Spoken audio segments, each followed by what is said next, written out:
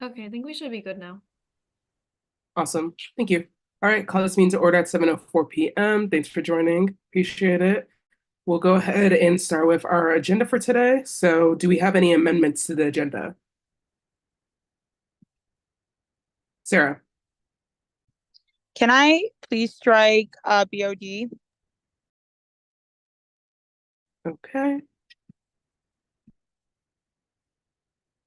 Then Sujana. Yes, may I please strike ASRF and TGMF funding? And may I also add a discussion item on the Department of Education rule change, or yeah, I guess I'll call it discussion item on Department of Education rule changes. I can send that to Megan.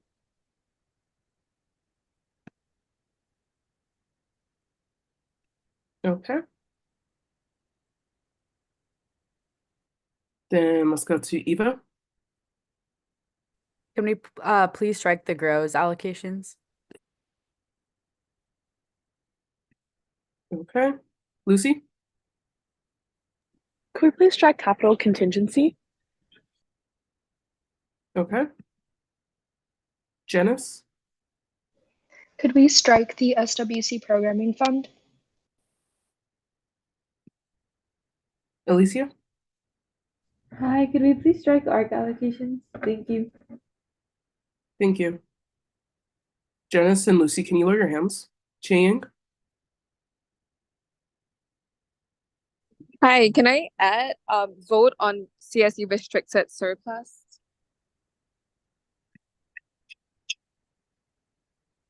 I'm so sorry. Could you repeat that? Yes. Add vote on CSU restricted surplus.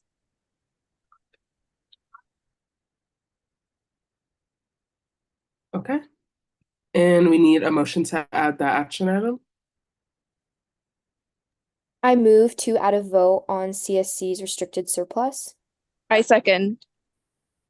All right. Sujana motion, Ching seconds. All in favor, please raise your hand. Please lower your hands. All against, please raise your hands. All abstaining, please raise your hands. With an 11 to 0 vote, that is approved. Thank you. All right. Now, Megan, I believe you had one more amendment. They're both action items, so they're both appointments, so I do believe I have to add them, or do I have the motion to add them? Yes, if they're action items. Okay, I'd like to motion to add USAC Elections Board Director of Investigations, appointment Sunny Xiao. You have a second?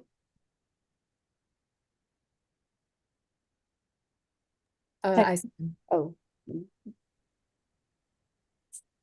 Second. Did someone? All right, make a motion. Sujana seconds. All in favor, please raise your hand.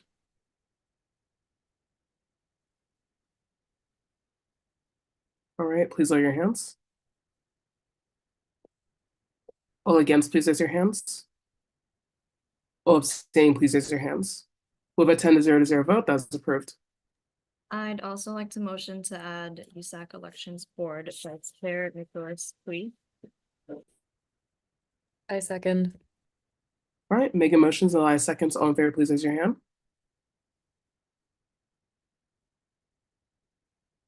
Please lower your hands.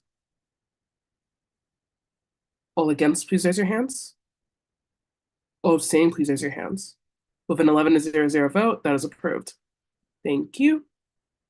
All right, last call to any other amendments to the agenda for today. Okay, with that, can we get a motion to approve our agenda? I motion to approve the agenda for the March 12th, 2024 meeting. I second. All right, Megan motions, Mason seconds. All in favor, please raise your hands. Please lower your hands. All against, please raise your hands. All abstaining, please raise your hands.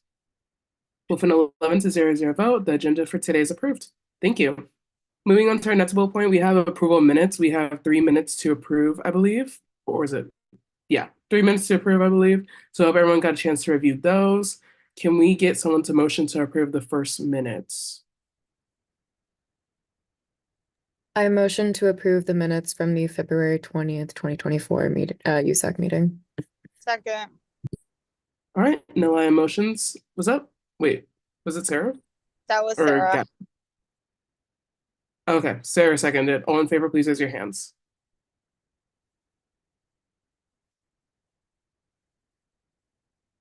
All right, please lower your hands. All against, please raise your hands. All abstaining, please raise your hands. With an 11 to 0 vote, that is approved. Thank you. Can I get a motion for the second round of minutes? I motion to approve the minutes from the February 27th USAC meeting. Or second. Nilaya motions, Katie seconds. All in favor, please raise your hands. Please lower your hands. All against, please raise your hands. All abstaining, please raise your hands. With a 12 to 0 vote, that is approved. Thank you. Last but not least, can we have another motion? I motion to approve the meeting minutes from the March 5th USAC meeting. I second. Nilaya motions, Sarah seconds. All in favor, please raise your hands. Okay, please lower your hands. All against, please raise your hands. All abstaining, please raise your hands. With a 12 to 0 vote, that is approved. Thank you. All right, now we're moving into public comment. So let's go ahead. Let me move to my other screen really quickly. Okay, remember, according to our bylaws, Article 6, Section A, public comment section is for members of the association who wish to address the council on non-agenda items generally considered. Sorry, the share screen blocked out my tab. Apologies. Considered to be within subject matter jurisdiction of the council. The council will limit comments to 2 minutes per speaker and 30 minutes per the entire section. No speaker may yield their time to another public comment speaker. Remember that members of the association is defined as current undergraduates at the University of California, Los Angeles. In addition to that, our community guidelines are to challenge ideas, not individuals, to use gender inclusive and respectful language. Freedom of speech does not mean freedom of accountability. For votes that are already raising their hand, please go ahead and lower them until I'm done speaking. We will give each speaker 2 minutes and the opportunity to speak once. Please do not use any dehumanizing language. And with that, we will go ahead and start public comment at 7:12 p.m. And go ahead and raise your hands. Okay, just gonna call on how Sis on my list. We'll go ahead and start with Gio. Hello, can everyone hear me? Yes. Thank you. I'm here again to urge the approval of the OSAC surplus proposal. Just once again, this just aims to allocate funds for student organizations and offices, because as we continue to navigate the challenges posed from COVID-19 and such, it's become increasingly evident that the state of our offices has severely declined. Many student organizations are struggling to use their office spaces effectively, and this situation disproportionately is affecting disabled students who face even bigger physical barriers, preventing them from accessing these spaces safely. So I just want to mention again that it's just imperative that we address these issues and just investing a portion of the surplus funds into equipping and maintaining our offices is making sure that they're functional, accessible to all students. And so while I understand that this year's surplus pool is very competitive, I believe we cannot afford to ignore these pressing concerns for another year. Just because I think that the deteriorating conditions would have later repercussions for the entire student body. So yeah, I'm just here again to implore that the USAC board is to prioritize this manner and approve OSAC surplus proposal without delay. And also 2 things, I'm also here on behalf of myself and other drag sisters at UCLA that are currently enrolled. And we are just asking that the USAC board, if you guys would like to incorporate local and current enrolled UCLA drag queens in any events, just because we have noticed that organizations are investing in more popular drag queens. But as upcoming artists, we just want to make sure that some organizations can pay attention to us and help us out in our careers. So yeah, thank you very much for letting me speak, and have a great day. Thank you, Gio. Next, we'll be moving to Emily. Good evening, everyone. My name is Emily Wang, a second-year transfer student majoring in public affairs. I'm a parenting student living in University Village, also known as family housing, with my 11-year-old daughter. Unfortunately, there are no meal plans available in the family housing, and I'm not eligible for CalFresh since I'm not a US citizen. Since transferring to UCLA, I have been utilizing summer resource to support me and my family. I'm truly thankful for all the resources that have helped me, allowing me to focus on my classes, participate in different community engagement programs, and take care of my daughter. However, one experience made me reflect on what we as student leaders should do to better serve students in need of support. In my first year here, I applied for ECRT meal swipes and received 14 swipes. I was really happy to have the opportunity to finally eat at the dining hall. One afternoon, while taking a class, my daughter was here with me, so we decided to eat at the dining hall together. At the front desk, a staff member informed me that I could use a swipe for myself, but not for my guest. I couldn't believe what I was hearing and explained that she was not my guest, but my child. From that moment, a fire was ignited in my heart. I do not want anybody else or their child to undergo what my daughter and I experience. We need to create resources that are more accessible and inclusive for students who may have multiple identities. Therefore, I'm here to support proposals that will help additional resources for students with dependents and undocumented students, especially those facing food insecurity. Thank you for allowing me to speak here. Thank you for sharing, Emily. Let's move to Angelica. Hey guys, I'm back. Yeah, I'd like to point out that this is like ridiculous that the policy was like implemented without the public knowing and without really anyone knowing in USAC. So that's very bureaucratic of y'all, and I'd like to call y'all out on that. That's not democratic process at all. And I'd like for like the surplus to actually go into go to non-USAC organizations like Black Bruins and to give them fair access to retention and the economic needs that they need in order for them to have an accessible education and experience at UCLA. So please, I urge you all to support the academic reparations that Black Bruins are demanding and to step aside your bureaucratic processes and actually implement democratic policies without the public not knowing about anything. So yeah.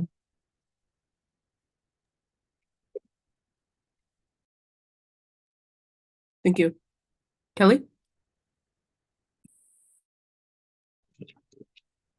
Hello, can you hear me? Yes. Okay. I would urge USAC to use the surplus to further the reparations by granting $425,000 in academic reparations to Black Bruins.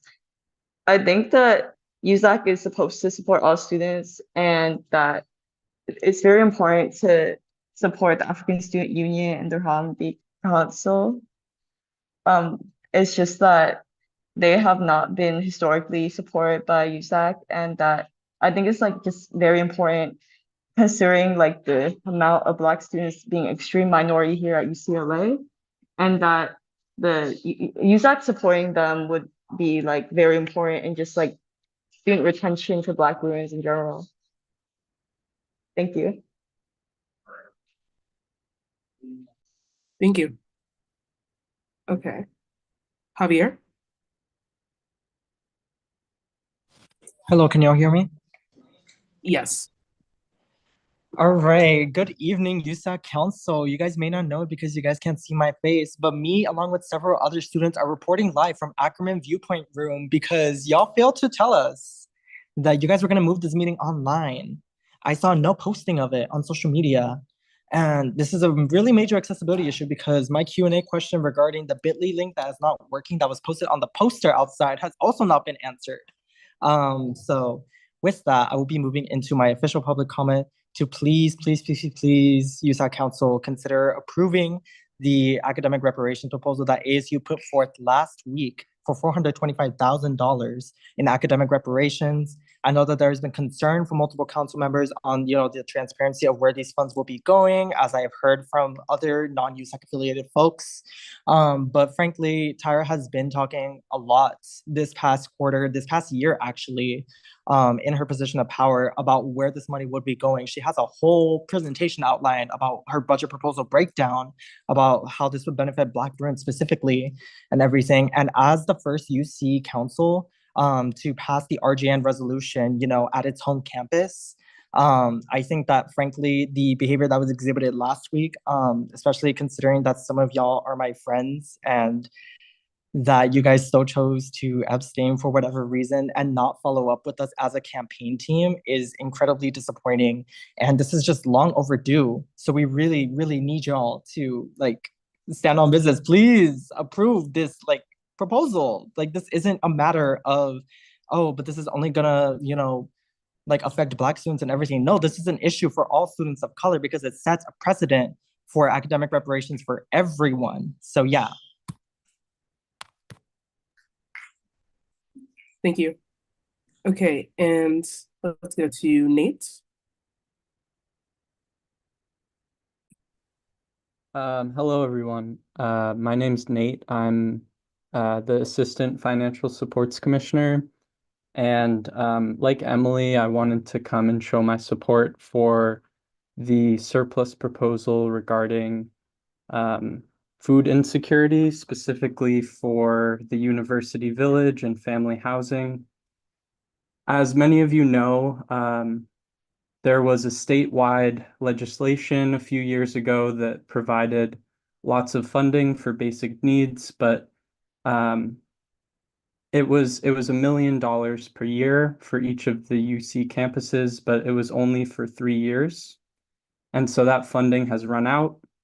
And like Emily said, there's an immediate need for these resources to address food insecurity, specifically in the university villages, which are 5 miles south of campus. It's much harder to access things like the Basic Needs Center or 580 Cafe. And I would also just urge council to think about the surplus proposals that will affect all students and the students in the most need, regardless of their identity. Yeah, so thank you. Thank you. Moving to Chelsea.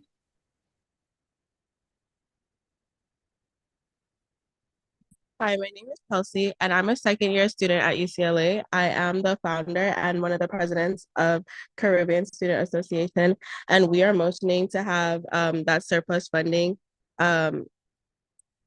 be invested, a portion of the surplus funding be invested into CAC.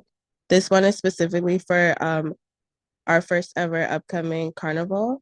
We do believe that a lot of the school is divided by race, divided by just different cultures.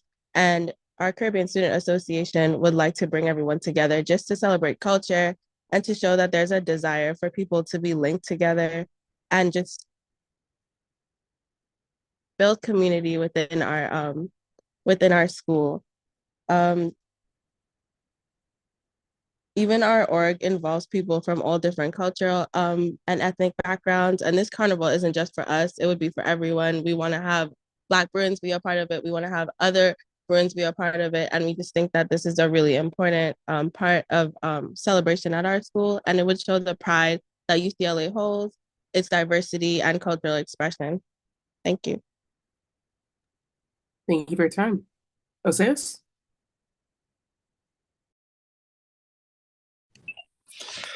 Hi, my name is Oseas. I'm a fourth year transfer here at UCLA. I'm also a STOMP coordinator for undergrad admissions at UCLA. I'm actually on the record to speak in support of the president's surplus proposal, which would allow pretty much allocate $500,000 to allow other student organizations to apply.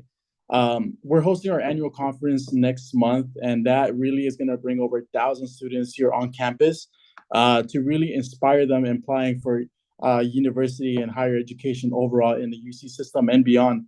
For me, I grew up in a very gang area, so becoming a UCLA has been a very big dream of mine, and I want other students to really be part of that dream. And this will not only affect just STOMP, but also other people and other organizations, since it will give them the opportunity to apply for these funds. And on this, and then another comment on my behalf, personal behalf, to all of you, I hope everybody's listening, is that I want to really emphasize that to not be afraid. I know yesterday the Daily Bruin released some article about a person being afraid of speaking out, but I want to really reiterate that you guys are student leaders, and it's important that you guys speak out. There's a lot of students that I know that currently live in their cars and are facing food insecurity, and a lot of students are looking up to you guys to really provide that support for our students. Do not be afraid to speak up for the right reasons. And therefore, it is very critical and important at this time that even though this is related to money and finances, to really make the smart decisions that will really affect a lot of students. So please make the right decisions when it comes to what you're doing and allocating, but also do not be afraid to make the right choices and do not be afraid to speak up. Thank you. Thank you. Moving to Gwendolyn. Hi, can everybody hear me? Yes. Okay. Hello, USAC. My name is Gwendolyn Hill. My pronouns are she, her. I am a member of the Disabled Student Union here on campus, and I am here to express my full support for the FACT OSAC surplus proposal, as well as the FACT Lily Shaw Disability Cultural Center surplus proposal. Disabled students continue to not have a permanent designated space on campus and continue to experience significant barriers at UCLA. Disability is incredibly intersectional and involves all of the various populations at UCLA. I am additionally advocating for the academic reparations surplus proposal of $425,000 for Black Bruins, and I urge the USAC to consider that and understand that their practices continue to not be transparent or accessible. Accessibility is vital, and transparency and accessibility of processes is crucial in order to truly provide equitable access to USAC funds and equitable access to student resources. You as USAC need to consider how truly inaccessible you make the entire advocacy process, in addition to how inaccessible getting involved in student government is at all. As a group, the Disabled Student Union wholeheartedly supports racial justice and reparations, as we have demonstrated in our signature to the Racial Justice Now resolution, and urges the USAC to recognize that we cannot truly consider ourselves anti-racist or consider ourselves upholding our principles of equity, diversity, and inclusion if we cannot provide resources to those who need it. Bureaucratic barriers and inaccessible barriers to the surplus funding process and the USAC's processes and as a whole continue to be unacceptable. I urge the USAC to consider how vital it is to make timely announcements and communicate at every step of the process in advance. Thank you. Thank you. Next we have Tara. Hi everyone, my name is Tyler Cobbs and I am the chairperson of the African Student Union. I'm here once again to express my support for the academic reparations surplus proposal for $425,000 for Black students of all descents. I do want to highlight that I'm noticing in this public comment that people feel comfortable expressing their anti-Black sentiments before y'all, and the fact that they feel comfortable doing that just exemplifies the anti-racism that USAC perpetuates but also is complicit in. I sent y'all multiple different things, multiple different Harambe Council orgs have sent y'all things. Students across the UC system have sent y'all things. There are other orgs who are non-Black that have showed support for this academic reparations surplus. And the fact that y'all continue to gaslight us and make us feel like we are doing something wrong for advocating for Black students is inherently Black, anti-Black.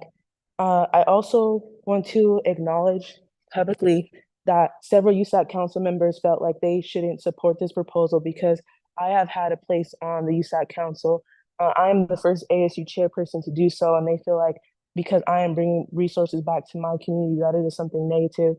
I also want to highlight that several council members only choose to support Black students when it is beneficial for their offices. There are several offices that extort and exploit Black culture, history, and music for their offices, but they abstain when it comes to showing support for Black access and retention services. I also want to highlight that our USAC president is simultaneously on the ASU council and has not shown support for her own community. And I implore y'all all to understand how important that this surplus proposal is and what it could do for the entire UCLA student body. If y'all want to embark on change throughout the UC system, I highly recommend that y'all support the proposal in its entirety and work to ensure racial justice at UCLA. Thank you. Thanks, David. Hi, Council. My name is David. I serve as the Government Relations Chair for the UC Student Association. As you all know, racial justice has been a fundamental aspect of our advocacy this past year. We have committed to advocating for the establishment of an endowment fund for resourcing Black student success and retention. We've gone as far as getting the endorsement of the chair of the California Reparations Task Force, and UCLA has been a leader in being the first to pass its resolution in endorsing our 2023-2024 Racial Justice Now campaign goal. Thanks to all the hard work of our Racial Justice Now Vice Chair Tyra. In the resolution you will all pass, one of your resolves reads, all UC associated students should establish racial conscious, inclusive, and empowering initiatives to address the systemic harm that the UC system has historically inflicted in Black students and enhance the overall UC experience for African descended communities.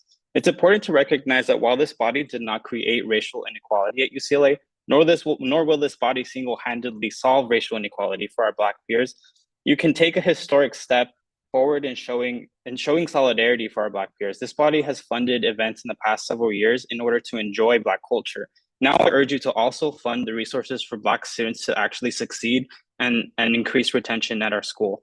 As stated in our president's email earlier this afternoon, by the UC Student Association. The UC Student Association respectfully and strongly recommends that you approve the full amount requested from the EVP and African Student Union for surplus funding to go towards academic reparations.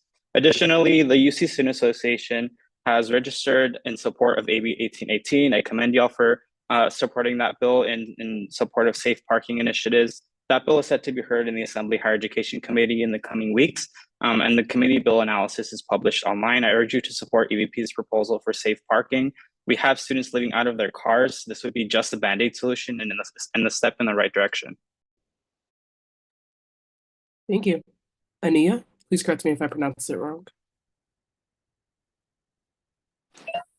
Hi, my name is Anaya Story, and I'm here as the secretary for Black, which is a student organization that supports students who identify as both Black and queer. And I'm here to advocate for reparations for Black students. A big part of Black retention, UC-wide and in higher education, is resources. And UC-wide Black resource centers continue to be underfunded, under-resourced, and marginalized. And so I'm calling for $425,000 of the surplus to be put towards Black resources. And additionally, this isn't just for UCLA. Doing so will set a precedent for schools across the UC system and elsewhere. Thank you. Ariel?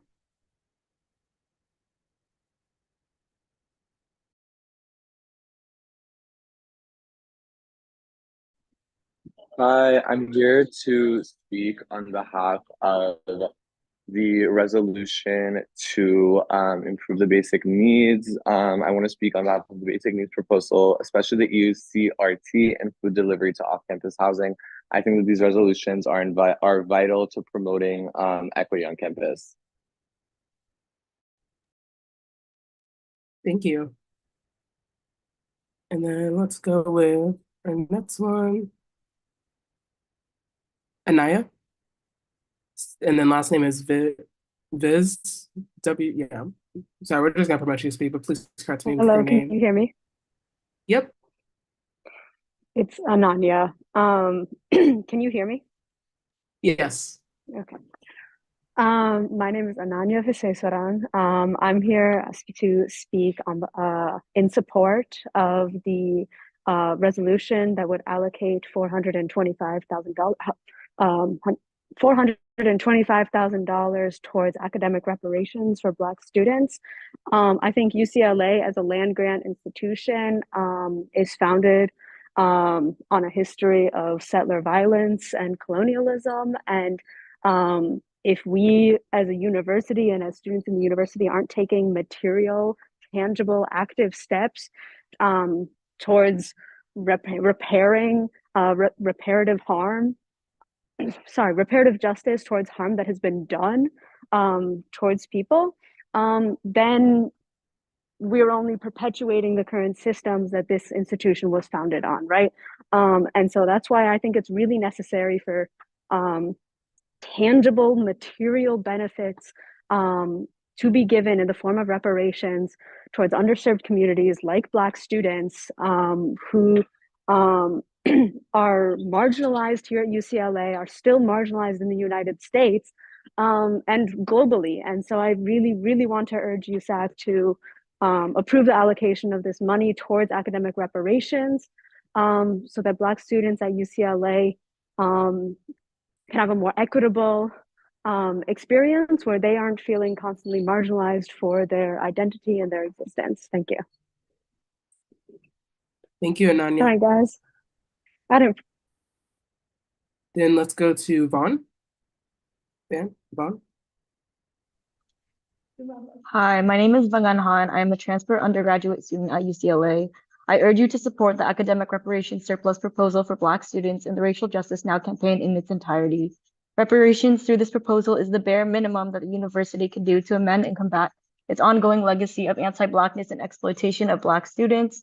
UCLA has played a huge role in the suppression and violence against Black students through the inexcusable use of the Jackie Robinson Field for mass arrests in the face of protests against police brutality in 2020, the weaponization of UCPD against Black students, failure to properly commemorate the murder of Black Panthers Bunchy Carter and John Huggins, and the renaming of Campbell Hall and more.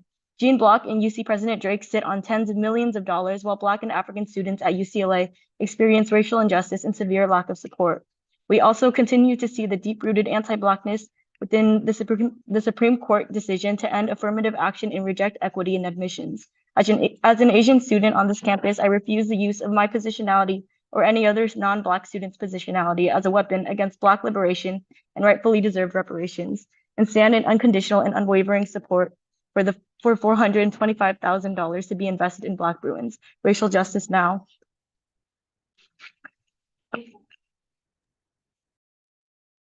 Thank you.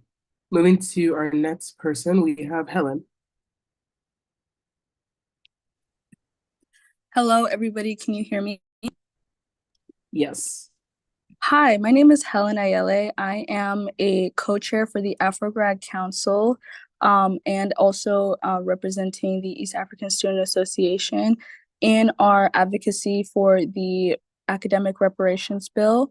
I have sent an email on the behalf from Afro-Grad to USAC council members. My chair and I both have, and have yet to receive any confirmation of where the USAC council members have standed. So I'm going to read the email just for record purposes, and it will encompass how I feel about the situation. Our struggle for fair and equal funding for programs like USAC and SOL is a continuous one for Black students, often met with overwhelming amount of jeopardization, racism, and discrimination.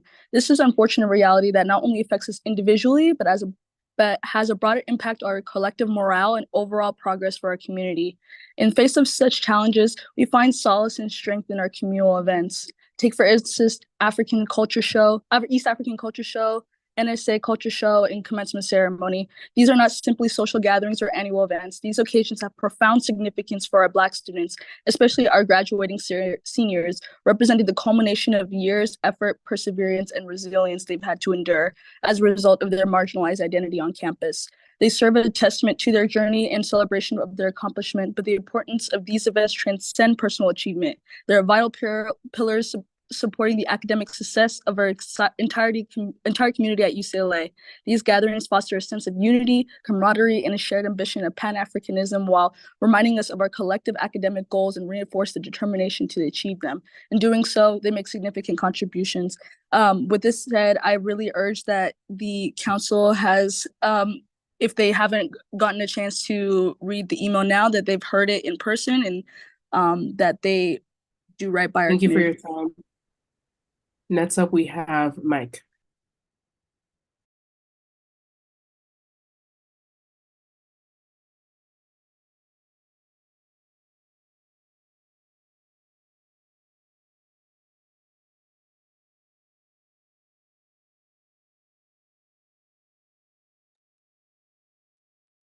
Mike, are you there?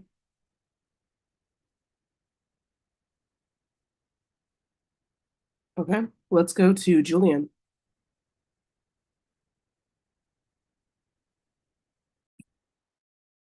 Hello, my name is. Can you guys hear me? Yes. Oh, hello. My name is Julian. I'm a first year student. I'm here representing Afro Latinx Connection, and I'm here to advocate for the academic reparations in support of Black students here at UCLA for $425,000. I feel like we need to address this, especially to USAC members as powerful as yourselves with lasting influence and change, especially how students look up to you guys and look for guidance from you guys. And as mentioned before from previous speakers, it would be a landmark decision to introduce these and to allocate these funds. Yeah, and I just think that we need to address this. And I hope that you would show support and stand in solidarity with Black students here at UCLA. Thank you very much. Thank you for your time. Diego.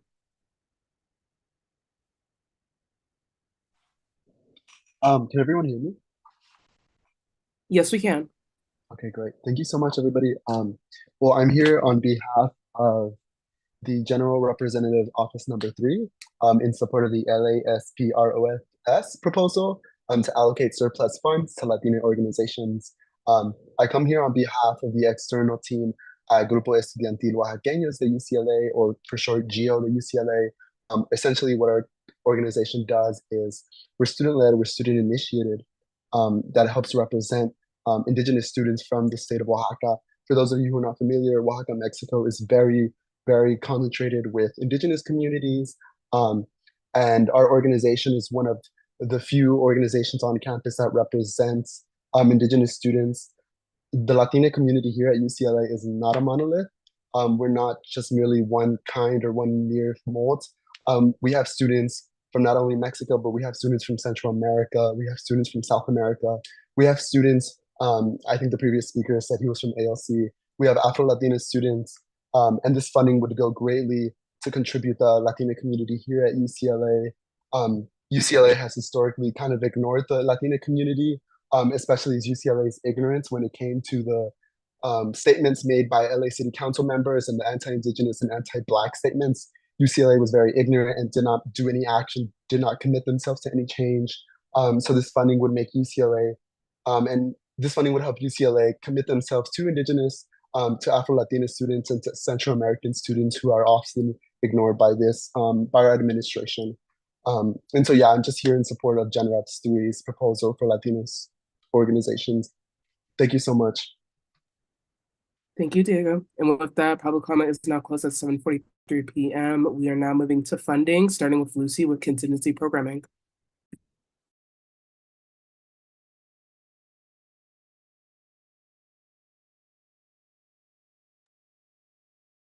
Lucy?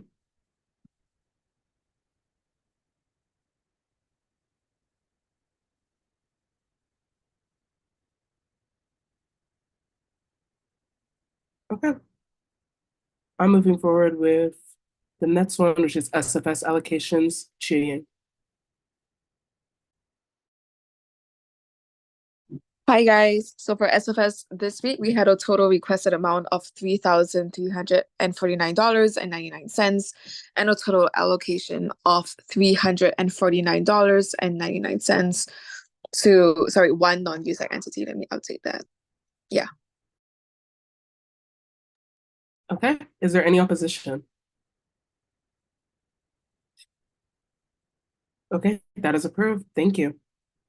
Moving to our next one, we have Bruin Advocacy Grant allocations. Eva?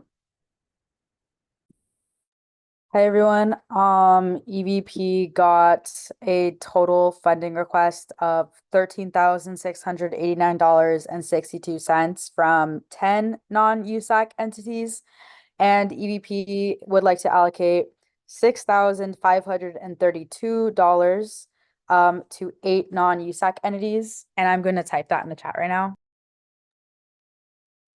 Thank you. Is there any opposition for that? That's approved. Okay, I'm gonna go ahead and read Lucy's. So jumping back to contingency programming, apologies for that. This week we had a total contingency programming request of $18,205, and we recommend an allocation of $6,809 for 23 non-USAC entity related events. Can we have a motion for that? Nalaya? I motion to approve the contingency programming allocation of $6,809 for 23 non-USAC entities. Have a second? I second. Nalaya motion, Sheen seconds, all in favor, please raise your hand.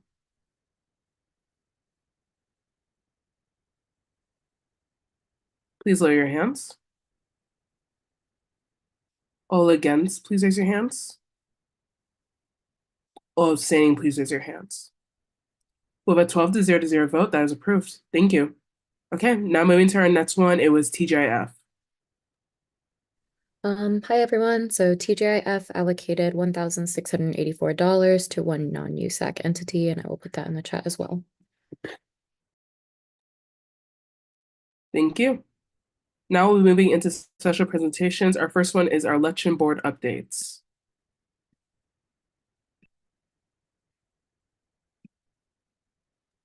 I believe Milan is running a bit late, but I will let her know to come. I will text her.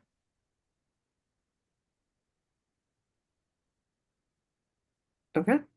In the meantime, is it okay if we go to ASCCLA Embrace referendum presentation? Yes. Can the people who need to be okay, thank you. Does anyone else need to be promoted?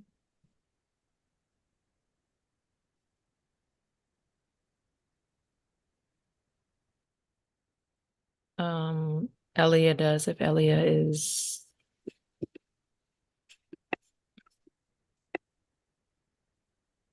There he is. Okay, perfect. Then I will allow you to share screen. Thank you.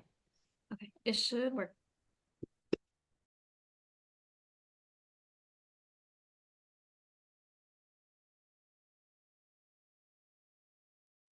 Jackson is one of us sharing, or I'm sharing them right now.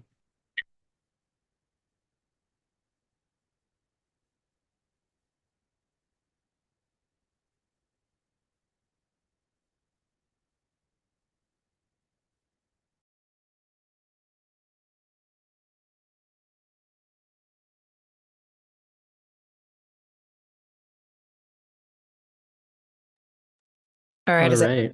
There we go. Go ahead, Elia. Thanks, Jackson. It's great to be back, everyone. Long time no see, I know.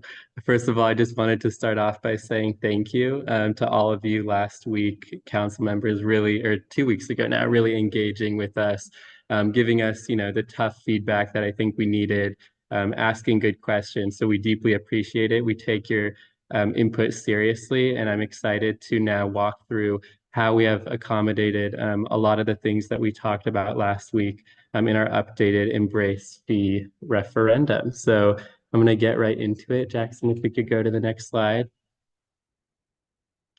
So just as a reminder for context, overview of the current fee levels across the UC campuses. So you see that you have UC Berkeley at the top, over $500 annually per student. They charge for their student union, and UCLA, we're proud to be at $69. Again, this is a result of the innovative nature and entrepreneurial spirit of ASUCLA, and we're extremely proud of that. That being said, the student body evolves and student needs are continuing to evolve with them. And we want to ensure that we are never compromising on the quality and amount of services that we're able to provide. And so we have created this referendum in direct response to student advocacy around the issues that we think are most critical in terms of addressing student needs. So now I'm going to walk through what this entails. First and foremost, it's the establishment of a Disability Cultural Community Resource Center in honor of Lily Shaw. And this funding would be immediate funding for renovation of space in Ackerman Union. Second, facility costs covered for the Disability Cultural Community Center and existing centers within ASUCLA facility. So this would cover the cost of space operation for the Lily Shaw Center and support other centers like the Transfer Resource Center and the BBRC.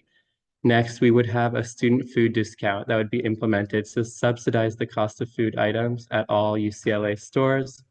Next, we would have a student wage increase of $1 per hour for all ASUCLA hourly student employees. So they would all receive a permanent increase on top of the rising wages that are mandated by the state of California.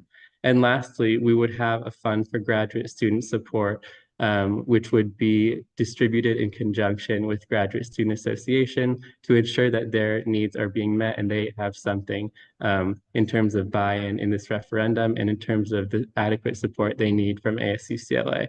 So just holistically, I want, to show how this really is about investing in the long term in terms of the cultural resource centers and understanding, expanding the spatial needs and capacity of ASUCLA, but it's also about providing immediate economic relief to students, taking into account inflation and economic pressures that students are facing. And now Jackson is going to walk us through the specific fee language that we have, as well as the financials behind it. Thank you, Elia. So as we said it last time, EMBRACE stands for Establishing Meaningful Bruin Resources, Activities, Community, and Experiences. And so the fee is now $24 per quarter, which is $36 per semester for the schools on this for the students on semesters. And we are here to support student success and student community through the establishment of the Lily Shaw Disability Community Center and providing additional resources for transfer and BBRC.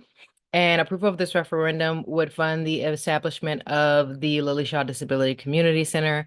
It would fund annual costs for that center, as well as supporting already existing centers such as Transfer BBRC. It would include the $1 per hour permanent wage increase for all ASUCLA student-run enterprises student employees beginning in fall 2024, and it would implement a program in the fall of 2024 for the student purchase of food items at a discount in the UCLA store markets, supporting all students, including CalFresh recipients, and it would also fund the establishment of a program to support graduate students in conjunction with the Graduate Student Association. And of course, there is a return to aid portion, and what we really want to draw your attention to is this is the breakdown of how the fees are distributed. So of this $24, $6 of that $24 goes to the $1 student wage increase. $7 goes towards subsidizing the cost of food in the UCLA student stores. $5.50 goes to the establishment and renovation of the Lily Shaw Disability Community Center. $3.50 of that goes to the facility cost and the support of already existing centers, and then $2 of that goes into graduate community support. Perfect. Thank you, Jackson. So just in summary, what does this referendum address? ASUCLA's mission, as I said earlier, is to support evolving student needs. And the student union fee was not addressed since 2005. And, the current fee no longer has the financial strength to address these evolving needs of our diverse student body.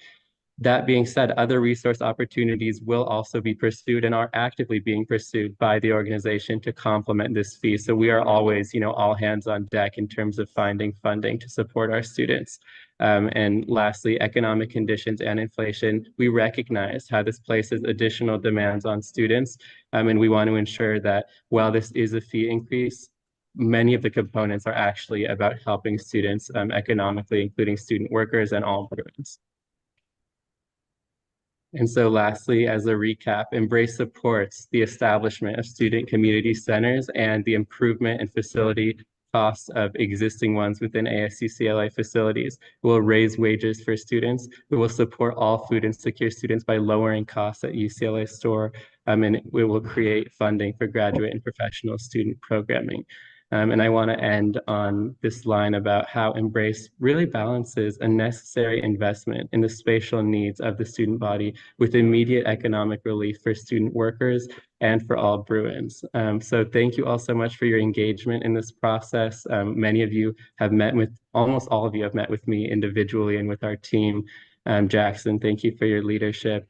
I want to remind everyone today that you are not voting for or against this referendum. You are voting to give students the opportunity to decide whether this is something they want. And so I think this is every single dollar in this referendum goes directly back into students' pockets and into their needs. And so I want you to keep that in mind, and I look forward to continuing to work together. Thank you.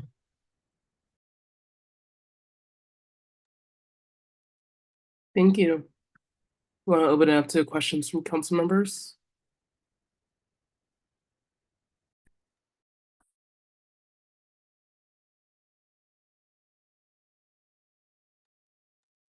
Nalaya? First, I do just want to thank you all so much for taking into consideration council feedback from whatever meeting from whichever meeting this was.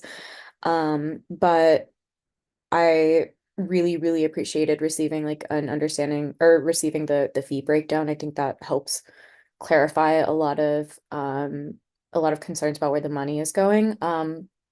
I also appreciate you taking into account the feedback that I emailed you. Something that I am curious to know about is I know that you said that the money that would be going towards graduate community support would be up to the discretion of the graduate student council, but I'm a little bit curious to understand maybe what some things that might be allocated towards are, if you have any ideas there. It's a great question. So because of the needs of the graduate population are extremely diverse and varied, and very hard to kind of quantify.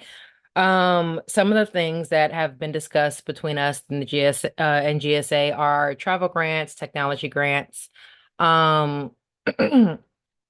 supplies or materials, anything that helps them to further their educational journeys. It is a ongoing conversation about the specifics of how GSA would like best to utilize the funds for both graduate and professional students, but those are some of the things that we are trying to establish right now. Thank you. Eva.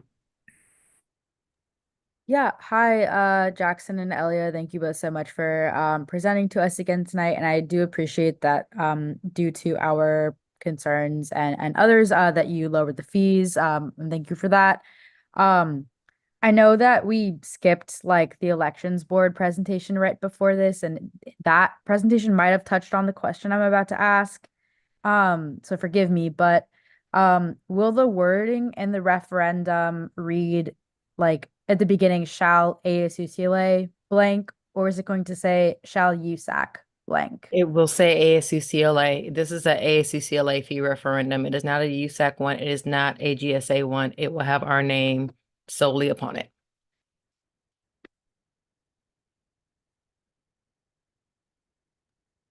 I think there's been some discrepancy there, and that's why they had the elections board chair have their presentation prior, because I believe they're saying it would have to be shall USAC, and then we have y'all saying it would be shall UCL ASUCLA. Um, Are you talking so about the vote to put it on the ballot? Because I think the vote on the referendum will be at ASUCLA. yeah, let's just go ahead and I'm gonna turn it to someone more knowledgeable, which is our elections board chair, if they would like to go ahead and speak on it really quick. Okay, hi everyone. Sorry, I lost my voice, so I sound kind of weird right now.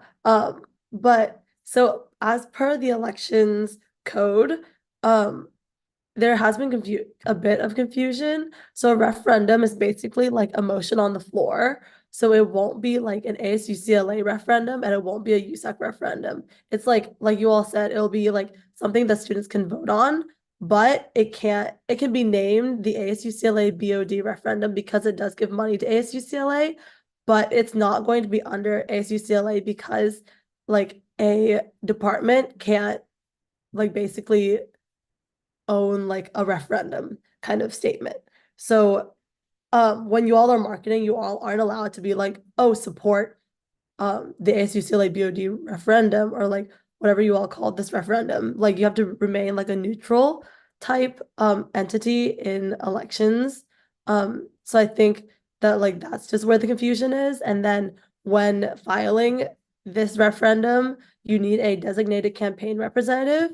And then you also need to claim on behalf of a certain group of students, and that certain group of students can't be ASUCLA, if that makes sense. So I think that's just where the confusion is, and I'm not sure like what you all were thinking in terms of So, like campaign so representative. so our campaign rep, okay, so the undergrad campaign rep would be Elia, and then the graduate campaign rep would be myself. So then it would be per the representatives on behalf of USAC and on behalf of GSA is what you're saying? Yeah, so then it would be on behalf of USAC and on behalf of GSA. Thank you for that clarification. Yeah, for sure. Wait, sorry, just to clarify, because I think I understand who the campaign managers are going to be, but why would it be on behalf of USAC? Couldn't it be this referendum on behalf of whatever students we're identifying or ASUCLA? But that's a point of clarification. Yeah, you can also say like on behalf of all UCLA students if you want to, I think, but it can't be on behalf of ASUCLA because that's an ASU or that's a UCLA department that has to remain neutral in USAC elections or it doesn't Okay. have a part in USAC elections. Okay, that's good to know. But I think in terms of our thinking, we wouldn't necessarily want it to be a USAC thing. We understand your concerns and we think this is separate. So I just want to tell all USAC council members in terms of at least where my thinking is at in terms of how we present this. I think on behalf then of UCLA students would be a good compromise then. Okay. I know other folks had questions. Jackson, did you have a question? No, I'm good. Thank you. Okay. Did other council members have questions? Yeah. Yep, Susanna.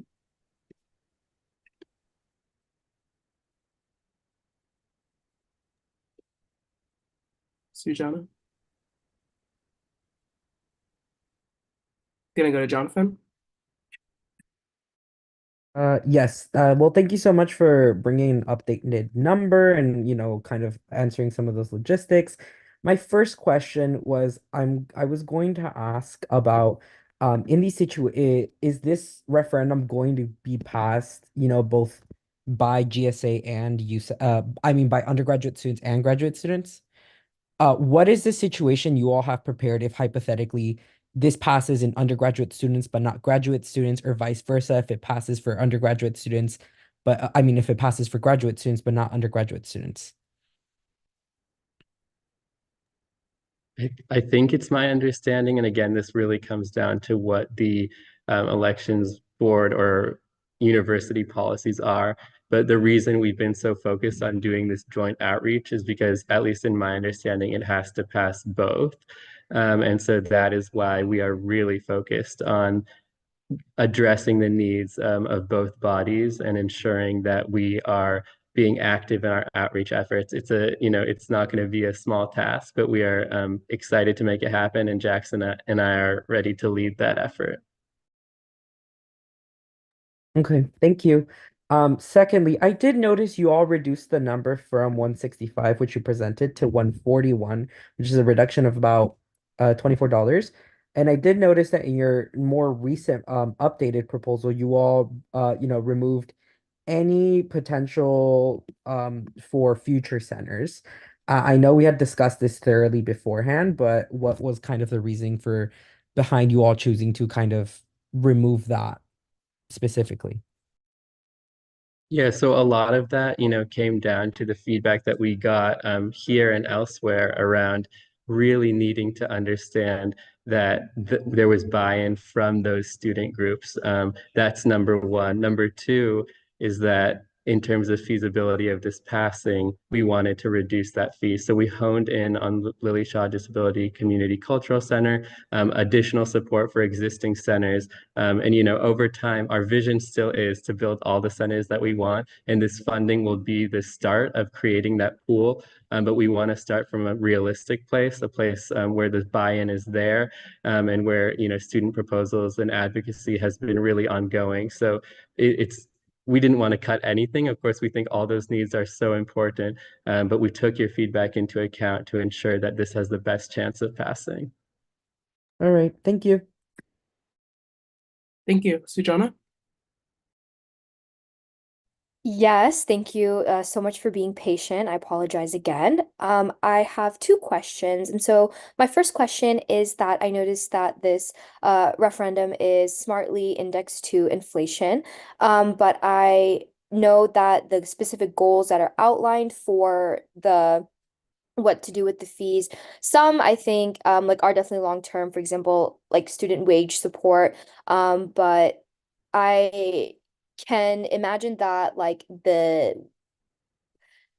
guess now kind of rephrasing my question, how do you predict that like the uses of the student fees will change in the future? When do you think that the use of the fees might change? And if they do change, like how can students be brought into the decision-making process for where these fees are going to go? Just thinking long term about its use. I think a lot of these funding areas are ones that are going to continue to be, need funding. So when we talk about expanding spatial needs, that's a long-term investment, and we really don't see any time in the future when we're not going to need more funding, whether that's reparations or the repairs to those buildings, or creating new spaces. And so we're going to stay focused on that. And in terms of economic relief, I think similarly, you have, student wages, continuing to support that, subsidizing costs at UCLA stores. Those are things that are going to continue as inflation increases, as economic. It kind of creates some sort of cushion in terms of what we can provide students. But I will say importantly that this funding will continue to be managed by the ASUCLA Board of Directors. And what that means is that it's in the hands of student majority board. And that means that is where you have that element of student responsiveness. We come to USAC meetings, we're appointed by USAC, we're in touch with student organizations, and we'll continue to be responsive to those needs over time. Definitely, I appreciate that. And I think I noticed even as I was like asking the question, it came to me that they were very kind of long-term projects that would need money perpetually, but I appreciate that feedback. And my second question is just kind of what questions are being asked by GSA and what the sentiment is at with GSA.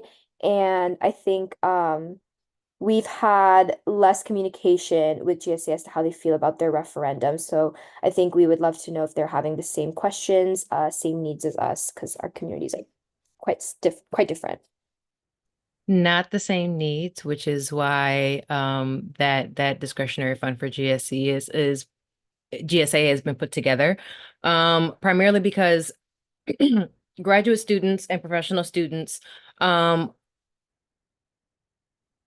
I'm trying to phrase this as a graduate student, because this has been the biggest battle on my end for understanding how this community works. We're law students, we're master's students. Many of us are caretakers or students with dependents. And just based on our school, the costs are different. Some students don't even touch campus. They are strictly online. So with that in mind, it was difficult to bring GSA into the fold because they're not as interested in community centers. They're not as interested in subsidizing the cost of food at UCLA stores because they may not even physically be here. So we had the same conversation, and they had more of a what's going to happen for graduate students. That was their main concern because they really felt like the referendum was undergraduate student facing, which I completely understand.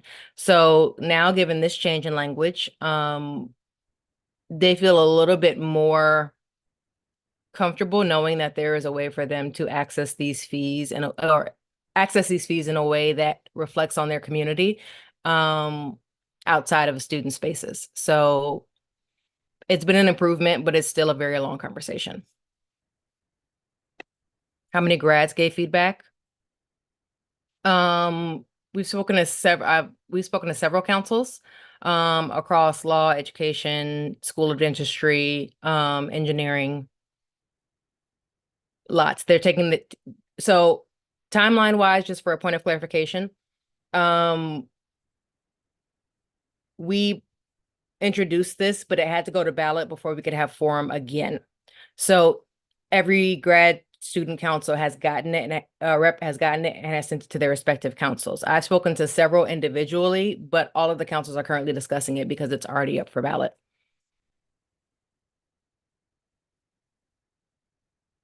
I hope that answered your question.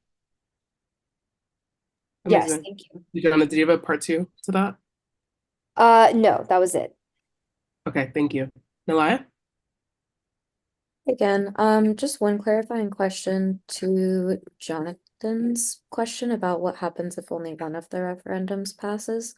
Does that mean that none of the fees can be collected across either body of students, or that you can only, or that the fees can be collected but would not need to be used in their designated manner? To my knowledge, none of the fees can be collected if it's not passed across both GSA and USA. Okay, thank you. And then let's go to Megan and then Alicia. I just have one clarifying question, because of what Milan said earlier. Do we have, I want to like know the exact kind of like changes to the language that will be made to the referendum language before I take a vote, because I don't think I would feel comfortable voting if I didn't have the like exact language.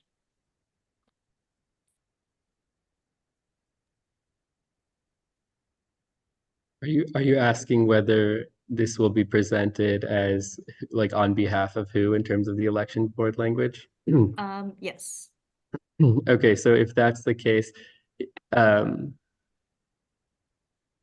I don't see a scenario where we would put USAC unless we were forced to. So I want to make that very clear. So, based on what I've heard, it doesn't sound like we will be. So it's either going to be on behalf of the student body or whatever groups we identify, or ASCCLA, but it's not going to be on behalf of USAC.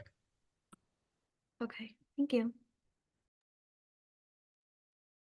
And then we had Alicia. Hi, yeah, I want to second, I think what Sujana mentioned about like the aging of the referendum, and what that'll look like, or any like predictions or any any gauge that y'all might have on the aging of the referendum, um because not only is it adjusted to inflation, but there might just be surplus of funding that might not be used for the purposes of the referendum, or might not be needed for the purposes of the referendum in the future. I don't know what that timeline would look like. And obviously there's factors that can't be predicted, like a pandemic or something. But I definitely think that this this number is still pretty high. The $24 difference is still really small, in my opinion. I do want to say that I don't know if everyone here knows, but when I worked as an employee at the UCLA store and at Broombuzz, whenever there would be a federal or California state law to raise minimum wage, ASUCLA would change the minimum wage for students. So I do want to say that ASUCLA like always has to raise the minimum wage regardless of what they want to do, based on like California state law and also LA legislation on minimum wage. So I do want to say that, but I definitely understand the intention of raising it to $1 to help students more than what minimum wage job can give. But I did want to let everyone know, if you haven't been an employee before, that does happen. Yeah, thank you. We're going to continue to raise the wage according to the law, but we really think that isn't enough, and that's why we want to do a $1 permanent increase on top of that because of that increased cost of living in Westwood. We know how difficult it is, and we know how hard our student workers work, and we want to compensate them accordingly. And in terms of, your point on long-term funding, we really think this is going to age well as a referendum. We haven't changed our fee since 2005. And what we're seeing now is that we can't provide what students are asking for. We can't address the spatial needs of our students while providing economic relief given the current fee level. And that's why we're passionate about making the case that this is a necessary increase and one that will ultimately go right back into students' pockets and experiences as Bruins.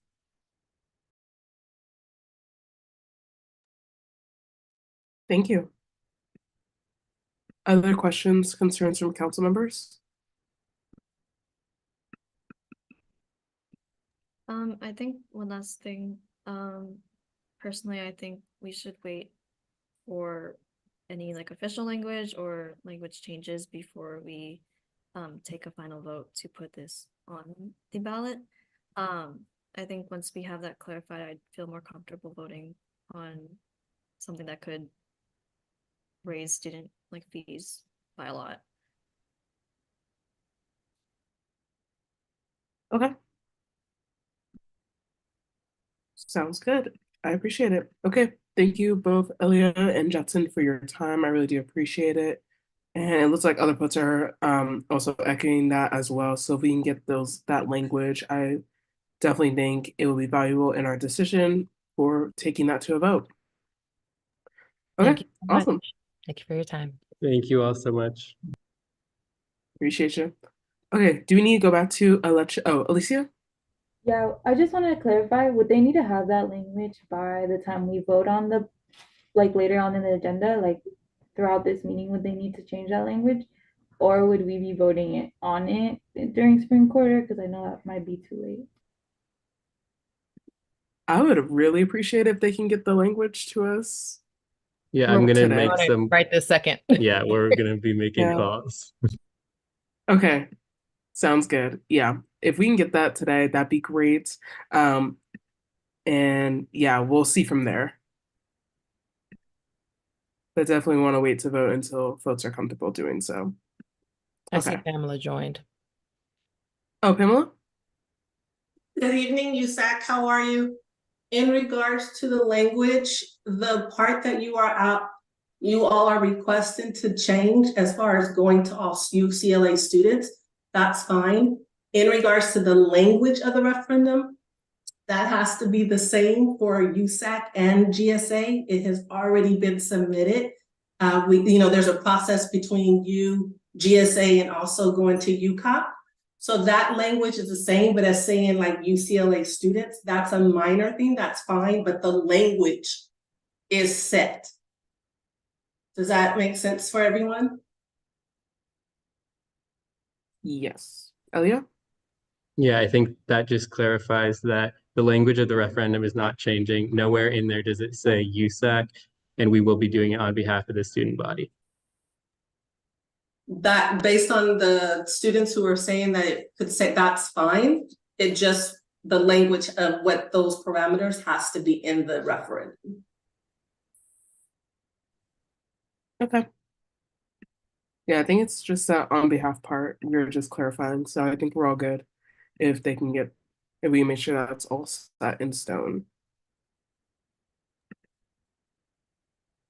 Oh, did you have something else?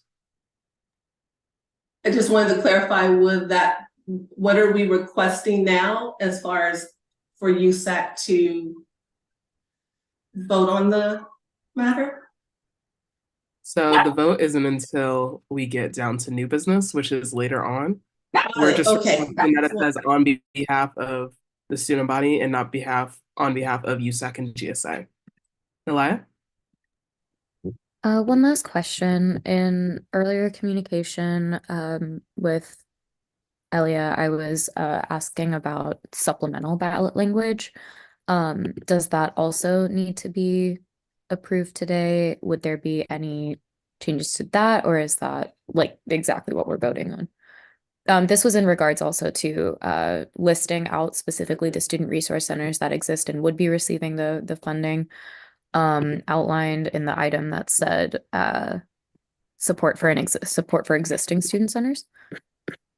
Yeah, so the supplemental ballot language, I think, every referendum or ballot initiative has the opportunity to complement the language of the referendum, but it really doesn't like have the same teeth as what you're voting on. So the text that you're voting on today is what really matters. What we'll provide during the election process is just more information for voters who might not be as familiar with these terms and just to help explain the process, but it's not going to say anything contradictory or fundamentally different than what's in the language. Okay, thank you. And then Pamela? Okay. Cool. Okay. Now moving back, do we need to go to election board updates or did we cover most? Yeah, I have just a few things. Cool. But yeah, so just with the ACUCLA like referendum, since you all already sent it to UCOP, that should all be good. And yeah, and let me know if you all need any like clarifications on the elections code portion, and just like the wording of all of it in terms of like how you all want that to look like on the ballot. But other than that, the only other things for on elections board end is that we have a few appointments that will come to council today to kind of interview and talk to you all. I'm still looking for more appointments. So if you all have anyone who is interested in elections board, but is not a part of like USAC or affiliated with any office, please send them my way. I do need more people. And then other things, candidate packets close this Friday. So if you have anyone who's interested in running for USAC, please tell them to fill out the candidate packet soon so that we can get them their petition. Right now, I believe we have all positions filled. We have at least one candidate per position, which is really nice. But we would love for some more candidates to run and get involved. So definitely advertise that candidate packets are closing on Friday. And I don't think I can disclose how many people are running at the moment, but yeah, we have a couple of people, but we would love to have more, and they still have time to fill out that candidate packet and get all of their signatures. So yes, definitely tell everyone. And then and yeah, and then I think that should be all. Petitions will close on the 15th. And also if you all want to register a slate or run any, yeah, if you all want to register a slate, then that's also due on the 15th. And for the ballot proposition, I think one clarification on the elections board, on the elections calendar, the last time that you can vote on any ballot proposition would most likely be spring quarter week 1 if you all want to push the vote back by one. Because the elections calendar, any proposition approved by USAC should be sent to the elections board by April 8th. So you all still have a bit of time if you all don't want to vote on the referendum today.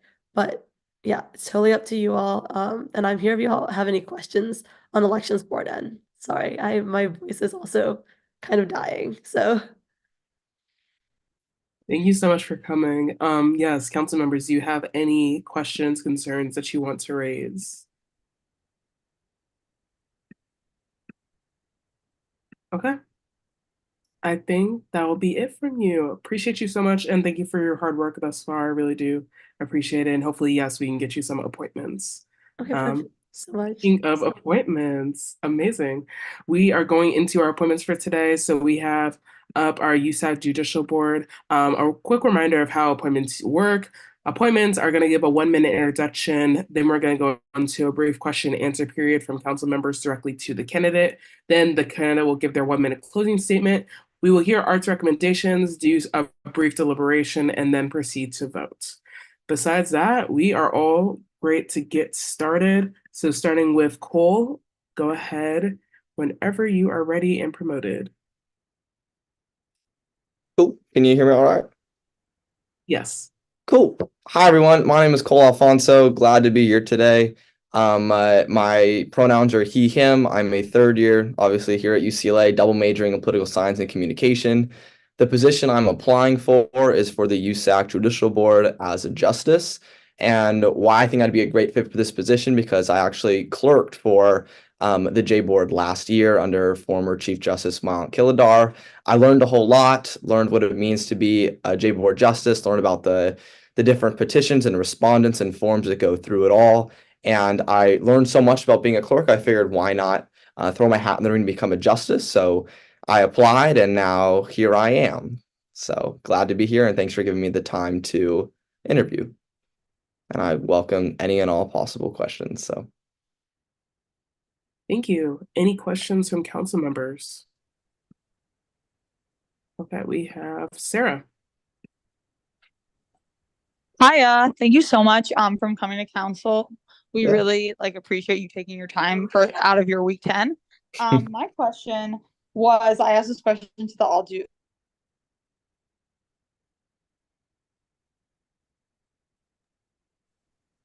Did you cut out? Yeah. Well, I'm sure it was a great question. I had a fantastic answer for it, but I guess we'll have to Yes. wait and see. Oh, she's back. Okay, can you guys hear me now? Yes. Yes. Sorry, I had to step out of the elevator. But every USAC election that I've been in the previous few years has been very contentious and very public. The public has a huge opinion on it. So if a case were to come forward to judicial board, how would you work to remain unbiased and unswayed by public opinion? A great question. Thank you for the question. Definitely for my 3 years here, I think contentious is a very fair word for all the elections.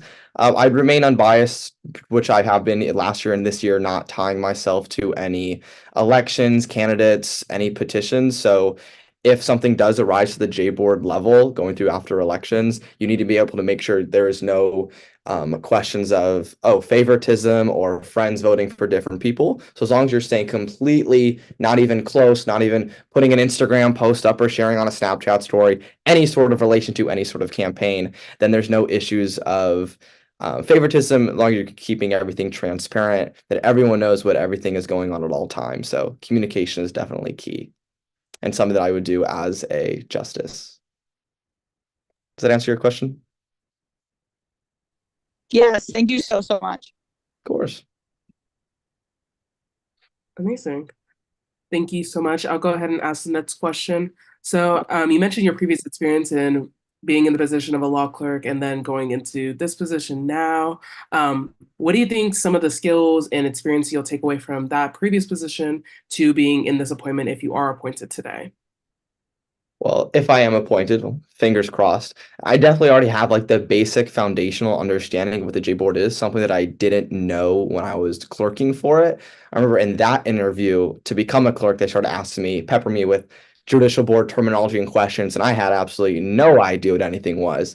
But now after spending an entire quarter with them and learning from them and learning from all 7 previous justices, as well as our liaison, Pam, not sure what her last name was, but she was great. And learning through them, and now I have that understanding that I can already jump full into the other justices, so already be ready to go, and as well help the next year's clerks who then apply, and I'll tell them, hey, these are the few things that you definitely need to learn and be ready for. Thank you for your answer. Any other questions from council members? Megan.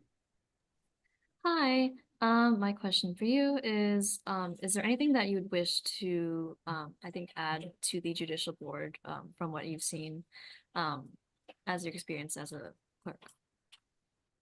Absolutely. Thank you for the question, Megan. I think I would add just a little link, a little disclaimer right on the judicial board website saying confused question mark, click here.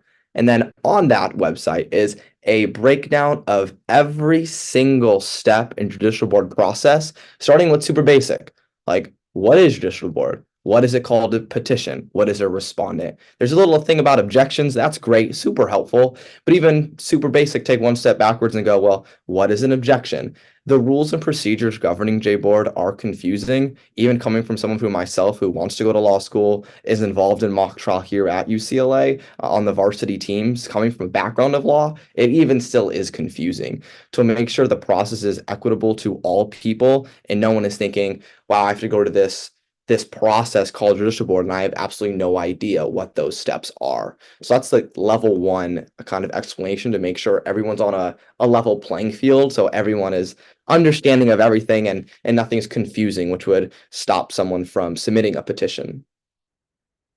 Thank you Thank so you for the much. question, Megan. Moving to our next question, we have Alicia. Hi, cool. Thank you for coming. I wanted to ask, like, how familiar are you with the USAC bylaws? And yeah, I think that's my question. How familiar are you with the USAC bylaws? I would say I've definitely flipped through it during my time as clerking for the judicial board, so I haven't looked at it since if there was any updates or additions to the bylaws, but I think I have a much basic level understanding. But if there was ever something that arose to the judicial board level that required a deeper knowledge of the bylaws, that would assuredly be something I would look at and analyze carefully before coming to any decisions. Does that answer your question? Yes, thank you. Thank you for the question. Okay. With that, let's go ahead and move into your 1 minute closing statement. All right. Well, thank you all for giving me the chance to interview. That's one little tidbit. I've been here for an hour and a half, and I've already learned so much about USAC that I previously had no idea of. So this has been a great opportunity from my end as well. Again, I just want to apply and become a USAC justice for the judicial board because of the knowledge I learned. It's taken me a little bit to get here. This is my third application, third time trying to become a justice, and I think that shows my determination and how much I care about becoming a justice, even through rejection, but be able to determine to overcome certain aspects is the same kind of integrity that I hope to inspire to this office and the justices that come after me. So if you have any other questions, please reach out, let me know. Otherwise, thank you for letting me take the time to interview with you all today and see some slightly familiar names. So thank you. Okay. Thank you, Cole. Let's hear Art's recommendations. ARC voted on Cole with a 3-0 vote. Cole provided a very impressive application interview to ARC. As someone who has been the judicial board law clerk, he has direct experience with justices and the judicial board system. He has a great sense of determination and is committed to working towards transparency with the judicial board processes so that students are aware that J-Board is a potential avenue to solve specific issues. With this said, ARC would like to recommend Cole for the USAC judicial board with a 3-0 vote. Thank you, Ms. Law. I agree. Okay. Now we'll go into a brief deliberation period. Council members, are there any comments, concerns that you have before we take it to a vote?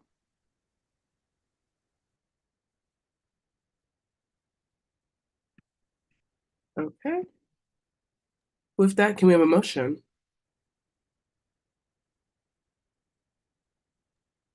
I motion to appoint Cole Alfonso for the USAC Judicial Board. I second. Okay. Megan motions, Katie seconds. All in favor, please raise your hand. Please lower your hands. All against, please raise your hands. All abstaining, please raise your hands.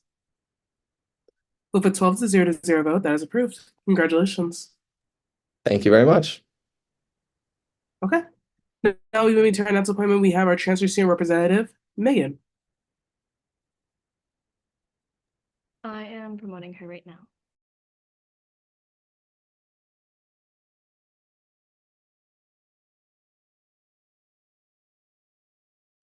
Hello, can I begin my opening statement?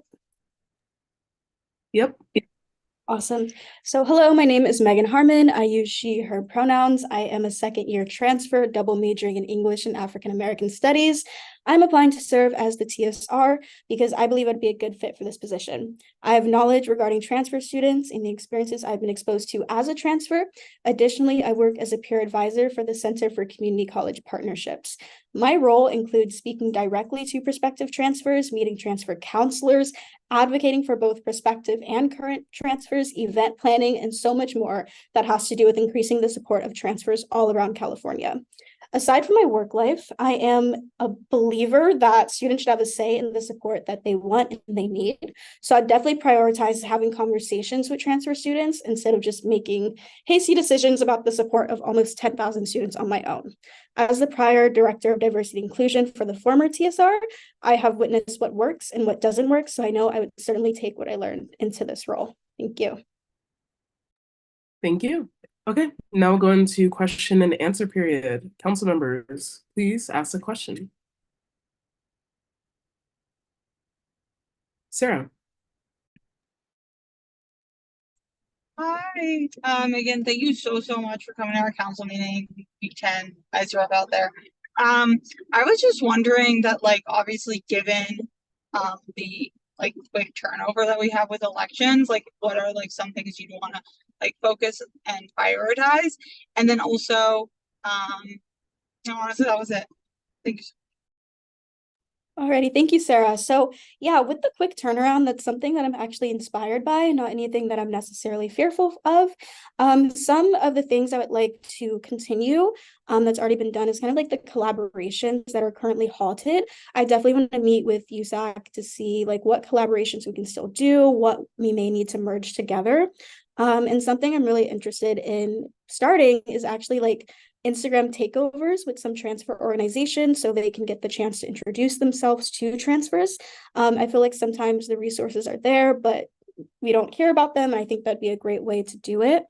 In addition, one thing that I'm also interested in starting, and I've already looked over the timeline for all of these to make sure that they can take place, is like a transfer freshman mentorship where transfers and freshman admins are paired together because transfers have experience that freshman admins can use. And I think that's a really valuable partnership that often is invisible. So I definitely want to bring light to that. So yeah, that's a little bit of what I look forward to doing in this role. Thank you. Next question, Eva. Hi, Megan. It's nice to meet you. My question is regarding a couple surplus proposals, actually. So in lieu of a transfer student representative right now, I have been advocating for USAC, and I'll talk about it later tonight as well, for a couple initiatives to fund various transfer admit weekends. If appointed transfer student rep, are these kinds of initiatives and something that you would be interested in leading? And if so, what how would you manage the time and money that comes with running such transfer admit weekends, given that the funding would have to be spent pretty quickly? Yeah, thank you, Eva. That's a really great question. And to be completely honest, I would definitely want to actually sit down with you privately to have this conversation so we can sit through and look at the various surplus proposals and what's going on and whatnot. I personally don't want to make any quick decisions right now of what I want to do or what I'm going to do, but I will say that supporting transfers is definitely something that is always going to be on my agenda. Especially with this role, with who I am, supporting transfers is #1 priority for me. So at the moment, I'm not going to say yes or no. It's pending just because I want to make sure that I have all the information that I need to make a decision on this. So yeah, I hope that answered your question. Thank you. Alicia. Yes, so nice to meet you. Thank you for being here. It's just a really quick turnaround. And for you to want to step up for your community. In just a quarter that we have left, I really, really value you being here. Especially as a woman of color, taking this position of leadership. I have a question in regards to USAC's stance on the boycott, divest, sanction movement. And I wanted to ask how you feel about student fees going to genocide and external companies funding genocide like BlackRock and Boeing, et cetera, et cetera. I just wanted to gauge where you're at. Yeah, that's also a really good question. And I will say that as a person first, I'm just coming at this from my personal standpoint of who I am. I personally am in support of the USAC decision. I don't really at all agree with student fees going toward a genocide, especially what's going on in Palestine right now. So yeah, that's my personal take on it, and my professional take will also follow that as well. And I'm in complete support of divesting. Thank you. Okay, I have a question. How are you going to use your other experiences, current and previous, in the various capacities and roles you have served at UCLA and beyond in your previous experience at your community college in this role for the remainder of the term if appointed? Awesome. So if appointed, I'll say that at SMC, Santa Monica College, where I transferred, I actually served as a student ambassador for a year. So a lot of my role was exactly this, really. It's just advocating for students, helping students find the resources, creating those resources for them if they weren't there. So I also have a lot of experience with talking to diverse communities. I have a lot of experience with advocating for those communities as well. So I think that's definitely an experience that I am taking into this. In terms of current experiences, especially with the tight time frame that we have, I'm definitely going to be using a lot of my current experiences as, like, for example, working with the Center for Community College Partnerships. I think having like a transfer, we're currently working on a transfer buddy day where we bring prospective transfers on campus. So that's also something I would definitely want USAC to join as a collaboration.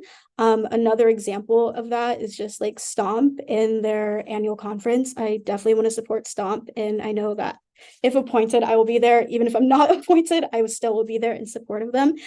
So yeah, I'm definitely going to use a lot of my current collaborations to make sure that I can implement as much programming as I would like, and also being able to just implement the feedback from other organizations as well. Thank you. And now we will go ahead and move forward with the 1-minute closing statement. Well, thank you all so much for having me tonight. It has been an absolute pleasure speaking to everyone, and I hope to work with you in the future as your TSR. I acknowledge that this is a big role to fill in a short period, but that is not something that scares me at all. As a transfer student, something I'm absolutely used to is just adjusting to new situations and adapting to new circumstances. With that said, I have faith in myself, and I'm confident in my ability to excel in this role. I also acknowledge that my transition is not mine alone, as I know I will really rely on the transition materials and my fellow USAC officers. Although we may have different visions and ideas, I know that working with the USAC officers who are with me tonight will cultivate collaboration, equity, transparency, and unity. And I believe that is a mission that we can all stand behind. Thank you.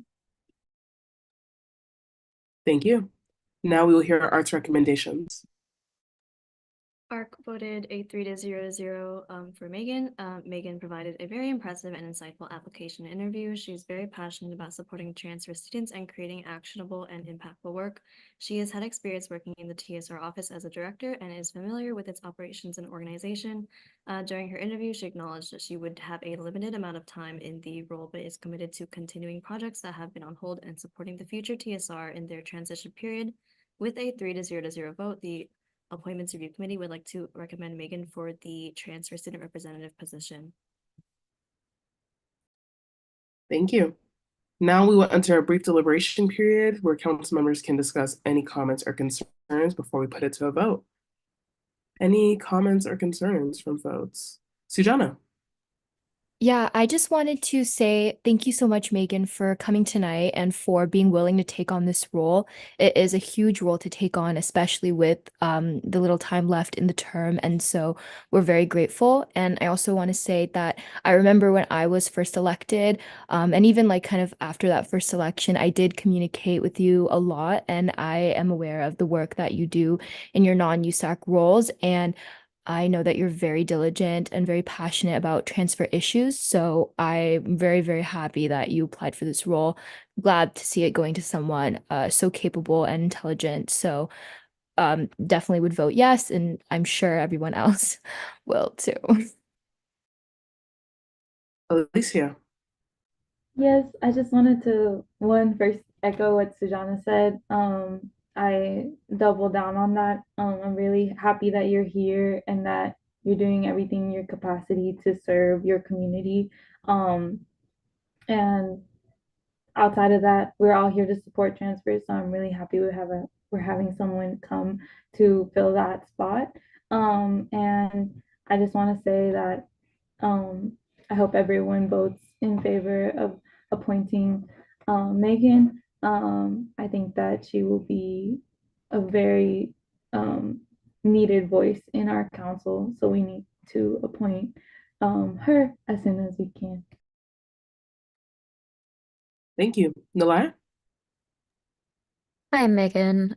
Thank you so much for taking time out of your week 10 and coming to speak to us today. And also just thank you for your work across all of the leadership positions that you are in and across all of the other things that you do. So thank you so much for all of that. And also as someone who was, coming into council a little bit later this term, I just want to commend you on applying and, taking the step to filling this role, especially because it is, it is definitely in need, and you are only going to be here for a few weeks at the end of this term. So really, really appreciate you for that, and here to support you throughout your transition and if you ever need anything. Okay, Eva. Yeah, hi. Again, I just want to thank you for coming on tonight, Megan. And I really enjoy hearing everyone's feedback and all of that. I think if you get appointed, I do definitely want to discuss the ASA transfer weekend and admit weekend and the PTSP transfer admit weekend requests that were submitted to me. If they are allocated surplus funding, then I think this is something that I'd want. I hope that you could help me take the lead on, just because I think I took these proposals on with the assumption that the TSR would then take this on once appointed. And I discussed that with the submitter, who is in the former TSR's office.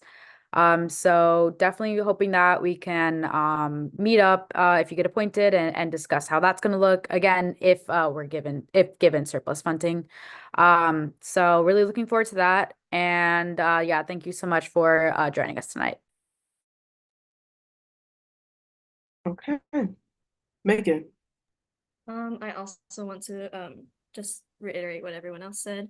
I don't think I'm not sure if it was said, I'm so sorry if it was, but I believe you are also on the CRC, so I'm excited what you can do with like your institutionalized knowledge that you know so far in this role, and I'm just very excited to have you on USAC, and I'm looking forward to any collaborations in the future as well.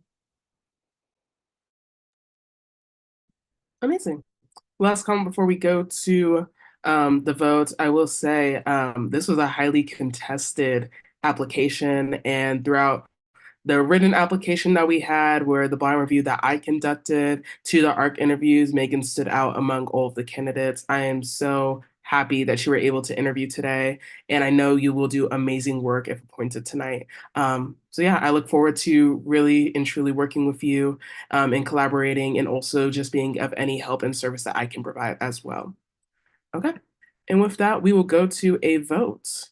Can someone motion? Jonathan? I motion for Megan Harmon to be appointed a transfer student representative for the remainder of the term. I second. Jonathan motion, Shane seconds. All in favor, please raise your hands.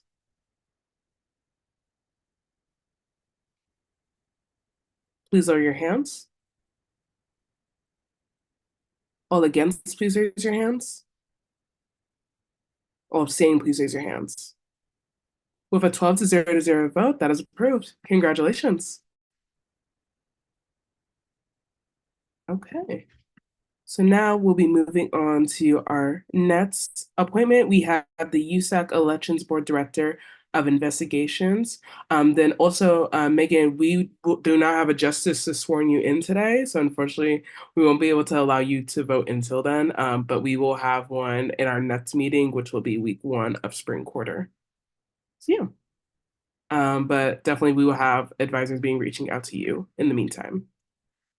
But yeah, going to our USAC Elections Board Director of Investigations, we have Sunny.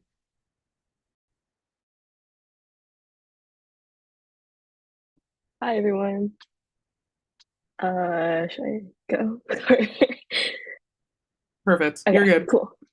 Hi, good evening. My name is Sunny Shao. I go by she, her pronouns, and I am a third year HBS, so Human Bio and Society major.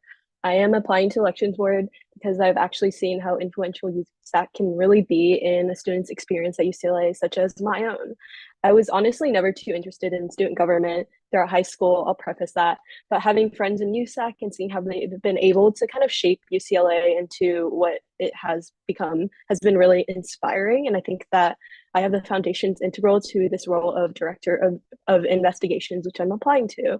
I think I'm able to remain pretty impartial because of my direct lack of like connection to USAC. And then I also think I have good enough communication and organizational skills that are pretty essential to the role and working through all the public complaints and ensuring each one is considered fairly and to the extent necessary. Thank you. Okay, now we'll go into question and answer period. Council members, do you have any questions?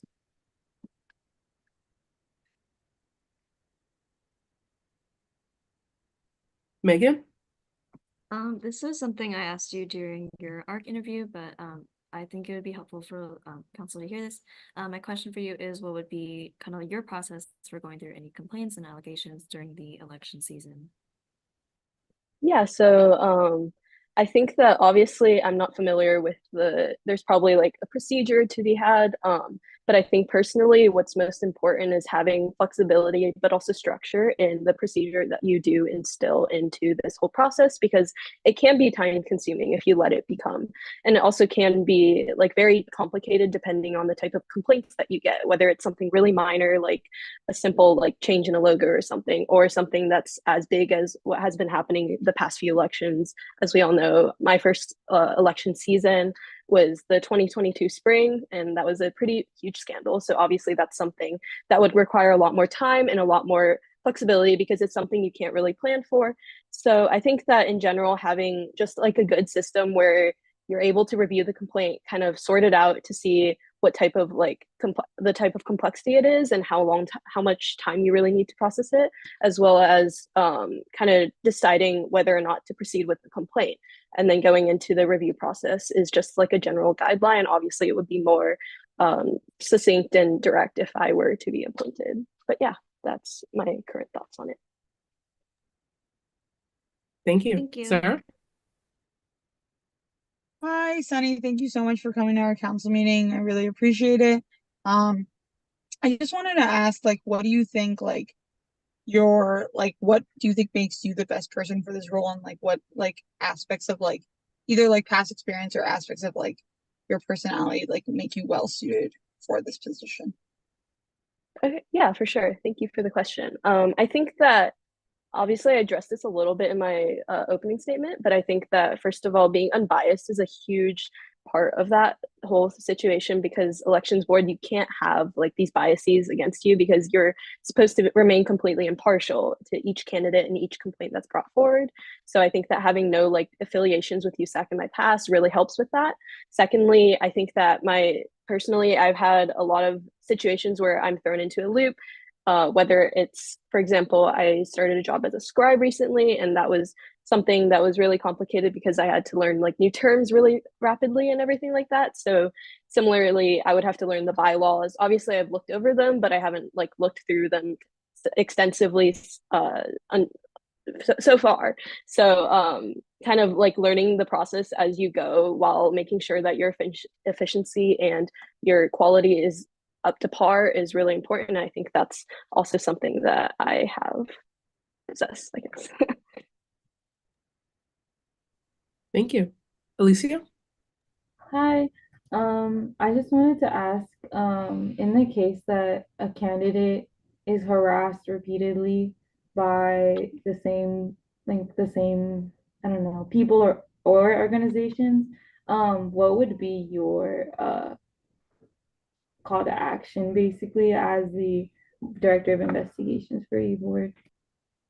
Yeah, for sure. So I think that the first thing that I wish to do is to definitely, since it is a rather serious complaint to bring forward, you would have to definitely bring it up to the rest of the board, including the chair, Milan, and also working with your committee diligently to make sure it's addressed in a timely manner is something really important for something as serious as this. And I think that until I have the specific situation, it's hard to say the exact procedure you would go through, but the big things are obviously to remain unbiased and also go through this whole process very diligently and making sure that each everything is kind of heard and addressed when you're reviewing the complaint. I don't know if that answers your question. Hopefully that helps. Yeah, it helps a little, but who would you, this is just like a follow-up. What departments would you work with? I think that working directly with my fellow board members would be really important, obviously, because this is something that's pretty serious. I think that for outside of that, bringing this up to CAPS would be a big thing to do as well, because it is related to their kind of department, and then also making sure that the actual candidate themselves is okay with is not okay with the harassment, but rather doing okay, and also bring this up to Title IX if that is necessary. Not sure if that helps more with your question.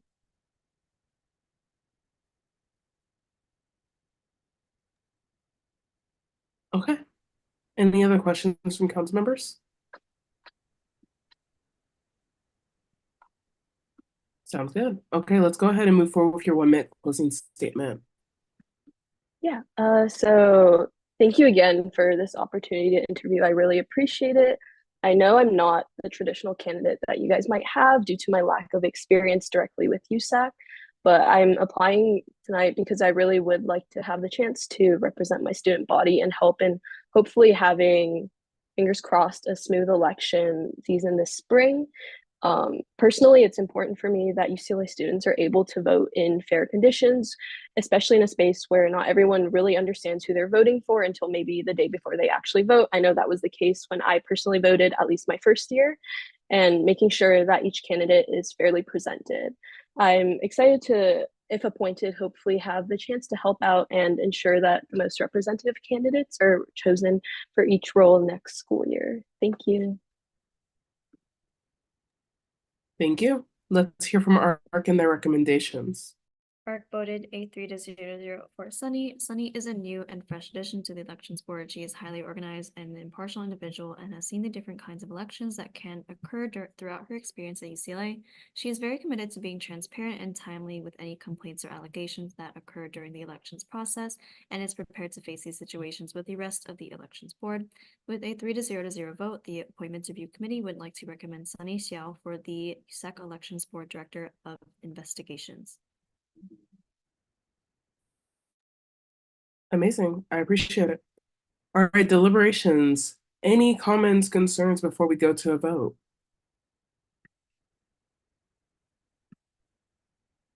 Okay. And Nilay? Hi, Sunny. Less of a concern, more of a comment. Just thank you so much again for coming out today.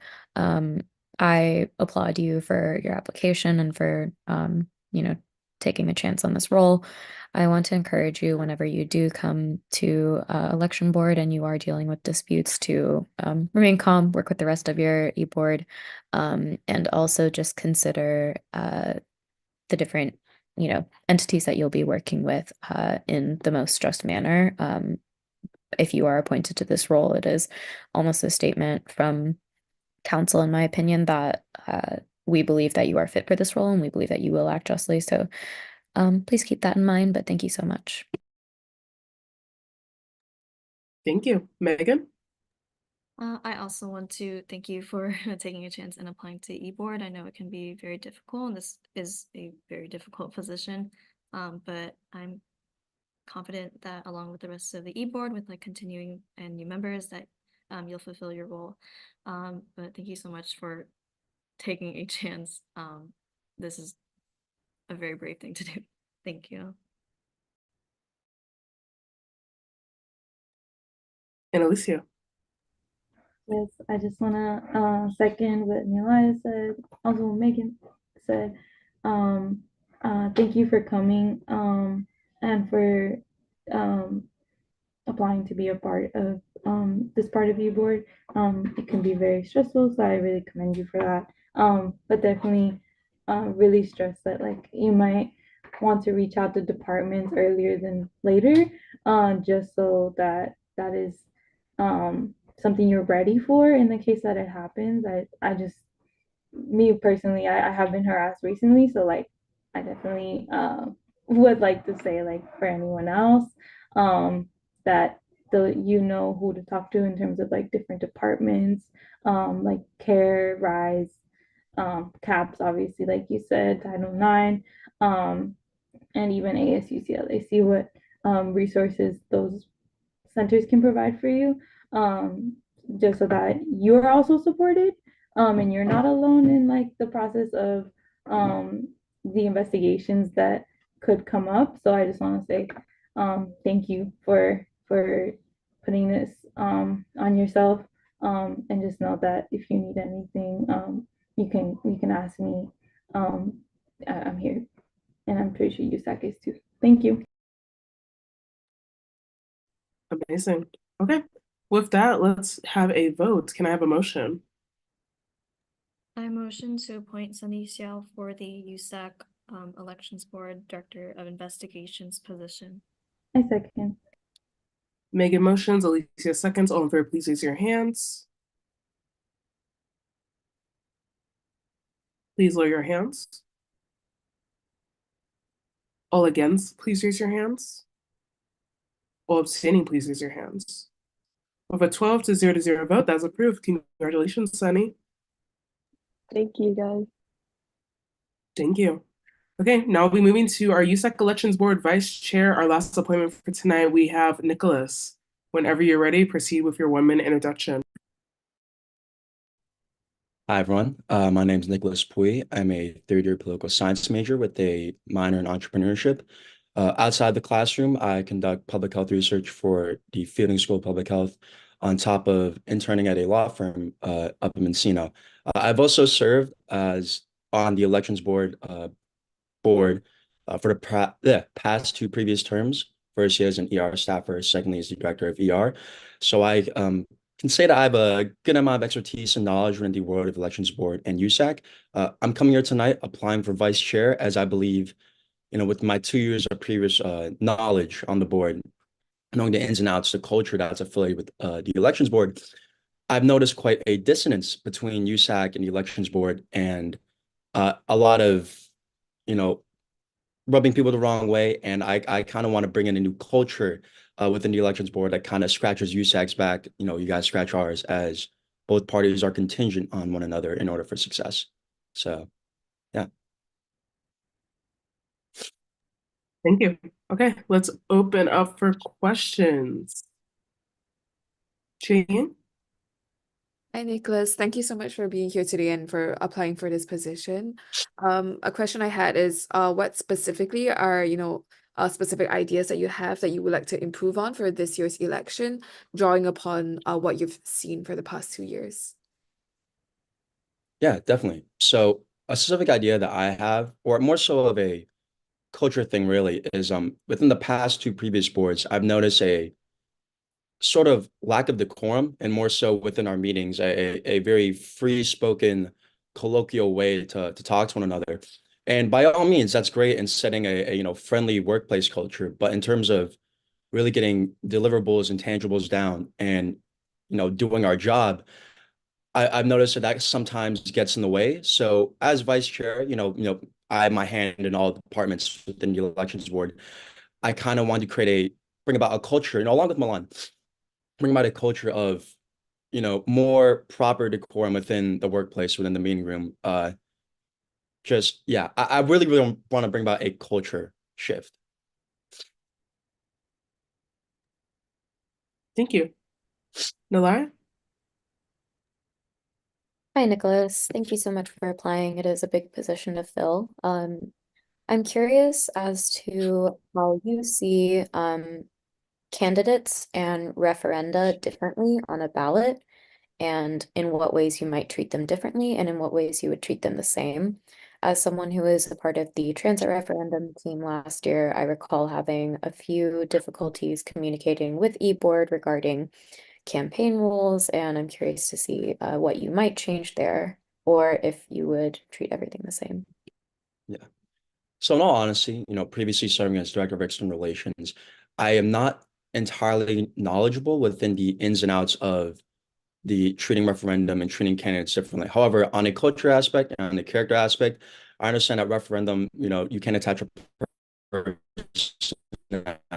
you can attach a face to a referendum. It's also an institutional policy that's being brought about versus where a candidate, you have a whole portfolio, you have a whole campaign, you have a whole marketing scheme, whatever.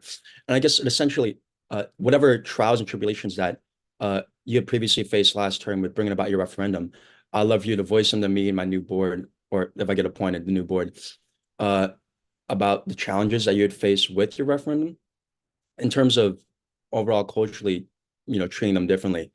I think it just goes without saying that you can't attach a face to referendum. So I really wish I had a more proper answer to your question, but I need to understand your situation a little more logistically.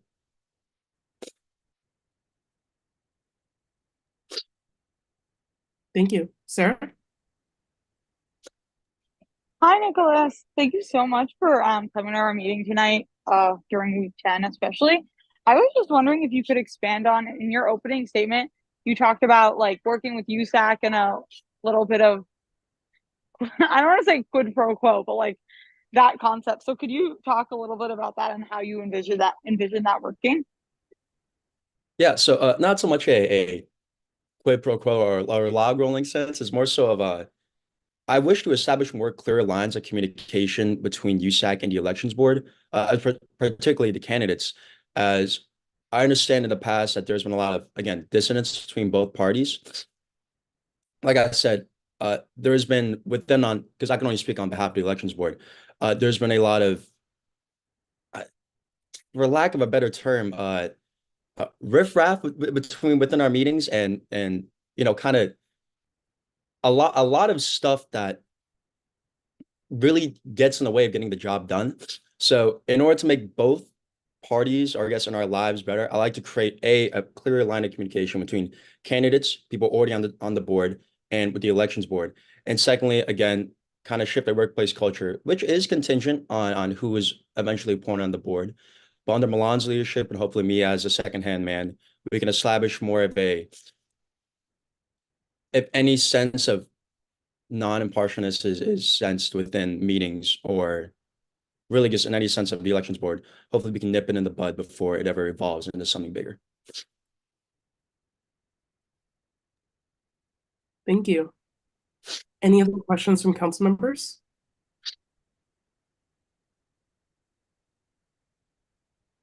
I'll go ahead and ask a question.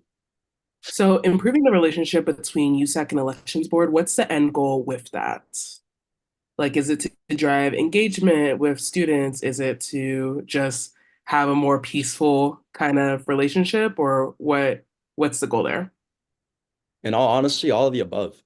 Like genuinely, I think that in order for both parties to have a successful, efficient, and productive work environment, work experience, throughout our terms, that both parties need to be appeased and both parties need to be happy.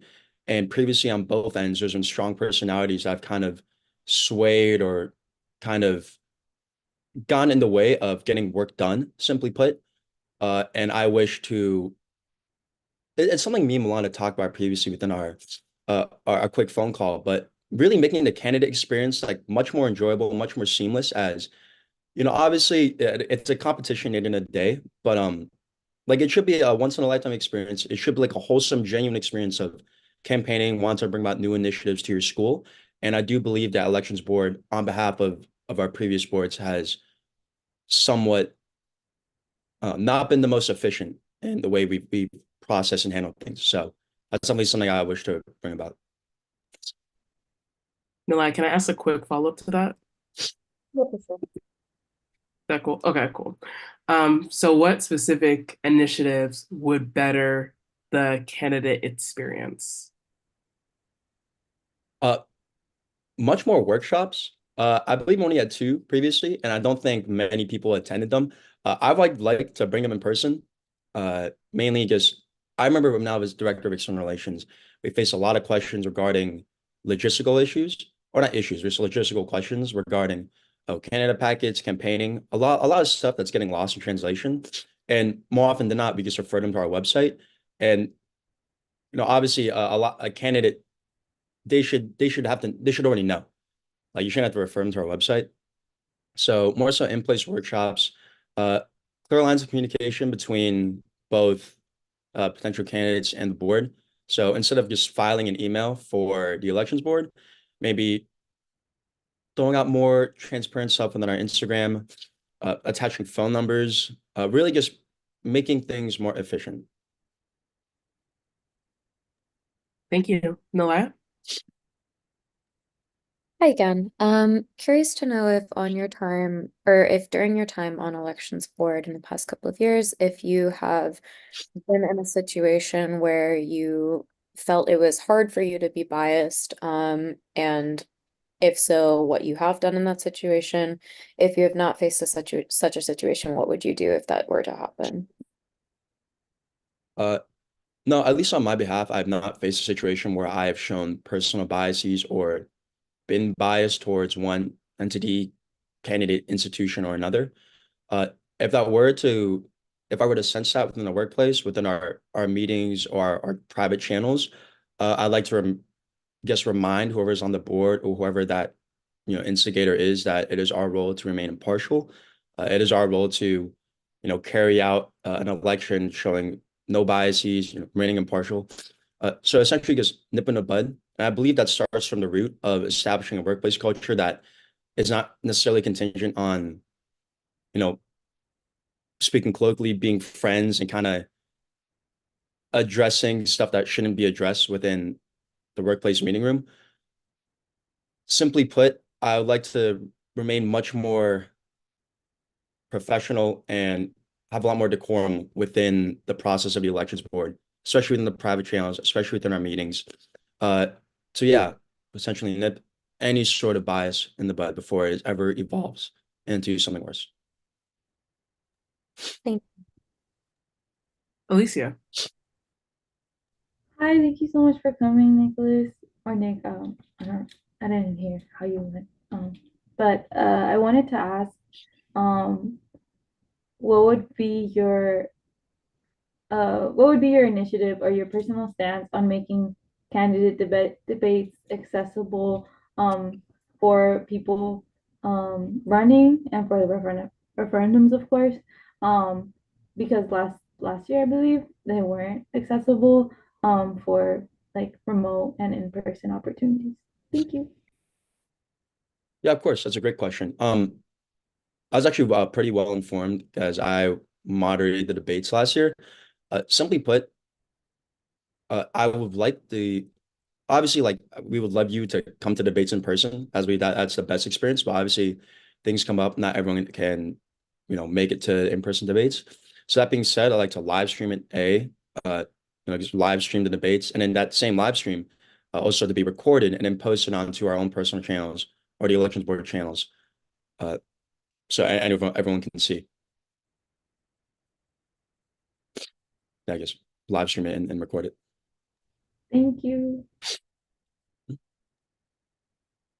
Appreciate it.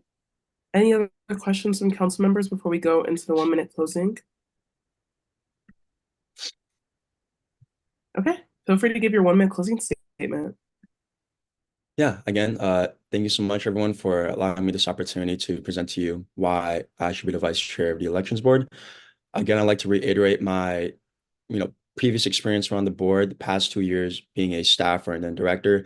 I've noticed, already two boards, the work culture there, and again, the dissonance between USAC and the elections board, and that's definitely something I'd like to streamline and kind of get rid of, get rid of the beef, for lack of a better term, whatever that may be. So just creating a more streamlined, productive, efficient process on both behalves, I believe makes both parties much more happy, much more appeased. So yeah. Thank you. Okay, now let's see your arts recommendations. ARC voted Nick with a 3-0 vote, and our statement reads, Nick presented a very professional and honest interview with 2 years of experience being on elections board as the director of external relations. He has the in-depth knowledge needed to be vice chair of the elections board.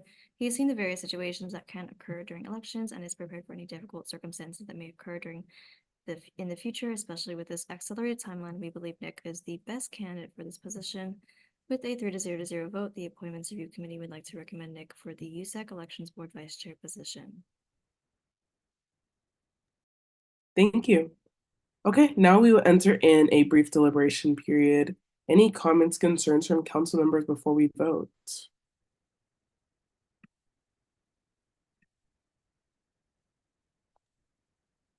Katie. Yeah, I just want to say thank you so much for coming. I appreciate your efforts to kind of bridge the elections board and with USAC and with the candidates. I think that like working together as a team to make sure that this election is fair is really what's important. So I appreciate you highlighting that. And I look forward to you serving, hopefully, as the vice chair. Thank you. Nalaya.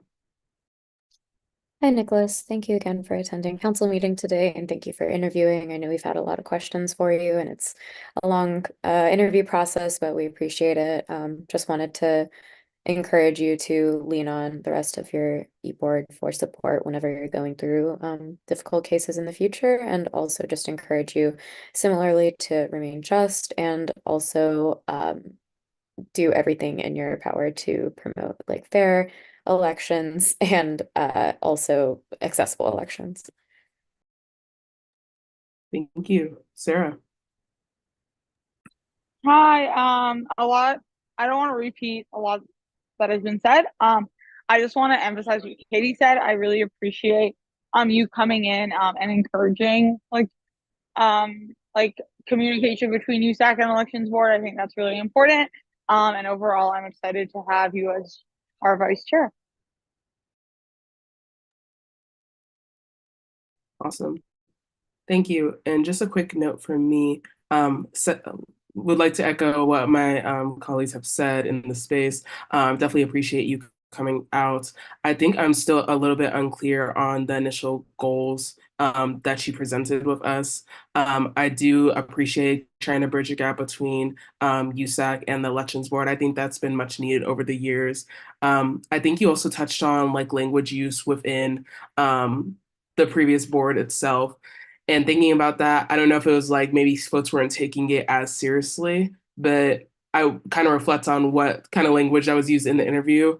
I definitely think these are kind of professional spaces that we do occupy. And then in addition to that, most of the director roles in eBoard are going to be are stipended positions. So I definitely think with going forward, if you are appointed and the rest of your team definitely should exhibit that professionalism. And definitely we are here to better support if needed. And definitely you can rely on us and your chair as well to provide support in these cases. But yeah, I definitely appreciate you taking the time to interview with us today, and thank you.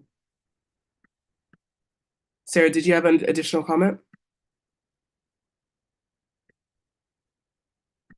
Okay. No, sorry about that. Okay, with that, we will go ahead and go to a vote. Can I have a motion? I motion to appoint Nicholas Puy for USAC Elections Board Vice Chair. I second. Second. Okay, Megan motions. I heard Sarah, so Sarah seconded. All in favor, please raise your hand. Okay, please lower your hands. All against, please raise your hands. All abstaining, please raise your hands. We have a 13-0 vote. That is approved. Congratulations. Thank you so Okay. much.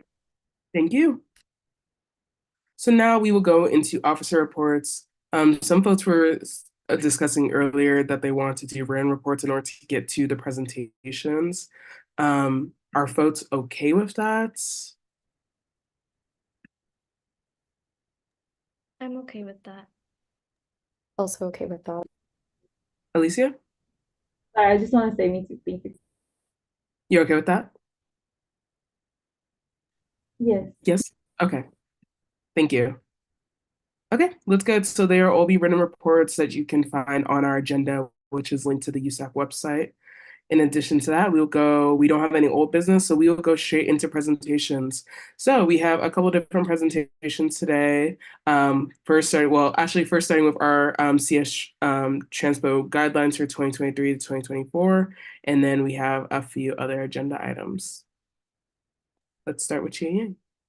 Hi, everyone. So for the CS Transport Guidelines, we've made two small edits for spring quarter.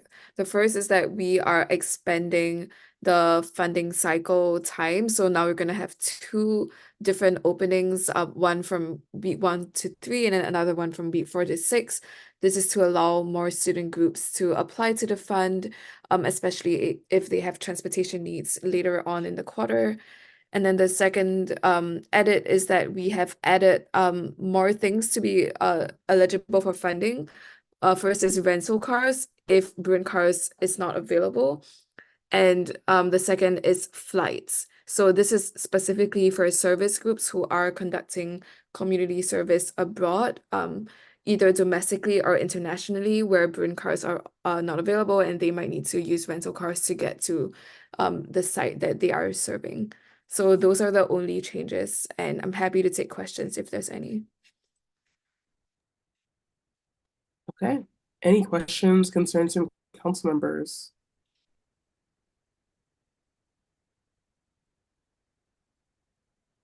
Okay. If not, can we have a motion?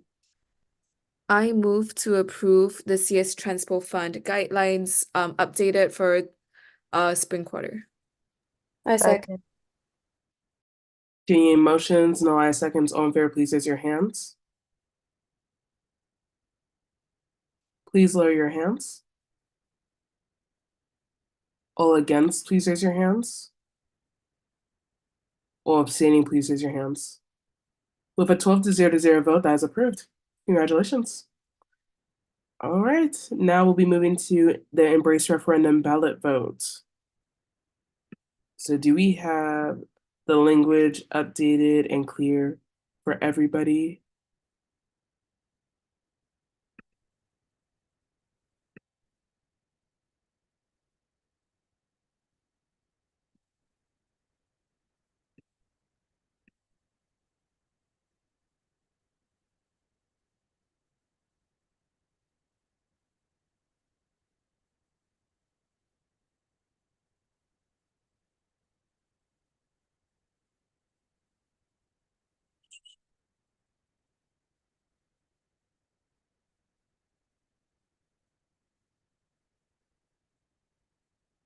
And that's a question for Judson or Elia.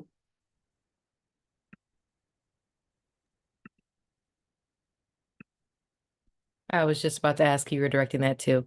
Pamela, are you still on the line? I am. What was the question? Sorry, I have to run and get my battery. Revolving around just the finalization of the language. Can you clarify one more time the language so we can make sure that we're in alignment for the vote? So the language on what was presented to USAC, GSA, and UCOP is the same in regards to it has to be the same across the board regarding that. So it is an ASUCLA referendum for the student union fee in regards to that, but it is going to all UCLA students.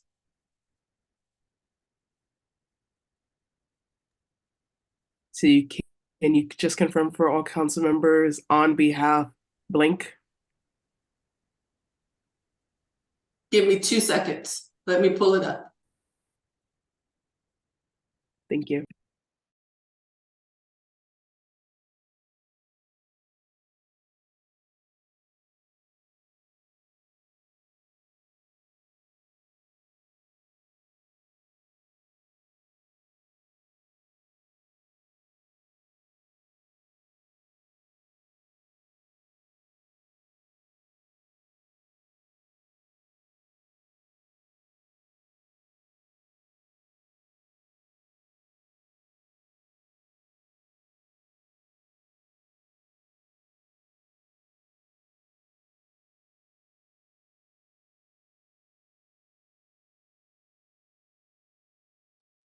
One of the a point that was made by a board member is that ASUCLA should be okay and the language should be voted as is, as ASUCLA is a unit of the university and campus regulations, which should allow ballot access, and there has to be an entity that is designated to receive the funds, and in that case, it would be ASUCLA.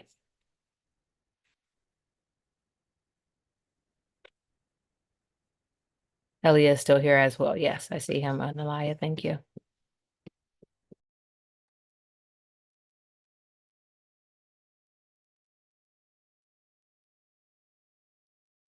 Okay.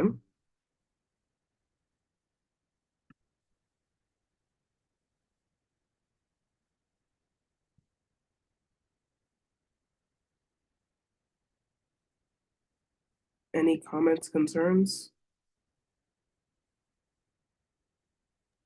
I'm so sorry if I missed this, but do you mind reading out just the first statement again? Shall the blank, who will be that body running the referendum? Will it say the USA or? The referendum itself, as it's being submitted to UCOP, will say, sorry, what was that slide?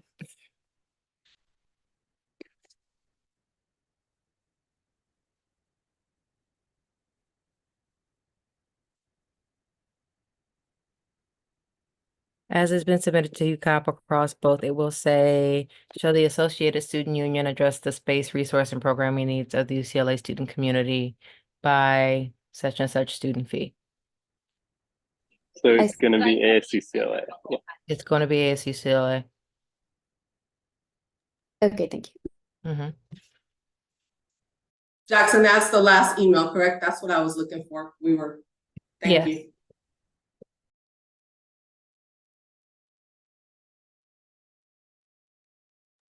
Wait, didn't Milan say that we can't have it say ASUCLA? Like, I'm still confused. Give me one sec. There was something in the chat, and then I'm gonna call on people. So, can we send the language in the chat so people can see it as well? And then Eva, go ahead with your question.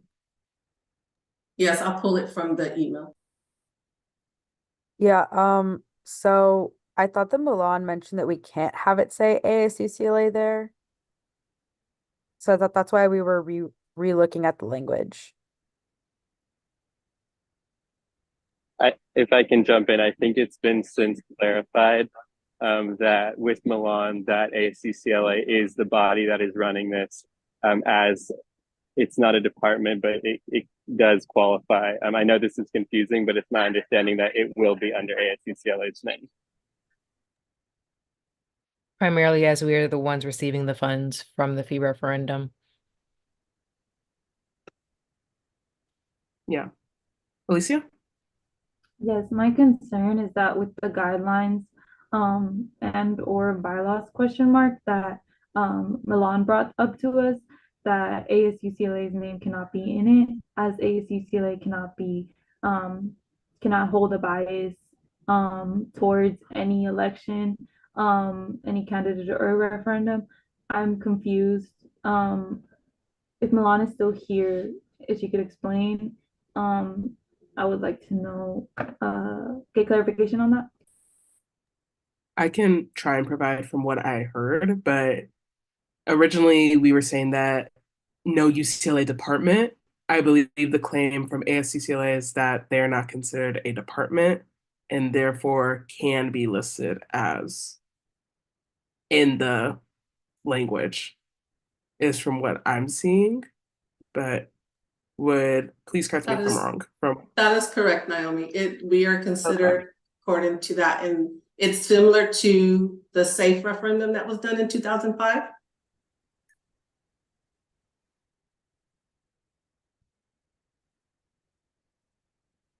I don't know if Pamela cut out or that was just the end of that statement. Okay.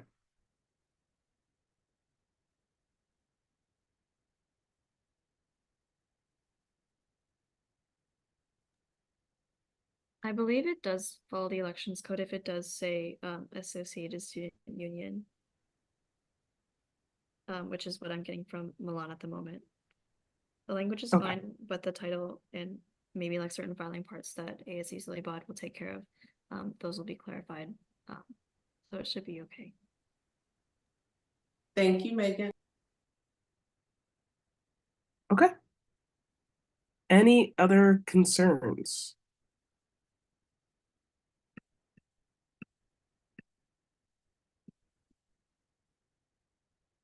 Okay, are we comfortable to put this to a vote? If so, can I have a motion?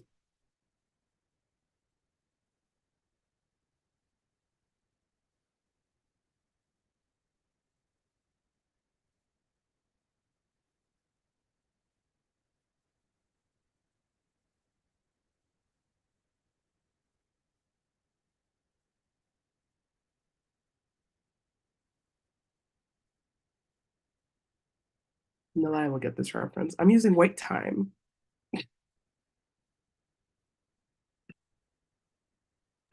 LOL, near me.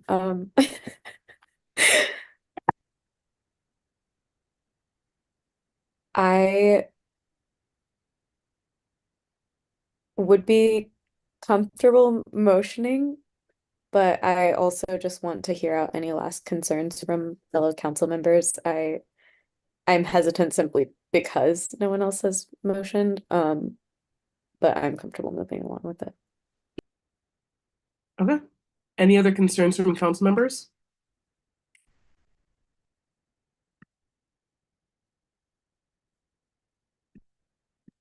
All right. I motion to approve the official ballot language for the Embrace referendum to be included on the official Undergraduate Student Association Council election ballot for the 2024-2025 period.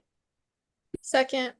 I'm sure for All right, no I motions, Gabby seconds. All in favor, please raise your hand. Please lower your hands. All against, please raise your hands. All abstaining, please raise your hands.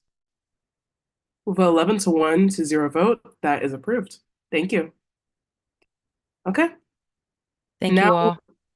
Thanks. Thank you all for your time. Thank you for sticking around. I really do appreciate it.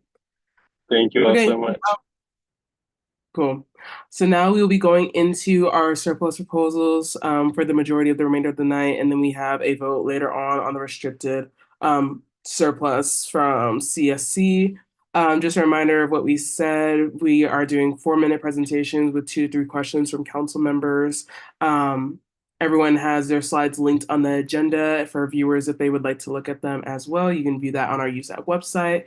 In addition to that, we are not ceding our time to those outside of the council members here. And so that will begin our period, starting with Cultural Affairs Commission concert surplus proposal. Alicia. Can I share my screen? Yes. Thank you. So thank you everyone for listening. I'll start my timer. So this is CAC Concerts surplus budget request. So the mission of concerts is to be one of the 9 series of cultural affairs, to work to platform and champion the talent of BIPOC artists, many of them being students, many of them being local to LA, because they're one of the most underrepresented and underappreciated members within the music industry. And Concerts wants to cultivate an experience for upcoming artists that is intimate, encouraging, and welcoming all creativity in all mediums.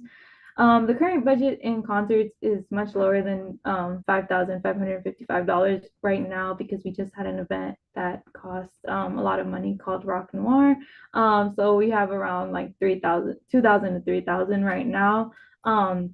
And so we definitely need more money for concerts to allocate. CAC budget for context is not adjusted to inflation in its entertainment fee referendum. And so we've had the same money since the 90s to make the large events that we do that are very impactful to not only the UCLA but LA community. So if awarded funding, concerts will have the opportunity to finance two significant events. The first one will be a collaborative effort with the Caribbean Student Association to organize a student-led carnival celebration in May of 2024. The second event will be titled Love Letter to LA to showcase the vibrant Los Angeles community and its rich culture, and it's expected to happen not in June, but at the end of May, just to correct that.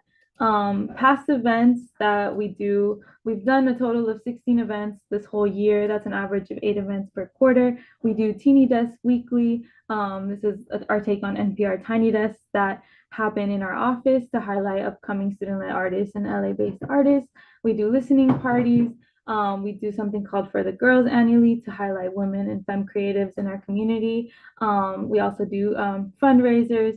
One that we did previously was to fundraise the Virgil Abloh Scholarship Fund. And recently we had Ragnar, which is very successful. I hope y'all were able to see it. We're trying to, aside from Ragnar, we're trying to have a CAC panel to connect with previous CAC alumni that are now working in the industry, such as Golden Voice, Interscope, and Columbia. We're trying to do more Teeny Desk and Carnival and Love Letter to LA. Mine and Music happened with SWC recently. Carnival is a collaboration event coordinated with CSA and CAC, and this would be the first Carnival on a UC campus, which would make many students feel like, this is an anecdote from one of the co-directors, Love, feel represented on campus as a Caribbean student. And we would work with ALC and other Black orgs to put this on. So it won't be on May 4th because that would coincide with the UCLA powwow. So we're looking at May 3rd or potentially the week after, but very much close to that time frame. We would have vendors, catering, and we would need money for costume supplies. The money we need is $35K. I know I'm running out of time. $30K for honorarium for the soca music artist, and then $5K for Love Letter to LA, which we would like to have as also a diversity tour to LA and to work with the Black Image Center in Los Angeles to support them as well. Okay, I have 1 more minute. So we would just need supplies and compensation. We would need for venue costs as well. We plan to exhaust all of our money that we have already to support these events. So we're requesting $35K from surplus to make them happen and to have a large impact on the LA and UCLA community, communities of color specifically. You can contact Love or Nias at CAC Concerts or their personal emails to learn more, or myself as well. Thank you. Thank you. Okay, questions from council members?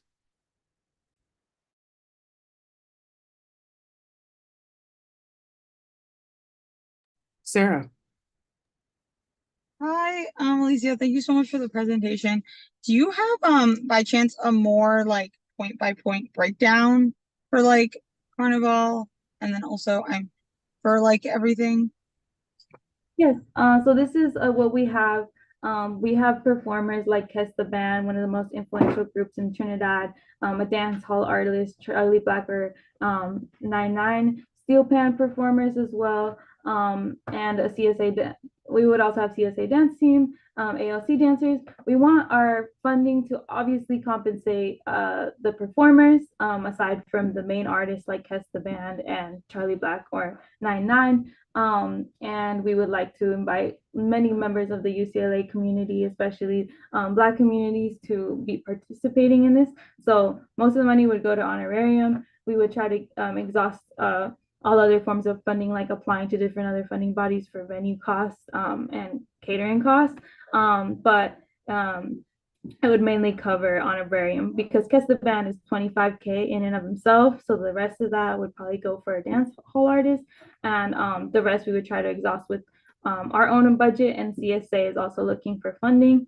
And as for Love Letter to LA, we would have local artists come and pay anywhere from between like $100 to $500 for these artists for venue. We're still getting quotes from Black Image Center as well as No Name Book Club and Pot Studio Lay, which is a pottery studio. So we're still looking at what that would look like because we're really in contact with two of the three names I mentioned. And we would have art installations, and our art series budget would be able to cover printing for that art if needed, if not provided by the artists themselves. Catering would also hopefully come from just a source of funding that we would apply to in the USAC funds.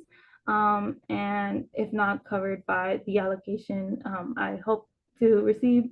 And merch would also come from the art series budget, which is around $1,000 for the whole year. So they still have like 500 left, and that would help. I hope I answered your question. Thank you. Thank you. Questions from other council members?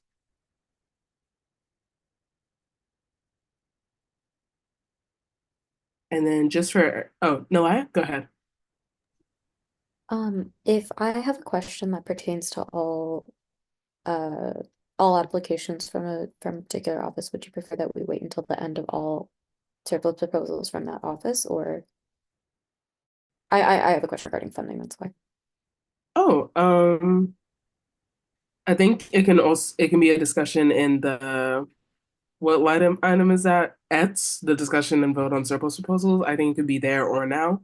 I don't see anything happening if you did either one. So up to you. Thank you, Alicia, for your presentation. Thank you. And then Sarah, did you have another question?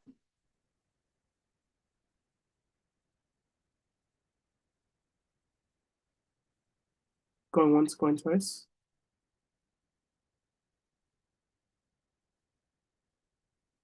Okay.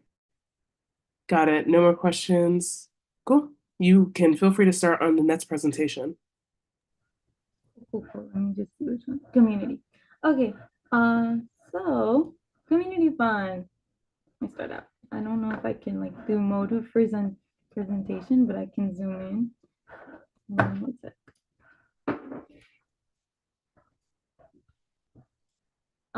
So the purpose, let me start my timer. One sec. So the purpose of community is to support for and create new USAC initiatives that address students whose needs are often left unmet or inadequately met.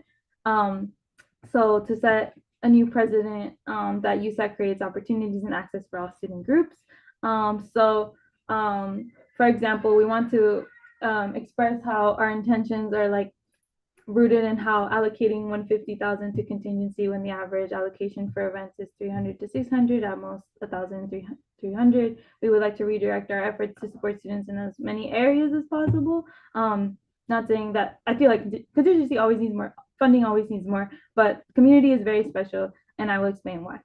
So we have the application linked here. I also have the guidelines here, which we would need to pass. I talked to Fernando about this. We would need to pass these guidelines, and I can review them with y'all during the questions component as well. But we have set aside nothing from our ARC fund to allocate for community because more than ever, ARC is being exhausted. We're just left with very little, and we want to still support students with ARC, so we cannot set aside anything from ARC. So we can only support a total of none organizations with nothing set aside from ARC. So we're asking you to allocate 30,000 for surplus to community so it can go back to student organizing. What's special about community is that not only will fund $2,000 to one organization each quarter, it would also stipend the project leaders of the graduation, the cultural show, the admit weekend that is cultural, et cetera, et cetera, et cetera. So community would reach out to student orgs to put on culturally relevant programs and projects that they promote cultural inclusion and diversity, often more than not or at all. Students don't get compensated for the work they do in their organizations because they're just in their organizations because they're passionate, but they also deserve compensation for the amount of work they put into it. So in winter of 2024, ARC reviewed 33 applications. The average request for funding for the quarter was $1,660.16. Ultimately, 24 of the 33 applicants were awarded funding. A total of $36,511.48 was awarded to 24 non-USAC entities. And last fall, we allocated to 26 student groups with the ARC Initiative Fund totaling $38,000. So ARC continues to experience our recent trend of rapidly increasing numbers, and we still want to support students with ARC, but the addition of ARC community would help so many students, and it would align with the ultimate purpose of the ARC referendum itself. So ARC has become a staple in UCLA student cultural organization and programming. Students feel comfortable coming to us because they understand we have that cultural background to help them and guide them through the process. Last year, we did get approved for community fund, which is around $15,000, but ASUCLA overstepped and did not tell us that they were going to put that pool of funding into ARC, and they did not give us the code number, did not communicate with us. So this year we want to ensure that our money is given to community and that students apply to community. So we want it to be successful yet again. In 2022, community saw 65 unique student leaders, 13K in total stipend awards applying to be compensated for their labor. So it is critical that we invest in a funding initiative rooted in the idea of holistic support for student organizers and programming, and community will address that need. How much do I have? 20 seconds? Yes. So yes. So what other programs does organizations CAC ARC help fund? Graduation ceremonies, culture shows, conferences, honorariums, and student initiated student run. This is some images of the work we do, the communities we impact, and thank you. Questions? Thank you. Any questions from council members?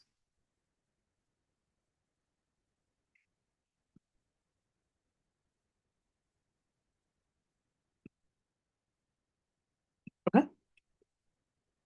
Let's go ahead into the JRF proposal. Yes, I'll paste the guidelines in the chat if anyone would like to review them, because I know they weren't on the thing. Yeah, okay. Now I'll do JRF. So let me start my timer. Okay, so Jazz Reggae Festival. To start off, here are some posters of our previous lineups through the decades. So UCLA's Jazz Reggae Festival is a sub-series of Cultural Affairs Commission, and the two have been some of the most prominent purveyors of campus entertainment.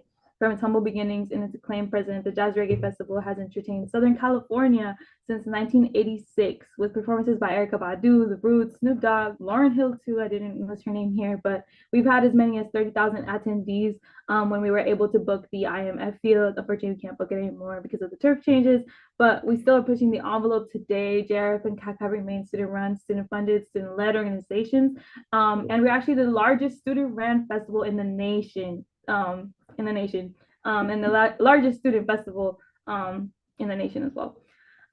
So this year's theme, if you haven't seen on our social media, is One Love. The 37th Annual Jazz Reggae Fest celebrates more than 3 decades of community building. We aspire to cultivate a space of creative expression, cultural exchange, and social mending all within one festival. I'll skip more to, we have vendors, art, sustainability, music, and food. Those are all of our components. So here is our budget breakdown, and Lori can attest to this. So Sunset Rec is closer to 78,000 from the cost estimate that we received from her. That could be sensitive to changing based on the green room situation we have right now, because Sunset Rec is not earthquake proof. So the green room we used to use is currently flooded and cannot be used. So that might add to our venue cost. Sound production company is 15,000. Stage rental less than 15,000. Honorarium for artists, we are guesstimating 35,000. Merchandise will cost $2,000. Art supplies usually cost around $5,000. Sustainability efforts cost around $2,000. So here's the budget breakdown we predict to hopefully have. CAC currently has allocated 71,000, which is the largest chunk of allocation we give into any series because it's the most expensive program to put on. 71,000. UCLA BOD, we're applying to the maximum. We applied to the maximum. TGIF, which I know TGIF is exhausted, but we want to apply 10,000 to TGIF. The recreation not ref fund is 2,500, which we apply to every year. SCA fund is 2,000, and then Pam Seisner, my wonderful advisor, said the Seminole Health Institute is something we could apply to if we provide a wellness component. So that leaves us with $92,000. We do not have ticket sales because last year they were used to cover venue costs. So this year we don't have that pillow of support, like not pillow, but like it doesn't give us a support for that. So 60,000 is our proposed allocation because it would fulfill our cost budget deficit. It would permit us to allocate money towards all 9 teams within the Jazz Reggae Festival planning staff. The funds would assist our A&R team with paying our honorarium performing artists, help us with the rapidly increasing facilities costs, and assist our stage management team with their stage and sound costs, assist our marketing team with merchandise and advertising costs, and our overall budget within other teams not mentioned, sustainability, vendors, chief of staff, etc. So due to particular circumstances, which you might have heard from me before, inflation from COVID-19 has changed the music industry completely. And our referendum entertainment fee does not cover, is not adjusted to inflation, cannot cover. This is why we come here. So we often rely on safety net from our ticket revenue, but we don't have that. And it's still pretty tough to cover last year's venue, to cover this year's venue costs. So yeah, I want to say JRF is a vital piece of the community. It strengthens the relationship between UCLA and the Los Angeles community. Generations of LA come to this festival, like from grandparents to their grandchildren. I know my time is up, so thank you. Thank you. Questions from council members? Sarah. Hey, Alicia, thank you so much for the presentation. I was just wondering how much of, I'm sorry if I missed this in the presentation, how much of your current office budget is being used for Jazz Reggae? 71,000.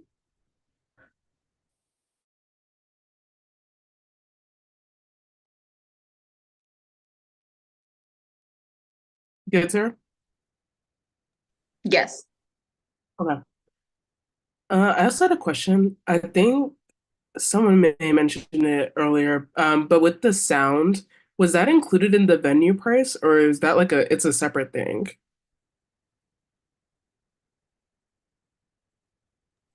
Lori gets a vendor for Okay. it is included in the in our invoice from Lori, but sound like is subject to change, and so is stage management. So I wanted to add those fees. Okay. Cool. And then moving to Janice.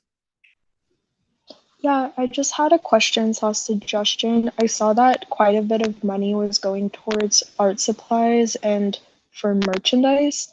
And I had, you'll see, I have a future proposal down the line on the agenda that also asks for similar things. And some council members suggested that I apply to funding bodies instead, so that just like our overall total can be lower for like surplus. So just a suggestion. Yeah, thank you. I totally agree with that, and I definitely will consider this in our discussion when we vote, of course, because I definitely understand the need to lower all of our surplus allocations just for the sake of meeting the amount that we have. So yeah, for sure. Definitely open to lowering it and to see where we can get more funding from other bodies and not use our surplus for it. So definitely open to that, and thank you so much. Thank you. Okay. With that, we will transition to IVP Partnership Fund Surplus Proposal.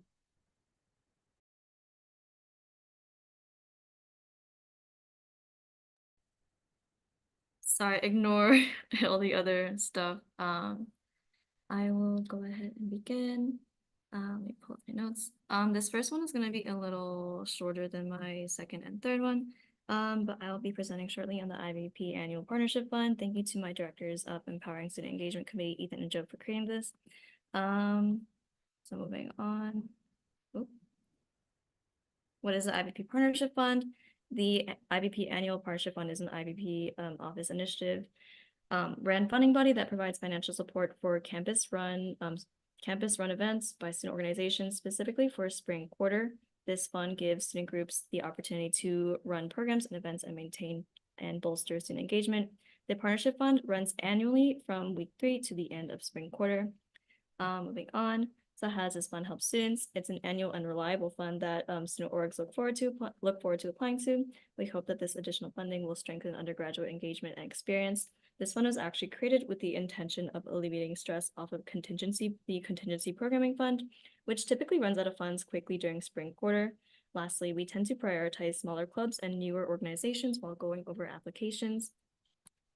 Budget breakdown. Last year, we were able to allocate up to $500 maximum per student organization for 39 student organizations. This year, we've allocated $50,000. We will be able to fund 100 student organizations if they all get $500 maximum. If allocated $35,000 as we were allocated last year, we would be able to fund 70 student organizations if they all get $500 again maximum. Final remarks. Lastly, just to repeat, this fund was created in response to concerns about contingency programming running out of money early in the spring quarter. I know that there is another proposal that proposes giving more funds to contingency programming and ASUCLA BOD, so if that proposal is passed with appropriate funds, I will be rescinding this proposal to avoid overlap and to allow those funding bodies to continue their work. Are there any questions about this specific fund?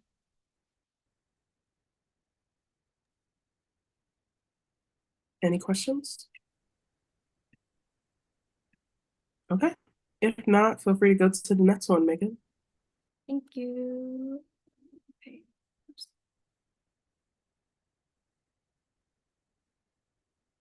Okay. I'll be presenting on the IBP Annual Housing Rent Relief Fund. Thank you to my directors, Lauren and Kristen of my Supporting Students Needs Committee. So just to start, we are requesting $150,000, which will be distributed as tiered need-based grants for housing relief. The Housing Rent Relief Fund is an IBP initiative that seeks to lighten the financial burden of housing and food payments for undergraduate students. Some of you may be familiar with these statistics already, but 5% of all UCLA students are experiencing homelessness at any given time. 1 in 20 students in the UC system experience some form of housing insecurity, and this disproportionately affects Black and Latina students. For UC students living off campus, the estimated cost of housing and food for the entire academic year is $16,300. This isn't taking into account other financial stressors like textbooks and transportation costs. Last year, our highest allocation covered 6% of the average living cost, and we are seeking to provide more funding for more students to alleviate financial burden. This slide here shows some of the current housing options that we research along with their costs. For example, we already know that on-campus housing is expensive, and off-campus apartment prices fluctuate. The average rent in Westwood for 1 bedroom is $30,100, and we are aware that not all students pay that much money, but rent prices are constantly increasing, and it doesn't really help that we have very little affordable housing opportunities, especially now since Burn Shelter has lost their space. So to try to address these concerns, we tried to provide more resources at our off-campus living fair that we hosted earlier this quarter, we included the University Co-op, CPO, and ECRT. We are trying to do more outside of this fund to address housing and food insecurity. So the Housing Relief Fund in past years, just to provide more context, this fund was created in 2019 and has continued even through the COVID-19 pandemic. In 2023, we were able to provide grants from $150 to $850 to help 104 students. Okay, I apologize, but for time reasons, I will skip over the student testimonials, but please read them afterwards, learn more about these specific students' experiences. Moving on, so this would be our timeline for spring quarter and what would it look like with weeks 1 through 3 marketing and accepting applications. Students would submit a statement of financial need, documentation, and 1 to 2 short essays. Applications would be due week 4. Weeks 5 and 6 would be set aside to review applications, and priority will be given to students in difficult financial situations. Decisions about whether the application will receive a grant will be sent out by week 7, and this is the same timeline that we did last spring quarter. Some other funding strategies that we use/are using are our Housing Relief Spark campaign. In past years, we were able to raise $5 to $10K, but we are currently not eligible to use Spark campaigning as an option because we didn't reach the minimum fundraising goal in 2022, so we were banned. Half funds from the off-campus living fair will be allocated to the Housing Relief Fund. It is usually all the funds, but because of our partnership with Student Media this year, we are contracted to pay them half. However, these funds are not enough, and it resulted in only 40% of eligible applicants receiving a grant in 2020. Oh, that's a typo. 2023. To end off, we are requesting $150,000 to be distributed as tiered need-based grants, and we are hoping to support at least 250 UCLA students facing housing and food insecurity. This has been an annual fund for a couple of years now, and it has been proven successful in the past in supporting some of our most vulnerable communities. This is only one of the 2 proposals that the IVP office does every year, and I am imploring all council members in supporting this. Thank you. Any questions? Any questions from council members? Going once, going twice. Oh, Sujana. Yeah, I wanted to say that this is a really great presentation and the idea is definitely essential for students. This just came to mind because I know that we are talking about where we can cut back on the requests that we have. And I wonder if it would make sense to lower this request by like 25,000 or something around that amount because the allocation last year was like 50,000 that you allocated to students. So I know that the demand is there, but I wonder what it would be like structurally for allocations. And the only reason I say that is because I know we have a proposal allocating to ECRT as well. So just noticing that on the slide, I saw where we were contributing to this issue, I think via the 2 proposals. But that was the only reason that came to mind. No, I definitely understand that. The minimum requested allocation, the minimum requested amount is $75,000, which is 25,000 more than what we were allocated last year. Although I would be like disappointed if it goes lower than 75K, I still would be like thankful that I would be helping at least more than 104 students like we did last year. But I am willing to lower this. Okay, Sarah. Hi, Megan. I just wanted to ask a question of like how much like because you've increased the money a lot from last year, like how many staff members do you have like assigned working on this and do they like are they like is this their like only role, stuff like that? So currently most of our staff members would be doing more like communication work. We do partner with the UCLA Financial Aid and Scholarships Office to ensure that they are handling the finances properly, just because we are not, as like a student org, we are not allowed to handle any like personal financial like documentation, like social security numbers and things like that. So we would be, I don't think we would be reviewing some certain parts of the application, but we'd still be hoping to distribute as much as we are allocated to students in need. Sujana? Sorry, I think it may be raised on accident. My bad. Okay. Any other questions for Megan? All right, Megan, go ahead into the last presentation for that one, for your group. Well, yeah. Okay, perfect. This is the last presentation that I have. Okay. This is for USAC surplus, the non-referendum offices, director and executive stipends that we do every year. So a summary of our request, the USAC office stipend proposal would give stipends to staff members of USAC offices that do not have the financial capacity to pay proper staff stipends with their office or managerial budgets. This would stipend specifically executive staff and directors who do most of the managing, programming, and fundamental work of USAC offices with low amounts of resources. Moving on, we are requesting $51,040 to fund stipends of $580 per director and executive staff for the following offices that do not receive referendum funding. That includes Gen Rep 1, Gen Rep 2, Gen Rep 3, OP, FAC, FSC, and IVP. So in total, we have 88 staffers.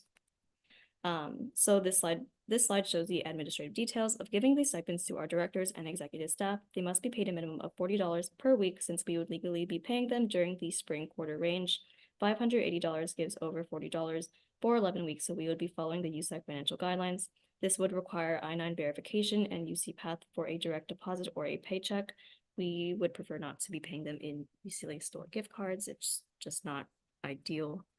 Moving on.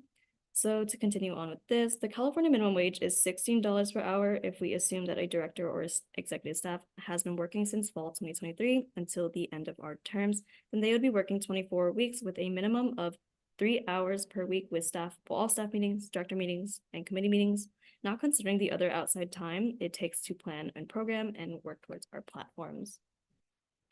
Moving on, if we calculate it based on the California minimum wage, they should be getting $1,152. This surplus request is only 50.3% of that. Calculating further based on the number of hours worked, this would literally be just above federal minimum wage. Moving on.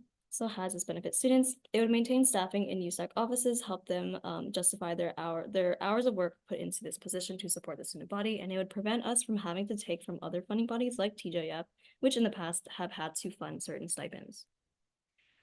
Student testimonial that I'll read out. I would like to advocate for all USAC offices to gain the funds to offer stipends to their directors. Receiving a stipend would personally allow me to spend more time on my position that has been gaining more responsibility as the year has progressed, as we are now working with external UCLA organizations to create a long-lasting project to benefit the campus.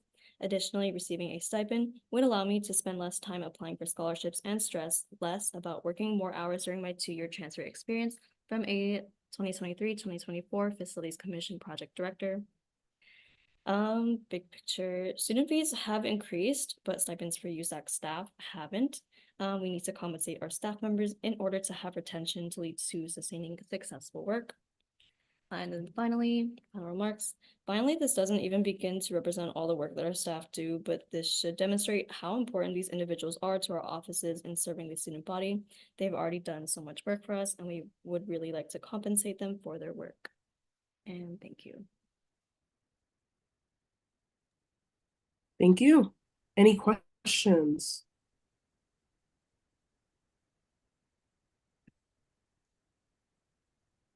Okay. Moving forward, we are going to FAC OSAC Kirkhoff Hall surplus proposal. Ooh, one moment. Can you all see my screen? It's fantastic. So thank you so much, OSAC Chair Gio, for creating this presentation and for your work in securing safe office spaces for our student organizations. Office Space Allocation Committee, for those of you who are unfamiliar, is a body that is responsible for allocating office and storage space within Kirkhoff Hall and responding to student concerns within these spaces to ensure that programming critical to students' well-being can take place. This project would respond to storage concerns by renovating existing locker spaces to optimize them, purchase additional off-campus storage solutions to alleviate pressure on existing office spaces, and replace outdated furniture that fails to meet student organization needs. Here we've outlined some of the issues within Kirkhoff Hall office spaces. It's important to note that the condition of ASUCLA office spaces in Kirkhoff Hall is significantly deteriorated post-pandemic, necessitating urgent attention and financial support for repair and restoration. The current state not only compromises the well-being of students, but also poses various safety and accessibility challenges. Some offices are reportedly in such disrepair that students have been unable to enter, use, and stay in those spaces. Ensuring equal access for all students is a moral and legal obligation that we must solve immediately. Well-maintained and equipped offices can serve as a central hub for student activities and community engagement. Investing in the renovation and improvement of these offices aligns with our institution's commitment to fostering a vibrant and active student community. It is not only an investment in physical infrastructure, but in the well-being, inclusivity, and success of our student body. This program does not only serve students that are stationed in these offices or those that request storage space, but all members of the association, as it is these offices that are used for immense programming efforts across campus that serve thousands of students. Here you can see a budget breakdown, repair and restoration. That includes things like new carpet, walls, ceiling, tables, chairs, shelves. Accessibility modifications includes making sure that offices are equipped to provide for all types of students, especially disabled students in mind. Pest control, there have been rats that have been spotted in offices in Kirkhoff Hall. And ultimately, it's important for the student body to have nice offices. It would be nice to be able to purchase additional furniture or other equipment that they need to have fully functional office spaces. The general improvement initiatives and contingency funds are for hosting events, hosting informational sessions, and giving back resources to students. With this project, we will be able to revitalize Kirkhoff Hall and make it the vibrant hub for student engagement and progress that it's meant to be. By using these funds to improve office and storage conditions, it's our hope to accomplish safer storage solutions for all student organizations, to largely enable a greater number of student organizations to access Kirkhoff Hall offices and storage spaces to support their programming efforts, protect all ASU-CLA employees by giving student organizations the tools and support necessary to meet fire, health, and safety regulations, and lessen the strain associated with student leadership positions that require physical materials. Ultimately, I again want to stress that this proposal is important not only for students in Kirkhoff Hall, but for all members of the association. Thank you. Starting us off with our first question, we have Alicia. Yes, thank you, Nilaya. I have a question. Could capital contingency and the allocation that it receives automatically from surplus be used to cover some of the furniture costs, and or other supply costs? Sorry, that's my microwave for my coffee. But yes, would it be able to, would that be a resource that you'd be willing to do, in order to hopefully, I mean, not hopefully, sorry, in order to maybe consider, the lowering of the proposal? Yes, that is definitely a venue willing to consider. We're willing to consider, especially considering that some of the other proposals can't go through the same route. I think that also some of our hope is we can save some of whatever funds will be allocated towards contingency and other funding bodies for student organizations to apply for programming efforts. It is our hope that like with this proposal, we'll be able to support the student body a little bit more indirectly. And, you know, I would personally feel more comfortable if those funds went towards programming. Does that Thank answer? you. Oh, sorry. Good. Any other questions from council members? Okay, thank you. Let's go to the next one. One moment.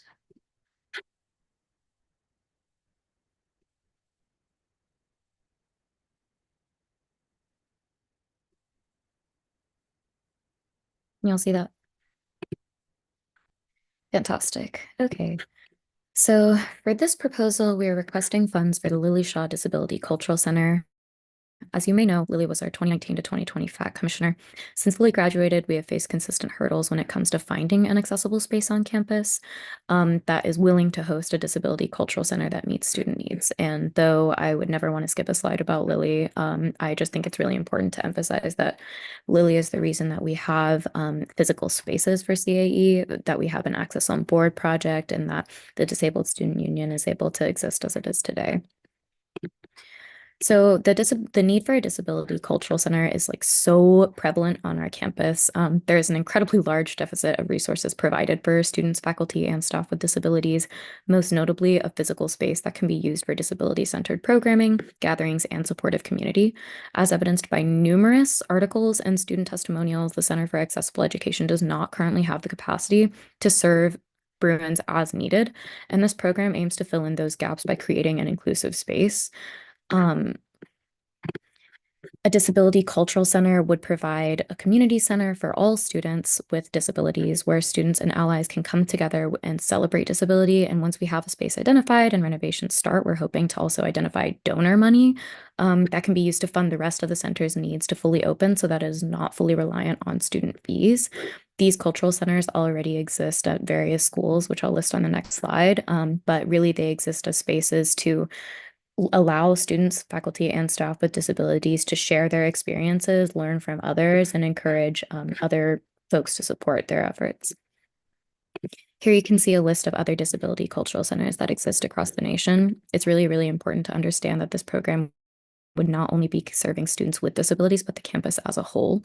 All members of the UCLA community can benefit from having a more accessible campus, centralized resources, meeting places for those in need, and an increase in cultural awareness and celebration of disability. As time goes on, it becomes more and more important for UCLA to join other California schools like UC Berkeley, Stanford, and CSU Sacramento in their efforts to increase accessibility. They also serve as a form of outreach and support systems for us to engage with not only community members at our own institution, but others as well. As for budget request and breakdown, we're requesting $100,000 from USAC surplus. This number does not come lightly, and I'm well aware of that, but they're based on meetings with ASUCLA, renovations for the LSDCC, or based on our meetings with ASUCLA, renovations for the LSDCC might not start until there is enough funding provided by the Embrace referendum, which could take a few years. Therefore, we are requesting this funding as a supplement to the referendum to ensure an earlier opening of the center so that students can have a space by the next academic year, by fall 2024. So $100,000 for renovations was determined based on our conversations with other campus resource centers here and at UC Berkeley. Our estimates are not taken lightly, I assure you. We also surveyed students, alumni, and staff to see what resources and space uses people wanted to see in the center. Some of the requests were height adjustable tables and couches on wheels that can be reconfigured easily to allow for space to be set up based on student needs, separate conference rooms for student groups and UCOD to meet, another area for sensory inclusivity, as well as computer labs and various other resources and spaces. So this is our proposal, and we really, really appreciate any consideration. Thank you so much. Any questions from council members?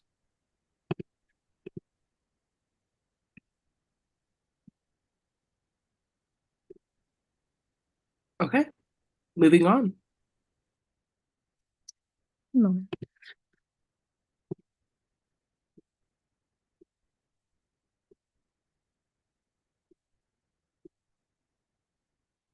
Okay, is that visible? Stunning. All right, so this is the ECRT proposal that is a collaboration between the Facilities Commission, Student Wellness Commission, and Office of the President. During our conversation with the Economic Crisis Response Team yesterday, Janice and I met with them, and they explained their projects and the utility of providing additional meals to students.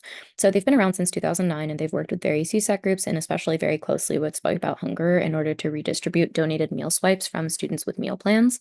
In the past few years, they haven't been able to directly purchase meal swipes from dining, and they've instead been able to purchase meal tickets through ASUCLA. Currently, they can provide 7 emergency swipes per quarter for students eligible for financial aid and 14 for students who are not. Once they run out of their supply of swipes, though, they do have to purchase tickets from ASUCLA. Something that I think is really important to note about the Economic Crisis Response Team is that part of their mission is not only to help in the short term, but to also assess long-term options for food insecure students and students who don't know how to seek financial help. And they're really, really critical as a step in that process.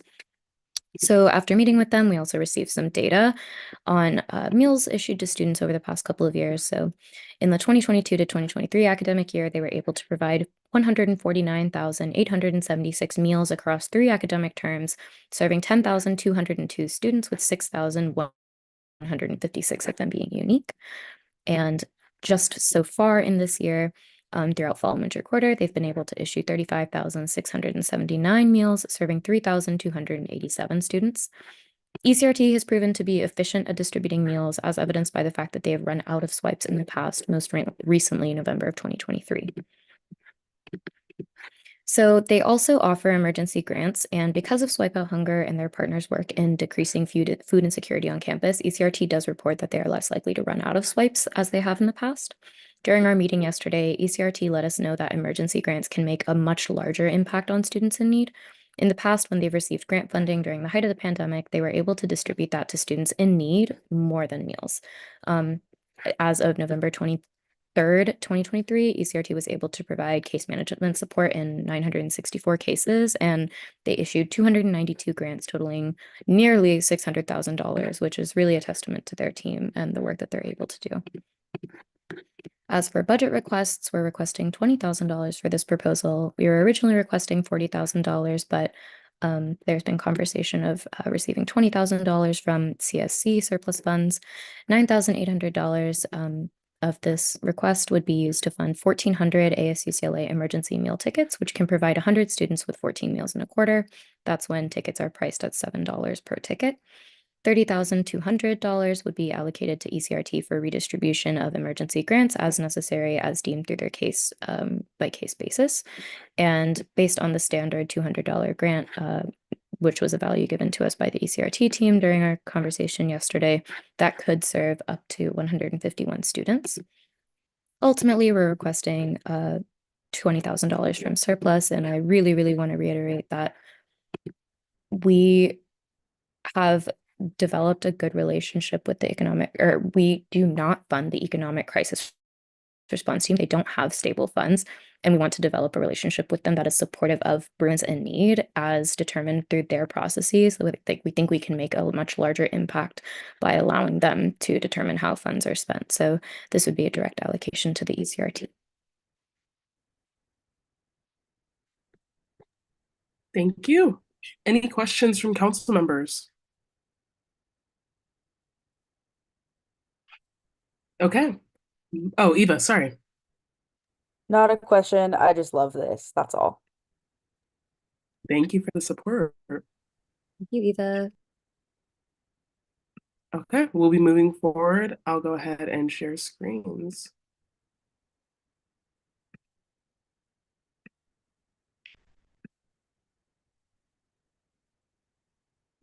Okay, all my proposals are on one slideshow, so hopefully this will make turnover fast. I'm gonna go ahead and start time. So the first one is the Bruin card fee waivers. This was a previous thing that was done by a previous USAC council a couple years ago, and our max ask was $4,000 and minimum ask was $2,000. So this would be it would be a direct transfer of funds to the Bruin Card Center. It'd be a fee waiver subsidy to basically reduce the $25 replacement card fee to $10. The basic reason for why we wanted to do this fund is because students, a lot of time, a lot of first year admits and transfer admits lose their Bruin cards from time to time, and they lose access to their dorms, meal plans, and having form of identification on campus. And basically, I don't think that should be a cost at such a high price right now, $25 for students. I definitely think we can do something, as USAC has done in previous years, to lower that cost for students. And basically, the fund would basically run until it is exhausted, as it has done in previous years. And then moving on, I did gather some quotes from current students. One student said, "It's dumb. Why would I pay $25 for a piece of plastic?" Kind of speaking to Jonathan's platform, I'm trying to make them digital. I would really love if we could see that. Unfortunately, we're just not at that stage right now. Definitely, they said it could be cheaper. Some students don't even have enough money right now to replace the card that they do need. But yeah, Bruin cards are, as said in this quote, are so easily lost and misplaced, and it can be such a financial burden to replace it, especially for students who need every penny to pay for housing and food, which are a lot of students on this campus that we have right now. So yeah, with our max, we'll be able to fund 266 waivers. So that would be lowering it to the $10 replacement fee rather than the $25. With the $2,000 minimum, we'd still be able to help a good substantial amount of 133 waivers for students. And that is all I had for the first one. Any questions from council members?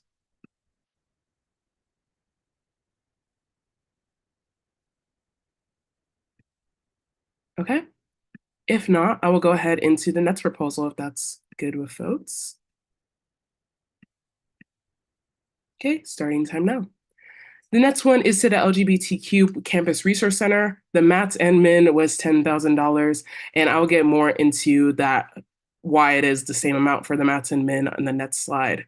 So kind of how this conversation started is with the previous director, Andy. I had met with him in fall quarter, and we had a conversation because there were some things going on with the transition between other elected officials that caused a delay in a check that they usually receive from Student Wellness Commissioner every year, which is the $10,000. So I think in our due diligence, it would be wise and I think, fair to give them the $10,000 that they have been receiving every year. Every year from SWC. Just unfortunately, there were some mishaps there that they ended up not being able to receive that check. They kind of, when I first spoke to Andy, they were kind of telling me that a lot of this, they basically incorporated that into their budget in running the center. And unfortunately, without that money, definitely things, projects had to be lost, or things didn't move as smoothly as it was. So I got a chance to talk to the administrative support today, actually, because we were running an event in the Burn Resource Center. I was able to stop by. But the funding, as originally detailed by the Student Wellness Commissioner, is to use for the position of LGBT student wellness and leadership programs such as the annual Leadership Institute for Students, trainings for students, and HIV self-test kits. So as I said, I did get a chance to go into the center today and ask what other uses they would use for the funds, especially now that the funds would be given in spring rather than in fall quarter when they usually were. They definitely highlighted the support for Lavender graduation. We had a conversation, and basically the university only supports 50% of the venue costs, and that's it. So definitely I'm hoping to support them and with this graduation ceremony that I think is very important for the community. Aiding student programs as well. They mentioned a drag queen story hour, and I think that would just be an amazing event to promote community, kind of have mitzers, and then since fall quarter, they've actually done some physical space updates.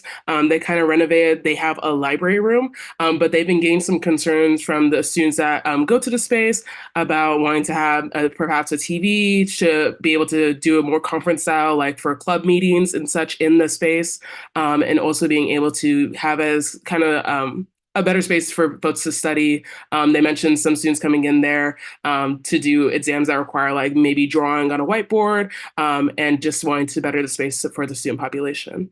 And that was what I had there. Any questions for that one? And that would be a direct answer. Janice. Hi everyone. I just wanted to like confirm and back up everything Naomi's been saying. I'm really grateful that she's taken the time to make this proposal and make sure that the LGBTQ Center gets money that they otherwise would have gotten. It was actually like we were planning on giving them like $15,000 at the beginning of my term, and we were not able to. And actually, $30,000 of SWC's money at the end of last year was not able to be given to the entities that we usually support. And so $30,000 of this surplus is last year's SWC money. So I hope that you guys can consider that as we make our decisions. And once again, thank you, Naomi. Thank you. Okay. Next, we'll be going into the Elections Board candidate supplies and reimbursement. I'll starting time now. So the max and min for this was $10,500. I'll get into why the max and min is the same as well with this one. For this one, basically, as we have stated countless of times in our meetings, is election board was a little rocky for the last couple of weeks. As we know, our wonderful elections board chair has been running the ship. Today, we are finally getting some appointments in, but thus far, it's been her doing it all, and I'm so grateful to have her in that role and trying to support the best we can, but also recognizing that we are council members too, and we have things and events that are going on in our offices as well, so I can't provide as much help as I want to. So we're really trying to do this to prioritize the success of candidates and their campaigns this year. I know, especially when it came to me running in the various campaigns, the money I got from Elections Board definitely influenced how much I had to save, how much I had to work before even deciding to run in an election, which I don't think should be the case for our candidates. So definitely we're just trying to provide we're just trying to provide funds for our candidates in hopes of improving their candidate experience. So definitely aiding in their campaigning opportunities. If they want to hand out different things, stickers, whatnot, to get people interested in voting. And basically, we are banking on the fact that we really want our candidates to really boost the student engagement when it comes to elections. Definitely because we got kind of a late start into this whole process. So it would be increasing the election board grant from what has been in the last couple of years, either $50 or $100 to $250 for each candidate to fund supplies like signboards, posters, flyers, online digital marketing resources, and other campaign materials that are very, very, very expensive. going into some quotes, I pulled up the Daily Bruin article from last year's election just because I thought that really illustrated a lot of the spending of what candidates had to do. So one candidate spent nearly $500 on cell phone wallets, water bottles, and hand sanitizer to hand out to students. Another candidate spent $372, including $120 on Instagram advertising. Another candidate spent about $400 on her campaign, and definitely highlighted the accessibility issues that it comes down to if a candidate does have less money to spend on actual campaign materials. So yeah, budget breakdown, it would be $250 per candidate for their campaign materials. I forgot to mention, it would all have to still be in line with the election board guidelines and campaign guidelines for spending the money. I'm not going to let folks deviate from that. And then we basically said 42 candidates, and that was based off of last year's numbers, which was about 40 candidates that ran total in that election. So yeah, that was about it from there. And yeah, I'm happy to take any questions. Okay, Ching? Yeah, does this also cover the referendum team? The referendum team. That's a great question, actually. I didn't even think about that. I believe the referendum were able to apply for the grants in previous years. I would have to look at the election guidelines and see if they were able to apply. I'm pretty sure they were. So definitely, I think it should go to the referendum team as well because they do great work. Fernando, do you have an answer to that? Yeah, can everyone hear me? Yes. It's 40 candidates. Or actually, I was looking at the proposal, and it was initially 40 candidates and then 2 campaigns. Oh, amazing. Okay, Yeah. so 2 campaigns. Sorry about that typo. I was rushing. I apologize. Okay, Alicia. Yeah, I just want to emphasize that the students who were able to bear the burden of like purchasing $400 to $500 materials for their campaigns could bear that burden, but I can't imagine. I had to spend like $40 because I couldn't spend any more. So I just want to say those are invisible like candidates that were not seen in this. So I definitely want to emphasize that it goes beyond the people who were able to bear those financial burdens as people who can't. So I do appreciate this for the elections because it is very tough. It's a very tough hit for not only the elections board to manage not being able to reimburse candidates, but for those candidates who want to run but financially can't stand feel like they can't stand a chance because it's definitely very material based for campaign to work. Yeah, and just to be clear, I was just trying to illustrate how much people spend. I thought those numbers and looking back at my campaign, I was like, damn, I was like not spending that much because I remember pulling extra shifts just to be able to pay for my campaign. So definitely feel you there, and I appreciate the sentiments you shared as well. Janice, was that an old hand or did you have another question? Sorry, it was an old hand, my B. You're good. Okay, any other questions on this proposal? Okay, with that, I'll go ahead and continue. Okay, the next one is for Blue Books and Scantrons. The max was $50,000 and the min was $40,000. So going into this, it would be a direct transfer to ASUCLA. So they would be able to cover the Blue Books and Scantrons. This was another previous USAC Council initiative that was very well received, I believe, it was very well received across the student population. And then it was kind of a couple quarters ago when it ran out, definitely was a spark of conversation among our student population and wondering, why do I have to pay for this now? So definitely, I think reinstating it would be a good thing. It was something that USAC was known for among our student population. So kind of just giving back in a way that we can.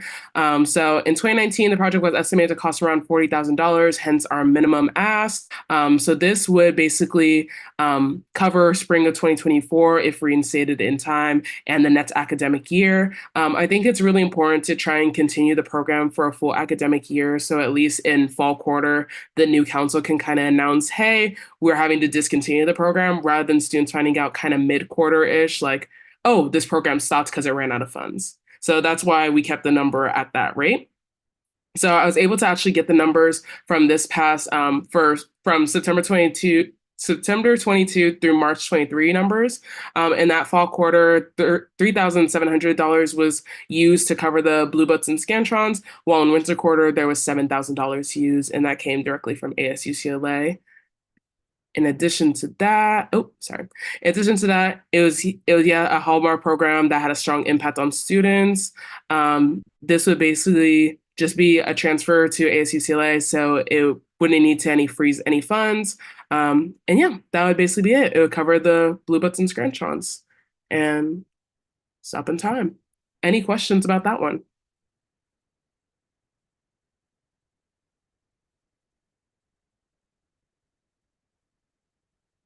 Okay. Continuing on, starting time now. We have center support, so I incorporated the Black Bruin Resource Center, our Veteran Resource Center, our Transfer Center, and our Bruin Resource Center. The mats was $60,000, min was $40,000. So what that breaks down to with our mats would be $15,000 per center. Our minimum, it would be $10,000 per resource center. So this is honestly in total transparency to provide additional funds and support to the various centers on our campus. It will be a transfer to each of these entities as we can, because ASUCLA and USAC funds can go to various entities. So with the Black Bruin Resource Center, for instance, I can speak to some of the issues that I've seen and some of the concerns that students have raised to me, especially with the food pantry. Definitely seeing a decline in that, which was also noted in some of the emails that we received over the course of this week. They used to have free printing services as well, but just unfortunately, some of these resources that have been kind of what the BBRC has been known for have declined recently. So I think the additional funding could definitely go to those needs alongside programming needs as well. With the Transfer Center, they're known for hosting Transferpalooza, other Transfer Mingles, and just they have other programming needs that they can use the funds for. In addition to that, speaking to the director of the Transfer Center, there were some requisitions that from a previous USAC council member that unfortunately were not signed. And so I definitely want to give them their rightful funds back to use that they did spend. In addition to that, we have the Bruin Resource Center. They've been doing some CalFresh workshops, winter welcome events, emergency supplies to students, and some various open houses that do cost money. So some of these programming events could definitely use the funds as well. And then last but not least, our Veteran Center. They've been hosting some study nights, food for finals, and just collabing with other various entities that fulfill those that has programming needs as well, to better support their student populations and the whole student body as a whole. And yeah, that was it for there. Was there any questions for that one?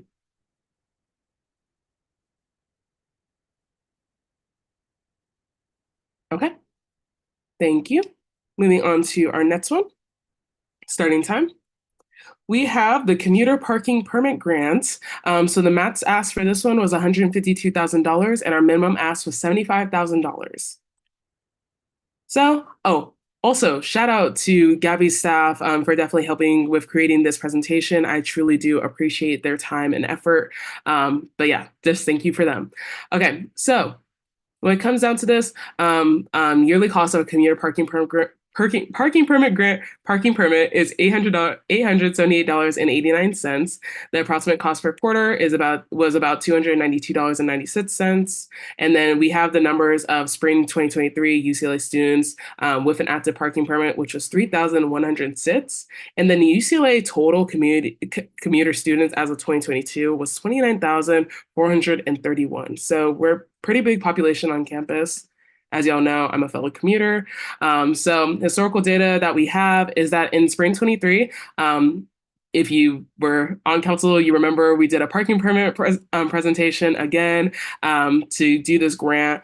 So we received $41K in parking permit funding, 146 parking applications were granted.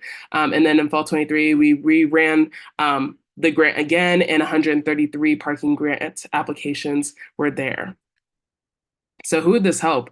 We are able to cover the cost of 146 parking permits in the spring 2023 application period, 105 first-generation students, 100 low-income identifying students, 86 transfer students, and 65 students who were employed full-time or part-time, and 37 students with dependents. So definitely kind of a wide variety of students with great needs that were able to receive this parking permit grant.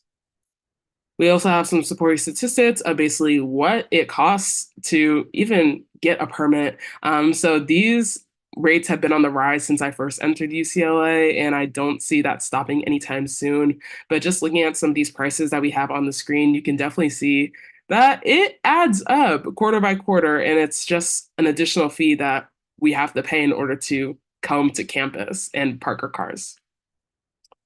So in thinking about how we got these numbers, currently the parking permit is $302.28 with tax. So that's what we are trying to cover for students. So with the budget mats, we would be able to cover 500 permits. So we would be thinking about allocating 125 per quarter. So we would want to do this for spring and then till next spring of the next academic year. That's kind of in sync with the blue books of why we said we kind of want to have it for a full year program. And we'd be able to do that because we'd be transferring the funds over to the commuter supports and programs office. So they would be able to take care of the application. They already have the reviewers. We have the application from last spring as well. So not really rebuilding the wheel here. We already have kind of everything in order to have a successful application period again throughout these quarters. If we do get the minimum of our budget, we would still be able to provide 248 permits total. So that'd be about 62 permits per quarter in order to make this a spring to spring application. So people would be able to apply each quarter. Okay. And then that is all I have, I believe. So yeah. Okay. Any questions from council members? And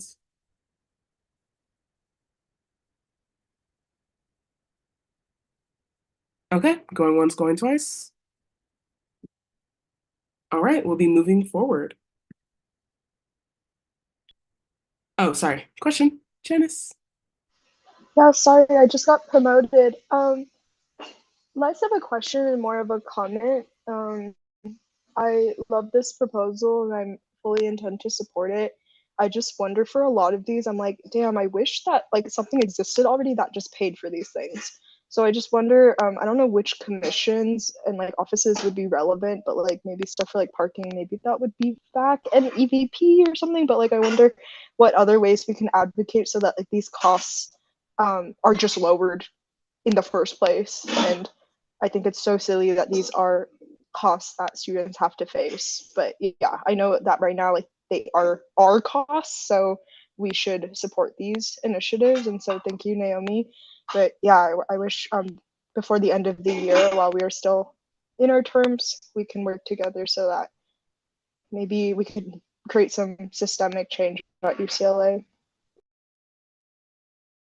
Definitely. Thank you so much for saying that. Yeah, I always get disheartened looking at this number and just like seeing how it's risen over the years. Like it used to be a little bit lower. Like it's just like it definitely that sense of like hopelessness and kind of like, damn, like what can we do? I will say like definitely last year, Sarah was able to get a grant to help supplement what we were able to get from the USAC surplus proposal. And we definitely aim to do that again with this proposal to ask for funding from different entities as well to help kind of increase the cost so that we can provide more help because yeah, like we said, the commuter population is huge on this campus, and there's a lot of intersectional identities in that population, specifically. So, yeah, definitely trying to help it the best we can.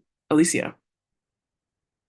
Yes, I want to echo that. Also, not just for this, but this issue of parking and the lack of affordability. But for also Bruin card, because I know that the Gen Rep office, I know specifically like Jonathan has worked a lot on trying to get digital Bruin cards started. So like that too, getting responsiveness from those departments and seeing what they could do. Because I know they worked on getting meal vouchers to be online. So if they can do that, I'm pretty sure they could also support the digitalization of brewing cards and make sure that access to housing and food will always be there regardless of cost. So I definitely want to see like if USAC can create a campaign to like fight for that and for the lowering of these expenses just generally, outside of just helping put surplus money towards these programs and resources, because I definitely would love to like stand outside of the Brewing Card Center and get an answer. Thank you. Thank you. Janice, did you want to say something else? Oh my God, no, I'm sorry. My Zoom is being really funky. You're Oh my God, honestly, I can't even see anybody right now. Let me like refresh, but yeah, my hand is down now. Okay. Chuying? Yeah, I just thank you so much for this proposal. I think it's so meaningful. I just had a question on how you decide like who to give the grant to. Like in terms of the application, what are the things you're looking out for? Yeah, so we definitely looked at various identities when we made the application. So we asked like, hey, are you already working a full-time, part-time job? What are some other barriers that you're facing? Some of them were like open-ended questions, while some were just like also just like a standard like how far is your commute to see like our long distance commuters versus our closer student commuters, just to kind of we tried to determine kind of need. And that was all in collaboration with the Transfer Center and the Commuter Support and Programs Office in developing those questions alongside with Sarah as well and Tyra and helping develop those questions. We asked kind of other identity questions that they identified as first gen, transfer, marginalized community, if they were a Pell Grant recipient, if they received other scholarships, all just trying to determine who had the most need in order to allocate the little funds we did have. But yeah, I can send over that application as well to if you would like to further review it. But yeah, we can definitely edit questions as well to incorporate kind of anything that council members think would be beneficial as well to ask our applicants. Amazing. I think all those sounds good. So yeah, thank you so much for your work. No problem. Any other questions here? Okay, we'll be moving to my last proposal of the night. We'll go ahead, start time here. Okay, so we have USAC funding bodies additional support. Max was 500,000 and minim was 400,000. I want to start this conversation by saying it would also be specifically to our USAC funding bodies being BOD, 30% of the funds there, depending on what we say between that max or min, or if it's lower than that, and contingency programming to 20%. And that would be for student organizations to apply. In thinking about this, in a larger problem that students face is as we continue to have events and the events are on bigger scales, e.g. our culture shows, graduation events, definitely the cap of 5,000 for BOD is simply not enough anymore. So this would also be advocating to change the fund cap per event to the 12,500 to allow students to plan these bigger and large scale events to better support their communities. I also provided an example of our winter BOD and just saw the kind of disparity in how much was requested and then how much was actually allotted. So I include those numbers below as well. And just also to talk about this process as a whole, because we wanted to get this done by week 10 and we got our final numbers basically in week 8. We had a very quick turnaround time. I didn't think it would be in my due diligence. I wouldn't have had the time to reach out to all community members that could benefit from submitting a surplus proposal, which is why in the beginning I had stated when we were making our guidelines for surplus that we wouldn't kind of just reach out to regular, not regular, but to student organizations first. We would take submissions from our council members, but I had always planned to give money back to our student organizations for them to apply for through our funding bodies. And then also, and we've had talks about this, but definitely want to increase our outreach to different community members so that they have time to submit the proposals. If they have questions about the proposals, I will definitely be a person. I will sit down and do the application with you if that's what you need. That's what I'm talking about, that we didn't have the time for from week 8 to where we are now in order to vote on these allocations today. So that's a big part of why I wanted to do the funding body surplus proposal, in order to basically, this is a process that we already see a lot of student groups apply for. In order to get funds to promote their events, to do and host their events, to pay for venue costs, to pay for honorariums, to pay for graphics, to pay for shirts, all and everything above that makes their event so successful, that supports the student body and our student needs. And that goes for any and all folks. But yeah, I definitely think we need to do more research, not more research, more outreach to student organizations that need help the most, and figure out what we can do to support them in these applications. If there's barriers, if there's hurdles, I want to fix them. And I truly mean that. I do want to fix them. But I think we have to start by making sure that we are able to give a voice to people that need it, and be able to allow more groups that didn't get opportunities to submit a proposal throughout this time an opportunity to do it through this proposal as well. So yeah, that is basically all I had for there, and happy to take any questions. Sarah? No questions. I just wanted to speak on this one. I have like a few things I want to say. One, like as someone who sits on BOD, I definitely can, and I cheating probably can too, can attest to how much requests we receive and how we are like so unable to meet a lot of what students want. But with this money, we definitely like will be able to like distribute more funds and make sure that students are like a lot of it goes to like cultural programming and stuff like that, but it's really important. And then two, I would say that I have part of what FSC has been doing is meeting with student groups who don't know how to apply for funding. And they're really grateful, and they find it really beneficial to see that they have these resources. Just so I don't think the impact of this could be overstated. And I'm very much in support. Yeah.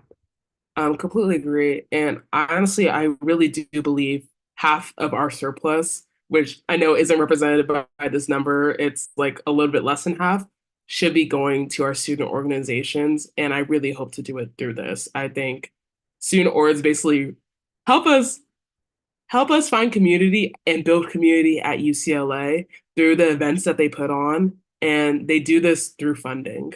So yeah, Megan? I just wanted to bring up a point that I brought up earlier during my presentation, that the partnership fund was meant to like alleviate stress off a contingency. So I think this proposal is really great, and if it is like given an appropriate amount of funding, whether that's like $500,000 or like less than that, like I will take off like my IBP partnership fund to kind of avoid like any overlap. But yeah. Okay. Elijah? Yeah, I also want to express like a good amount of support for this proposal, just because it is I think it is really important to return a good amount of the student fees back to student orgs for programming, and I think this is the most direct way to do that.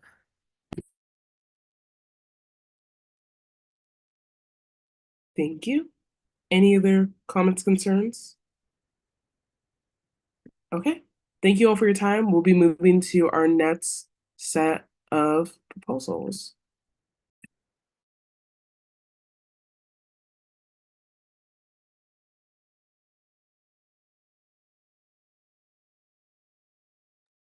And I think it's you, Sarah. Oh, sorry. Okay. Let me share my screen. Ignore my desktop. Okay, slay. Can I just start? You're good to go. Perfect. Okay, so my surplus proposal is addresses basic needs and is a prepackaged meal program. The purpose of this project is to provide funds for prepackaged meals and groceries to be distributed at student and family housing in need. This need is immediate because basic need services are severely underfunded, especially compared to last year. The University Village housing has seen the biggest losses. So that's basically repeating what I just said. And then also it's filling a specific gap after the UC basic needs funding legislation ran out last year. And what that basically did was provide 1 million for each UC campus for 3 years and ended last school year. And in the first year alone, over 7,000 students, individual students, received basic needs services, showing the high need for this. Previously, this money was used for food box giveaways and to the Bruin Meals program, which delivered food directly to off-campus housing, specifically students with dependents. So these programs, at least the Bruin Meals program, will not be funded this year, which is where the surplus proposal comes in. The University Village contains over 1,000 apartments for family housing, including undergraduates with children. It is 5 miles south of campus, so it's the farthest from resources, and which is why ECRT wouldn't necessarily work for them in terms of like getting meal swipes because they're farther away. And this food insecurity is no longer being addressed or alleviated through the food box giveaway or the Bruin Meal program. Our main partnerships would either be ASUCLA and 580 Cafe, as well as the University Apartments South Residents Association. ASUCLA would prepare the meals. We might be able to work with 580 Cafe to find a nonprofit to fund the meals at a cheaper price. However, like we just wanted to provide the most conservative estimates. Plus, when they did this last year, they found ASUCLA to be the most convenient method of shipping food, particularly because the meals are prepackaged. And then also UASRA can also help with distribution. That's basically what he said. So this is the cost breakdown. We're asking for a total of about $31,000 to provide this many meals. If we also will likely get some additional funding from ASUCLA. They said they would provide about $5,000 in free meals for students, and also work with us to obtain sponsorships to provide additional funding. While also working with 580 Cafe to try to minimize the costs as much as possible. So our minimum max is 15,000 and our maximum is 30,000. I do ask council to consider what we heard in public comment of just like Bruins sleeping in their cars, Bruins needing the extra support. And I think this program can be really helpful. And I just wanted to end with student testimonials of these are all really impactful, but particularly this one of securing a grant would substantially alleviate the burdens faced by these students. It would help these students in their short term and contribute to their long-term success and well-being. This is from a student that works at 580 Cafe and has seen directly the impact of it and the increased number of students who are attending because more and more students are becoming food insecure. So that was it. Let me know if anyone has any questions. I'd be happy to answer. Alicia? Yes, thank you, Sarah. I have 2 questions. I recently met with students with dependents and Bruin parenting scholars. So my first question is, have you reached out to orgs similar to SWD and BPS about this proposal? And 2, are there any other options that you may be looking at for catering opportunities? Because personally, with working with ASUCLA catering, it's really tough because of the prices they have. And I totally understand that they have them for a reason, but like there are other options to catering food that could be more affordable and could give you more like product for your purchase. So I did want to ask, like, is there any other options you may be looking at outside of ASUCLA catering? Thank you. Yes. Okay, so let me answer I can answer both of those. For the first one, we've worked mainly with 580 Cafe. I have not worked with the student org that you mentioned, but I would be more than happy to going forward to meet with them and see like how we can incorporate them, because that would be amazing.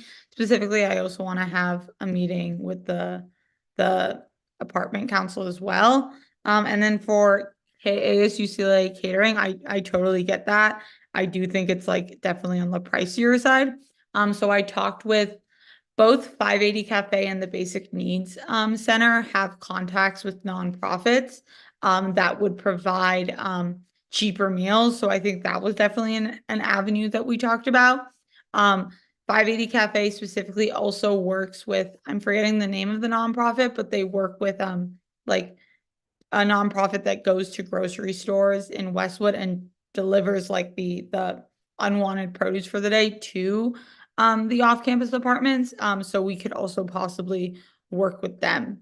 So yes, there are definitely like a lot of options, and I'm definitely gonna try not to like to get the most bang for our buck. I just wanted to provide the ASUCLA numbers, one, in case that doesn't, like, in case we like have to and those don't work, but also to provide some form of like cost estimate. But definitely hear where you're coming from 100%. Did that answer your questions? Yes, thank you. Of course. Any other questions from council members? Okay.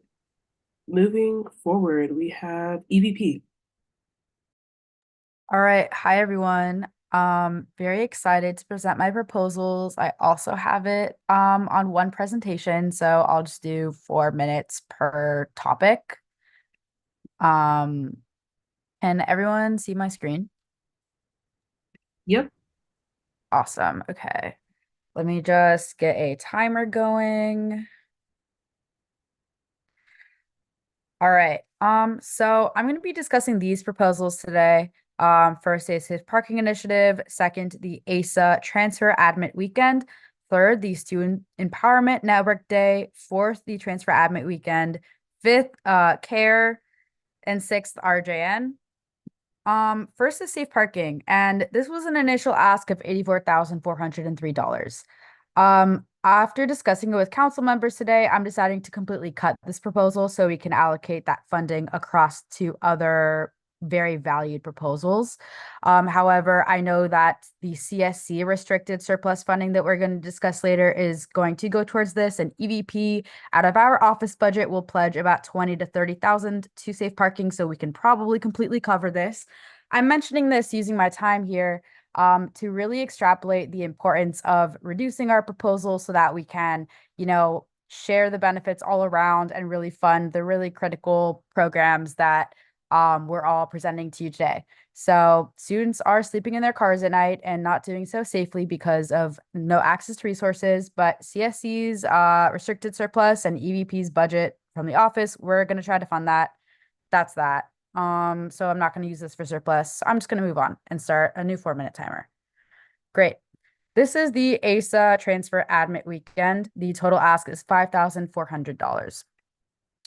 And so ASA is the American Indian Student Association. And here are some statistics.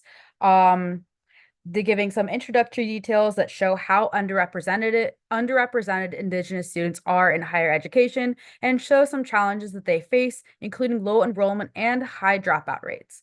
These statistics show why the transfer admit weekend for ASA is so important, because this is many Indigenous folks' first experiences at UCLA, and ASA wants to show them and guide them with proper resources to help them succeed in their educational journeys here. Transfer admit weekend kind of helps facilitate that and meet other people and join UCLA. And so here's the timeline that they're planning for their programming. This is on the slides, and I think this is all really informative. Personally, like I did a people of color a POC tour at UCLA, and I think that was one of the more informative things I've ever done in my history as being a student here. And just seeing that and the connections that the ASA is trying to provide for Indigenous admits, I think this seems like a great program. And so they're asking for $5,400. They were very, very kind into showing us very specifically how they would spend it. This includes t-shirts and swag, printing, and facilities using the Viewpoint Room. In addition to various equipment, if you know about Bruin Car, supplies that are all really needed to facilitate this, as well as food. I want to also appreciate how they've been able to keep the cost down for this proposal. And I think with so few Indigenous students on campus, being able to provide a gateway for admits, especially Indigenous transfer admits, I think this is a great proposal. This is just summarizing what they're asking for, rounded up to a pretty number, 5,400. And as we discussed earlier tonight with the appointment of the new TSR, this is something that I would like their office to take on. So this is something I would discuss with Megan. And if they do not have the capacity for it, this is something the EVP would be able to take on in partnership with colleagues in the transfer community and with ASA. Yeah, so that's it for that proposal. Do we have any questions?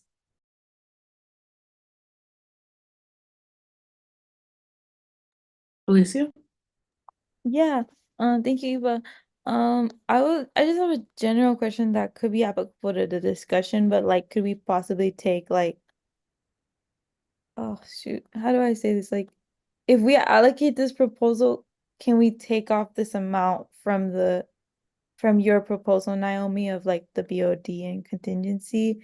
Because it would be supporting an org, and it would fall under the extension of the guideline for it to fund 12,500, which is what I remember. Could that be something? I'll answer because that was a direct question to me. I understand the want to do that, but I don't know. Let's neutral. If I was a neutral student org and another student org, and I had to apply, and somebody else didn't have to apply. Do you see where I'm going with that? Like, I don't Yeah. think, like, Yeah, I understand. I understand. so that's my only concern there of like what I guess the discourse from that would happen if we just lower the amount from the surplus as. Janice? Yeah, I see what you guys are saying now. I have like a similar point. I'm just thinking, I'm looking at this and I'm like, swag and printing, and even like food. I think those are things that can be applied to through our other funding bodies that we are going to add money to. And I'm saying this because in one of our previous meetings, I was recommended by other council members to do that, and so I was able to like cut down on my proposals. So the way like trying to be receptive to that, and I think other council members earlier tonight too have to. I think that would help us just pare down on everything. Yeah, absolutely. I definitely hear you. I think that since the amount that they're asking for is less than the maximum amount that they could be awarded through these funding bodies, I'm definitely in support of the TSR and ASA working together to apply to those extra funding bodies in all fairness and consideration of all the applications we have today. I guess I want to emphasize that like it's important to me that the TSR helps ASA with that procedure. And I'm happy to help as well. Alicia? Yeah, I want to echo what Eva was saying because I know that that could be out of her own capacity to handle in the EVP office, and because Megan said she's unsure and doesn't have as much like background in these proposals, that those further conversations could be carried out in the applications to the funding bodies can be facilitated with the help of us. So Yeah, thank you.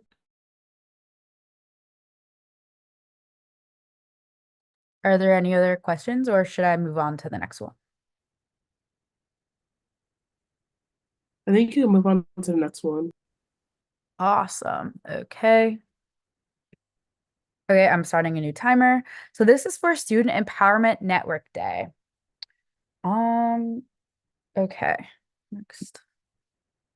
So, okay, oops. So SEND is a program that is ran by the Filipino Transfer Student Project, or PTSP.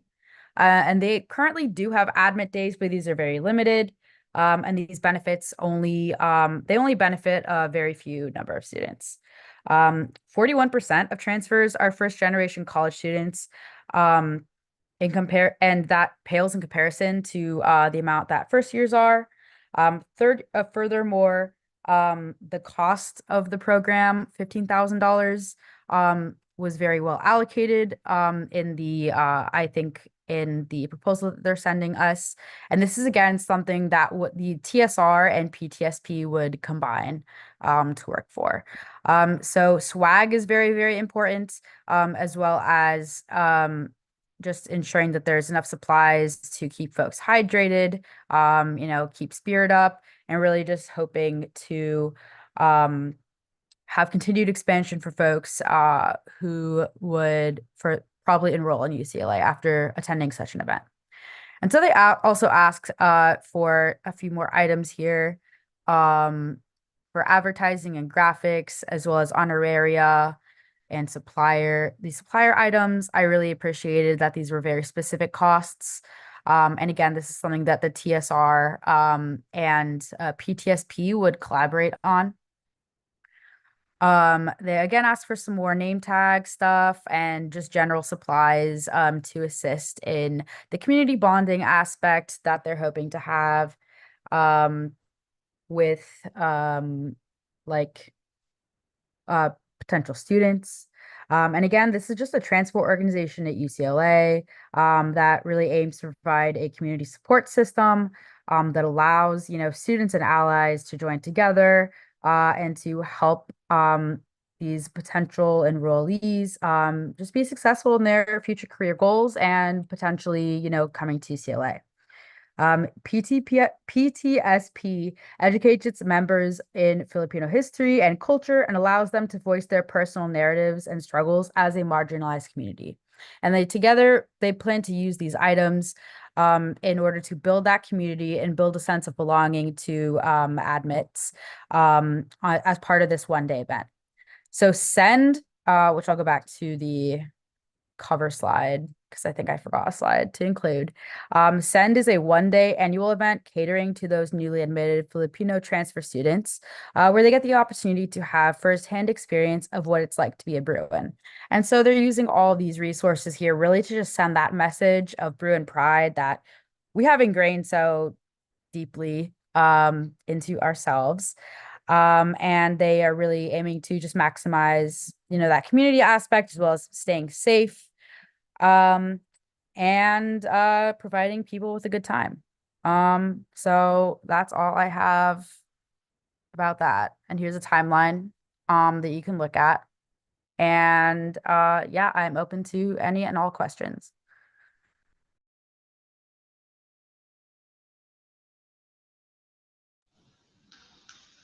Questions from council members? Dennis? Yeah, Eva, I just wanted to confirm that this is an admit weekend, so this is for like prospective UCLA students. Yeah. Okay. I think that because our surplus, I think maybe Jessica told us this or someone said this in the beginning to like consider when we make our decisions about surplus that although it's like called surplus, it really is like money that students at one point paid. And I think there is a part of me that finds it more difficult to support something that possible students will like be able to take advantage of, and it only applies to like students who aren't already in attendance if that makes sense. It seems like a lovely day, but I just wonder if I think even if it was like students who were already admitted and it's like a welcome day, I think that maybe would be different. But yeah, those are my initial thoughts. Yeah, thank you for definitely sharing that. I understand the concern, especially like as we're all, payers of the student fees. Um, I think my one rebuttal to this is just that the like admit days that are institutionally provided are more generalized and don't cater to specific communities as much, just that are already provided by the institution at least. So I think that PTSP is just trying to fill that gap there in attracting more students of marginalized backgrounds to attend UCLA. But I definitely understand the concern there. And if needed, this can be funded, I'm sure, through like the allocations to the other like funding bodies. As long as again the TSR is able to really help PTSP with that application, just because I think their creation of this presentation really shows the dedication and the necessity that the surplus is to them.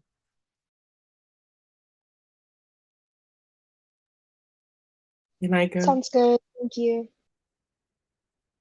Yeah. Basically what Eva you touched on at the end, but I know the ask is 15,500. And I know the allocation I'm trying to make is only 12,000. It'll only be 12,500 mats for the BOD. I'm definitely happy to help with them too.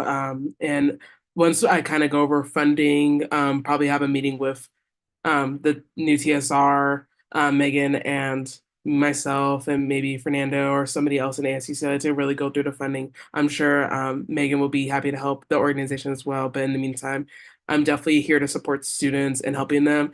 With the plan already, looks like they basically have a funding application. They have the links to things, they have the budget, like everything looks put together. So I'm happy to just kind of just facilitate that application process. And making sure that they can get the funds. And if they do need more funds, I think that could be a conversation that we have on what that looks like, who we can ask for the funds for, if I have leftover funds in my own office budget, or if TSR has leftover, if it has funds that they're not using for their programming, to help kind of that additional need of overhead that wouldn't fall under the proposed budget for surplus. But I definitely think we can make something happen between all those processes. Just and also keep in mind the fact that like kind of what Janice was saying is like we have, as we can see throughout these proposals, a high need right now for our students that are currently that paid some of these student fees in the past. Um, and not to say that that overshadows like admit student needs as well. And I do see the value of having this day. It's just figuring out how can we help everybody basically in the process. So yeah, that's what I had. Yeah, absolutely. I that sounds good to me. I think, yeah, it's important to me that we work together with the TSR and EVP and OP and whoever else and really helping get this funded, sorry. If there's no other questions, I'll proceed to the third one. Another transfer admin weekend. So is there any other questions or can I start another timer?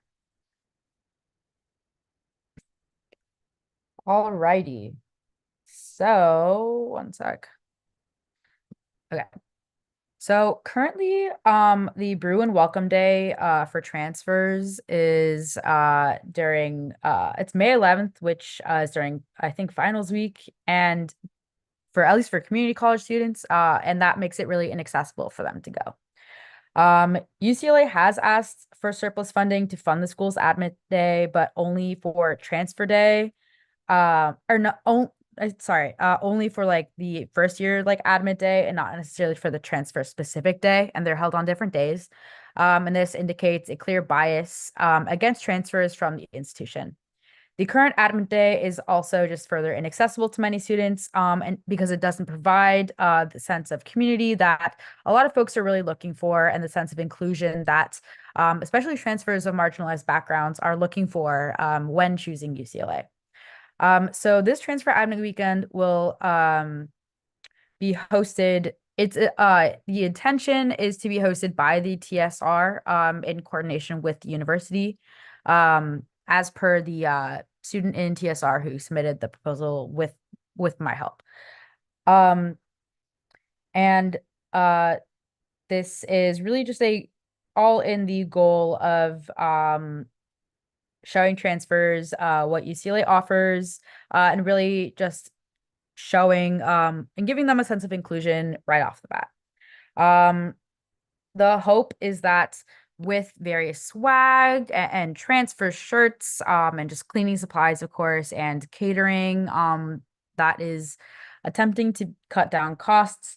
The hope is that this can help transfer students reflect on their educational journey so far, and give them the platform to help navigate the initial acceptance into UCLA, as well as really just offering a holistic support system that otherwise might not be offered in the same way.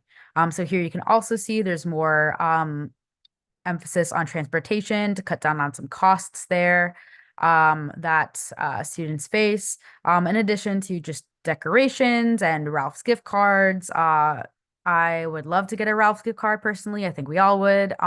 So I kind of love that they're proposing this, really just to help students, like not only with a motivation to join UCLA and contribute back to the community, but really just make up for a lot of inequities that transfers face upon admittance. They propose to hold it during May 18th and 19th. And so the funding will be spent during that weekend. And throughout the 2 days, they hope to provide a sense of mentorship, campus tours, an alumni panel, networking banquets, and really just a good introduction to the university. That is it. Does anyone have any questions? Alicia? Yes, thank you. But is this for just the general transfer admin weekend, or is it for the specific like transfer admin weekends for like that different orgs host? Would it be distributed to like different orgs hosting like diverse transfer admin weekend, I would say, which would have like MOs like host different sorry, my brain fried, but I hope I'm coming across.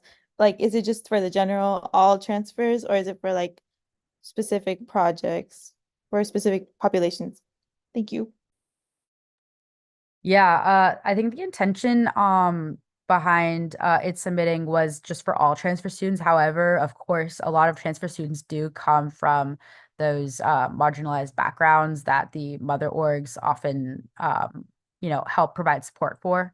And so I think if this were to get funding, I would definitely want to, put the TSR, in addition to the TSR student who submitted this with me, in communication with them to make it less of a like I don't know, to I guess hopefully provide a little bit more of that more personal cultural connection that a lot of folks might be looking for, to make it more specific. Sujana?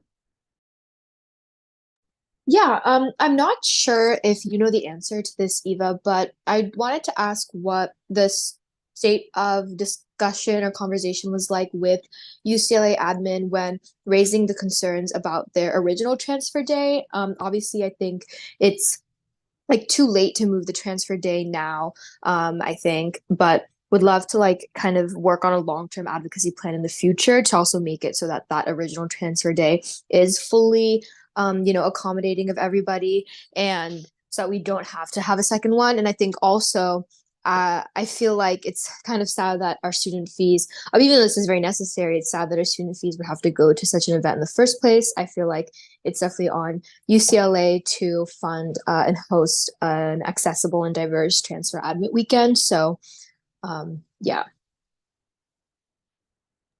Yeah, absolutely. I don't know the discussions that went on behind the date selection. I definitely wish I did. But yeah, I agree with you wholeheartedly. Any other questions? Oh, Nalaya?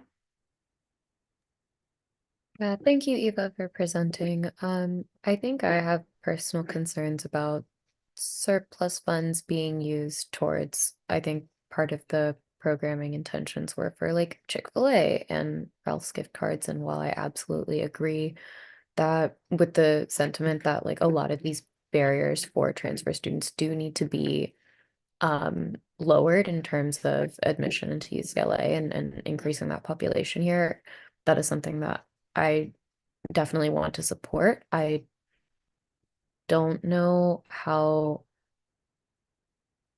comfortable I am using surplus fees that have come from current students and committed students tuition towards those. Yeah, I definitely like concur with the idea. I think like it is again, I think unfortunately the role of students at the university like to fulfill the gaps in need that the university doesn't like fill themselves, which I think was the goal and the intention behind this application. Um I also like as like a lesbian myself, like not to like, I don't know, throw the card out there or whatever, but I definitely understand like uncomfortability as well with Chick-fil-A. Um, I did not make this proposal like that funding decision for like what food they want.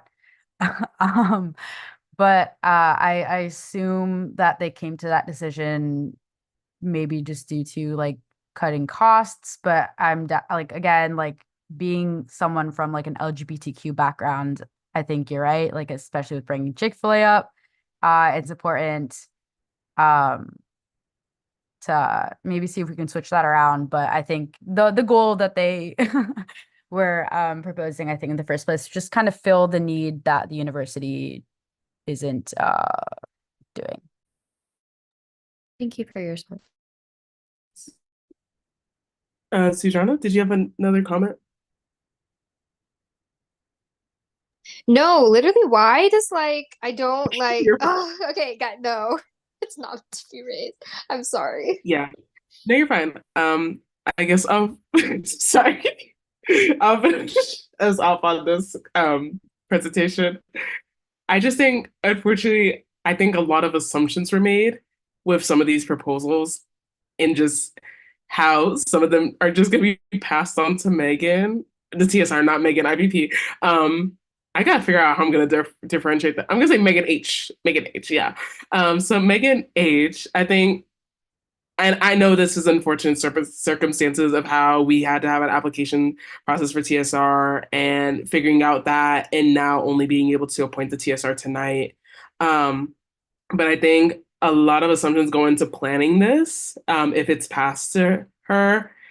And I've had brief conversations, but I don't want to share anything until you have that conversation with her regarding this. Because I think that's a lot to put on a new council member when they're going to be first transitioning into a role, getting their staff together, whatnot, and figuring things out. And yeah, I don't know. I feel like I'm sad that a lot of things were just to be like, oh yeah, like let's go ahead and just TSR will take care of it. Like I don't think that was right to do.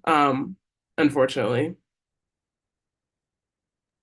Yeah, definitely. I think the student who wanted my help with these, like it was in the former TSR's office, and so I think they were just hoping to continue that work. But again, like yeah, it's if this can't I mean, if it doesn't work, that like the TSR and the other USAC offices can't come together to, support this funding, then like that's fine. But I think the goal is, to hit the ground running with like new appointments and like, I mean, I have the personal capacity right now to like be able to help with like helping with like a budget transfer for these funds. But again, like ultimately comes down to how everyone votes.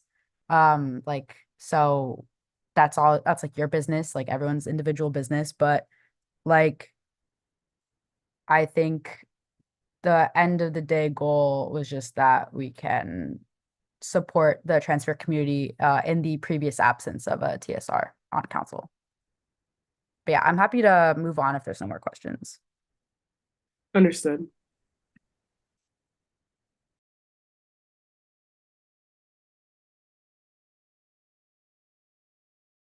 Okay. With no more questions, I'm going to proceed to this CARE proposal.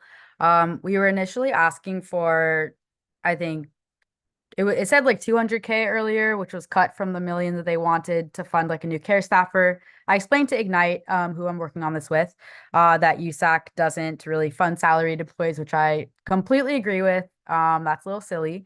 They're not asking for 20,000, which matches the funding that I think BBRC and the transfer center and the other resource centers were proposed to be getting.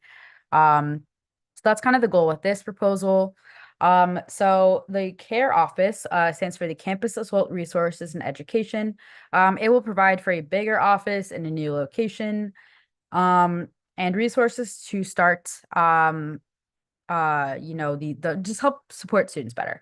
To briefly explain the necessity of CARE, they provide free and confidential post assault resources to students, faculty, and staff.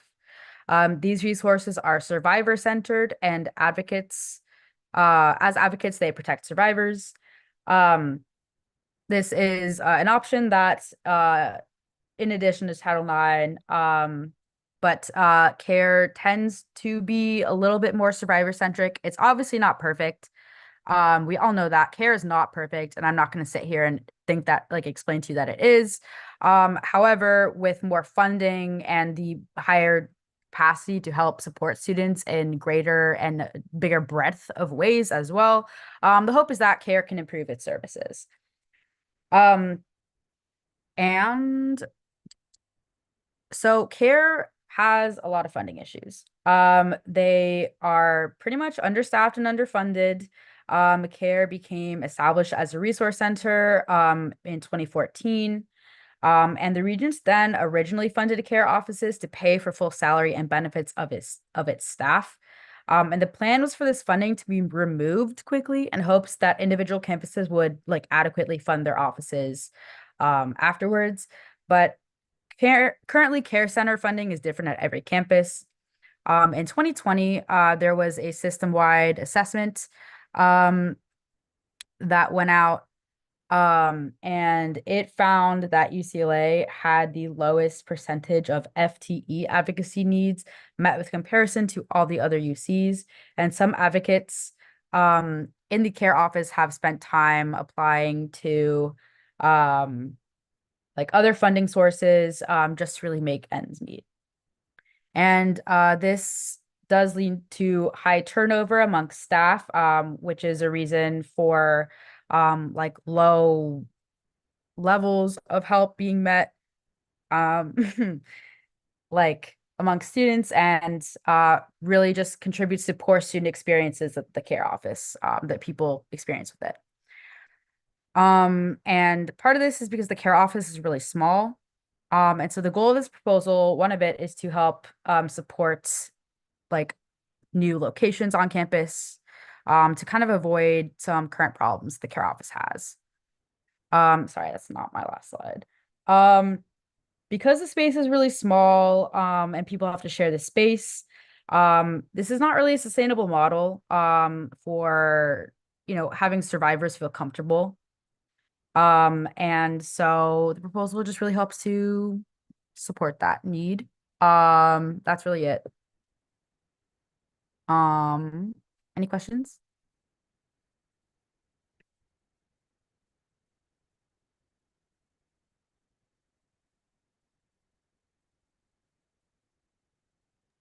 Mariah? Less question, but more kind of a similar thought to an idea that was brought up earlier in the. Oh, also, thank you for the clarification in the chat on the proposals. I definitely messed that up.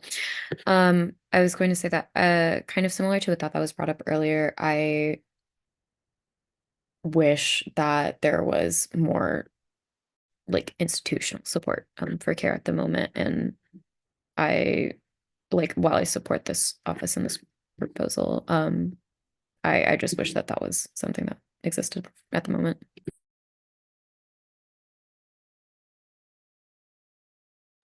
Alicia? Yeah, I just want to express my concern for like the statistic about 100% of Black and Latina students who shared feedback not feeling safe with the care center. That in and of itself is really, really concerning to me.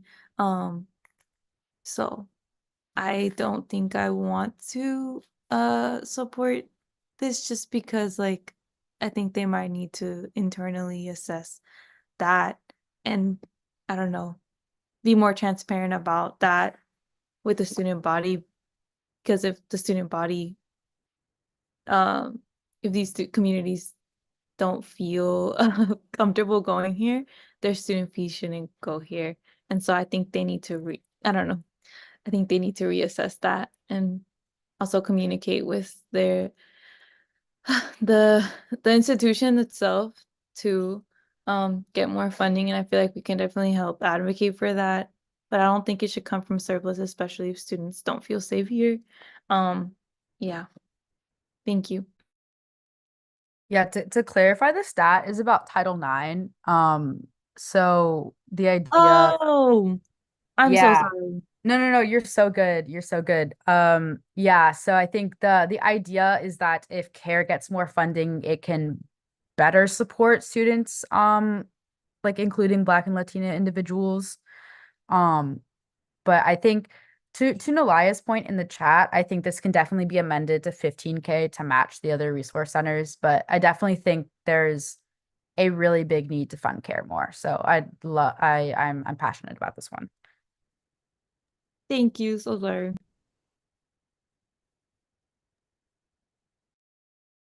Any other?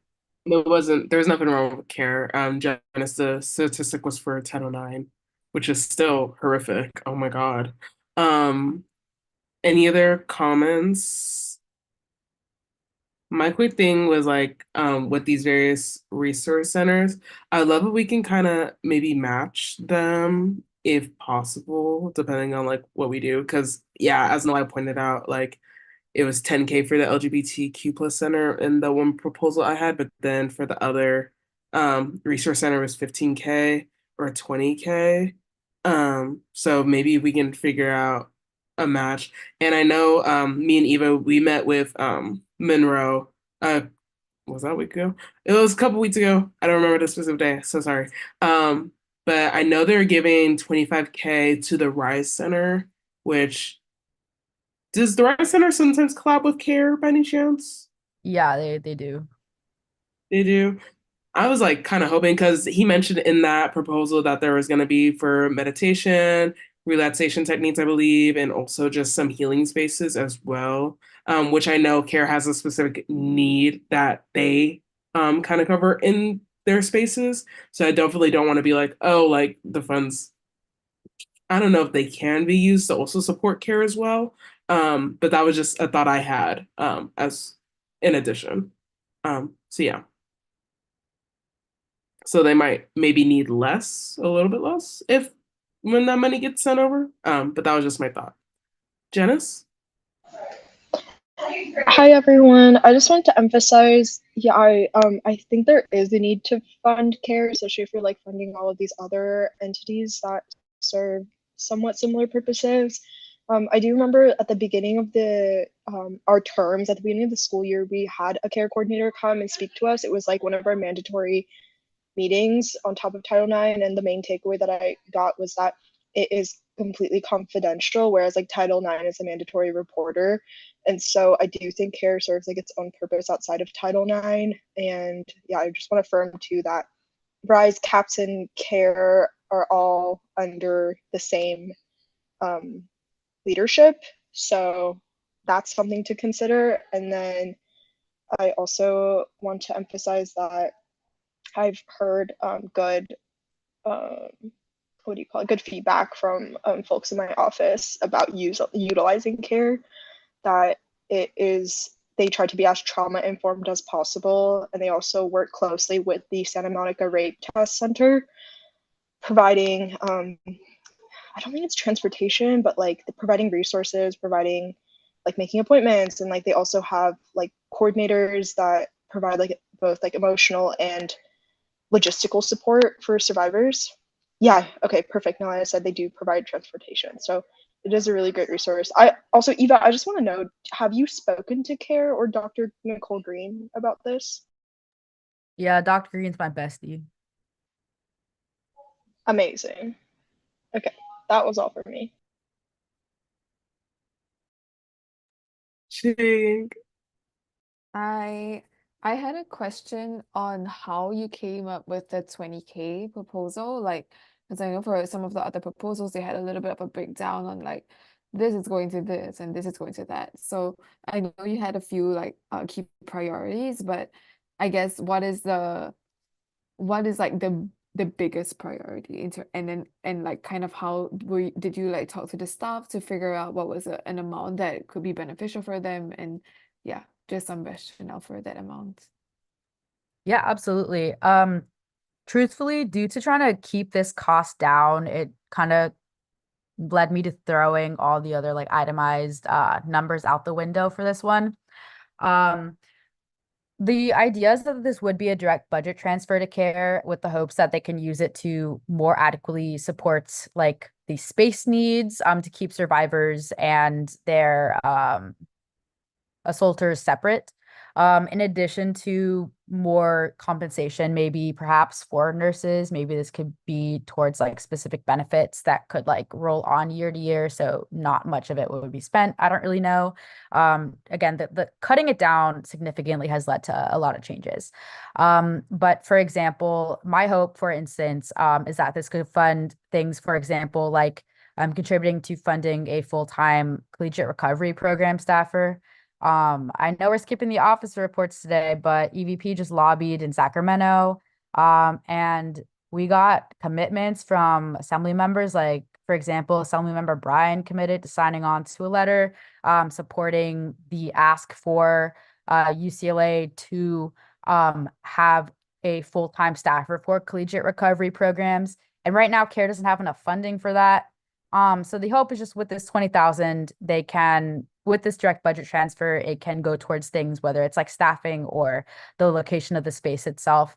But I know I know I yapped a lot, but the long story short is that with such a small ask, the itemization, I'm kind of discarding it for now. And I apologize if that's not more specific. Janice?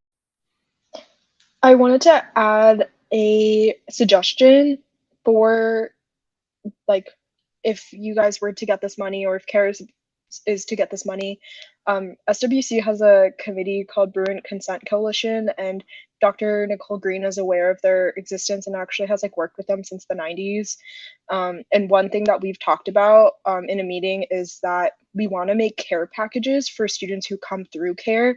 So like a little goodie bag with like personalized notes, or like just like something that says like, we see you, we're so proud of you, and we care for you, things like that. But we don't have a budget for that yet, and we just got connected with CARE and like in re-establishing our work with CARE. So we weren't able to do a surplus proposal, but you know, there are people who would love to help use that money in a good way. Yeah, absolutely. I've also heard of the Bruin Consent Coalition, and I think I think 15,000 would be definitely great for y'all and CARE to kind of, I think those gift baskets and encouraging things. I think that's a great thing to spend it on. So if this were to be allocated, that's something I'm in support of. This was sent to me from Ignite, which is an organization that EVP works with a lot. So I'm more than happy to connect y'all and see kind of where that money can go around. Because I'd love to help that the initiative you just mentioned if we get funding.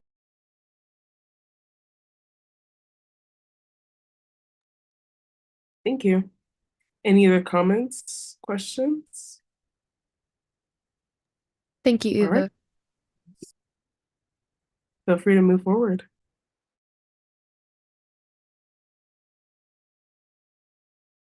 All right. So next, the last funding proposal that EVP is bringing forth is for the Racial Justice Now campaign for academic reparations.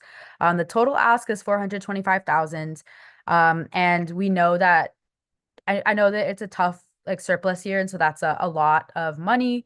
However, I'd like to walk you through some of the line items to show why it's important that it gets funding. So of all of this asks, what ASU has told me they would like to prioritize is the Black by Popular Demand, 20K, the Higher Education Conference of 30K, the Black Ruin Transfer Extravaganza of 20, the All African Peoples Graduation of 30. I'm gonna butcher this, but Igameni Lenu for 20K, and then the funding to ASP, SHAPE, AEP, the Harambe Council, of these asks. So that would then, again, if the 425 is not possible, if prioritizing these programs, that would cut the book club and the BBRC and the African American Studies Department asks. But I'll get into the rest of it. So first we have the Black by Popular Demand 20K. This is the first UCLA event that admitted Black freshmen experience that they could participate in, and is extremely important to getting Black students to commit to UCLA. And about 300 students typically attend it. This year will be the first time the program will be multiple days since 2019, just because the costs are a lot more significant. And USAC has never officially endorsed or supported this before. So this would be good to do. And then next, we have the Black Ruin Transfer Extravaganza of 20K. And this is, again, important to getting Black transfers to commit to UCLA. And it's UCLA's only admit weekend for specifically Black transfer students. This year, the BBTE will be expanded to include Black transfers outside of the LA area. So that's why the costs have increased relative to last year. And next, I have the Higher Education Conference, which is an ask of 30,000 within the budget. This is the only conference at UCLA dedicated to increasing access to higher education resources for Black students from the LA area and beyond. This year is the first that the HEC will be expanded to include Black K through 12, high school, community college, and four-year students, so costs are a little bit more significant, but it's more inclusive. And then next, we have the All African Peoples Graduation, or AfroGrad. And this is an ask of 45,000. This is the last UC experience that graduating Black Bruins will experience, and it is pivotal as students enter the real world, and UCLA's only Black graduation. It's a huge deal because it commemorates the graduation of UCLA's most racially marginalized student group. This year, ASU would like to plan a culturally empowering graduation trip to Africa, as well as acknowledge ASU and the Harambe Council leaders with special cords. And USAC has never officially endorsed or supported this before, so this would be good for us to do. And then next, they have the Igameni Lenu for 20K. This is UCLA's only end-of-the-year banquet acknowledging the accomplishments of Black students, faculty, and staff. Plaques are purchased to award outstanding Black stakeholders, and the incoming ASU staff is brought in before the Black student body. And this event didn't happen in 22-23 due to some logistical and financial barriers. I'm going to skip the book club, even though I'd love for this to be supported. But I'm going to go to the academic supports programs. Each of these, the ask is $20,000. And I know I'm almost at time, but I just like to end with, again, the reminder that we did unanimously support the RJN resolution earlier this year. And this could be a great first step towards enacting its asks. And I'm open for any questions. I ran out of time, sorry. Janice? Yeah, could you switch to the slide about the graduation? Perfect. I'm not sure if Eva, you would be the expert on this, but I just wanted to know because I recently was looking at graduation info because I'm graduating next quarter, and I saw that actually the African Student Union has their own like identity-based celebration. So I just wanted to know how this one is different from that one and what it brings to the table. Yeah, thank you for raising that point, Janice. I'm not an ASU, so I'm not fully educated on this. But I assume that this is different including like the trip as well as the stools. I think it just is the same one because this funding would go to ASU. And I think it just is different from normal in that it wants to provide the stools and the graduation trip. Gotcha. Okay. I maybe SGS can step in and answer this question, but I'm curious how funding a trip would work, especially for graduates. And then yeah, I still think like a lot of these points are a really good idea, like the stoles and like professional development and stuff. And I am curious what ASU currently or like how they fund their existing graduation currently. I also would love to hear if SGS knows the answer, but to my understanding, it's from other like fundraising bodies. So this is just part of that effort collectively to like that they use every year. So there isn't like an institutional basis to my understanding. And then Jessica, I think you probably have the answer. Yeah, so I don't know if I have a great answer for you because I don't think this has ever come up as a question before, so I probably would need to look further into it. But just at first glance, the travel and trips that have been funded through student fees are usually tied to an educational purpose. Or yeah, there's somehow connected back to like current students, and there's some connection back to the UCLA community. So I don't know that a graduation trip that would just be, sort of just like more of like a travel, like a celebratory travel, I guess you could call it. I don't know that it really makes sense for student fees to be funding. So I definitely can try to look more into that just because it's never really come up. But if there's not really clear educational tie, and since the students are graduating and presumably not returning back to campus unless they're coming back for grad school, there's not really a connection back to UCLA student body. I think it's because I think the trip is supposed to be led by a professor. So the like educational experience here is like learning about their like cultural identities in a different way. And so I think also it's only like a smaller part of the actual graduation itself. I think the 45K also includes like the venue as well as like the stalls. So I think that the trip itself isn't like, I don't think it's the trip itself is not the entire 45K. But it does hold an educational component. Chia Ying? Hi, I have a question related to how have these events been funded for previous years? Have they always relied on surplus or yeah, if you have any information on that. I think from other funding bodies, Okay. including I don't know if surplus has ever gone to it before, but I'm pretty sure it's like fundraising through other grant applications and on Bruin Walk, things like that. Right. Okay, thank you. Alicia? Yeah, I wanted to ask Sujana a question just to clarify that the Black Brewing Book Club gets funding because I do think that they might have exhausted their fund to help the Black Brewing Book Club. So that's just Yeah, would love to clarify on that. Thank you. Not sure what you mean by funding. I would definitely be open to funding the book club through Books for Bruins or even the Academic Success Referendum Fund.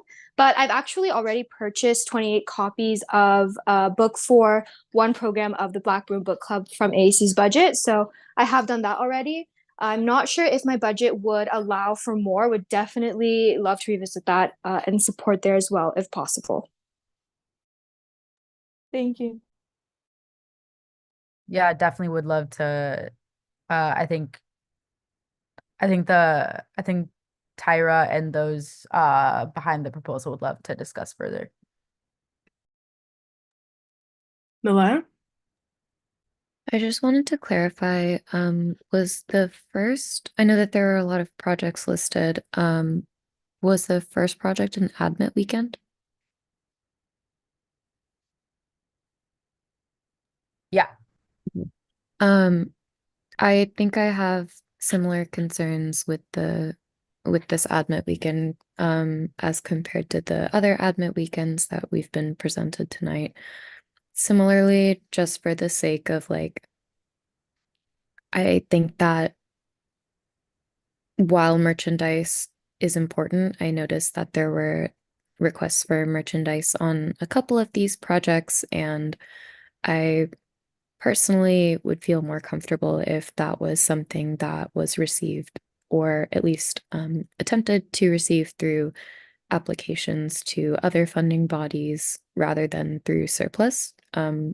Just again, reiterating the idea that surplus proposals are excess student fees, and I think that's a little bit how I feel about that. The other concern, which I don't think I don't know, I don't think I'm the right person to speak on this or how students of African descent would feel about this. So I definitely don't want to speak on that front.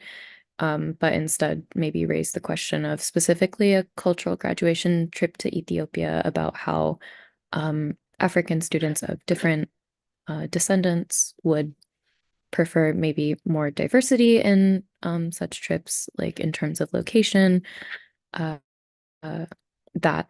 And then I also just want to comment on one thing that was said during the presentation in terms of Black Bruins being the most marginalized group at UCLA. I absolutely like agree that Black Bruins are marginalized at UCLA and across multiple institutions across the country, and it is ingrained in all systems. But I also want to speak for a lot of other marginalized groups. One that came to mind immediately, and I was Native Bruins and Native students, and I also think that that is a group that has traditionally been marginalized as well. So not having to do with the presentation at all or any of aspects of the proposal, but just a thought that I had. And I just wanted to kind of make sure that that could also be a student group that was identified. Yeah, absolutely. I think the first point about the admit weekend, I think the intention again was just that it is a reason to incentivize Black like students to attend UCLA. Um, and it just is an event that caters to them specifically. Um, Not to say that Black students are the only like marginalized population, of course, but they are enrolled in single digit percentages at UCLA, as well as, you know, other groups, henceforth like the ASA um, admit weekend proposal from earlier for Indigenous folks. But I think the trip to Ethiopia specifically, I think that I can't speak for necessarily why that country's only the only one there, but I do think that from what I've heard from Black Bruins, that the professor that leads the trip goes there, I think due to the like educational aspect of it, um, like towards their own experiences, like as a professor, and as a person, and it uh that is the educational like benefit that that country specifically holds for folks, and it's also I think considered amongst some people like a beacon for Pan-Africanism as well, but I don't want to harp on it too much. Alicia? Yeah, I just wanted to say that like maybe potentially like one reason it could be to Ethiopia is because that's like the only place in Africa that was not colonized. So that could probably be one of the reasons as well. But I do have a question in regards to this trip. Would there be any liability issues in terms of sending people there? Just like maybe not liability. Could that prompt like I don't know problems for us, like in case like a student um faces an issue or loses their visa, like that's common of trips. Um, I know that study abroad, like students get sent around the world all the time, but study abroad is like for study abroad purposes, so not for like a celebratory trip. Just have a just if you have any information on the specifics for that, would love to hear. Thank you. Jessica? Yeah, so in this case, since there's a professor who's leading the trip, um my recommendation would be that if it was funded, that the funds would be sent to that academic department to facilitate travel, because then they can take care of all of those additional concerns. There is a significant amount of risk and liability around travel, and especially international travel. So um, definitely that would be the best way to go, rather than trying to have it funded through USAC and ASUCLA. So essentially it would just be the funding issued by check to the academic department to then facilitate all the travel needs for the trip. I think I definitely want like the Afro grad chairs to get in contact with the department about that. It's definitely above my I'm not educated about that process at all. Nalaya? Just wanted to thank thank you all for providing a little bit more context on the Ethiopia trip. I just genuinely wasn't as educated as I should be on that background there. But thank you so much for this proposal, and I again want to recognize that I do think it is important to be supporting Black students, but I just want to make sure that we're able to do so. Yeah. Janice, and then I have a couple of questions. Yeah, to second the concerns about especially the graduation trip, it sounds like it's not super clear how we can do that. So I wonder if there are like different avenues, Eva, that you can encourage ASU and the folks that are invested in this proposal to consider, like such as asking the financial aid office or like the study abroad office, like can they make an Ethiopia trip for this purpose? Like maybe it's like a spring quarter trip, or like can we give more like scholarships so that study abroad to Africa is more plausible, and like maybe like a Black student scholarship specifically? Because otherwise I feel like us putting it on, or like student orgs putting it on, that feels like a lot of liability attached, and I'm worried, but I see the value that it brings, and so I'm glad we are talking about it. Yeah, absolutely. I definitely understand the concerns about liability. I think I was told that Dr. Tyrone Howard is the professor at UCLA that runs these trips. And so I think through his department, that's kind of where the liability and the paperwork goes. So I think Afrograd coordinating with them to kind of answer these questions with or without the surplus funding, I think is a good idea. Okay, awesome. Thank you so much for your time, Eva. A couple of different things I had to ask. Who would be holding the money?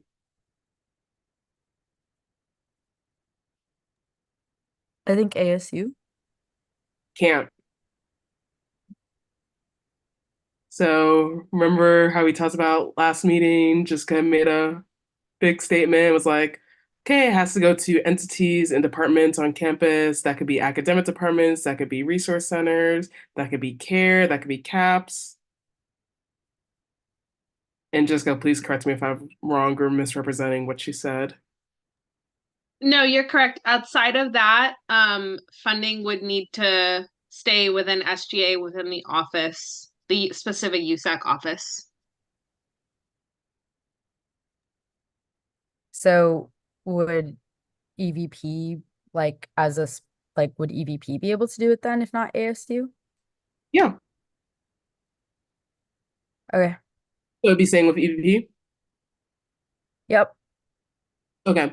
Next question is when we originally talked about the presentations and kind of the details we needed, we really said that we were trying to get into the nitty-gritty details. This presentation is more giving kind of a summary of overall costs, but not even looking at the other presentations we have here in your list. Like if I compare this to even ASAs or the PTSP, like even those have like the actual budget breakdowns similar to other council members that are having events. We see the budget breakdowns for certain things. I don't see that here. And so it makes it hard to even think about if we have to decrease certain places, how would we even decrease by? Um, and that's going to definitely, I think, raise a lot of questions when it comes to overall discussion of the proposal. So I was just wondering if you had anything for that. Yeah, I was in Sacramento this past weekend, so my capacity is a little bit lower. And I apologize about the inconsistency in like the details. Um, I think the timeline was really difficult for everyone, but again, my apologies. You're right. Like I wish like I understand that it's not like line item itemized. But I hope that given that a lot of these programs have historically relied on USAC like grant funding from different bodies, that there is like sufficient evidence to justify the numbers in each specific of like the categories that they submitted. No, I definitely understand. Yeah, and historic past of being able to apply to the physical grants and receive funds. It's just that with some of these, the upscale of what is trying to be done, we kind of just need to know by that scale in order to assess the amount. And so we don't really have that to base off of. So in some things like, oh, for AfroGrad, for instance, adding the graduation trip, how much does that add to that original AfroGrad cost? Like that's you see the kind of disconnect here. And so, yeah. And then also just seconding what other people said in the beginning about the admin weekends. I think if we're gonna do it across the board, it has to be across the board. In regards to that. And then for the annual culture shows, do you know if it includes ALC and CSA? Because I believe that was in another proposal, if I'm not correct. I'm not sure. Okay. Thank you.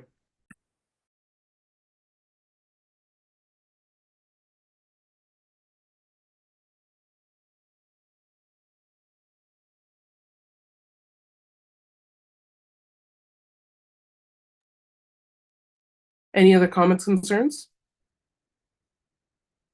Okay, let's move to the next proposal. Thank you.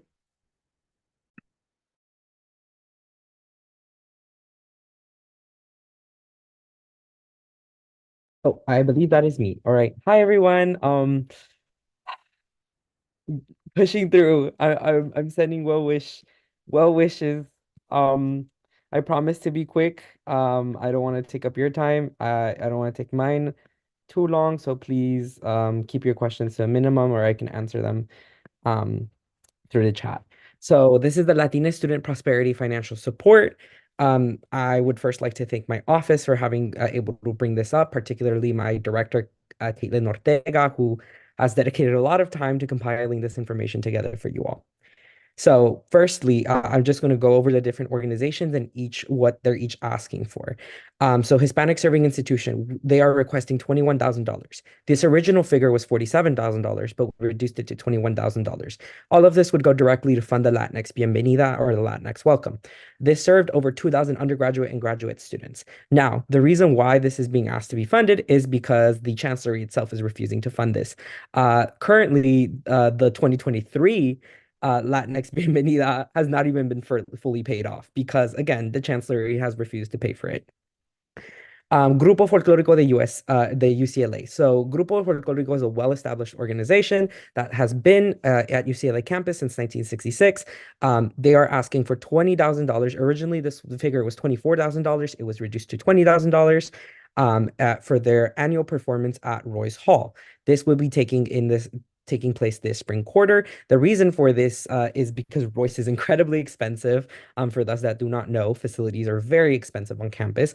And this has been a show that Folklorico has done for over 50 years, and they've consistently relied on a variety of different funding methods in order to make it happen. And this is the only allocation for which they are using their funds that they are receiving. Afro Latinx Connection. So Afro Latinx Connection is a relatively newer organization. However, they did have their annual cultural show last year, which I believe was funded through USAC funding. Their original ask was of approximately $100,000. However, due to the constraints, we reduced their funding request to $30,000 to go for their annual culture show, to go for facilities, foods, costumes, props, etc. Latinx Admit Weekend at UCLA, keeping the theme with Latinx with Admit Weekends. However, the difference with this funding is this is going directly to providing resources for the members of Latinx Admit Weekend, given that it is one of the larger Admit Weekends on campus. On top of that, it will be going to expanding a potential expansion of being able to offer potential in-person experiences for the first time in since 2019. However much you all decide to fund for it will be allocated respectively. SOLES, so the Society of Latinx Engineers in Society, are approximately $20,000. So they are asking this for the Society of Hispanic Physicians and Engineers for their national conference. Now, this is really important because this is one of the only opportunities that Latinx engineers at campus particularly have the opportunity to network.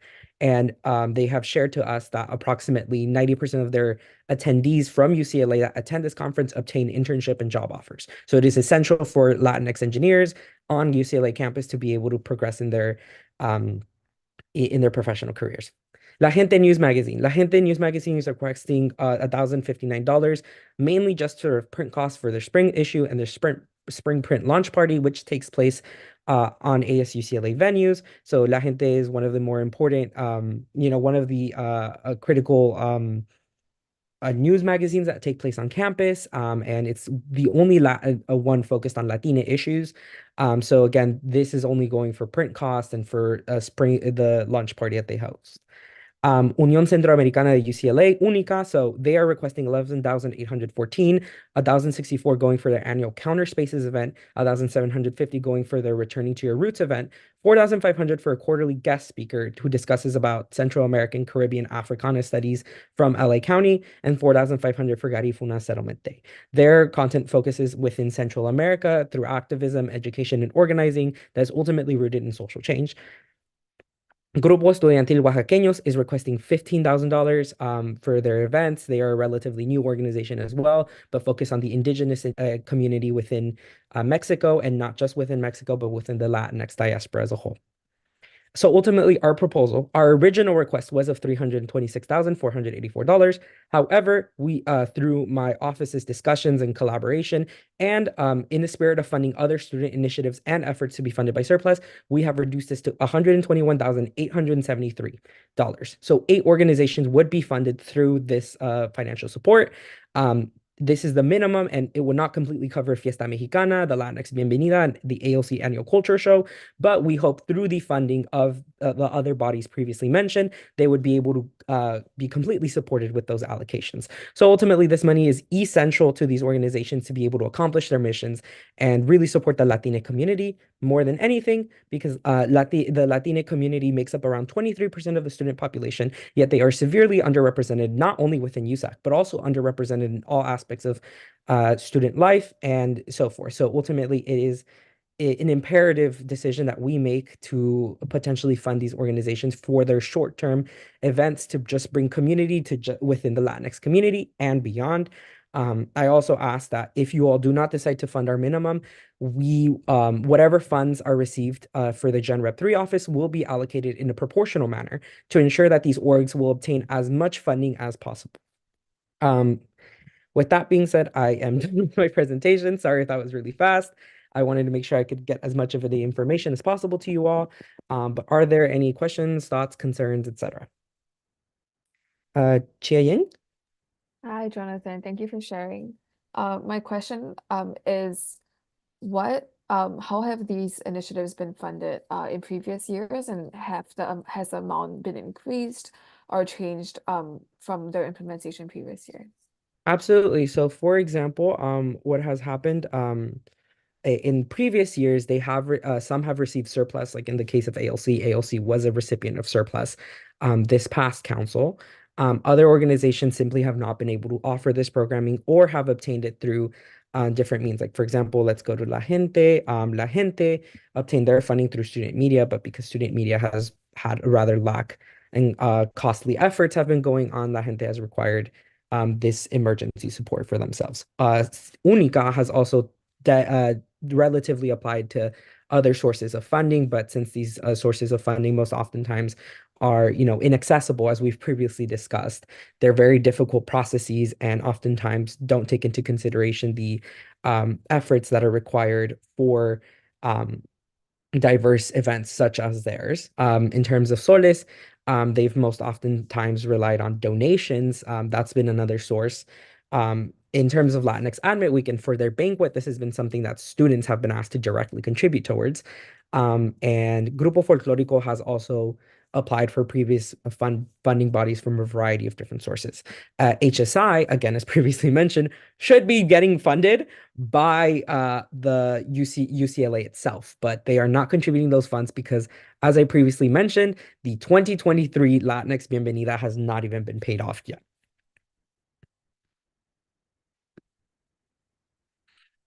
Yeah, of course. Is there any questions, thoughts, concerns? And yeah, I've understood that that's why we've reduced the number significantly, just understanding there are a variety of initiatives that need to be funded. But I really just at least would like something that I can give to my community to help them, not even like we're letting like you're completely fine. This is a support. This is something to help you be able to build off of that. So it's really essential for me to be able to provide this, not just because I myself am a Guatemalan man, but also because it is a community that has been severely underfunded and that this university intends to exploit within the coming years by declaring itself an HSI, yet not offering those actual resources and those tangible resources directly to these students. I can provide more statistics about the impacts that Latina students face, not only within UCLA campus, but also in general. And these funds have been expressed to me through my Latina caucus. And I really would just like to highlight the resilience of these organizations who have always managed to find a way out at the end of the day, and who have been able to compile these budgets to me directly. I asked them Thursday night, they gave it to me by Friday afternoon. So yeah, is there any other questions, thoughts, concerns, etc.? Yeah, I may address. Yes, Megan? I just think it's absolutely so like disheartening that the chancellor's office is not going to fund like HSI, like especially with UCLA trying to become an HSI. And I just think that's absolutely baffling. Like I wasn't aware that their office was like completely refusing to fund it, but I think I can ask about like more information about that off Yeah. this meeting or something. Yeah, I definitely I've been in those conversations. I've mentioned I've been in touch with HSI my entire like term since the beginning, and it was very disheartening to hear. And I think Whoever had the opportunity to attend the Bienvenida knows how impactful it was. It was a visibilization of the Latina community in a direct and a concise manner. And I think it's important to continue that sustainability at least, hopefully maybe when the university receives HSI funding within the next couple years, this is like a last profs would never have to exist again. But there is a significant need that has not been addressed and that needs to be clarified directly. And, surplus provides an opportunity to do so. Unfortunately, it is a band-aid to a like bullet wound, but it does actually provide, it will provide at least, it will provide some support to the Latina community. Alicia? Yeah. First of all, Jonathan, thank you so much. Just for in general, not even just outside, I mean, outside of this proposal too, the efforts you've done to advocate for the Latinas on this campus have made me feel supported too. And I just want to say thank you. I do have a question. I- If we do become an HSI next year, um, would those would the grant be able to cover the debt instead of surplus covering the debt that they're in currently for the Bienvenida? Um, and if not, could there, I don't know, I don't know, like, could there be pressure from students or from HSI to get the chancellor to uh cover this debt? Do you have any idea of what that could look like? Um, but So, uh-huh. thank you. Yeah.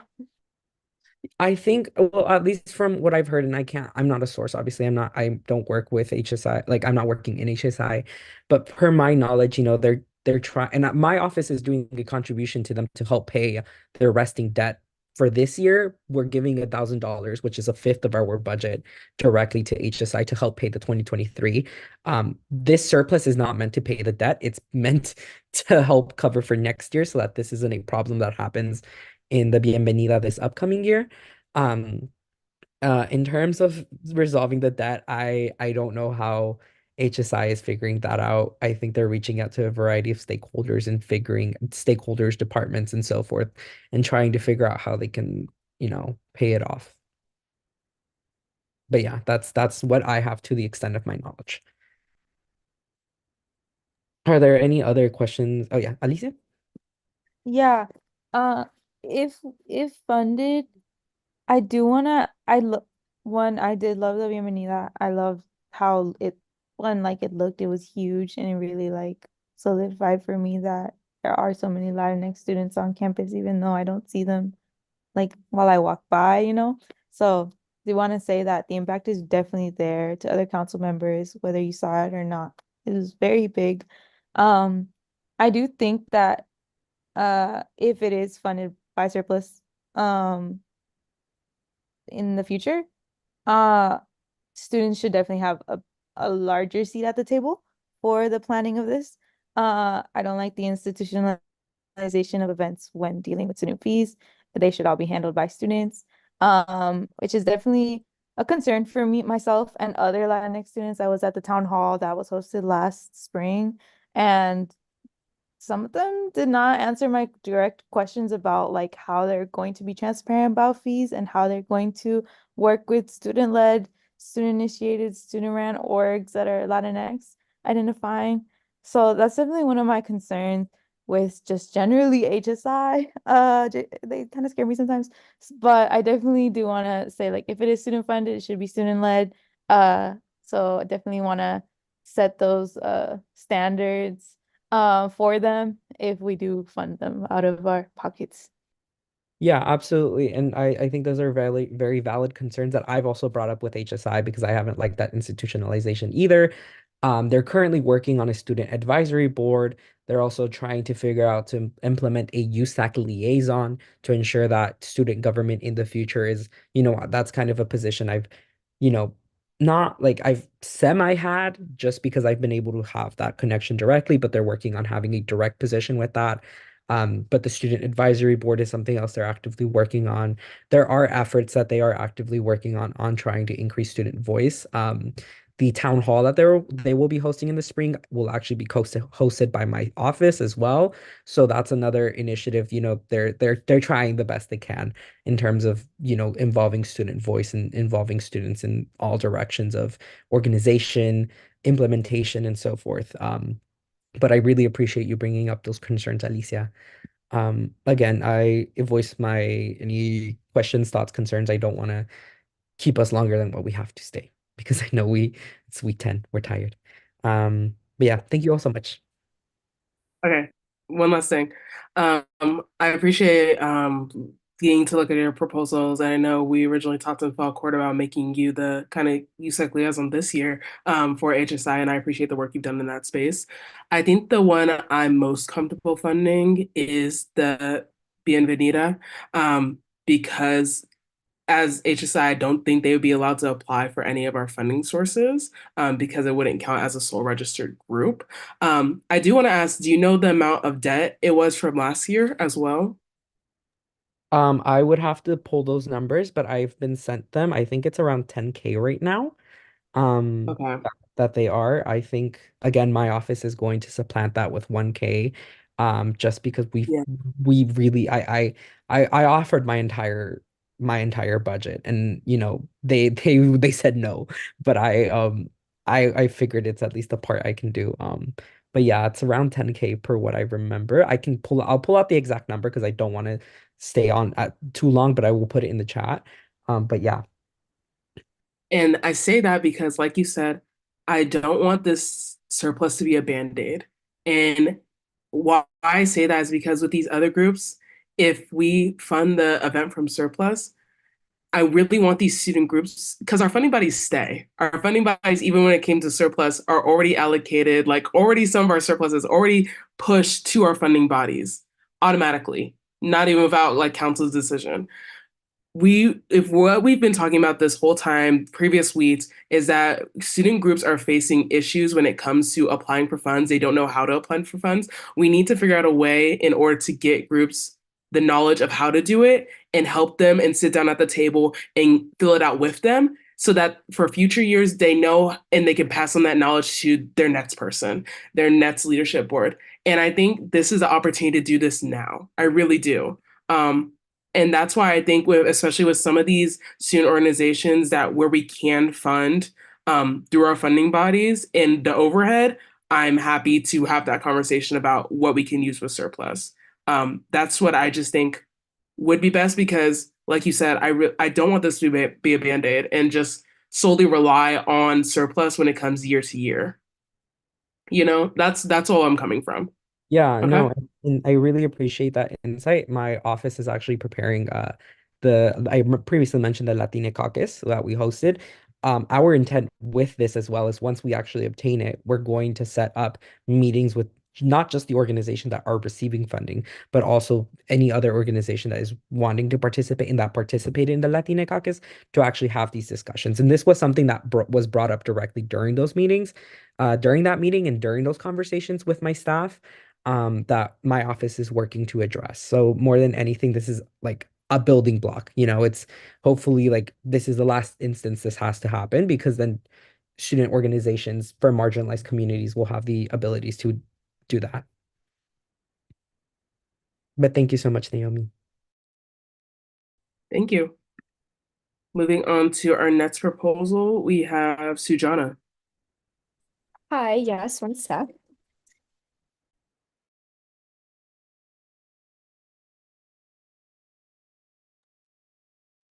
Thank you, Megan, or thank you, Megan. Yeah, this is my surplus proposal. I will make it so quick. First, I am requesting $4,000 for books for Bruins. Megan, I think I'll need the next slide. Perfect. $4,000 for books for Bruins. And I am requesting $3,000 for ASRF. Any questions? I mean, I just, I feel like you all know what's going on, but definitely if there are any questions. Jonathan? Or should I speak? Jonathan, yes. Yeah, I just wanted to voice my support for Books for Bruins again, as previously mentioned. I was the director last year, co-director. And it's one of Sujana is not asking for a lot.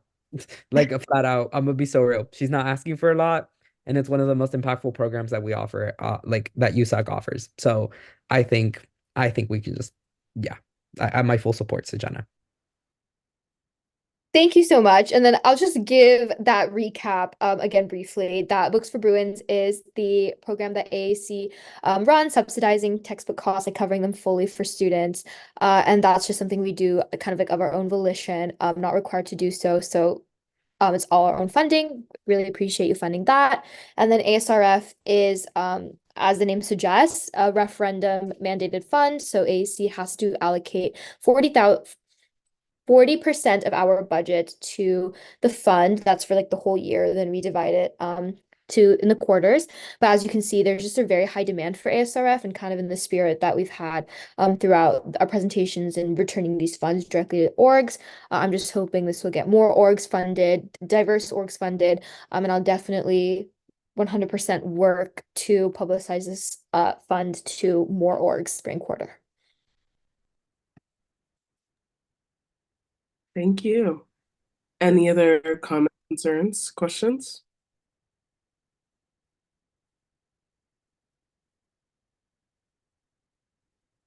Okay. Oh, Alicia, so sorry. But yeah, you're good. I just want to say that from my experience last year, Daniela, she ran out of funding for ASRF pretty quickly, like into spring quarter. So there's definitely a need for ASRF to have more to give. So I definitely appreciate this proposal. Thank you. Thank you. Thank you. Okay.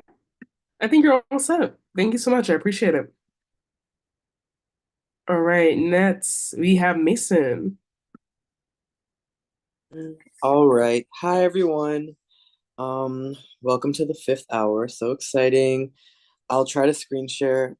Give me a second. I'm on my iPad, so it might be weird, but it should be fine. But let me know if you can see, and I can't see you guys' screen, so sorry. So if someone could let me know out loud, that would be great. We can see it. Amazing.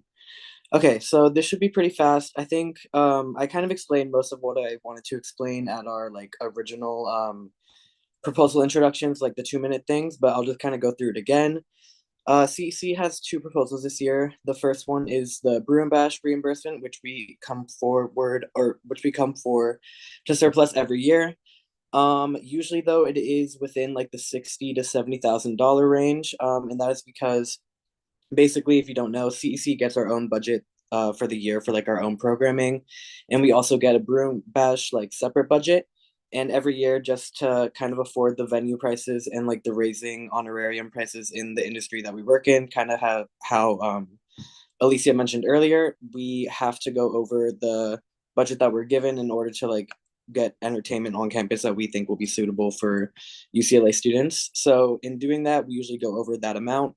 But luckily or thankfully, thanks to like the hard work of everyone on the CC, CAC, and admin teams, we were able to bring in enough sponsorships to offset this cost by like a large amount. So this year we're only requesting $12,572.64. And then here's just like the rec that we did and the part of the invoice. I can like attach the full ones or send them to anyone who's interested. But that's like the venue invoice, and then the honorarium payment I have separately.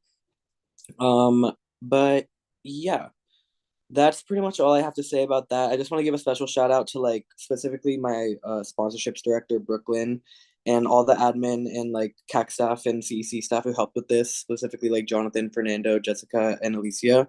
Because we really wanted to get this number a lot lower just because we know that it's just not good. Obviously, like how it's been mentioned like in the past couple hours, it's not good to rely on surplus every year for something. So by going the sponsorship route, we tried to lower it, and I think we did a pretty good job of getting to a better number. But yeah, before I move on to the next part, does anyone have any questions about this proposal?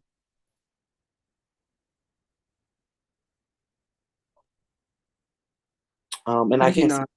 Okay, No, Slay. Councilman. Oh, Oh, is there anyone? Sorry, I can't see. no, I think you're good to continue. Okay, amazing, yay. And then yeah, the next one is the Afrofest 2023 honorarium reimbursement. So this is for Afrofest last year. And just to like summarize, the rec that we did or that we submitted to have this check cut last year for the artist just ended up not going through for whatever reason. So this was like the one of the first payments that CEC made once we got our or got access to the budget this year. So it's a charge from last year that had to come out of the budget this year. And it's kind of the same idea behind the Broom Bash reimbursement as to why we're reimbursing it, just because this is something that was basically kind of out of our control and was not really like the fault of anyone on my staff or like really of anyone kind of. It's just kind of something that happened and it was unfortunate that we had to take it out of the account for this year. But just in saying that, we just don't want it to have to like impact the rest of the programming that we do for the rest of this year. And in planning for like spring quarter already, we found ways where we can like integrate this money and make a pretty significant difference in the talent that we're able to bring into like the events that we have on campus. And we would love to be able to like fulfill that potential and have better talent and better entertainment on campus for students. And we think that getting this reimbursement will help us do that in the future. But yeah, and then here's the rec that we submitted for that one. And yeah, like I said, this was one of the first things that we submitted, I think back in September, when we got access to the budget. But yeah, and that is it. But are there any questions on either of those? Alicia. Hey Mason. What's it called? I have a question. Like, when did you find out that the rec didn't go through? Just like as a general like concern, like I don't want that to happen to myself or to anyone else. Like, when did you find out that the rec didn't go through? Just so that maybe we can communicate to like SGA and other entities that are like in charge of these requisitions to let us know earlier so that this doesn't happen. Yeah. Thank you. Yeah, I think I was looking through my emails and Jonathan can maybe confirm this because I know we kind of talked about it in person and emailed about it, but I think we started hearing about it either at the end of September or at the end of summer or in September. And then we are going through the process of fulfilling it like for the first part of fall quarter, I believe. But yeah, Jonathan, if I was wrong. Yeah, I wasn't around for when the 10E performance and all that happened, so this just came up. Someone, I guess, essentially emailed SGA and said, like, where's this money? But as of now, all the contracting that I do with you all, as you know, I always ask for your rec number so that I can keep track of the recs and the honorariums that are going out that are such big numbers. So I always ensure that we send out tracking for everything and that those get done before our contractual deadlines. So shouldn't be a worry as we go on. That's amazing. Thank you, Jonathan. But yeah, are there any more questions about either of those? Okay, Slay. No, I just I think it's definitely I think because that money that was supposed to go to the AfroFest last year definitely went back into surplus. So I think that one in itself should definitely be a yes. And just giving you the funds back. But yeah, I appreciate you for making the proposals. And yeah, any other questions, concerns from council members?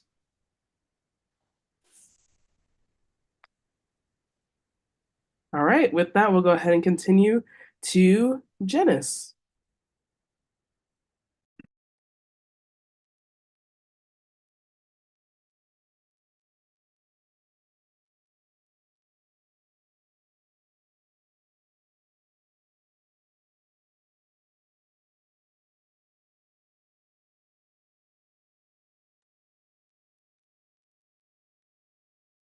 Okay, I was like, you good?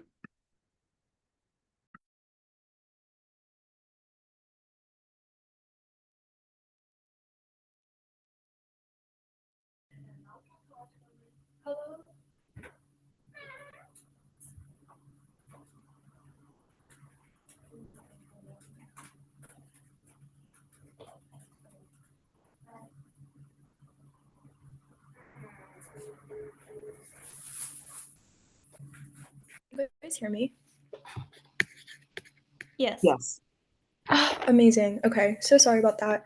Okay, I let council know through our group chat, but I need to make an amendment to the agenda because one of my proposals was left out of our agenda.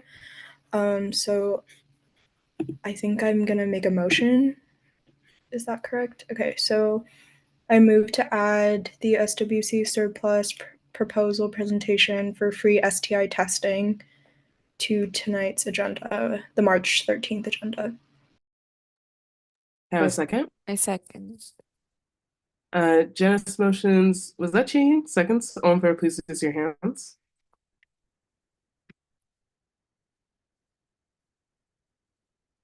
Okay. Please lower your hands. All against, please raise your hands. All abstaining, please raise your hands. With a 10 to 0 to 0 vote, that was approved. Thank you. Janice, are you Amazing, able thanks. to send the link into the chat? I think it's like gotten lost in all the emails. I'm so sorry. Yeah, you're fine. I can send you a link right Okay, thank you. now. And I'll just start with this one. Okay. Okay, thank you. Link.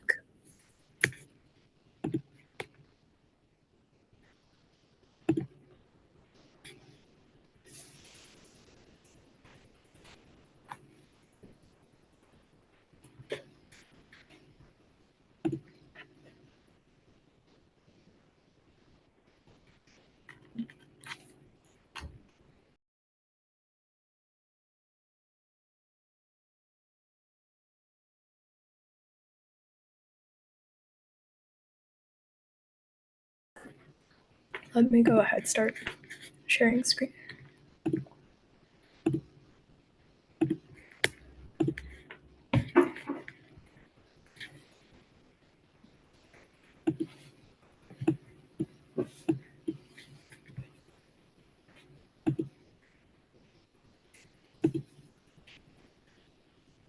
Megan, let me know when I'm good to start. Oh, I am? Oh, okay. All right, so the first proposal I have is for free STI testing at ASH for Bruins without UC ship.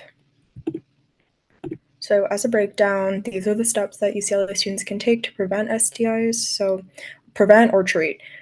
Yeah. What's up? Do you mind going full screen for the slideshow? Yeah, definitely. Can you see? Yep. Perfect. Okay, so first is a preventative level, which SWC already has the committee of experts that does everything to prevent and educate students through, for example, condoms, dental dams. But eventually, if you are to contract an STD or an STI and want to stay protected, you need to get testing and then eventually treatment. And that's only possible if you know that you have contracted an STI.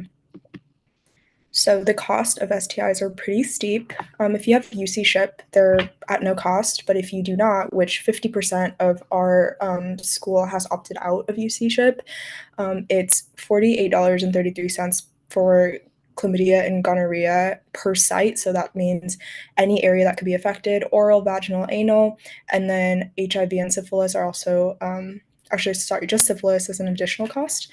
So a full panel could end up being over $300.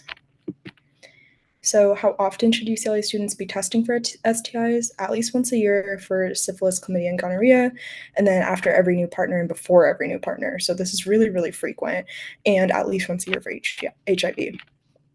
And this, like I've said, around 50% of our school has waived UC ship, and so this ends up being an incredibly steep cost, and I think prevents a lot of folks from getting up-to-date STI testing.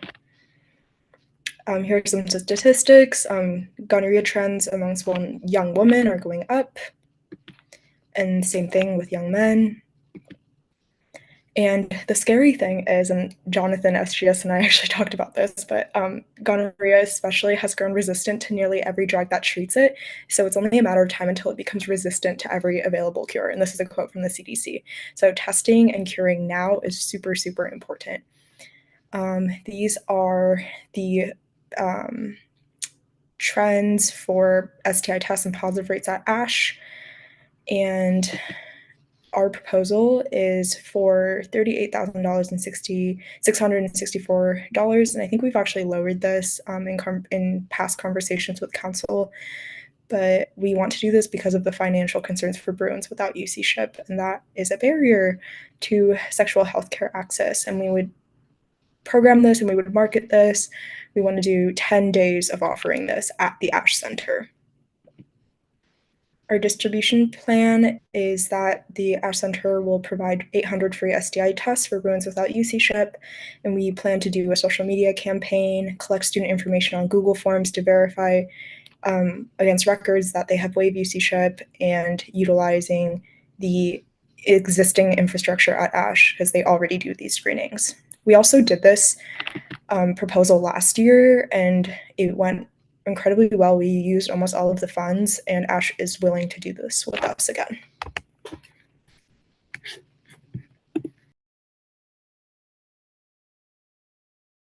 Yeah, let me know if you have any questions. Thank you. Any questions, concerns?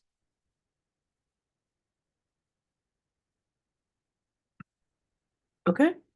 If not, let's go ahead and push forward with the next one. Perfect. Okay, so the next one is for our committee that specifically works on CPR and first aid training. So CPR First Aid is an organization of 40 American Health Association instructor certified undergrads. They teach CPR First Aid and recently expanded to basic life support. And they hold classes Friday, Saturday, and Sunday. Their mission is to provide high quality AHS Heart Saver CPR First Aid and BLS certification at a low cost so that undergraduates and faculty are prepared to respond to an emergency anywhere. These classes are super expensive. So for example, there's some screenshots here of like $85 costs, $80 costs. And unfortunately, CPR certification is required for many college jobs and for anyone like on like the pre-health track, or even for things like being a camp counselor or a babysitter. So we don't want money to be a factor in limiting Bruins like ability to participate in these things. This is some feedback from last year, and over 65% of people through SWC CPR First Aids classes, it was their first time ever getting CPR certified. And then, as you can see, the program serves a diverse population, so mainly life sciences, but also the second most popular major area for getting the CPR classes is the humanities, actually. And most people, 87% specifically, say that it was a 5 out of 5 to take the course. And most people gave 4s and 5s to the question of seeing if they were to see someone collapse in public, they would feel confident in being able to respond. The major cost in providing these classes is actually the e-cards, which gives like official certification to the people who took the course. And this is required, again, like I said, for jobs, internships, volunteering, etc. One of the things that they're also asking for is these super high-tech mannequins. So right now they have like the basic ones, the one that you would saw in like, I don't know, The Office, where Dwight teaches everyone CPR. But these have connections to a mobile device, so like an iPhone, and it gives you exact measurements on how effective you're being and whether like you saved the life or not. So like this would really be such a cool thing to bring to UCLA to teach people. I think like I would need this to really feel confident in my abilities personally. But yeah, it's super cool. Here are some more advantages of the advanced feedback mannequins. And this is a breakdown of the funding requests. So they're asking for 400 CPR certifications, 150 first aid ones, and 100 basic life support ones, and 2 of these fancy mannequins for a total of $16,708.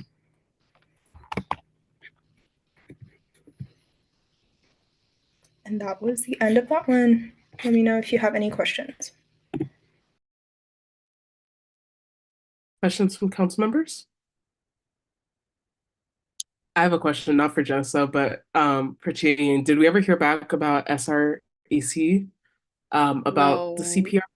Yeah, Damn they it. didn't respond to me, unfortunately. Okay, got you. Because I definitely think if we could apply for that fund as well and still provide a little bit of surplus, I think that would at least help the money stretch a bit more. I've had to pay for CPR courses myself to be a volunteer in the hospital, so I definitely understand the burden of that cost. Um, but yeah, yeah, okay, got it.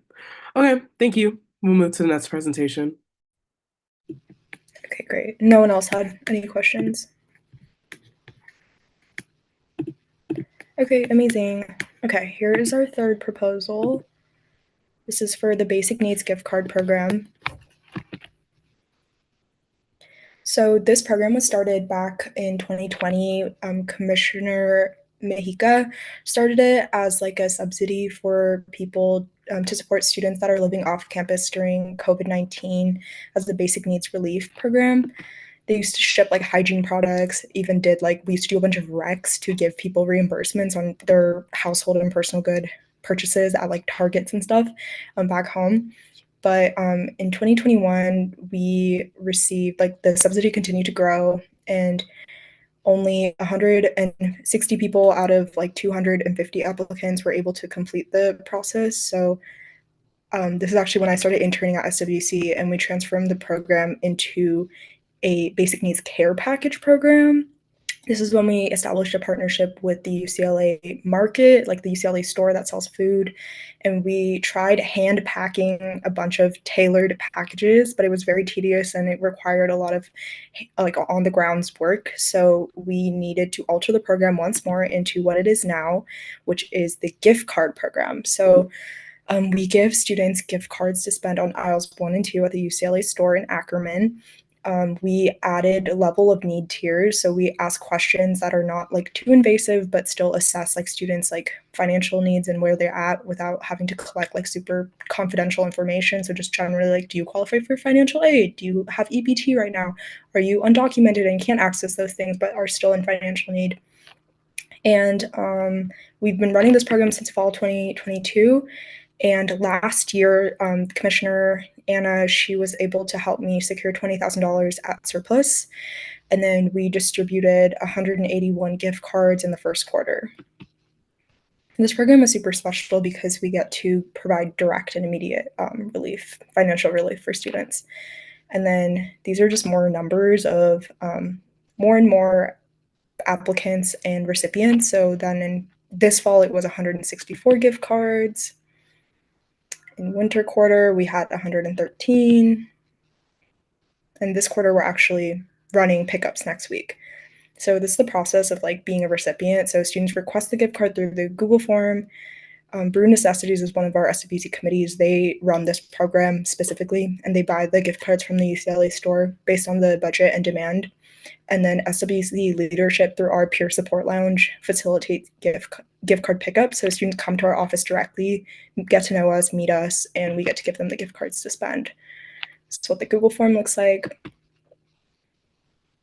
These are the kind of products that students can buy with the gift card: period products, household goods, hygiene products. And this is a slide explaining why surplus. So we've exhausted our available internal funds. So this is like from SWC referendum fees. I've given basic needs committee a budget, and we've blown through it, and they need more money for spring quarter. These are some like feedback from students who've received it. So yeah, I'm sorry, Megan, could you remind me what the number we came up with last night was for how much we're asking?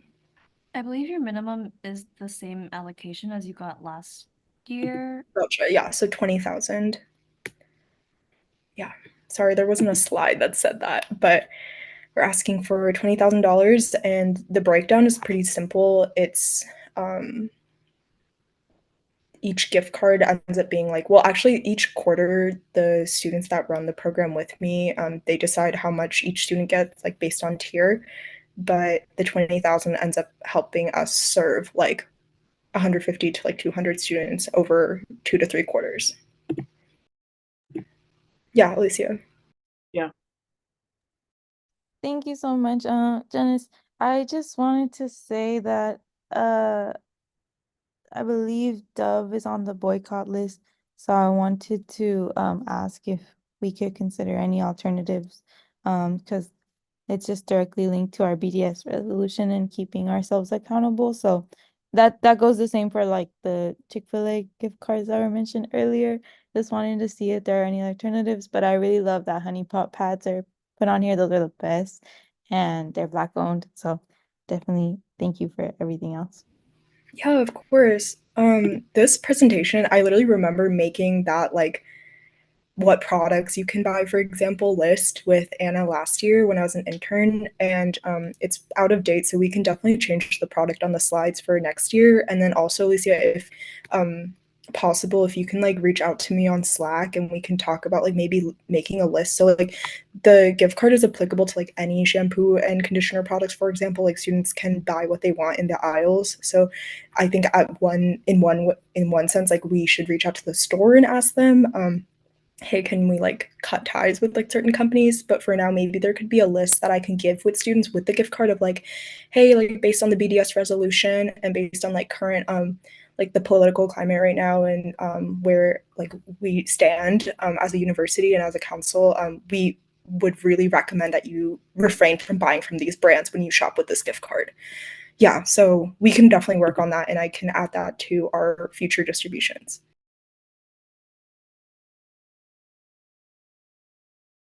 Yeah, you're reaching like 150 to like 200 students by doing this, like just on the ground. So yeah, we can definitely do that.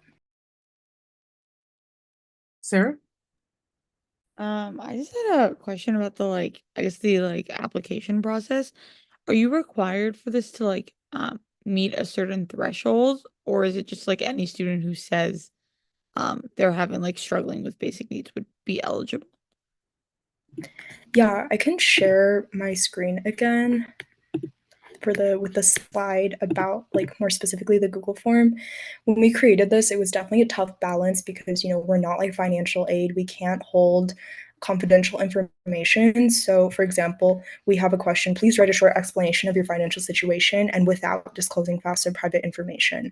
So we just use this in good faith for like, hey, if you're really in need right now, we don't want this to be a barrier so that you're not doing like another assignment or something and having to like explain yourself, but also to an extent just being able to weed out the people who are trying to just take advantage of this when they don't necessarily actually need it. There's also other questions on this slide. So like, do you qualify for EBT CalFresh? Now we have another question that's actually like, or if you're undocumented and that doesn't apply to you, do you have access to any other financial resources and are you in need right now? So there isn't some kind of like number or specific requirement, but we consider all of these things and we we have a couple of readers and we have them sort folks into different categories of like most need to least need so that everyone gets something when they apply. Perfect. Thank you so much, Janice. Amazing. Any other comments, questions from council members? Okay, let's move forward. Amazing. Okay, our next proposal is for Sex Week 2024. So Sexperts, again, one of our SWC committees. They are UCLA's primary resource for peer-based sexual education. They lead consent and pleasure and sexual health workshops to Res Live, Greek Live, student orgs, and more. And they have over 4,000 followers on Instagram. They're a big presence on our campus. And they make all of this programming available to any student on our campus. This is their mission statement if you're interested. And Sex Week is a program, a week-long program dedicated to sexual health positivity. And you can see Sex Week at USC, that exists. You can see at Harvard exists. So these are just like some screenshots. Oh, I see like UC Riverside, Ohio State University. I don't know what like the overseeing organization is, but essentially this year we've realized that no one was organizing Sex Week, and so Sexperts has gracefully offered to take on the planning of it. So Sex Week has existed at UCLA since 2017, and there are three main objectives for destigmatizing, advocating, advocating and reaffirming LGBTQ plus and gender identities within sexual health. And we are encouraging a holistic view of sexual education, and this is super vital for students with intersectional identities. Here's like more articles and news coverage about this. So they're seeking surplus because, like I said, no one else has agreed, or like no one stepped up per usual, like to take over and run Sex Week, and that means that they're also lacking a funding body. And I've also directed our Sex Week organizers to the other existing funding bodies like BOD and Contingency, but they are still asking for some financial support. So the budget amount that they're asking for originally was 30,000, but again, by redirecting folks to the two other funding bodies, we've gotten this down to 16,000. Here's a breakdown. So 5,000 for venue, which I believe Naomi said also that could be something that is redirected. So there's that. Speaker fee is 10,000. And then the rest are different supplies that they actually already purchase all the time. So condoms, dental dams, lube, condom cases, pregnancy tests, and sex toys. This is their agenda. Events Monday through Friday, so something to keep in mind. I know 16,000 feels like a lot, but they're trying to make a whole week of programming to bring together lots of different orgs on campus for sexual health education. So their goals again. And yeah, you can follow Sexperts on Instagram if you're interested in following up. And we ask for your support in funding this event. Questions, comments, concerns? Yeah, Jane? quick question. You said that this initiative was previously funded by other organizations in previous years.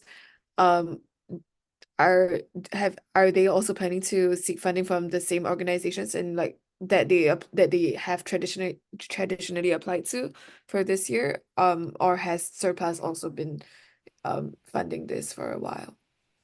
Yeah, that's a good question. I think it sounds like I said, it's been around since 2017, but I think I honestly don't know. Like, it's kind of like they're trying to revive a thing that used to exist, and a lot of information got lost in translation and through COVID.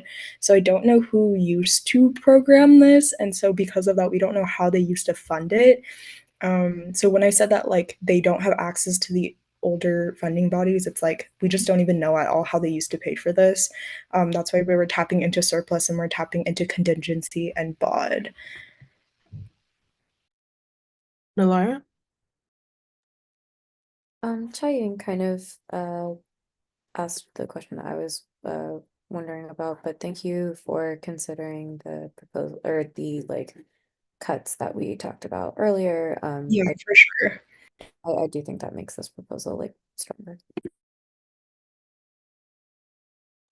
Thank you. And I'm just looking up like Sets Week UCLA and like Residential Life came out. Oh, like Sets Extravaganza. Yeah, so they did Was that sex just one night? extravaganza. But yeah, it was just one Oh, night and it was last quarter. And so I think also what sucks is that Sexperts has been reaching out to all of the relevant orgs that like would probably help them co-program and co-pay for these things, but they haven't heard back and like we're running out of time. And so I think that's why they're turning to surplus. Oh, hour six. gotcha. And then also it came up under EDI department as well. So just thinking of like, yeah, that's just sets that they haven't gotten a response yet. I'm sorry. Okay. Got it. Moving Yeah, to I wonder too, sorry, one thing. If we give funding to the LGBTQ center, maybe like they could, partner with Sexperts and we can get some money from there. So yeah, I do recognize that the 16,000 number can feel like a lot, especially because it's like for events. So I'm willing to, play with the number and match, especially like, we're trying to come up with a number for like giving all the entities like somewhat of a similar number. So I would say like somewhere around that or lower would make sense for this. Yeah, I think it'd be amazing to like get the center involved because then like thinking about how to make this a continuous kind of program year after year, I think it'd be good to partner like with them to Yeah, think about absolutely. Perf. Okay. Let's go on to the next one. The last three, yay, last three are with CAPS, and there are three different levels of intervention. So, as you know, when we were all running, and also specifically when I was running for this position, everyone's concern is about CAPS. Like, there's not enough mental health support on this campus. So, here's our time to, put our money where our mouths are and give some money to CAPS. So, the first one of the three proposals is for community suicide safe training. So, death by suicide surpassed highest rates in 2023, and it is continuing to increase for, I'm sure, a variety of reasons. I mean, the last 4 years at our school alone and in the world have been crazy with COVID, with Black Lives Matter, with the TA strike, with Israel-Palestine. It has not been easy. So, one of the things that CAPS and, like we've discussed earlier in the meeting, CAPS and RISE are in partnership, that they are offering that they think would be a good intervention would be these 2-hour suicide prevention trainings. The RISE office would offer them, and the objective would be increasing people's knowledge about suicidal ideation and utilizing self-care and life promotion tools in the context of suicide, and using and teaching folks step-by-step techniques to help people who are at risk. Also identifying students and the next steps for a person who is in a suicide-related crisis. This proposal would be able to train 500 students, possibly up to 800 depending on the room occupancy. And we're asking for $6,000. Here's the breakdown. So it costs $4,800 for the coordinators and $1,200 for the material fees. And this would be 20 fully funded sessions.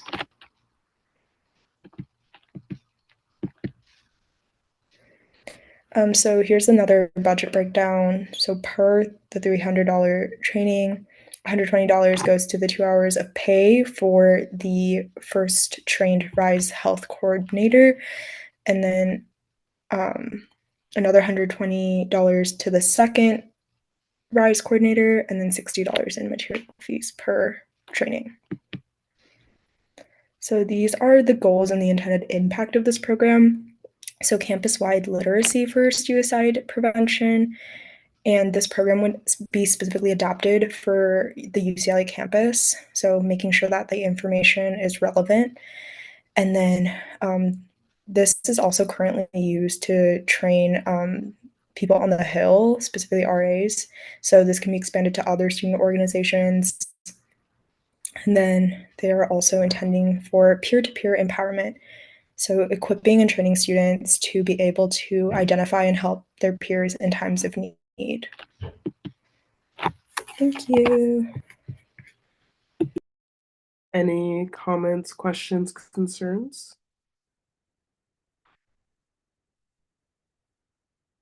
No. I do want to just like with your last point, Jonas, about the funding being used for, or like trainings being used across campus for suicide or like safe. Sorry, I'm like stumbling over my words. It's late. I get it.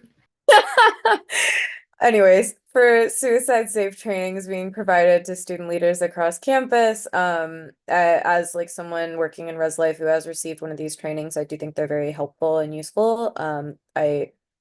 Yeah, just want to recognize that. Thank you. Megan?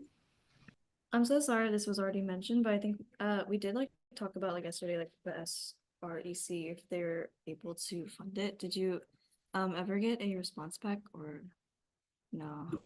It's okay if you Oh, I didn't. didn't realize that that funding body came up in regards to this proposal as well. But I can Oh, okay. I can contact them. Okay, thank you. Yeah, but I'm sure that even if like we were to approve this tonight with our surplus, 500 certifications is not enough for like future years to come. So I'm definitely down to put in the work and contact that additional funding body so that we can have a future partner in this. But there is a need now, so I think that there's still value in funding this tonight.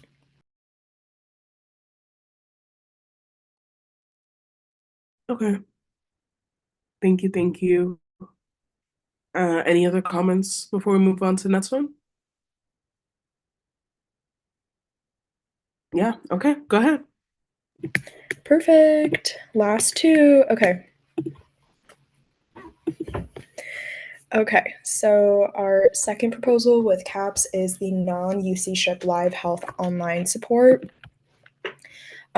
Just for background, this actually, I think they intended for this presentation to be the first out of the three. So just for background, I'm partnering with BMAX specifically. They're the student advisory board that advises CAPS and RISE. So they sit with Dr. Nicole Green. They're able to consult about yearly budget reviews, pending CAPS initiatives, and they were actually the ones to help me shape these three proposals. So right now, UC Ship students have access to Live Health Online. It provides telehealth therapy and psychiatry with no copays. And during the pandemic, Live Health Online was utilized by non-UC Ship students, and we aim to extend this to right now.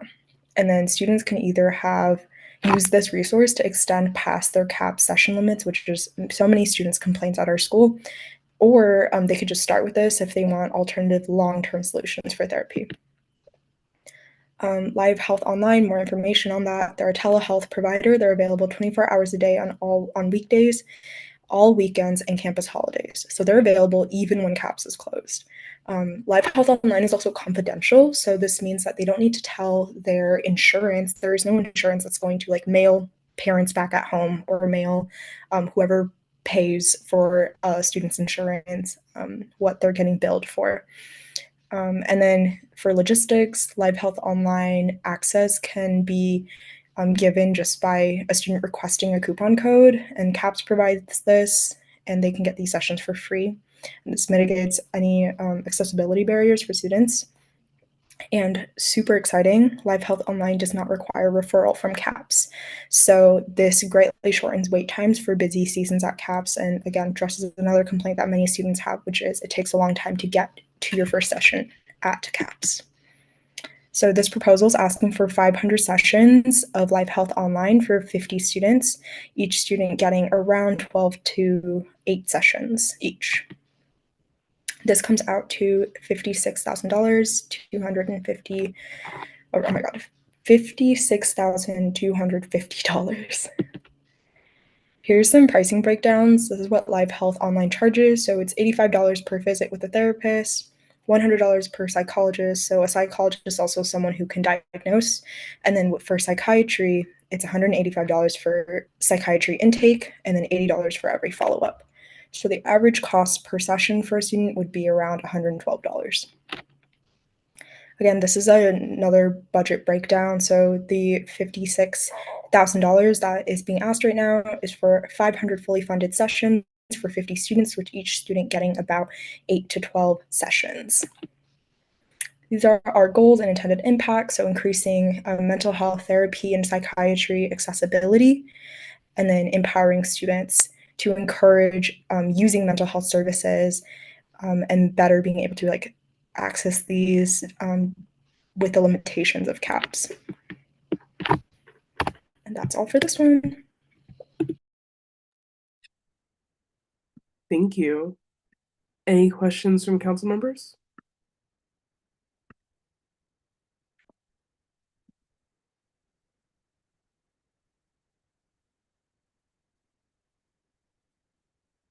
Okay. I think I had a question. Aren't our SHAC committee supposed to be voting on something to deal with access to therapy sessions for students sometime soon?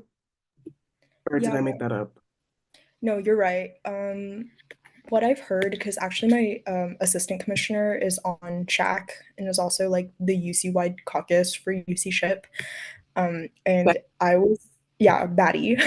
But I was she let me know that they have thankfully like rescinded any like decisions to change mental health coverage for students. So Okay. things are not getting worse. Okay. Got it. I was just worried about that because I was like, that decision may impact this proposal, but okay, if that's okay, we're good. Cool.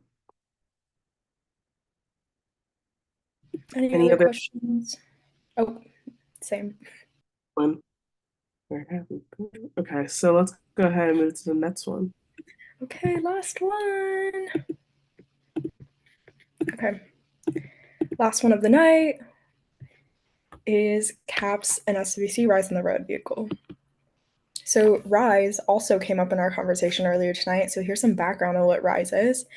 It was formed during the pandemic to promote everyday mental health and wellness. And as Dr. Nicole Green explained, this is so that we prevent students from getting sick and having to end up at CAPS in the first place. They offer workshops and trainings to improve student health, and also they just have like lounge spaces. For those of you, if you don't already know, it's the basement of Louval Commons, under where everyone gets their chicken fingers. They have a nice space there that recently got renovated. They are, again, going for preventative approach, so addressing mental health concerns proactively with everyday wellness. They want to intervene before students' mental health concerns require additional intervention at like the medical level, so through CAPS and BHS. And then they want to reduce the barrier for students seeking mental health support because RISE is for free. So the proposal is to fund a fully electric, I don't even know what this means, GEM E4 low speed vehicle. It's a common golf cart looking thing that you can see on campus, and they want to decorate it in RISE and mental health signage. So as you can see, it says wellness on the road on top. It has the RISE logo. And they want to stock it with materials for mental health screenings, wellness pop-up events, and RISE merch, stress balls, journals, stickers, pins. And then they can also use this to help transport tents, yoga mats, and other equipment for different wellness demonstrations and trainings. So they're asking for $30,000, and I've seen like the receipt for how much this vehicle is, and it is $29,000, 285 oh my god, $29,285.75. And then the 714, just like the remainder, they would spend that on the decorations and the different like stocking the vehicle of the different merch and wellness tools. These would be the goals and the impact of this project. So increasing visibility of RISE, I think that's super important. The fact that so many of us, even though we're like student leaders and advocates, don't fully know what like RISE and like CARE, for example, are. We just know CAPS. They want to use this vehicle to do wellness event pop-ups because right now their only location is in Louval, and it's like unfortunately in the basement too, so there's not a lot of visibility there. So they just want to make sure they're able to bring mental health support and a culture of caring for these things day to day throughout campus by driving and popping up in different locations. They can also use this vehicle to provide logistical support for campus events. So again, transporting materials from South to Central and to North Campus, and it would allow them to partner with other student groups, such as SWC. And then they also want to use this vehicle to promote mental health culture. Again, a culture of prevention and resilience and empowerment before we have to just do kind of damage control when students are already falling apart, when students are already needing their session at CAPS yesterday. And then supporting mobile core operations. This is personally my favorite element of this proposal, is that right now CAPS and RISE actually have one vehicle very similar to this one, and they use it on demand for emergency hospitalizations and for students that are in crisis. So like students who are experiencing suicidal ideation or are experiencing are like a harm to themselves or possibly to others. And so instead of involving the UCLA police, because that's usually what people have to turn to when they're in a crisis, and then getting hospitalized that way, CAPS is able to intervene and go to that student, drive to that student, pick them up in the vehicle, and take them to the hospital or give service like on the spot. So right now, because they at least need one vehicle to be able to consistently do core, they would like a second one for RISE. And that is our last presentation. Thank you. Alicia? Yeah, I wanted to ask, sorry, my voice is tired. I'm just tired, but thank you so much for all those presentations, and for all the work you put into them and collaborations and stuff. I just want to ask if you like you or Rise, mainly Rise, I guess, have talked to all the resources they could talk to in terms of like maybe like housing or rest life, because I know they have golf carts for students, or not just students, but like faculty and I guess students to use if they get the proper training. So I wanted to ask if that's something that maybe Lori could help with. I'm not sure if she's here. I can't see all the participants right now. But yeah, if they probably reached out maybe to borrow or recycle or donate a cart to this initiative. Thank you. If you have anything. Yeah. Yeah, I understand. I think that it was important that we propose this now in the case that that isn't possible because for myself, I really hope that they can continue their core operations, which is like being able to treat students who are in emergency situations without having to get like the police involved, and also like increase Rise visibility. We actually almost pulled this proposal completely because we thought it wouldn't be possible given UCLA's sustainability goals and just like a transition in general for like there being a centralized fleet of cars that people rent and then yeah, so like they didn't love the idea of like buying new vehicles, but we proposed this to them and they've agreed that this makes sense and that there's a very specific need that this new vehicle would address. So I still think that there is validity here. And yeah, so honestly, to answer your question, no, we were not able to ask for recycling vehicles, but I think that there is enough urgent need here to buy this one. And hopefully, when they are doing the UCLA wide fleet stuff, they can consolidate vehicles as see fit. Thank you. Sujana? Yeah, I just want to say also thank you so much for all of your presentations. They were so just like well displayed and organized and thought out. Thank you so much for all your effort. I think with this specific proposal, right now I'm having a little bit of a harder time, I think, visualizing how many students it would reach, or like I guess like kind of the impact of this specific project. So to the extent that you know, because I totally understand if you don't, how often like would this vehicle be used, do you think? And I guess right now for transporting materials, and the functions of the vehicle, like what are they doing? As well as the core operation, that is very important. And so I'd want to ask, kind of also if you know how often it comes up that that second vehicle is needed, or like they're in a situation where they are transporting a student physically, from place to place. Yeah, really good questions. My estimate for how often they would use the vehicle, I would tell them to like maybe do like 2 to 3 times like a week. I know the Rice Center already operates Monday through Friday. And I know that they have like a regular, I think like Wednesdays are like meditation days, and like there's another time where there's like tea time and stuff. So I would definitely tell them that like, hey, if we were to grant them this money, part of that is that you have to regularly program with this. Like we are not just like giving you a vehicle. And I would definitely make sure that they stay in partnership with SWC so that we are able to do this. Maybe it's like, I don't know, Mondays is South Campus, Wednesdays is middle of campus, and Fridays is North Campus or something. Just some kind of regular schedule so that they're using that vehicle.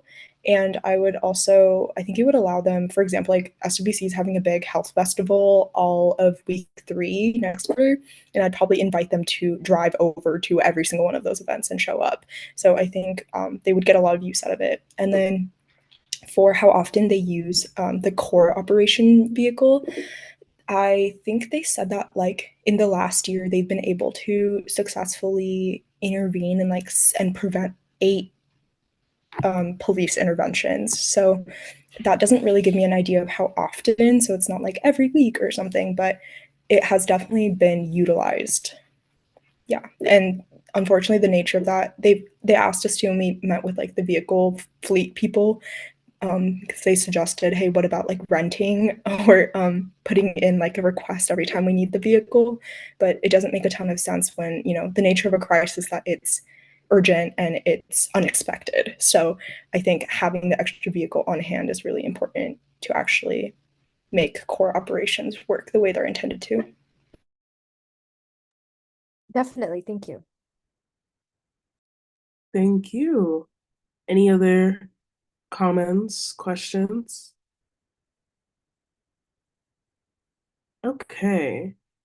So I do want to be mindful. It is 1:21 a.m. I personally have been on camera the whole time. I think we should take 5 minutes before we go into our next topics. Is that okay with everybody? Yes, Yes. definitely. That sounds good. Okay. We will be back at 1:27.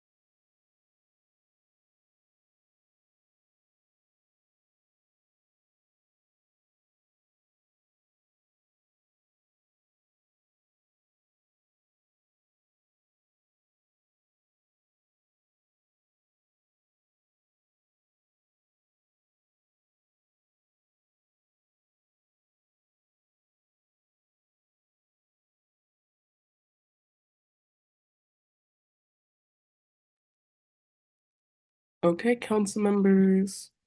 It's 1:27.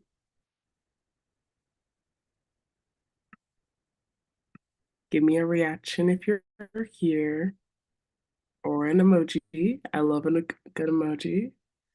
Okay, got some hellos. Amazing. Oh, Jonathan. Well, Jonathan Weiser, not another Jonathan.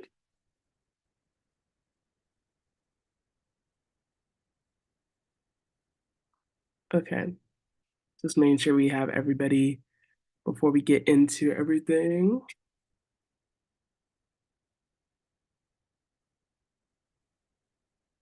There, all good, Janice. Who else are we missing? Adam, are you here?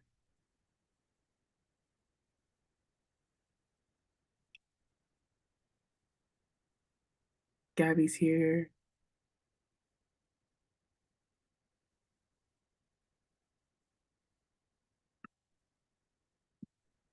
Okay, and that's majority. Pamela?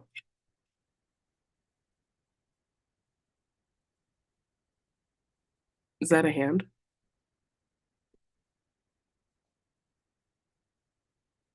Okay, got it. I think everyone kind of gave me a thumbs up and everything. So I think we're go ahead to get back into our agenda. Thank you all. Okay, so, okay, perfect. So looks like our next thing on the agenda is to discuss and vote on surplus proposals. Before we do that, do we want to do the other two items on the agenda and then go to the discussion overall? What do folks think? Eva said I yes. think it'd be good to get it out of the way. Okay. So discussion on Department of Education rule changes. Sujana? Yes, definitely. So there's a sign-on that is accompanying this. I should share my screen. Give me one sec. But hopefully you all had a chance to look at it. It's not too long, and I think it's pretty straightforward. This was written by myself and Katie, who is a director in my office, and this is just related to these proposed changes that the Department of Education is putting forth. This definitely has an effect on like the textbook program at UCLA. I think it's important to note that these rule changes, can you see my screen? Are still being discussed. They're not yet official, and this is just the ability to just be able to stand behind this and bring this to the Department of Education, and show the will of UCLA students. It's our desire to have this signed onto as a council, but of course, if it's not unanimous, then we will, I assume, not be able to do that. So, are there any questions that anyone has about the content? Any kind of concerns they might want resolved before they agree to sign on or before they consider signing on? I'm sorry. I know you just gave a brief summary, but it's to prefer for an opt-in model. Yeah, absolutely. So basically what they're saying is that, yeah, so the Department of Education is suggesting a rule that basically makes it so there can't be an opt-out textbook system. And that's what we are basically writing in favor of. And, making it relevant to UCLA campus. I think we definitely recognize, like we say, that there's a way to we recognize that inclusive access does facilitate savings in some ways for students. And at the University of Central Florida, they've made it so that it's an opt-in system, but they still retain inclusive access style discounts for students. And that's a model that we see possible here at UCLA. And that's basically what the letter is supporting. I don't know. I'm frankly just confused because I feel like what we've heard from Scott, and I'm blinking on the other person's name right now, is that they can't get deals if it's an opt-in model. So I don't know how that would work.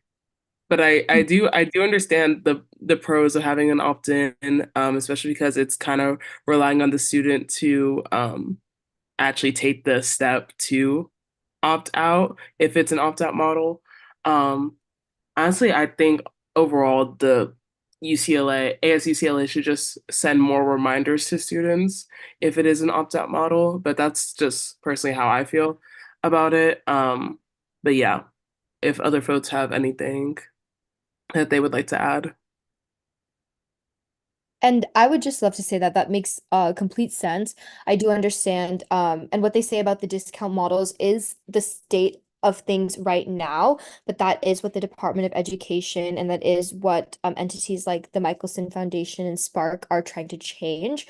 And basically, what the Department of Education and California state government and other kind of government discussions have been focused on is kind of acting independent of the publishing industry and forcing the publishing industry to work with us. And actually, with the implementation of Bruin 1, what we actually found is that they were able to have a tiered system, whereas I think previously there was an idea with equitable access that it was all or nothing, but Scott also said that they were able to get an agreement with the publishing companies to have a tier of inclusive access that gives more flexibility to students.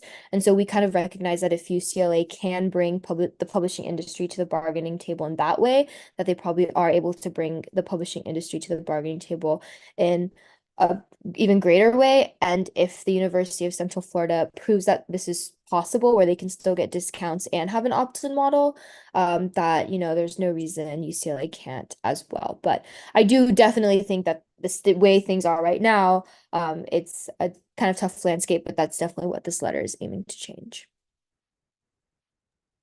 Understood. Okay. Any other comments from council members? If not, you can just motion to put it as a vote, and if there's majority, then we sign on as a council. Okay, perfect. Wait, I sorry, moved. no, it's on the item. My bad. Oh, it's Oh, just it a does need to be an discussion. action item. Yes, yes, it does.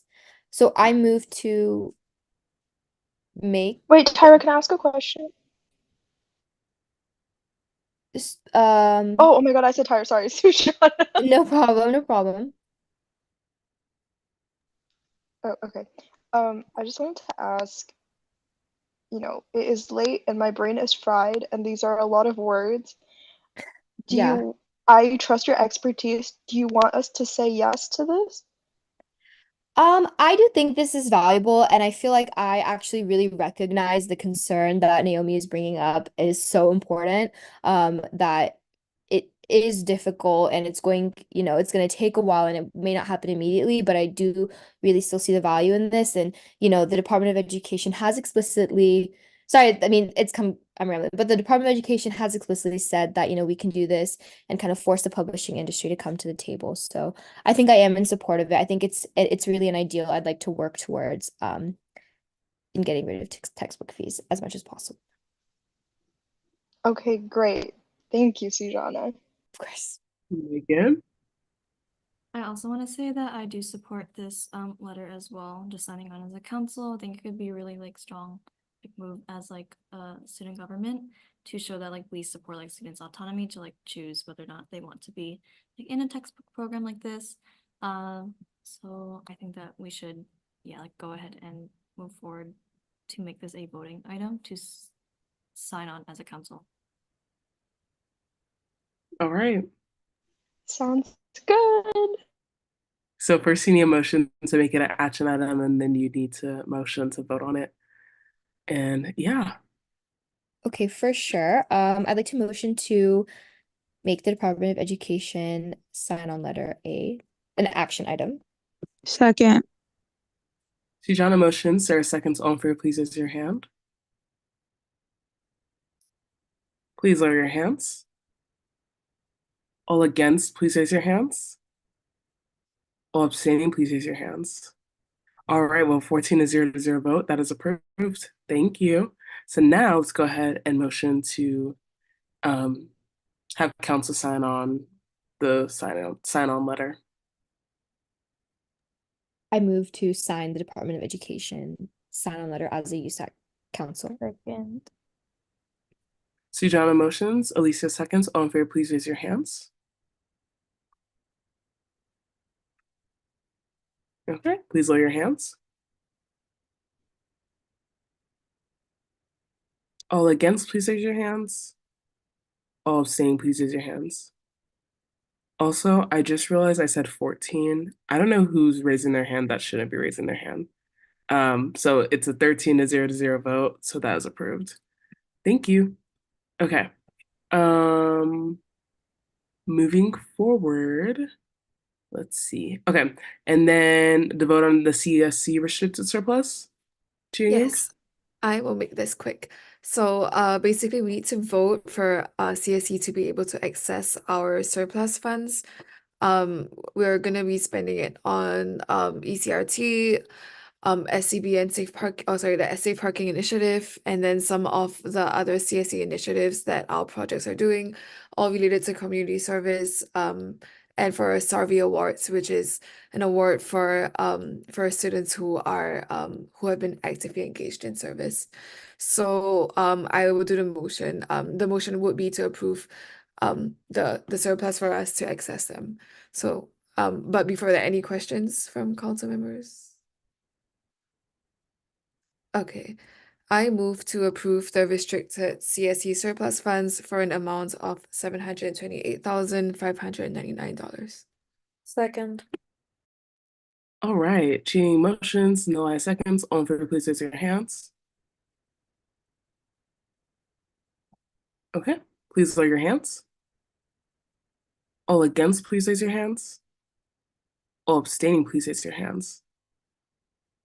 With a 12 to 0 vote, that is approved. Thank you. Okay, now we're going back up to line item Y. Discuss and vote on surplus proposals. Naomi. Hi. Okay, so I think the best way to do is what we discussed in the meetings over Friday and yesterday as well is that we need to decide on a number for each proposal, if it's getting funded, if so, what amount, and then when we vote on the actual proposals to receive funding, it still has to be one by one if the proposal is receiving funding. So it wouldn't be good to just like, okay, start with the first one and then vote on that one, because then you might get to the end and there might only be $500 left or none at all. So that's why we really need to decide on the amounts, which is why we tried to kind of coordinate over the weekend and Friday and this week to kind of come together, so that this would be a simpler process, but I definitely understand things and life happens. So yeah, I think it would be good to start with the spreadsheet that Megan has, which is based off of the basically how we formatted it last year from council, to see all the numbers, to see how much over we are on the amount. And then from there, I think Jessica, did you still have the thing? Okay, I'll pass this to Jessica, and then I think Megan also had a comment, and then we will take comments from the rest of council before we dive into this.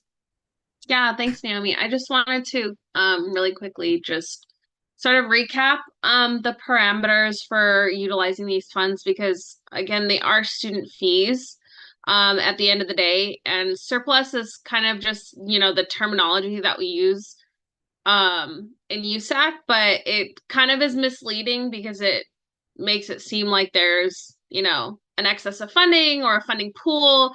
That's not what it is. It's really carry forward or carry over from the prior fiscal year. So these are allocated funds by USAC, funding bodies, or within office budgets that were left unspent at the end of the year, because it's really difficult to spend down to the dollar.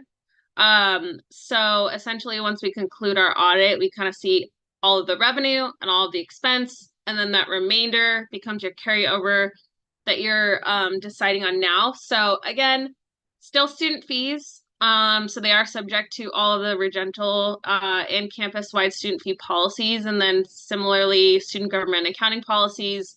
So I just wanted to clarify that, you know, any funds that are allocated to different offices, they're either going to remain within that office for oversight of expenditure through the SGA requisition form process, or if you're partnering with a campus entity, we can issue a check to that academic department to oversee those funds and facilitate those funds directly. It does give you the benefit of having them maintain the program until the funds are spent, whereas any funds that are not spent by USAC that are within USAC's budget this year, again, just become carryover to next year. So, these funds do need to be spent by the end of this academic year. Otherwise, they essentially are on hold until we conclude the audit for next year. So if there's any specific questions, happy to answer the best that I can. And then any proposals that do get funded, I would definitely recommend that you meet with Josh and myself, Josh from SGA, so that we can kind of guide you through how you need to fill out those requisition forms, especially if you're going to do any transfers to like academic departments. We can help with that. But yeah, essentially your timeline for spending the funds, if it's staying within SGA, I say by the end of spring quarter, just because once students graduate and are gone for summer, it's really hard to get signatures. So we can't really process much beyond that. And then the university's fiscal year does close a month earlier than ours, so you also need to keep that in mind if you are transferring funds over. So I mean, yeah, you should really be trying to utilize your funds fully within next quarter.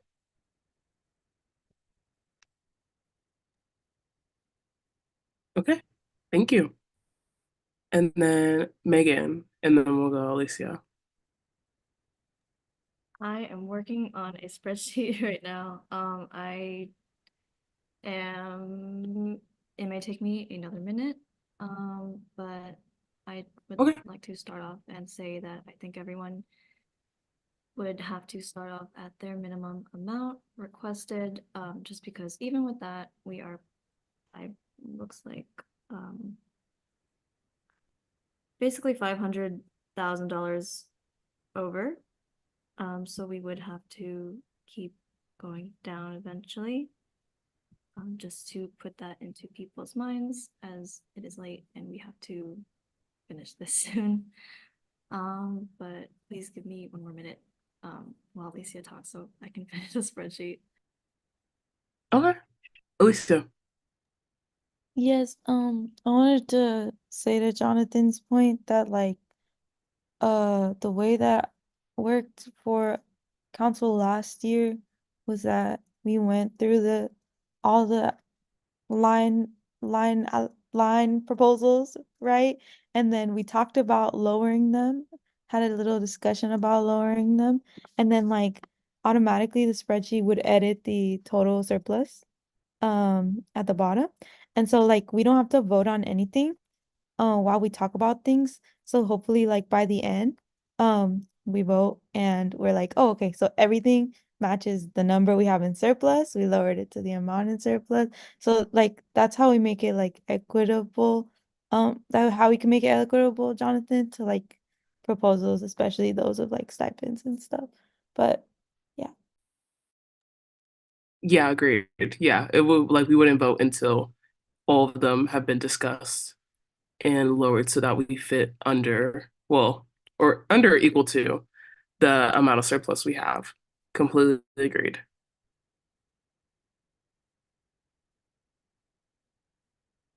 Yeah. Megan, is that a new hand? Sorry.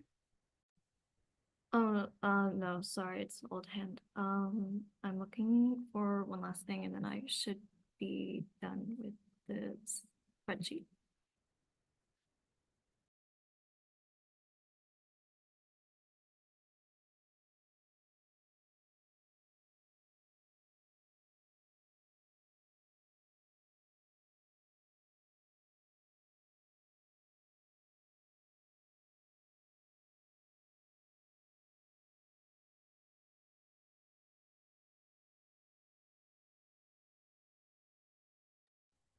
Okay, I'm going to share screen. This will look scary. Let me lower my hand. Okay, This is what we have so far, what we put together. This was based off your initial applications, that you submitted all, 2 weeks ago. So I guess, should we start with just like the first proposals and keep going down? Yeah, Alicia asked if you can zoom out, please. I think Oh, Alicia would yes, like so to sorry. like the amounts at the bottom. Oh, okay, this is what we have so far. Should I go back even more? Alicia, do you want to see the full thing, or is it just those bottom amounts you want to see It first? helps to see the full thing. Could I like see how it looks fully, and then if everyone can see the numbers, could we go ahead? Yes. I'm a little blind. Oh, I'm so Let me sorry. no, Let I me got like it. I try got it. different ones. No, I Ooh. can zoom in on my end. Cool. Okay. Nalai? Would you be able to drop a view only link in the chat? Maybe that would.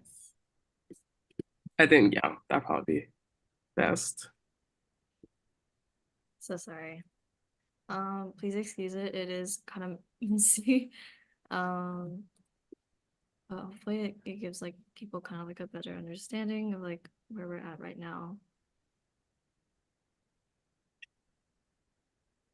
Okay. Cool. So let's jump right into it, y'all. The day is not, I don't even know where I was gonna say. Okay, so let's start with, do folks want to go in order? What do we want to do? Going in order be the easiest? Wait, I actually have a question before we get started. Has anyone's amounts changed from this spreadsheet that I can edit or anything like that? It's Nalaya? In row 33 ECRT, that minimum is changed to 20,000. Okay.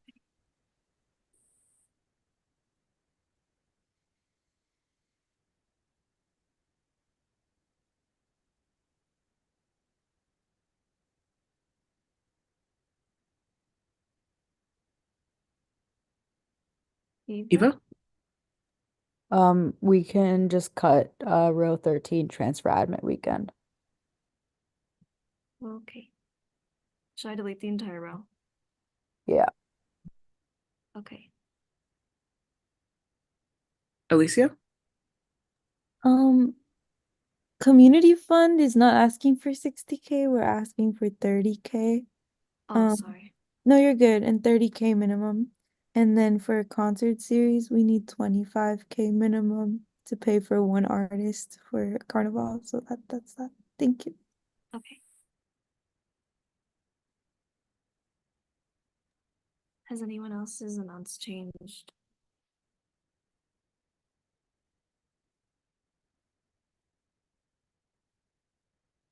Anything else?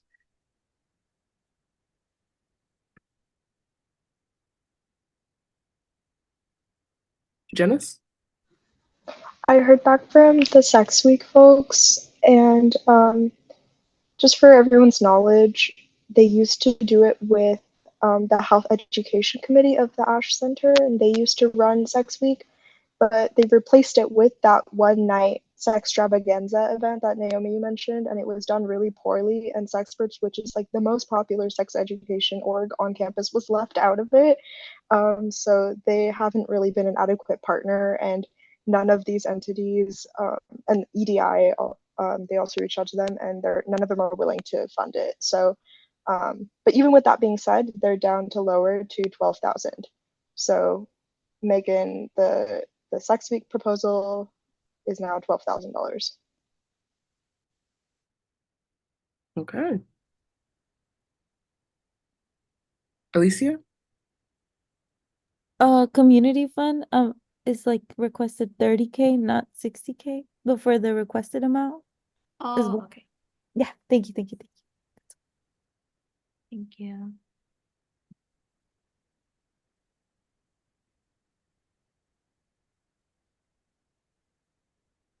Okay.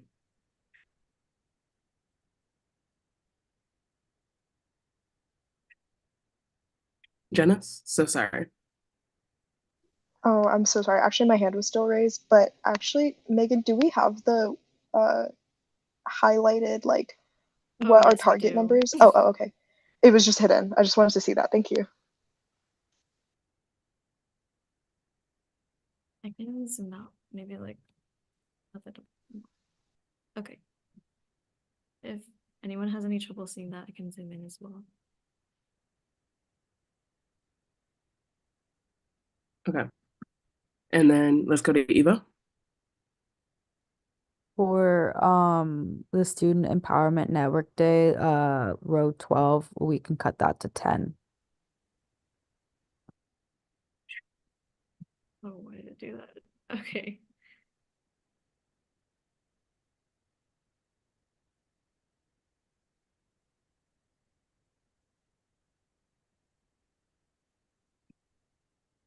And Janice. Yeah, I just had a question about the highlighted number. So this minus $300,000, that means that's how much more we need to cut down, correct? Mhm.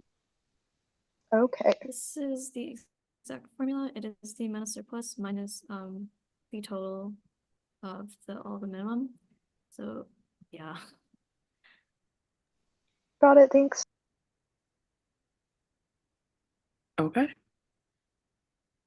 Anybody else going once, going twice before we go line by line? And not to vote, but to discuss the amount of money. All right, let's go ahead and start. So first up was the office furniture. And that was basically coming from our ASU CLA advisors, talking about the space, stuff like that.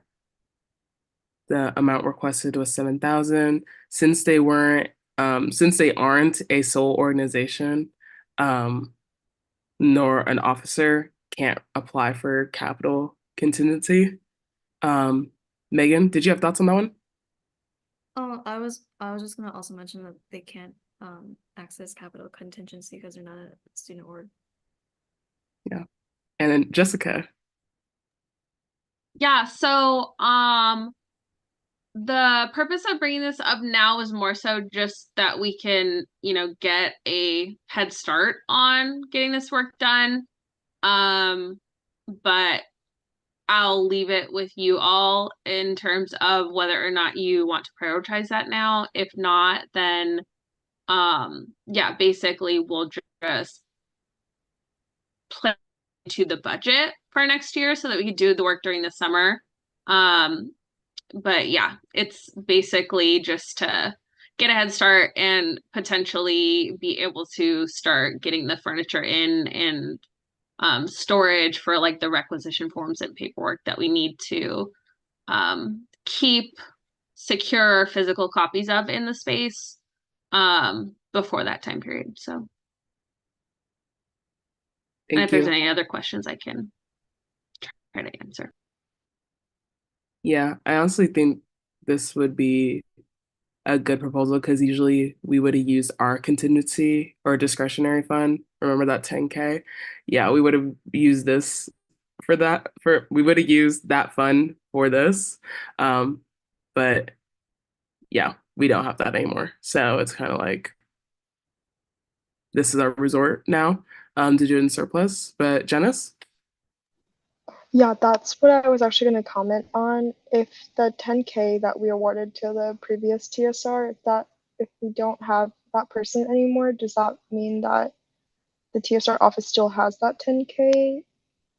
Or yes, it does. Okay.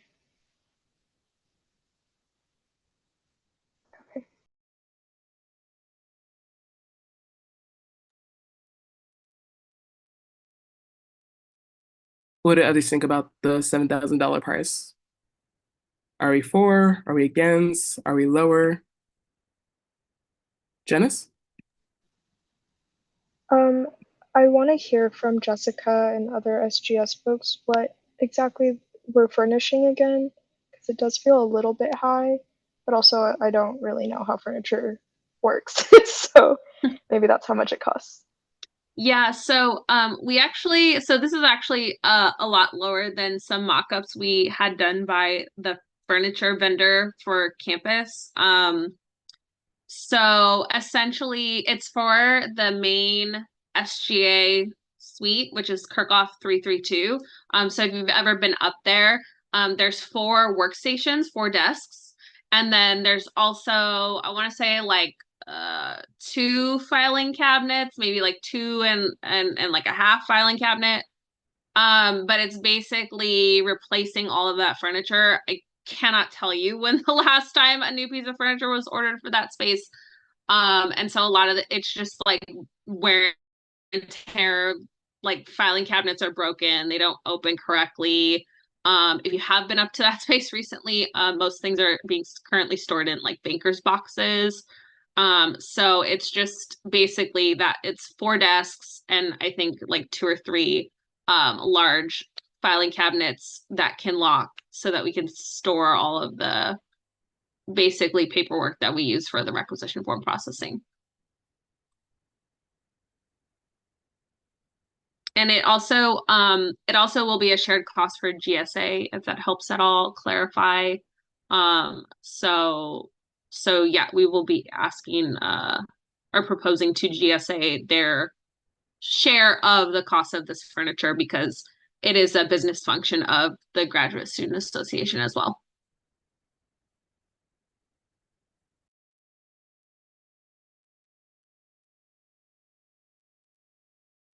Okay.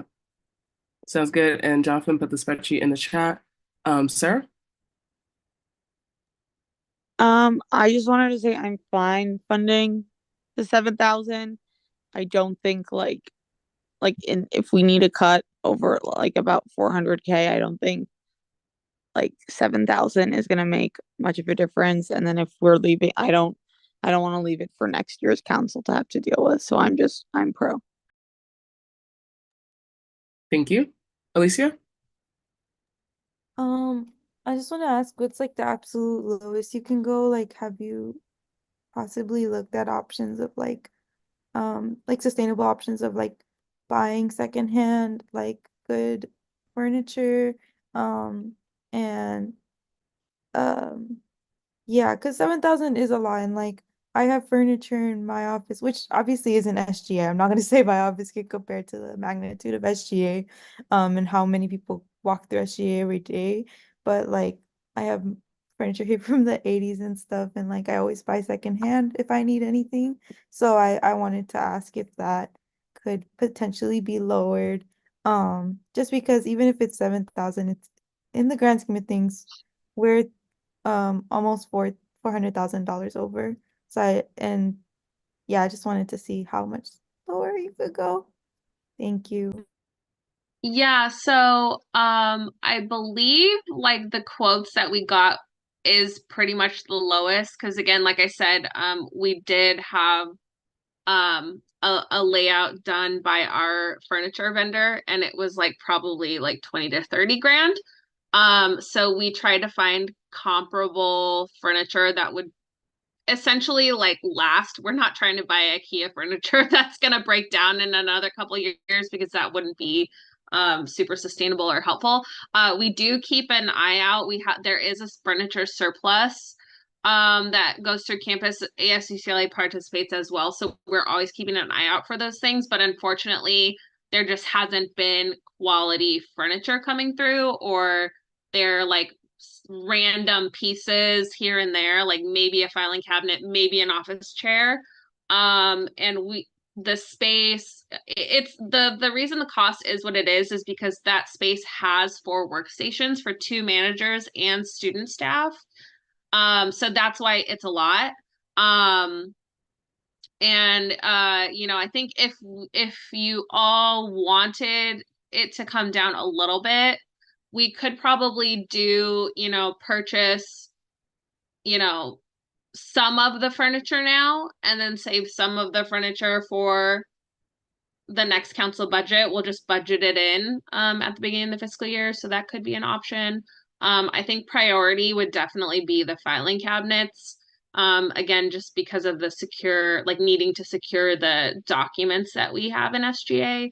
And then, like things like the desk chairs, we could probably push off until the next round because, those I think,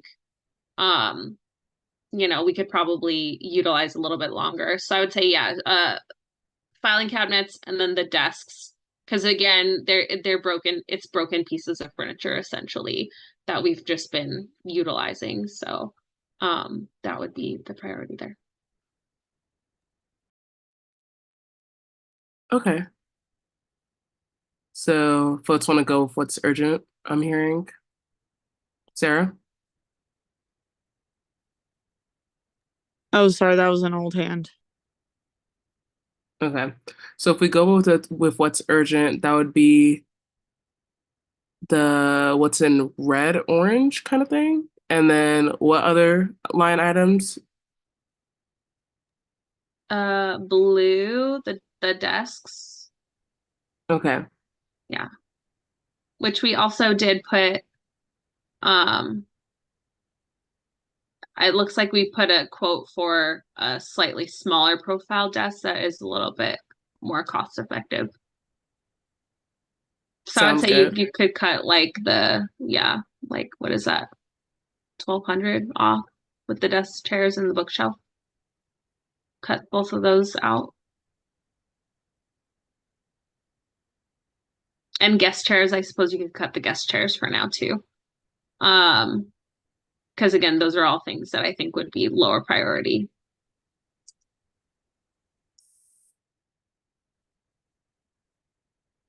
Okay. So I'm doing some math on my calculator.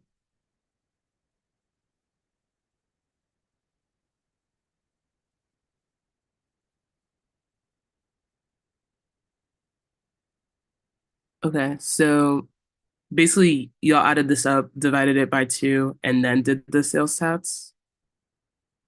Like, did you divide it evenly between GSA and USAC? Or because I had my students put this together, so I couldn't tell you. I'm sorry. because I just did the blue and orange, and I'm at Yeah. $7,181. Yeah, that's the total. It should be. The tax is 10.5%, which is LA sales tax. On the So I'm just total. asking if I divided by 2, like if I divide it evenly between GSA and USAC. I don't know how the GSA USA split is going, but 7,000 should be the total ish. I'm saying I only added the blue and orange, and I got 7,000. Let me try to do the math really quick. 1 second. I'm sorry. Well, okay, we're not doing both desks, so there's only 4 desks total. Oh. So it's either the first Okay. line of the blue or the second line of the blue, not both. Same with the orange. Okay. We pick one line of both. You'll pick. Okay. We just So gave 2 options. I put the cheaper one. Yeah, that's fine. Okay. So I'll put the cheaper option for both. I'm sorry. 0.97. Okay, so that would be, let me multiply by the sales tax.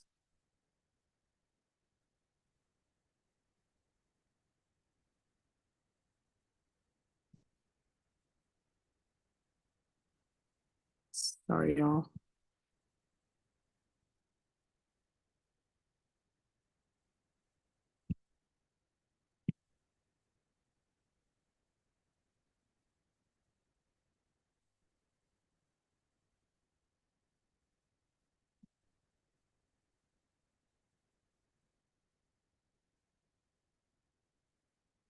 Okay, so new number is going to be 3,505.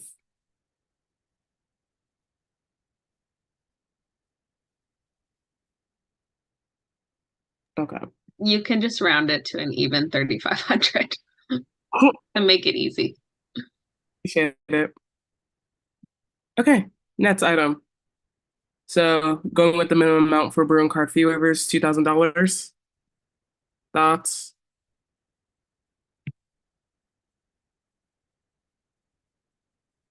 Gabby. Yeah, I'll just quickly say I like it. I think it's really useful. I don't really see a reason why we shouldn't vote for it. Also, in the grand scheme of things, it's only $2,000 out of the entire budget here, so I'm in favor of voting yes on this one. Sarah. I know this is counterproductive to what we want, but I was thinking we should do $4,000 for this one.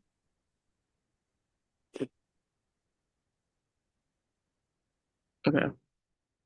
I'm seeing 2,000 in the chat. Sarah said 4,000. I honestly, personally, I see that there is a lot of proposals to go around. I think I'm fine to do 2,000 and try and find other entities that maybe want to contribute to that fund. So yeah, and go from there. Okay. Okay. Most people are pro 2,000, so I'm gonna move on. Um, the candidate, oh, my bad, sorry. The LGBTQ Resource Center support, $10,000. Sarah, new hand. Okay, Nalaya. Fantastic. I love it. Okay, Janice. Also seconding, like I said, we were gonna give them the money to them anyway, so let's please give them some money. And then maybe we could even, I know it's out of order and I know we would go in order, but maybe we could just talk about the other like two entity money too. Maybe we can make them all 10,000. What do we think? Sorry, which ones are you referring to? The BBRC Transfer Center, Burn Resource Center, and Veteran Center.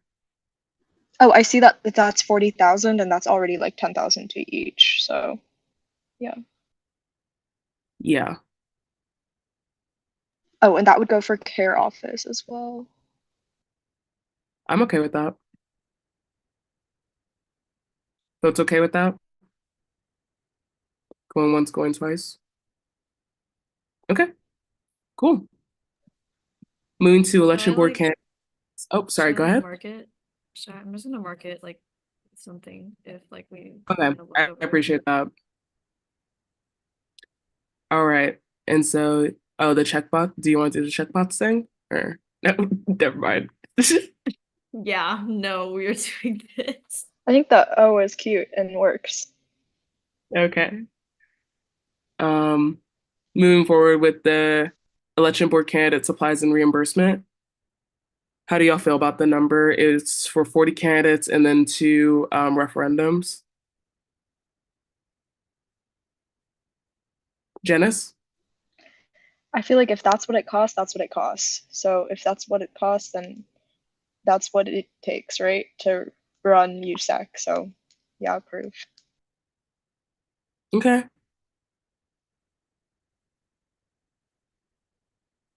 Okay. And then I know I didn't make this order for the proposals, but if we have to go back and talk about things and ending up having to lower them, I'm completely fine with that. It's just like we have to go through them in some order. So we're just going through them right now. Okay. Next, we'll go to Blue Books and Scantrons.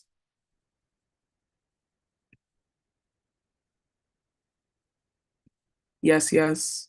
Fund. Yes, yes, yes. 40K. All right. Thank you.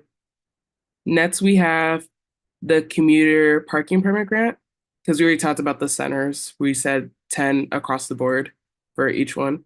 The commuter parking permit grants, we have 75K. That's gonna fund, I believe it was 62 parking permits per quarter. You got a yes, yes, yes. Okay. Cool. Okay. Sujana. I was just wanted to bring up something about blue books in wondering if I'm just kind of like the only one who thinks we could potentially lower. Okay, I will lowering it, I'm saying to like 30,000, 35,000. Obviously, I still think like it's important to have a fund, and I do agree that like students having to pay for it, I do like like it's here to my like day to day, yeah, like it's ridiculous that you pay for it. I guess my only logic in that is compared to others, I'm kind of assessing like the financial burden it poses on individual students, um, like in comparison to kind of like other areas, which is why I guess that's where I find it's where we could lower, but just putting it out there, preferably not. I just put it out Okay. there because yeah. No, I appreciate that. I think for me, when coming up with that number, it was just so that so the program wouldn't stop mid-year again. And that's why when we looked at the previous numbers from the previous quarters of when it was running, we thought that that would last for the entire year. But definitely, if we do, which we might have to come back, we can definitely revisit that one, I think. Does that sound okay? Yes, yes, definitely. Mhm. Eva? I was gonna second what Sujana said. I Okay. think like you know, I'm fortunate enough not to not be like housing insecure, food insecure, but I think that like, the like $5 expense, hopefully, or less than like the blue books. Uh, I think I think there's like other fish to fry. So I'm very in support of this proposal because I think the university should be doing this anyways, but I'm also like not opposed to just cutting like for the blue books at least back to zero just to make the budget work. Okay. Megan, it's the line before that one for a revisit. It's the blue books. The center is good. Line sits. Ooh, ooh, ooh.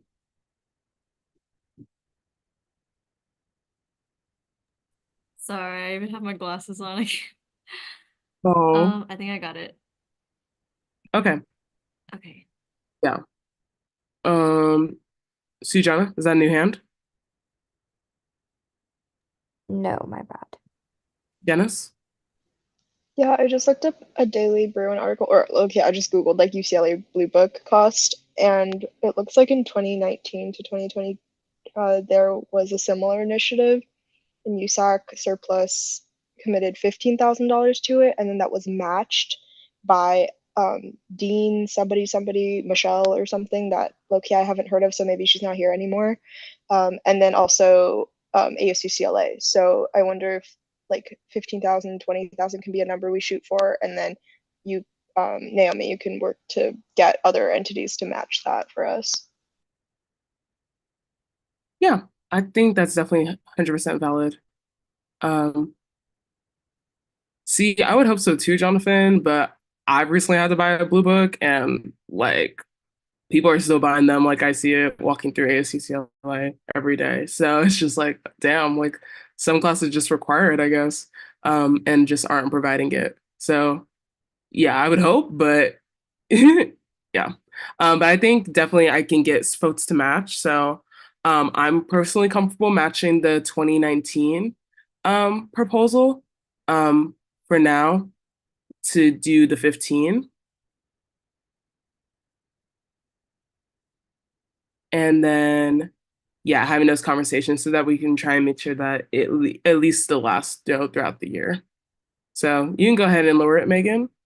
And then Alicia.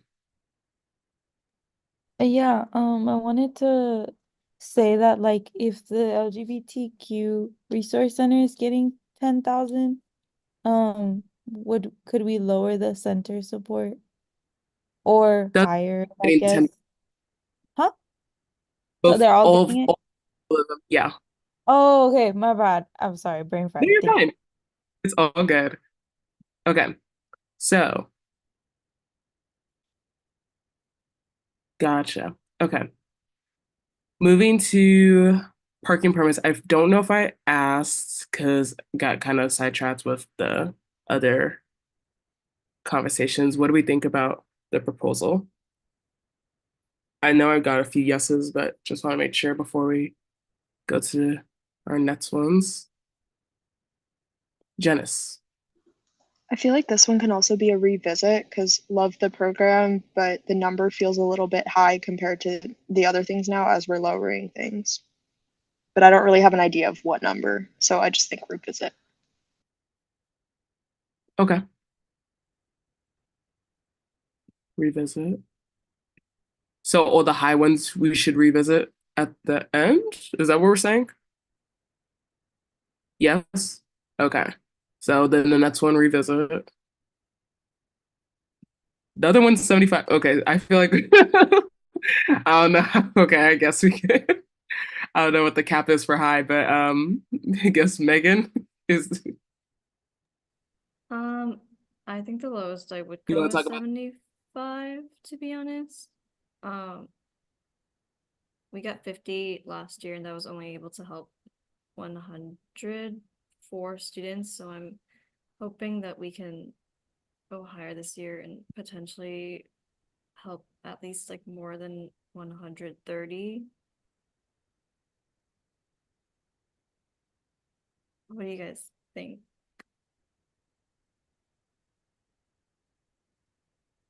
I think the full 75K should go to this. Oh, but Jenna, sorry, my bad.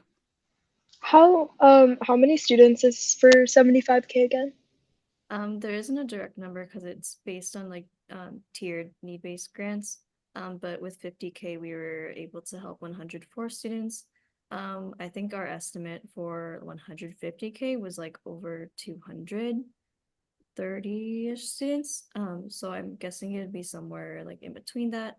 I'm guessing, estimating, I'd probably have to get like a direct answer from my director, Lauren, but I'm assuming it'd be in between 120 to 150 students. Okay, gotcha. Thank you. Like, I would love to go No, higher, but it's okay.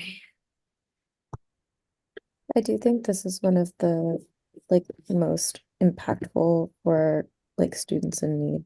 Well, actually, I take that statement back just because there's a lot of needs, but I will say I think this is a proposal that's really targeting student needs, and I I am definitely in support of full 75 for this. Agreed. And quick comment, I think even at the end, if we can find some way to allocate more towards that, I think we should. But Janice. Could we actually go ahead and highlight the minimum amount proposals that are like direct aid? Because like for example, like something that I'm thinking about is like the blue book cost or like the ECRT proposal that I'm doing with Office of the President and FAC. Like I feel like a lot of those like double dip. So I just want to have them highlighted so we have an idea of like how much is going to direct aid.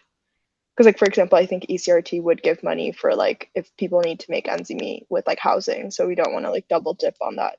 Does that make sense? Okay, yeah, I can highlight them, but I think I might need help putting them out. Maybe Megan, you can just do that as you go. So like for example, the housing relief fund right now, like that can be highlighted. But I think for just as someone that's applied to ECRT, it's definitely more like you have to exhaust all options. Like you like sometimes they'll even like tell you have to apply for loans.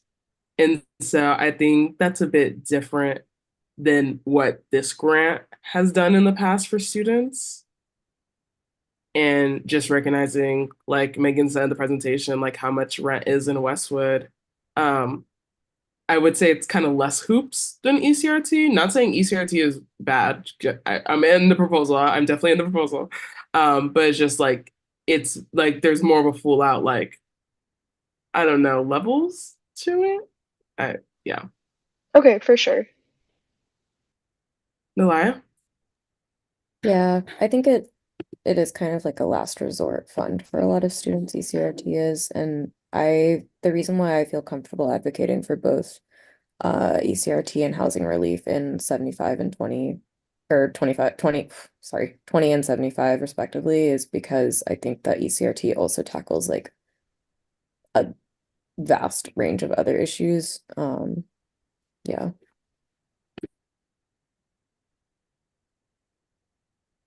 Yeah. Okay. Okay, so is there any like Alicia? Oh, wait, just to clarify, ECRT can help cover housing relief or no?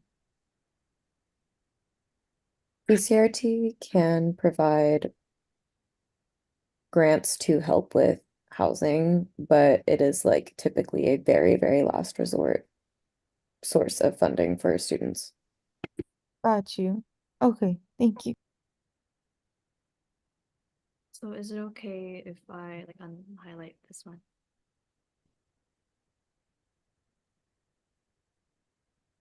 Yeah. I also think you're fine. Okay.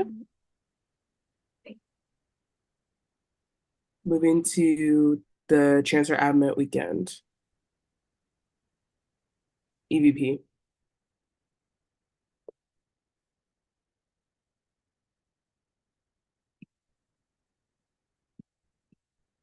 I know we kind of got to the point in our discussion after the proposal in recommending the application for BOD just the, based on what the students had put together in their budget. I believe it was, I can pull it up, but it basically fit perfectly with the application itself. But wanted to see what other council members' thoughts. Alicia? Yeah, I think it also fits perfectly with ARC.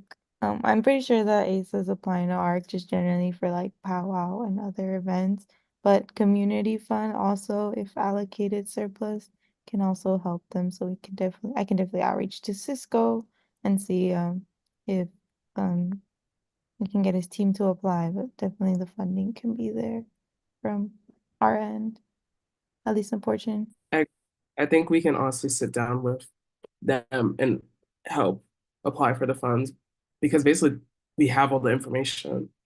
Um, yeah. So EVP, Eva, Yeah, we can cut it.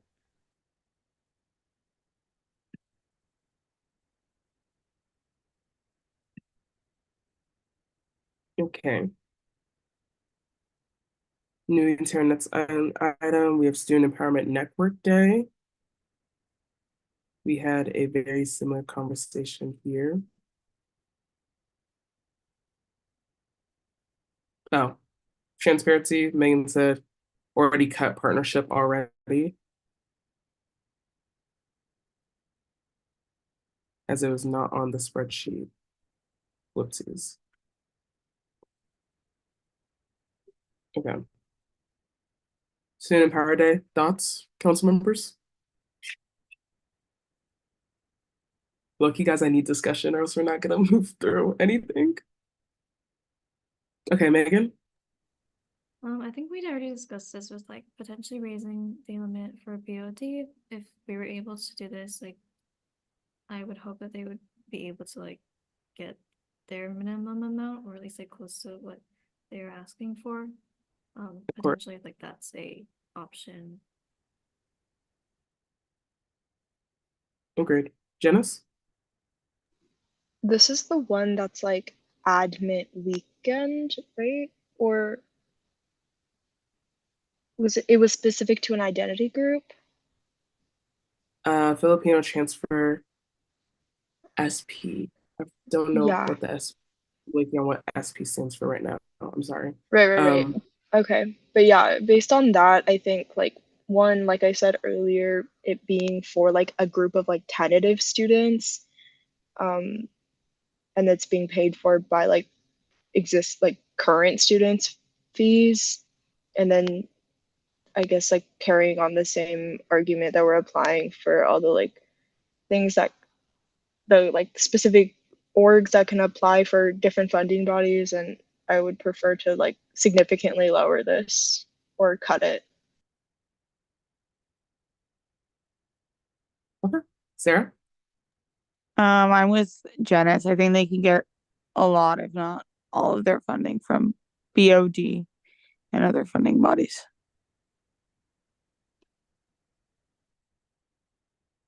All right, Nilaya? Similarly, would hope to cut this significantly, just because looking back at the proposal, I see that in the presentation, there's a request of $8,600 for t-shirts and swag, and I would just prefer that, or would hope that student fees aren't being allocated in that manner. Okay.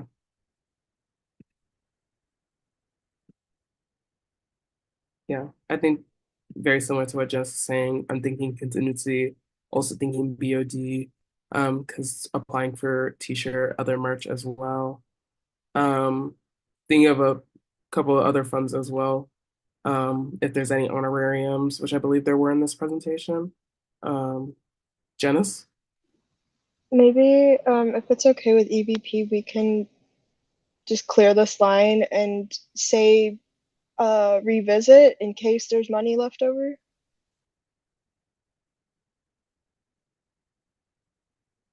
Eva? Yeah, sure. Okay. Moving to the care office.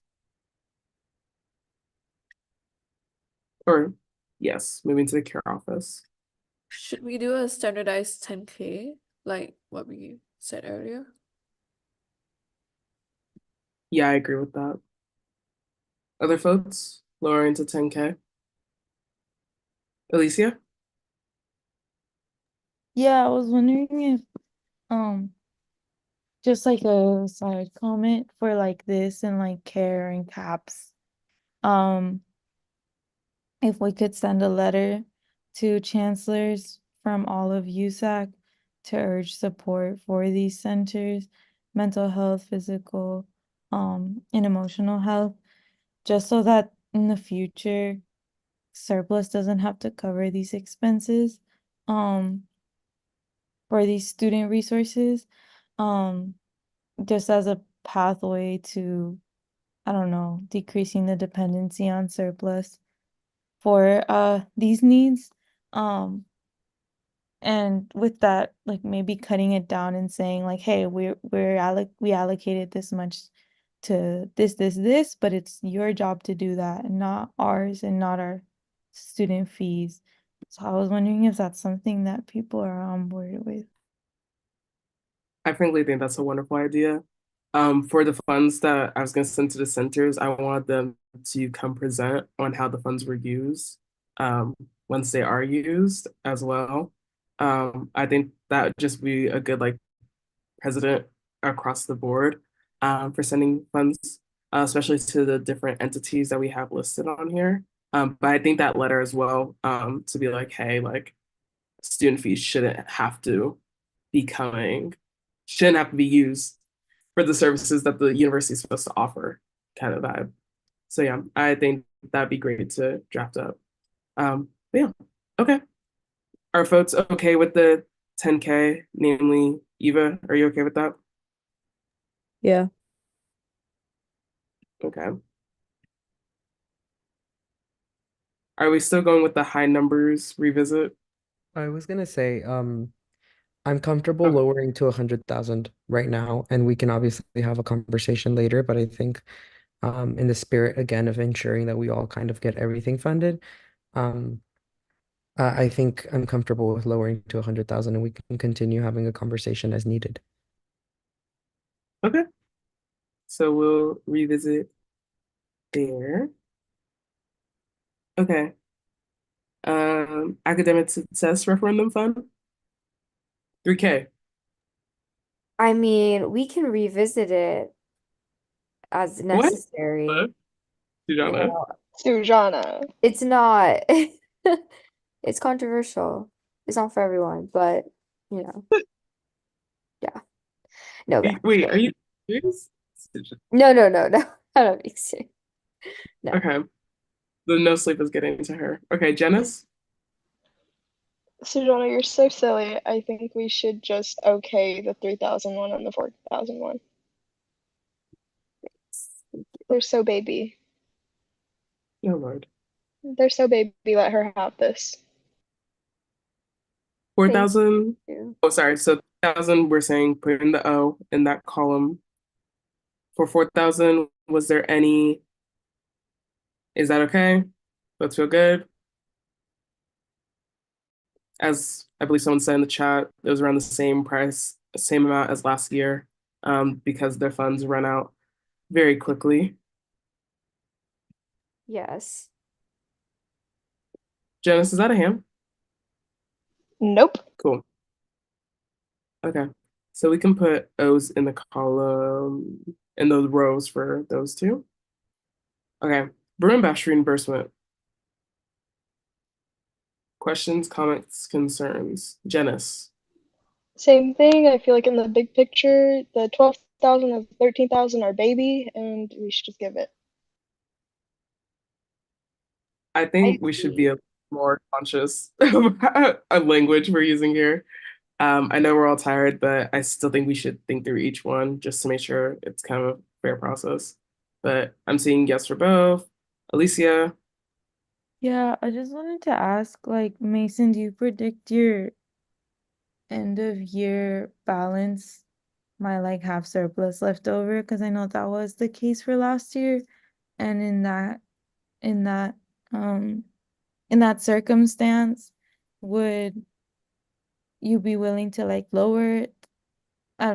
It's okay if not. They're not that big like reimbursements compared to other numbers, but I just wanted to ask just because I remember that you had funds left in your account at the end of like last year and after all the recs were submitted.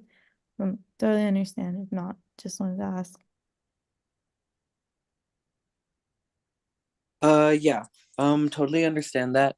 I think so. What we ended up having like leftover last year was around, I think, 20K or something and that's what we were able to contribute towards the Broom Bash funding, like before the summer even started, so that we could avoid sending that money to surplus.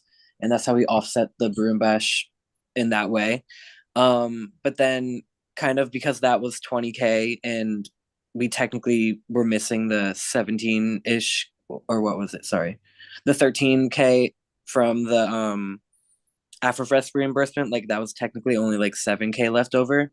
So like kind of if we continue that same thing with this year, which I think we kind of will, we won't really have that much left over like compared to last year.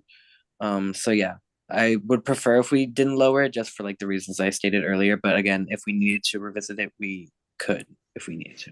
But yeah. okay. Janice? Yeah, I just wanted to follow up maybe on what you're saying about being respectful about language. I apologize. It's late, and I think since we've been spending the whole night looking at numbers, at this point, I'm like to conceptualize like the incredible amounts of like money that we're handling here. I think I'm knocking off zeros and just looking at like the front digits. But yeah, I just want to affirm that this is a significant amount of money, and will do my best to be respectful of that. And with that being said, I think again, Mason has really good reasoning for. I think last year this same ask was like had an extra zero on the end of it, so I think they did a great job in managing their money. And it would be, yeah, it seems pretty essential. Like Brune Bash and these projects are probably our campus's most wide known program, and so I think we should honor this request. Thank you. I appreciate it. Yeah, I really appreciate Mason, the work y'all did and making this number as small as it is compared to previous years. I think it's amazing work. I love that we have an exact number. It shows that it's like what you need to as well. So yeah, I'm definitely in favor of the Burn Bash reimbursement as well. Anybody else have any Concerns, comments before we put an O in that column? Okay, let's go ahead, Megan.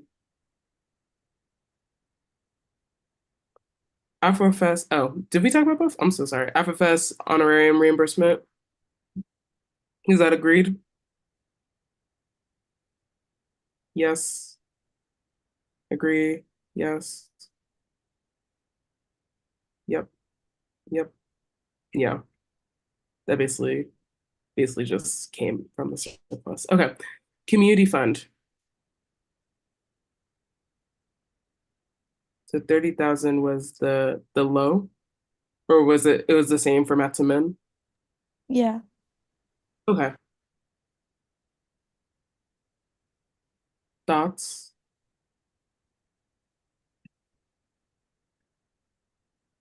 Megan? Uh, I I probably have this information actually, but I'm was it given like 30? It was given 30 last year, I believe, too, right? It was like 15 or so. But it wasn't like used because ASUCLA overstepped and didn't communicate to us that they were going to just put it in ARC. They never gave us the account number. Um, and they said it was like to offset like recs that needed to be sent out to orgs. So we're definitely ensuring that doesn't happen again. And that doesn't need to happen in the first place because we have enough money in ARC fund to allocate for spring programming so that community can be a separate um, funding source that orgs can apply to as well. No, I do remember you mentioning that earlier. And then I'm so sorry if you mentioned this during your proposal, but would it be like a committee or like your funding director like within CAC Yeah, we who just like oversees it?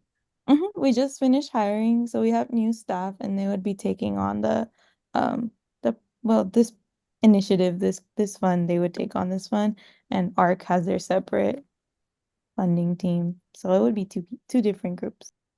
Okay, thank you. Eva? It's a clarifying question for Alicia.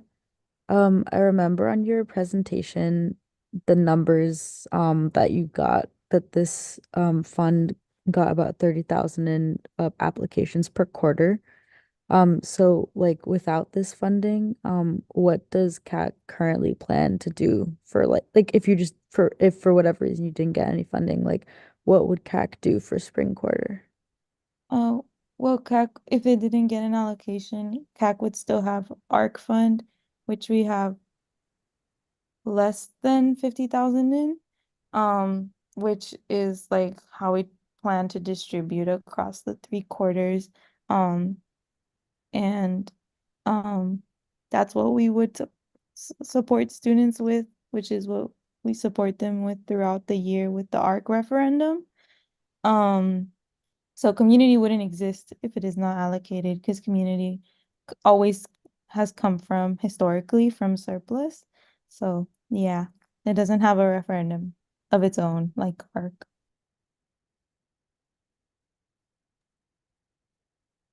Thank you.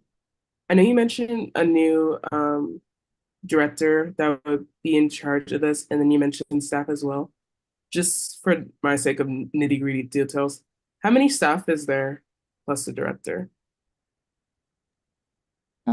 We have two directors in ARC. One is Jeffrey, one is Dana. Dana's community projects, and she just finished hiring one more funding director, and then she finished hiring 3 different people for community like based projects, and we would put them into ARC, into community, if allocated. If not, they would just support with funding and or any like events to help people know more about the initiative. Yeah. I think that sounds amazing. Okay. Other thoughts from council members? Yeah. Cool. Yeah, I definitely think the work is there. Yeah. Full 30. Everyone else okay with the full 30? Okay. Put a O next to it. Okay, we have the CAC concert series. Nalaya. I think my comments here will kind of go for both CAC concert series and Jazz Reggae Fest. I just want to start off by saying, like, Alicia, truly, like, I do applaud you for using your office to promote a lot of marginalized communities and through your related events.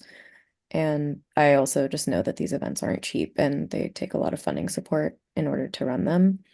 Um, like as such, I think that the Green Initiative Fund has funded a lot of the CAC projects that have applied with, I think per the committee's calculations, 35,460 for Hip Hop Appreciation Month and $6,850 for Rock Noir. Earlier, whenever you were presenting, I think you explained that CAC's referendum is not price adjusted, and I appreciate that explanation because it helps me understand where some of the additional costs, like for these events, may be coming from just over time as they build up. But for me personally, I think just because TGIF has already provided over 40,000 in programming support for certain CAC events, and I know that you also applied for JRF, and we're doing our best to move towards not only funding projects that have a sustainability component, but are also more focused on sustainability as a core focus. It would I would personally be a little bit more comfortable if we're able to lower JRF just a little bit, or at least a little bit. Yeah, I don't know. Happy to hear more thoughts. Yeah, can I go, Naomi? Yep. Yeah, definitely, definitely. Well, first of all, thank you, Nalaya. Your commission, TGIF, historically has always helped CAC, HHC, and JRF get the funding that they need.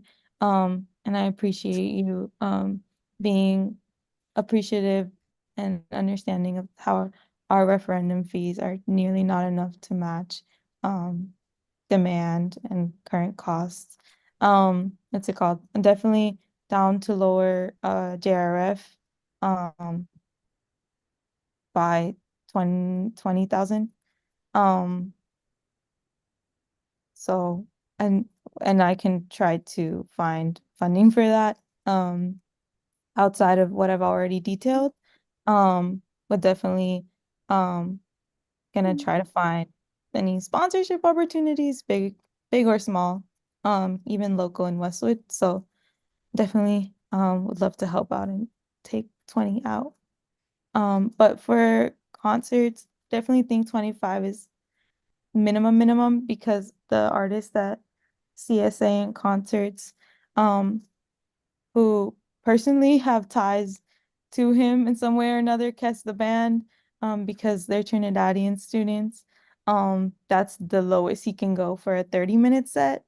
So that's really what we need for him to be for him to come here. And it would be really meaningful to Caribbean students and all students, as Chelsea came in and said during the public comment, Carnival really bridges a lot of communities together, whether they're Afro-Latinx, Black, obviously Caribbean, but also many like mixed Brazilian communities, many mixed Latinx heritage communities, and even communities who celebrate different types of carnivals like Mardi Gras and stuff like that. So yeah, appreciate it.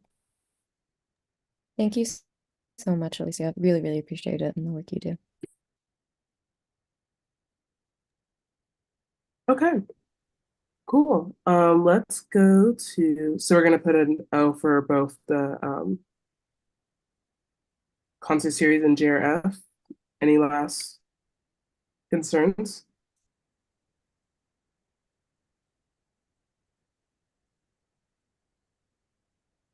Okay. So let's move to the OSAC, Kirkhoff Hall Space Allocation. Yeah, happy to take any questions or concerns here. I think my goal and OSAC's goal with this is to really like make sure we're, using Kirkhoff Hall space like responsibly. I know that we've been getting some emails from different offices that have like disputes over storage and like safety concerns and things like that. And so I think that this is an attempt to kind of curb those and just make like everyone's life a bit easier in terms of like we spend a lot of hours in Kirkhoff, a lot of other student organization leaders spend a lot of hours in Kirkhoff, and it would be nice if we could do that safely. Yeah. I think also we could lower to 8,500. Are you sure? That was what was on the original Oh, okay. minimum, but the preferred proposal, I think that was a mistype, but I think the preferred minimum was 10,000. I understand where we gotta cut corners though, so. I appreciate it. Are folks good with that number? Yes. Okay, sounds good. Thank you. Do we want to do LSDCC now or later? Up to you, Noaya. Given that it's one of those larger numbers, okay with waiting for later, but We wait. So we'll revisit. Let's go to Sarah's ASUCLA package meals.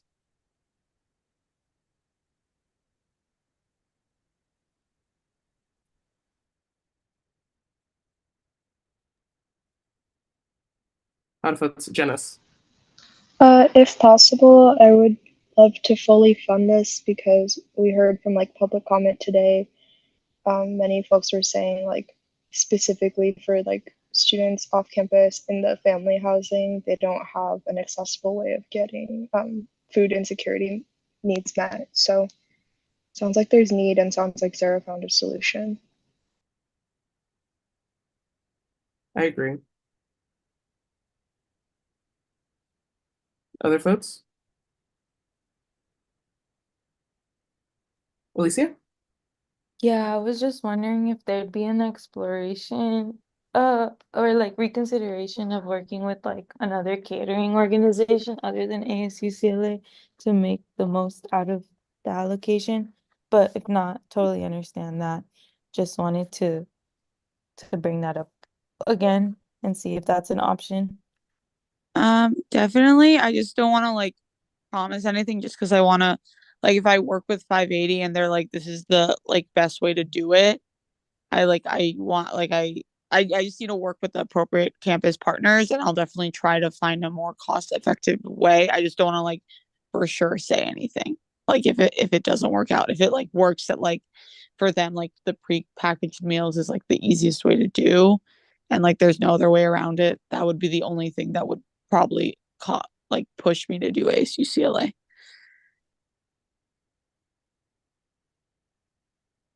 Yeah, I think that's a definitely a valid concern, Alicia. And I think I shared similar sentiments when we met over, I forgot if it was the Friday or yesterday meeting.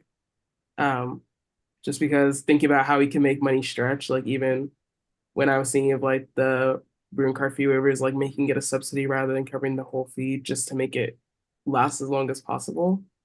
What do other folks think?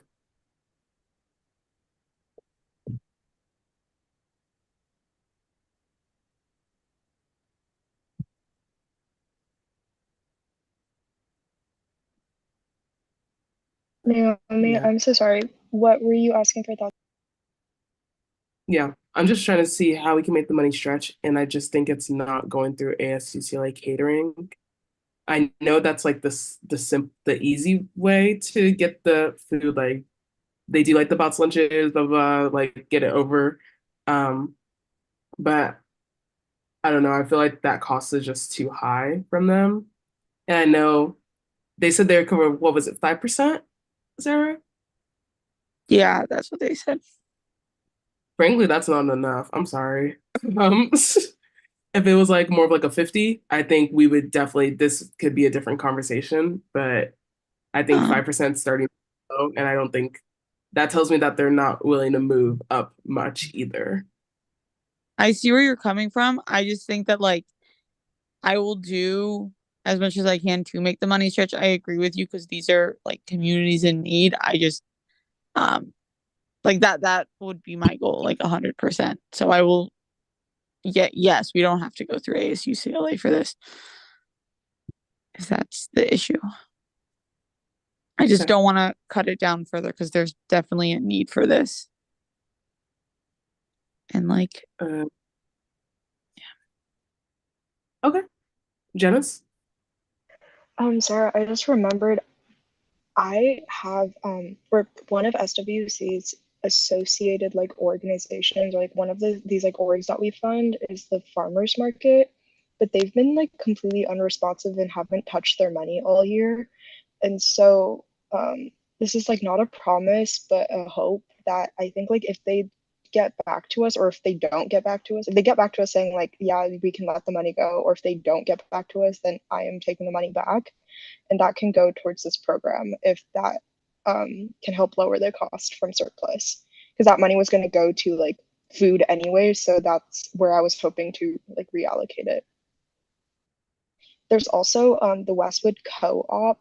They're an org that like I've literally bought groceries from, where they do like low cost, locally purchased food from like farmers markets, and they have like so much engagement. And I think like a bag of groceries could be something that could benefit like the folks in family housing, UCLA family housing, since they have like a kitchen and stuff. No, for And sure. We were and that could be like considering less perishable than like a meal that has to be eaten immediately. Yeah, no, we were definitely considering doing groceries. I just don't like even like and like we can do all of it for groceries. I just don't think like this program was previously funded $30,000 last year. Like I don't think we should this is not where we should be lessening our surplus funding. Like even if with like and I don't want to rely on something that's like Janice, I really appreciate it. That's like that would be great. I just don't want to rely on something if there's a need for students where like it's not a guarantee, if that makes sense.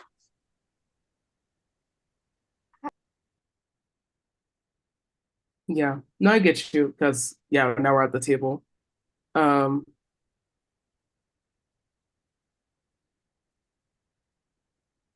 so what do we think?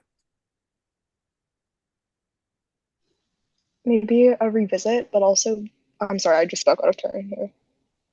Oh, you're fine, Janice. Maybe revisit, and it does like put into perspective a bit that this got 30,000 in the past, and it is like a basic needs ask, and like the housing ask above like the 75,000. A lot of us were in support of increasing it this year, so I do see the need. Okay. Yeah. Yeah. No, Nalaya? I think also as like one of the offices kind of collaborating on that ECRT proposal, I initially was wondering if this was kind of a case of like funding going towards the same need in two different spaces. But honestly, after hearing more of this conversation, after understanding a little bit more of the need and after hearing public comment, I'm also okay with it at 15,000. Okay. Same. Yeah, that's acknowledging for need. Good. Okay, let's go ahead and put an O next to it.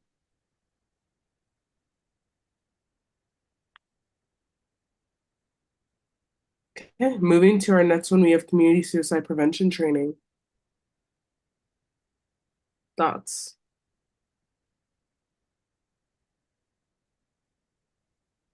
I guess my only thing with this, oh, sorry, go ahead, Eva. I'm in favor of cutting this. Do you have a proposed number? Oh, what the fuck? Or 0. okay. That's 2. It's 3. Could you give some reasoning as to why? Because I feel like this is a pretty like needed program, and it's comparably lower cost than some of the other proposals. Yeah, no, it's definitely lower, so I'm like totally down to give this up too. But I think like not to share too many personal details, but I relate to the content that the training covers, and I don't know if a training is what would help in those specific circumstances I don't want to get into on USAC live stream. That's my reasoning. Okay. Sarah? I will say for this program, quite honestly, I was initially like thinking we could cut and maybe we could cut a little bit, but also I think in one of the conversations, Janice made a good point of that like um part of the issue is that CAPS is like overworked and like has like not overworked, but has like is not reaching as much students as it can. And I think this could be at least one way to try to address that issue by providing the prevention training. I also think um so I think we should at least partially fund, in my opinion. Yeah. We'll go Janice and then Gabby. Thanks, Sarah. I really appreciate that. Yeah, I think like it was honestly kind of jarring to hear like to cut completely because the proposal says that this is to train. I think it says like 500 students, and we could just cut that number down. I still think that there's a need. I'm sorry, I should have given a trigger warning when I discussed it, because I understand that it can be a heavy topic, but I do think there's a need and there's a place for this in this surplus conversation. Okay. Gabby? Yeah, I was just gonna say, especially like Janice made a good point earlier that because of today's campus climate, I think there's even more of a need for this. So I'm personally in favor of the full amount. I think it's really important for students. Gotcha. Mason? Yeah, just to echo what most people have said, I think that the training is important, and I think that we should ultimately like devote the $6,000 to it, just because um compared to the other like requests that we have, it's not a relatively high amount, and I think the impact of it is important. I think if we were to like cut in anyway, like I think that we would I think want to like commit to like finding how we could like get someone else to match the other part that we don't make so we could get the full amount somehow. Just because I think like whatever we do, like this program should come to fulfillment and it shouldn't be just like forgotten. But yeah, I think ultimately it should happen. Okay. Sarah, was that a new hand or sorry, just in the No, order. so Alicia. Yeah, I just wanna say thank you, Janice, for um putting this as a proposal. Sorry, I'm brain fried. I want to say that a lot of the immediate um immediate like aid and like sorry, a lot of the proposals that are for like survival are like life-saving initiatives for people to have housing, to have food. But especially right now, I think that this would support a lot of students um on our campus because there aren't a lot of resources for students to feel safe on campus. Um at all, and like UCPD isn't definitely not one of them for students of color. So like I just want to say that this would has the potential to help a lot of people out. Um and I appreciate it and I support it. Thank you. Thank you. Janice? Thanks.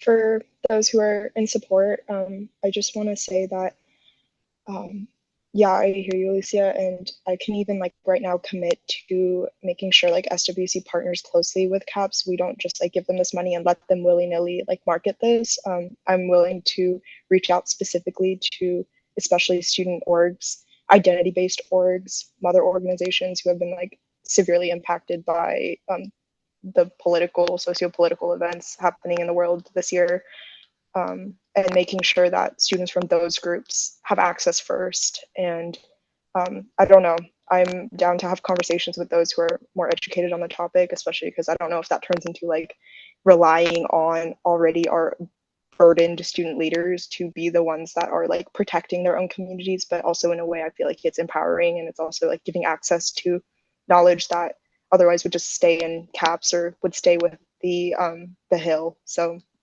yeah, I want to reaffirm that there is a need for this. Gotcha.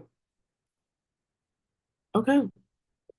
The last thing I guess I wanted to bring up with this one is that do we know if we can, not saying like lower it completely, but like if we lowered it by like 1,000, just so to, I don't know if we even have the opportunity to apply to SREC, but I think that's just another fund that we honestly should be utilizing, especially for trainings. Like that's primarily what that group funds. I know we didn't get a response on time. I do know that. But they still have funding, I believe. Janice?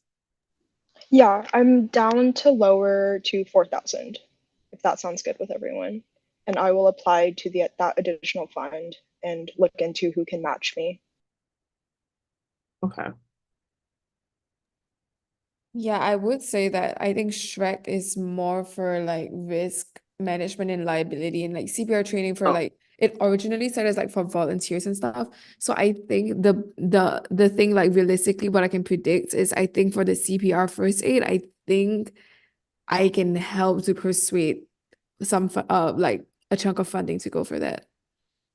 For okay. the next one, yeah. So But we can maybe, also bring it up, like the community suicide prevention training, because I think it could be relevant. I think it might be a bit harder to argue as much, but definitely for CPR first aid. okay, got you. So would we proceed with the $4,000 for the community suicide prevention training and the 13,000 for CPR? Or we didn't talk about CPR. Is that fine with CPR? Would folks think? For CPR, would we be okay to go down to 10? And then for the additional 6, try to get it from Shrek. And I can also help to persuade them. Okay. Janice? Yeah, that sounds good. I know Chai has already even like reached out to Shrek Yeah, with me in the conversation, so I trust that we can figure something out with that. Yeah, sounds good. I think that's really good. Okay. Don't put O's next to that. And then basic needs gift cards.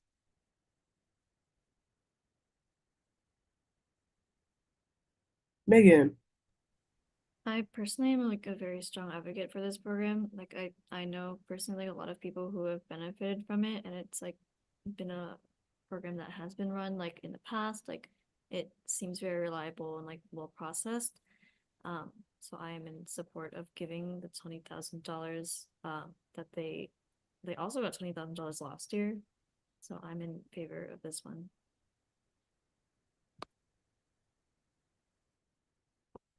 Okay. Thoughts from others, Nalaya? Yes, also 100% reiterating that idea as someone who knows like multiple people who have used this program. I think it's an important one to keep. Yeah. Okay. Most people said the fully fund there, so I think we put the 0 or O next to that one. Sets week. Thoughts? Janice. I have spoken with Sex Week further, and they said they could work with 10,000. Okay. And I also want to emphasize that it is a week of events. So I feel like some of these proposals are asking for that much for like one event. We will do 5 days of programming with this. So I would love if everyone can keep that in mind. Thank you. Megan. I think the fact that it's been like lowered so much already, when we got like the 12K that has been used like previously in other years and like we're willing to go down lower, I think it shows that like we are cutting down as much as we can. So if it has to be 10K, I think I would support it. Yeah. And definitely if they are open to collaborating with the LGBTQ Center, I think that will also help with the money we're sending to them to help program events or even maybe be one of the host sites for one of the events as well. So I think kind of if we can get that relationship started, I think that'd be really great. But yeah, other folks said yes to this as well. Janice? Oh, yeah, I just want to say thank you to everyone. And yeah, completely agree.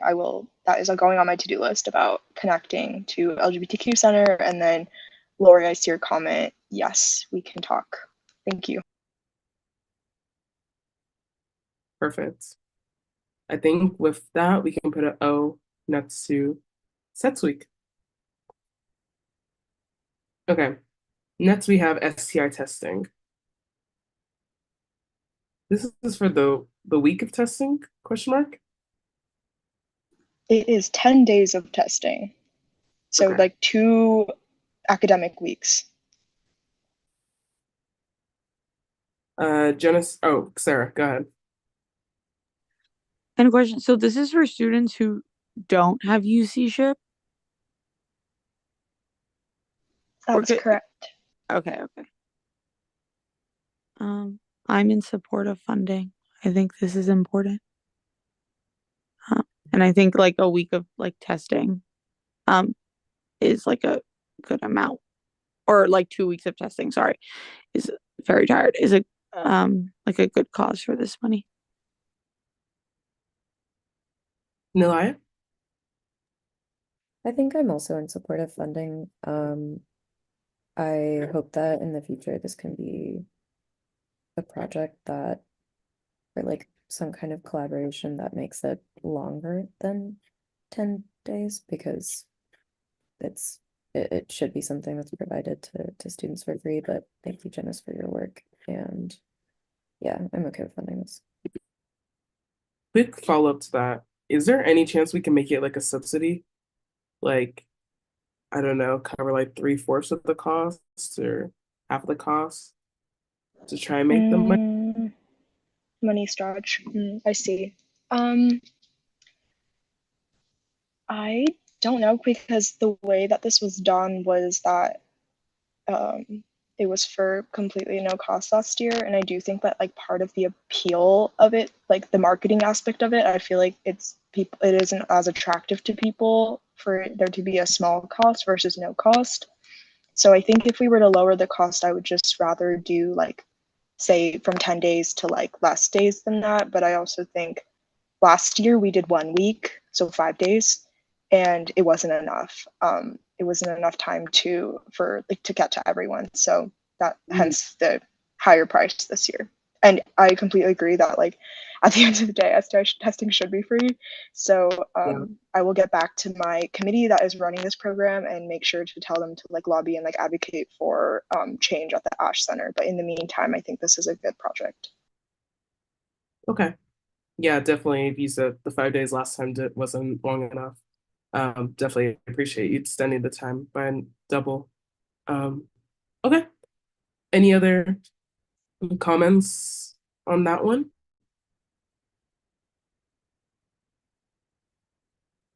Good with the price, the cost. Okay, let's go ahead and put a 0 next to it, or an O, sorry. Okay. This one's on the cusp of that high amount. Are you for revisiting Janice on that one? Yeah, that's fine. Okay. Rise on the Road? Next. Thoughts on this one? Janice. I know. Wait, actually, I'd rather hear people out first, so go ahead. I think I saw Eva. I was like, oh, okay. Eva. I'm also in favor of cutting this one. I think I think Rise does really valuable work, don't get me wrong, but I think 30,000 on like a golf cart when we're talking about like limiting the funding we're giving to ECRT is like a little mind-boggling to me. Yeah. I think I have to agree. And I'm just saying this because of me and Eva, as we stated before, just found out that Rise is also going to receive an extra $25,000 for the programming against the various isms and phobias that the campus has been experiencing. I low-key would want to see what they do with that programming fund first before advocating for the buggy cart. I don't know what to call it. That's just my take. Nalaya? I think similarly interested. Everything I had to say I think has been said, but in to me, I think it's a little bit more important to put the funding towards direct aid initiatives. Yeah.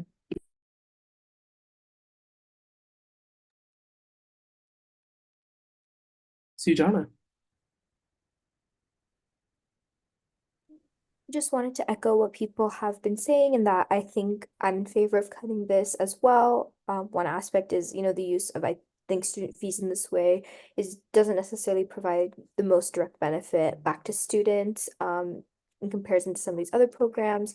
I also think that it could even, I do think we could still help. And I was thinking this during the initial presentation, looking into other like vehicles, I don't know, vehicle options even, or I know like well, yeah, but I'm in favor of cutting it as well.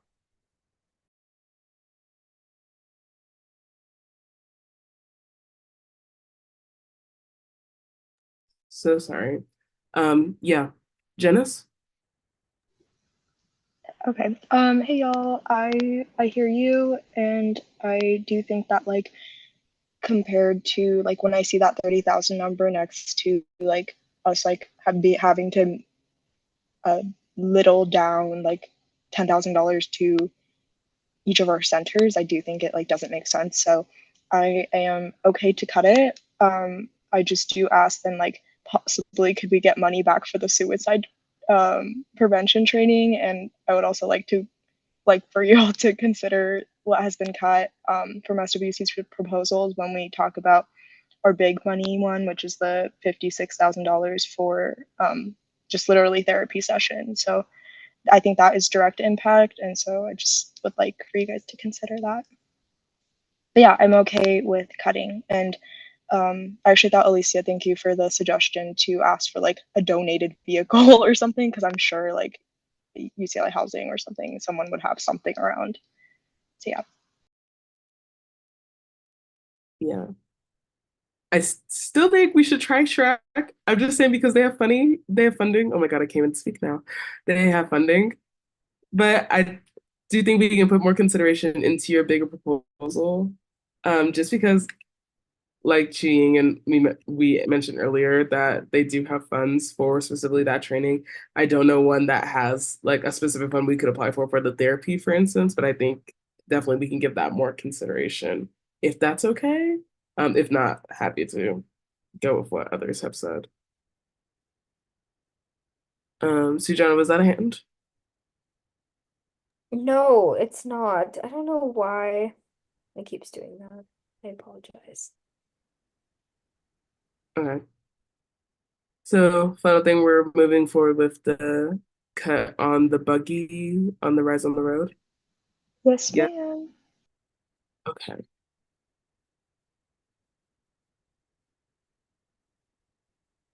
Thank you. Now moving to ECRT, 20K. We got a yes to all of it. Yes, all. Yes, all please. Delia? Please and thank you. That's all. Okay, thank you. Considering that like Taeyang already gave us like 20K to it, and like I think it's best that like we match it. So yes, please and thank you. Amazing. Okay.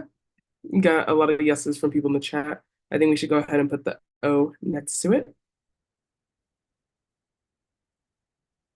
Okay, now the USAC non-referendum office stipends.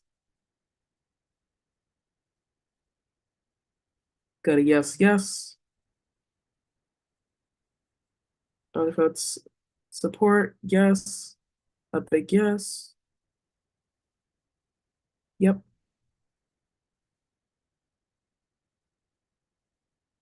Any other concerns?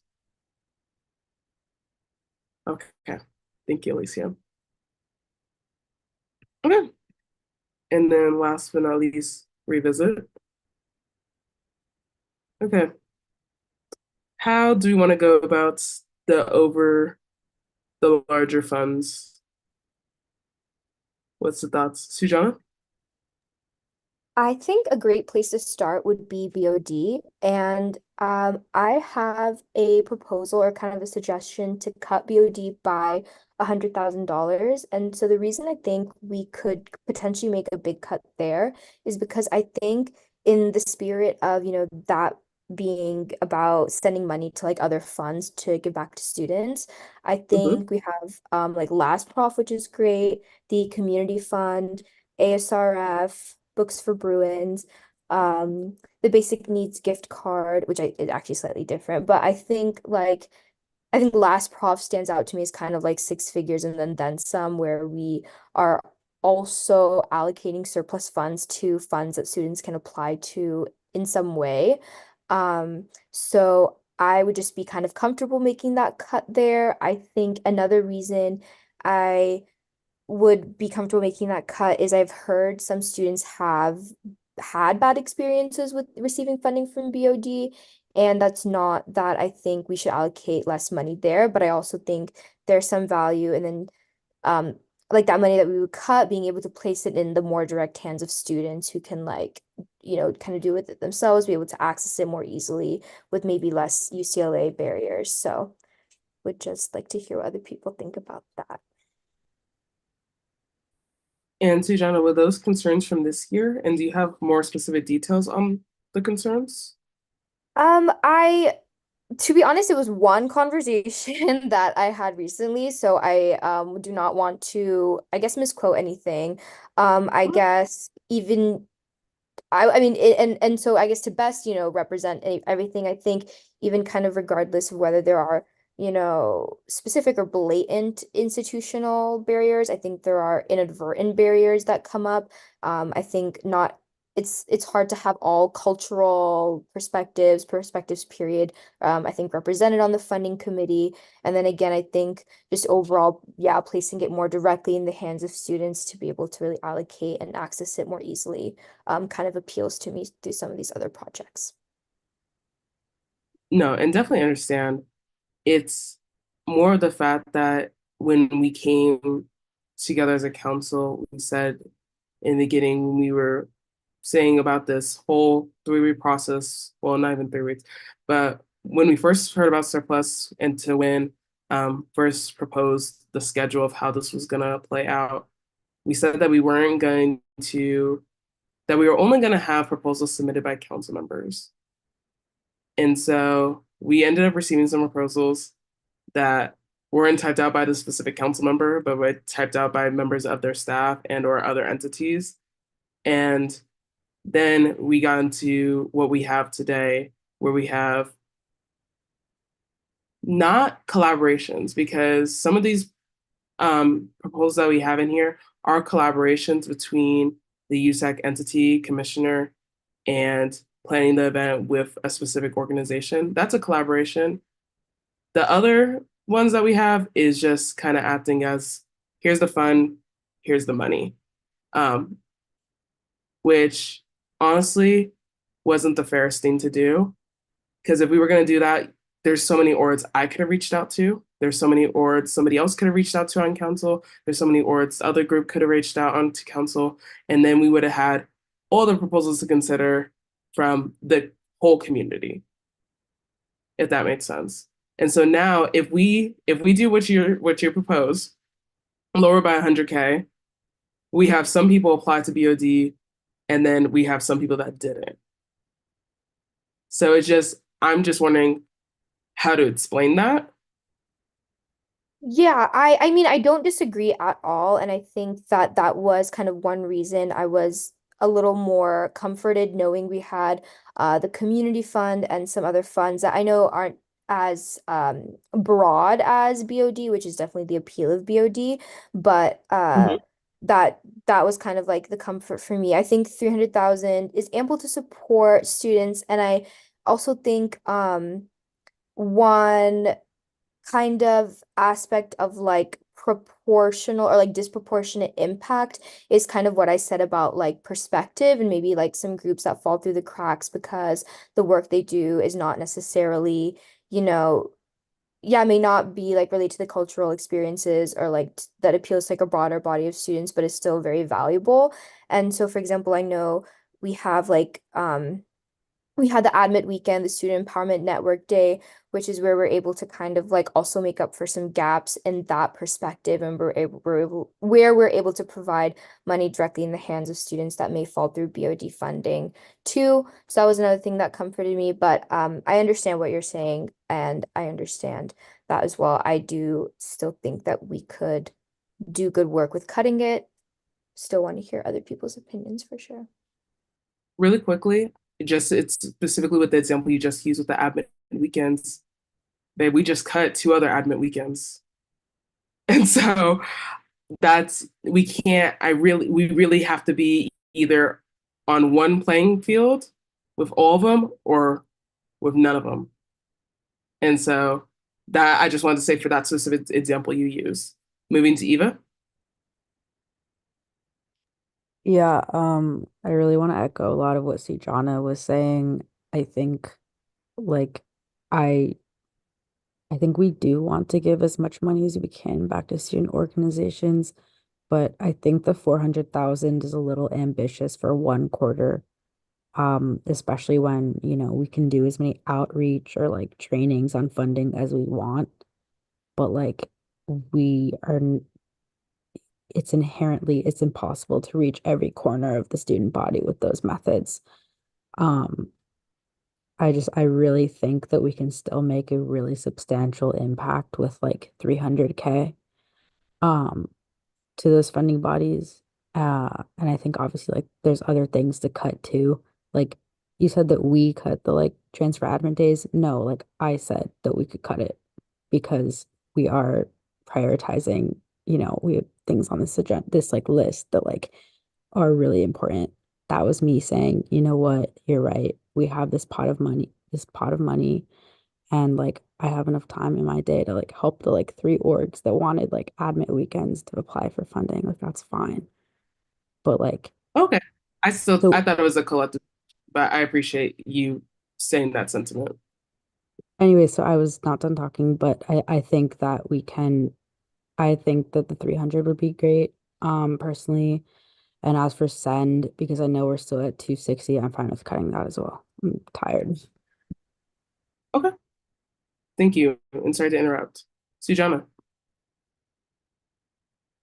No, no, not me again. Okay.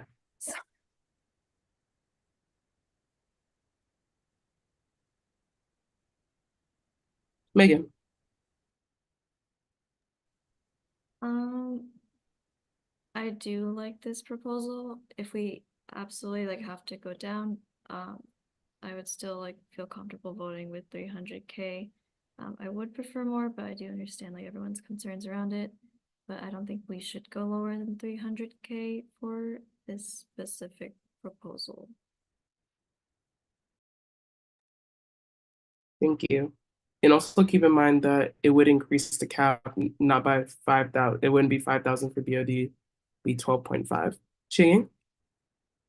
Yeah, I just wanted to give a little bit of background context on how BOD is working. We have one more cycle that is closing the application, I think either end of finals week or no, sorry, spring break, end of spring break.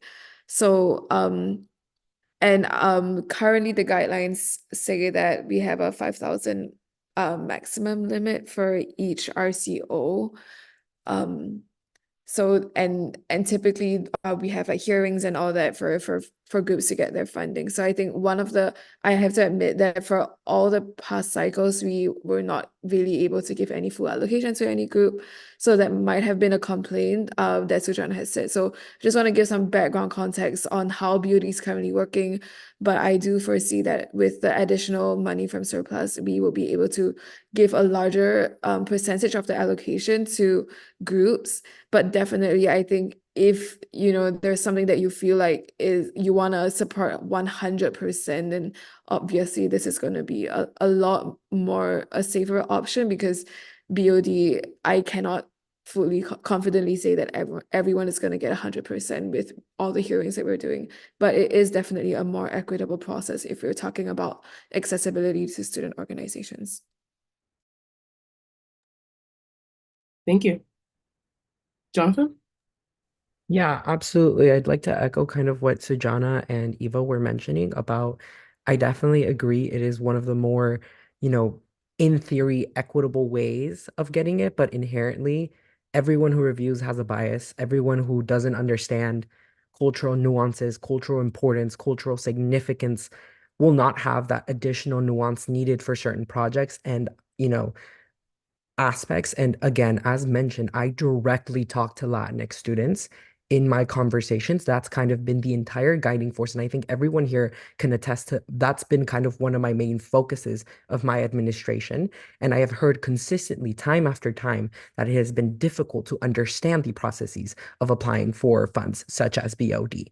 It is, for myself as well, someone who is a finance director for a different organization, it's also difficult. It's inherent. There are inherent steps. And for example, again, people of color and students of color in particular, again, for example, Latina students, our first generation students. I did not know what the hell was an interview, for example, when I came into the school. How do we expect for students to understand what, a hearing is, complex processes of applying for these resources and so forth. And like we've previously mentioned, we want to implement that. But again, like Chia Ying mentioned, there's one cycle left, and that closes Friday of spring break. That doesn't give enough time, even if we absolutely amplified it completely, that would not give enough student organizations the entire amount to properly allocate. Okay, now that we have double the amount that we could potentially apply for, let's expand, let's change. As someone who's a funding director, it is very, very complicated to get those exact numbers needed on a case by case basis for an org. So I can only imagine the situations that, students, organizations for marginalized backgrounds will face themselves in particular. But I ultimately think that increasing and providing that amount is important. But I do agree that it should be 300K. And I'm willing to actively negotiate to lower the last profs, because at the end of the day, I do recognize that need and that equity. Again, one of my main core focuses in my office and in my administration is equity. However, equity means giving more to those that require it the most. There is no such thing as an 100% fair process. And I think every single one of us present in this meeting understand that and recognize that some people inherently in our society, in our world, are left at a disadvantage. So with the principle of equity, some of us have to, advocate more for different organizations to receive that. And Naomi, I'm really sorry you didn't have the opportunity to reach out to community organizations and so forth. And it's just a matter of life.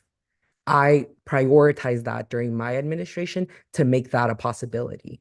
I've been in constant communication my entire administration with these organizations. It's not a matter of, oh, I just did it for shits and giggles. No, this was a very pivotal thing that I have been working on in my administration the entire time I've been present on this council, and frankly, ever since I entered USAC as a freshman. So ultimately, that's why I think we should lower it, but it should absolutely, we need to fund it. I apologize if that was long. No, you're fine. So, Jonathan, the reason I said I didn't get a chance to reach out to specific orgs is because we agreed as a council when we did our procedure is that we were submitting proposals on behalf of council members, so it's going to be council member initiatives. That's why it was shocking and surprising when we got to this stage and we had various proposals. I know about equity. I really do. And that's why honestly think that that wasn't equitable either. Like if we had decided on saying like, hey, we were going to do council initiatives, if we were going to do council initiatives that outside organizations outside of that wasn't going to be involved in the process. And so if we were going to do that and we were going to go to the most marginalized groups, I think we would have a lot more proposals on here from not just the marginalized groups that we do have, because I do recognize that we do have marginalized groups here. We would have other marginalized groups as well on here as well. So that just didn't happen. That's what I was saying there. As for you brought up the deadline for BOD, I think people have already started their apps for BOD. A lot of these programs that happen for spring have already started their applications. Having this increase to 12.5K will just allow them to do more, if anything, of their events. Not saying that's perfect, not saying that still not everybody knows about it, but what we can do if this does increase, I feel like people have definitely started to get the word out about surplus in addition to different proposals that have happened. I think we can definitely do all of us do our due diligence in reaching out to student organizations that we know need funds and offer our support because at the end of the day, that's our role.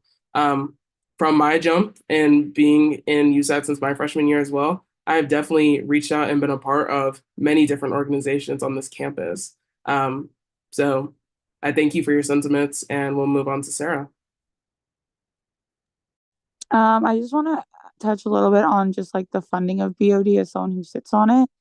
Typically, in my experience, clubs don't just cap, like the max has been 5,000, but clubs don't cap their requests at 5,000, meaning that they will apply for funds, like they will give us their whole rundown, which includes like a lot of funding for like Royce for cultural shows. So there will be like, I think quite frankly, more than enough funding, even with the application deadline like where it is.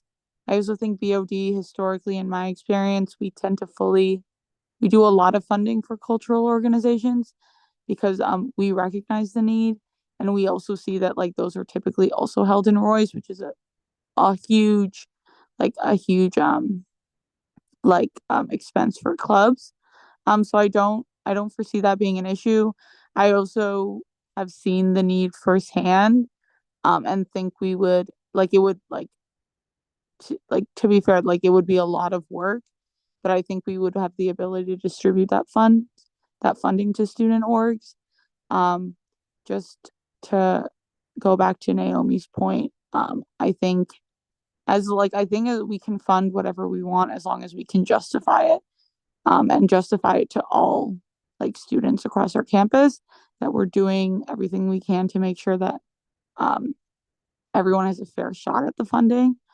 And so that's why I'm in support of giving the money to BOD and contingency for um for that. Alicia?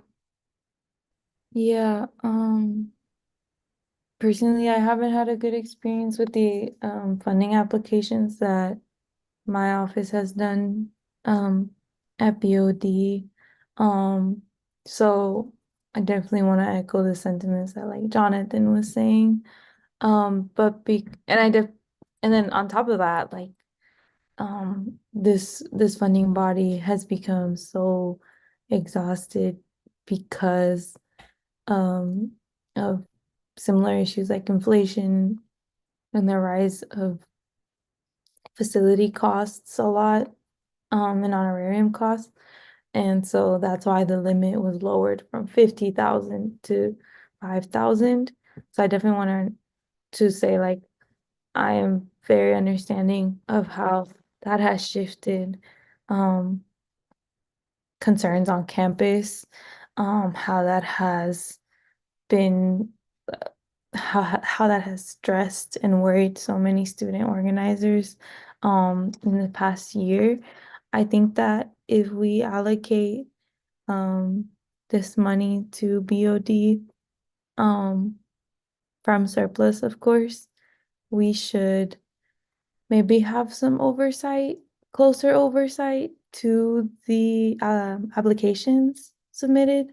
Um, I think if council can see where this surplus is going to the orgs that apply, outside of just the committee that is Chia, Sarah, and Katie, and then maybe the rest of your staff as well. Um, what's it called? That I would feel very much more comfortable allocating a large number to this initiative and this proposal. Because if I'm able to advocate for orgs that are getting less, especially those that are in need of equity, in need of more funding than others, based on historic context, present context, cultural context, circumstantial context, um, just practicing that. Um, I don't know. I would love to be able to be a part of that, and help and advocate for orgs, especially just like from where I'm coming from, as the Commissioner of Cultural Affairs, I definitely think I would love to be a part of that. And I think that if this is surplus funding, we should know where we're allocating and helping every org out as much as we can, especially given that, we had to strike uh some of the EVP proposals today for like ASA and transfer admin weekends and such.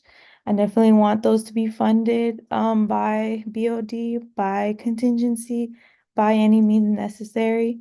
And I want that to be seen through. I want that to go through. I want that to be a promise.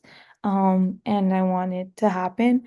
So if we can be a part of making that happen, just like we discussed in this meeting, I would really, really feel really comfortable allocating towards this proposal and voting in favor for it. Thank you. No, thank you. I think honestly that's an amazing idea. Because definitely if this proposal goes through, we already have people come to public comment and say, like, for instance, Stomp wants to apply for the funds. Like other groups will want to apply for BOD knowing that they can get a higher amount. So I think the team is definitely gonna need support. And so if council members definitely want a voice on that, I think we should. Um, so I 100% agree with that. And like you said, know where the funds are being allocated to and having the voice to help uplift certain communities for that equity. Ching? Yeah, thank you, Alicia. I think that sounds good. We can definitely like so typically when all the allocations are done, like council reviews it and votes on it, but we can definitely um have like council be also have access to if you guys wanted to like the hearings and all the applications and even like the tentative proposed like allocations and then we can have a more rigorous discussion before those are dispersed. But that is something that I think should be pretty feasible. Alicia? Yeah, thank you so much, Gia, for being open to it. I think that council members may not be at capacity to go to like the hearings, especially with everything happening in spring. But I think a way to remediate that is to add like a discussion item on our agenda, maybe every couple of weeks or so, whenever you guys you know, go through your hearings, have everything, everyone's applications, whenever your cycles are done, etc. If we could have a discussion during council, in our new business section, and then we can talk about them. Maybe even see if we can invite some members of the communities that applied and see if they'd be willing to come. In the case that they are unhappy with their allocation or have questions on the process, have questions on what can and can't be funded, why, like, I don't know, why they got their proposed allocation. Because I think the allocations should be reviewed by council and every single like application should be seen before we vote on it at the beginning of council. So I think that discussion should be had during, maybe that's like a way we could do it. But I'm open to other suggestions as well. Maybe it could be a special presentation. I don't know. Okay. Sarah? I was just gonna second what Chi Yang said, and I really appreciate sorry, I'm just really tired. I really appreciate the input. We can definitely do a special presentation. We could go more like typically we present, but we can definitely go like more in depth in like the number of applications we received and like who applied and what they applied for, and then we can also like in our hearings we can like tell orgs that applied if they like want to come to public comment to share more, they definitely can. But if there are other like ways that you would like want us to be like more transparent, like definitely I would be in support too. Okay. Nalaya? Also seconding, thirding, fourthing Alicia's and Sarah's and Chiang's thoughts on increasing transparency with pod funding. I also think it might be I honestly might just be unclear on this because I came into the role late, but maybe we're supposed to be looking at bod funding before and contingency before we do our votes every meeting. So maybe we can also just as council members take more agency there.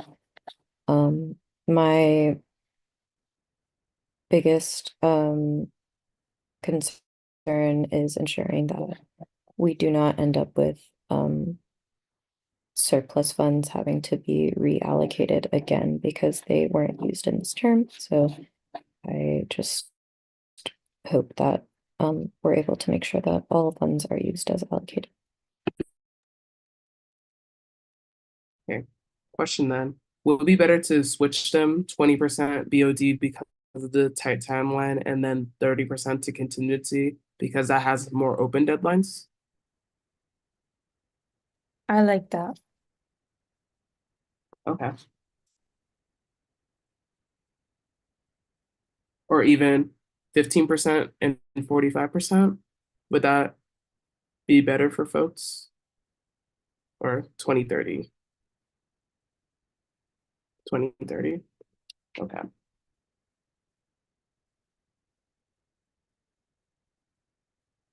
And yeah, I think last time, especially with BOD, I remember it was, sorry, low-key a mess, lack for better words, that day when we were voting on it, because we only got to see it that day, the spreadsheet, like it was like the day of the council meeting, and didn't get really a chance to look through them as well. So I think especially what Nalaya you expressed and Alicia what you expressed as well, I definitely think we can do more of our due diligence to look. Hopefully we can get them before council or even be a part of the process before coming to council. I think that would suit all of us better so we can make sure what y'all have said and what you have definitely expressed of making sure the communities that need to be uplifted are uplifted in this process. And also I think with allocating more to contingency, we would have more time to also let students know about applying to those. And also we can be involved in that process as well. Because I know the deadline for BOD is not the best of what we have right now. So yeah.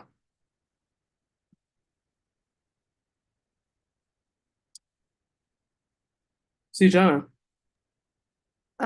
I think this discussion was really important and productive. I think I basically, yeah, agree with what conclusion we came to there. I guess then I would just want to, if this is the appropriate time, revisit the 100K and see what people think there. I feel like definitely, as we can see, the big allocations that we're going to need to cut from are BOD and RJN.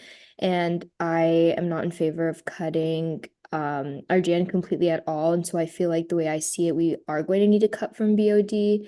And I do still stand behind the $100,000 cut or 350,000. I I guess so there's some more we still have to revisit. I mean, I know like LSDCC, Live Health Online Program. Okay, yeah, that makes sense, Nalaya. Let's do that.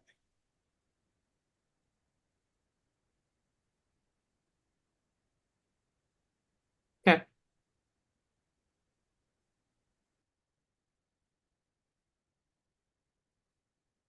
Okay.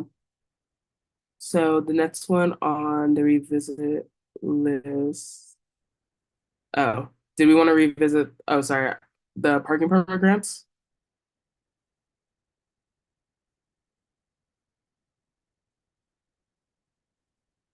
Oh, Sujong, sorry. Oh, no, let me lower. Eva. Okay, I'm wondering what everyone's thoughts are on like instead of like skimming everything to bare bones, if we can take one of the big ticket items that we have left and just cut that completely.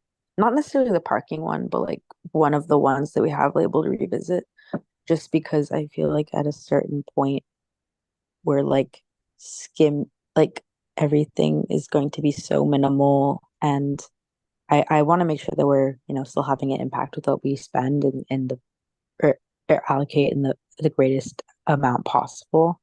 And I think for me at this point, since we've cut so much, I think for me, I see like more value right now in just outright like cutting one of the revisits rather than like trying to cut further down other ones, if that makes sense. Yeah. So would you want to go to the next, like, so you said cut one of the revisits. Do we want to go? What did council members think? Currently on the list for the revisits that I have from like comments made throughout the meeting, I have the books and Scantrons, USAC funding, housing rent relief, student empowerment networking day, last profs and LSDCC. I believe books and Scantrons were cut to 15,000, right? Okay, thank you.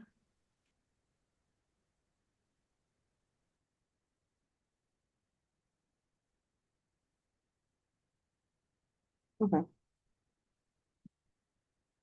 Council members, where do you want to go to?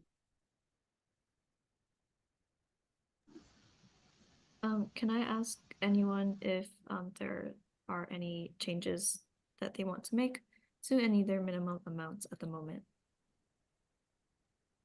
I think just in light of the discussion we had, I think I'm actively willing to, again, I think to cut last profs to $75,000. And we can obviously continue discussions as we require. This is like echoing what Eva said, bare minimum. But I'm really actively trying to be in a position of equity and understanding, but at the same time ensuring that that we are uplifting and providing for communities and resources that truly require it. So I'm pushing this, as a means of conversation moving forward. But I think at least in the meantime, I'm willing to do that. Thank you, Jonathan. So do we want to, I'll go to Eva, but do we want to just talk about this proposal now? Let's go to Eva. We can also cut care to zero. Like at this point, what's 10,000 gonna do for them? So just cut that to zero. I also would propose I know that I've talked about Scantrons like 20,000 times, so like kill me if you want, but I think I'm also in favor of just outright cutting that completely. Um, just because I feel like in the grand scheme of things, like a small $2 or $4 purchase made like every quarter, um, is a easier pill to swallow than like a lot of the other cuts we're thinking of. But that's just, anyways, we can cut care.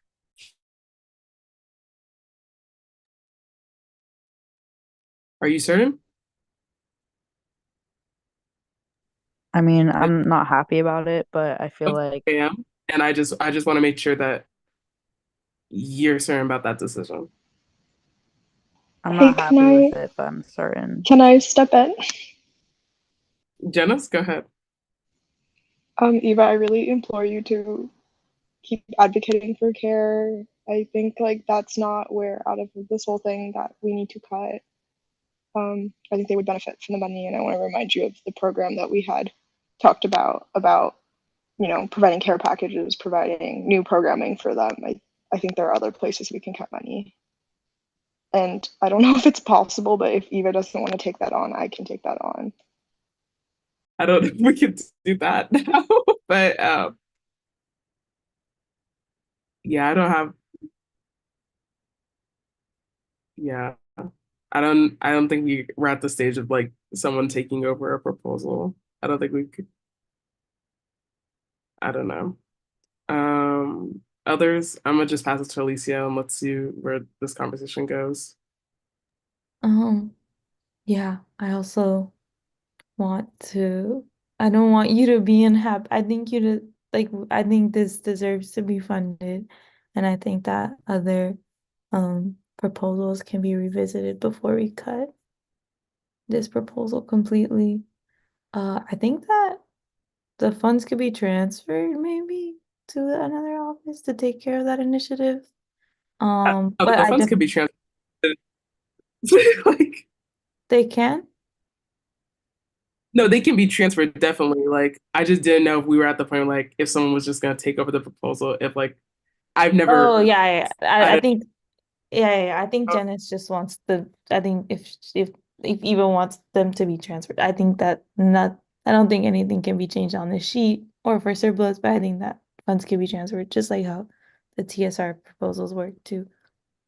Yeah. I mean, I'm down to like keep going with it. I just suggested cutting it because like it's 4 in the morning. But I we don't have to transfer it. It's chill. Thank you though, Janice. Love you. Okay.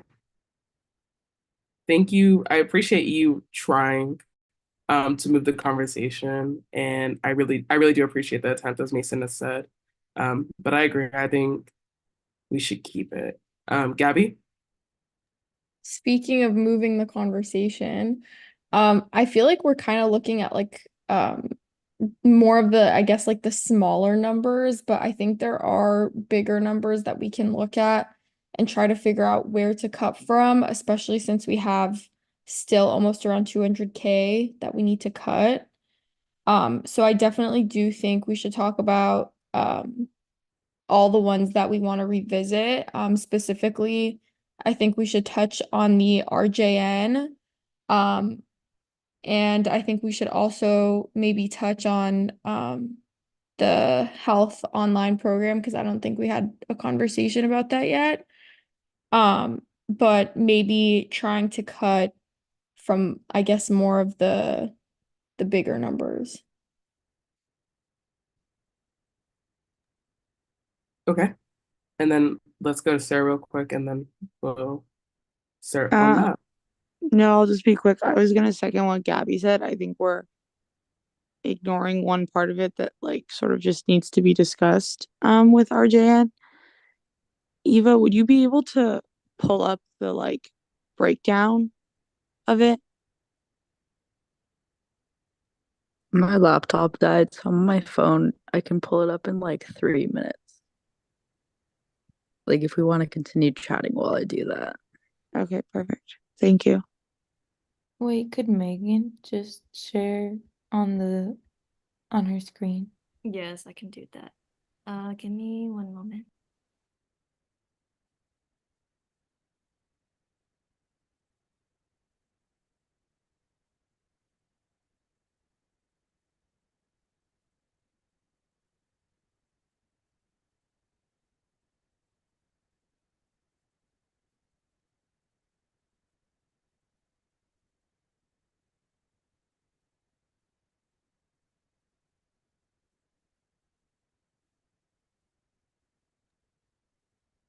Okay, Eva, I have your proposal pulled up right now. If there was a specific part. Sarah? It's all the way at the bottom.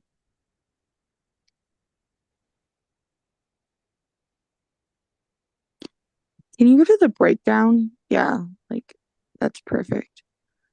Or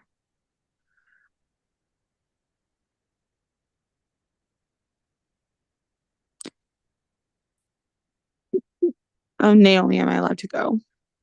Yeah, go for it. Okay. I called on. Just because so BOD focuses specifically on educational programs, so I think we'd be able to fund a lot of the higher educational conference. I'm trying to look if, and then I guess, and then my question to Eva is like, I don't want to like, obviously all this is important. Is there anything that you see that could be reduced at all? I think or wait, Megan, if you wouldn't do you see the speaker's notes on the bottom? Yeah, can you pull that up a little bit more? Okay, great. Um those are my little tiny annotations, and that's already assuming I think cumulatively 230 of this. I mean, I think I would be most in support personally of probably cutting the admin programs um if we had to make it fit, but I think like that's just me as an individual. So that's 40 right there. And then, was that meant to say the BBRC Um, in the speaker notes? yes. Okay, so if we're already sending 10K to be even with the other resource centers, do you feel like that can be cut? Question mark. Wait, wasn't that already? I thought I Yeah. already. So, mhm. Yeah, that one's already cut. Yeah, we can consider it. Okay. I think my understanding is that that stands for the book club, not the resource center. Oh, that's so my bad. I'm so sorry.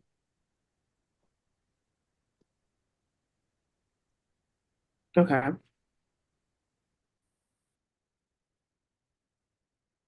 And then Alicia, so sorry. Yeah, I wanted to say that ASP and SHAPE are also funded by referendum.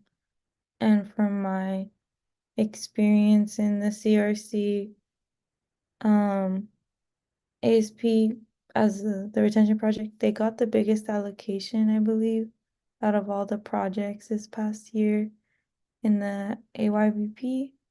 So I do want to say that that's also like they are funded by referendum fees to the CRC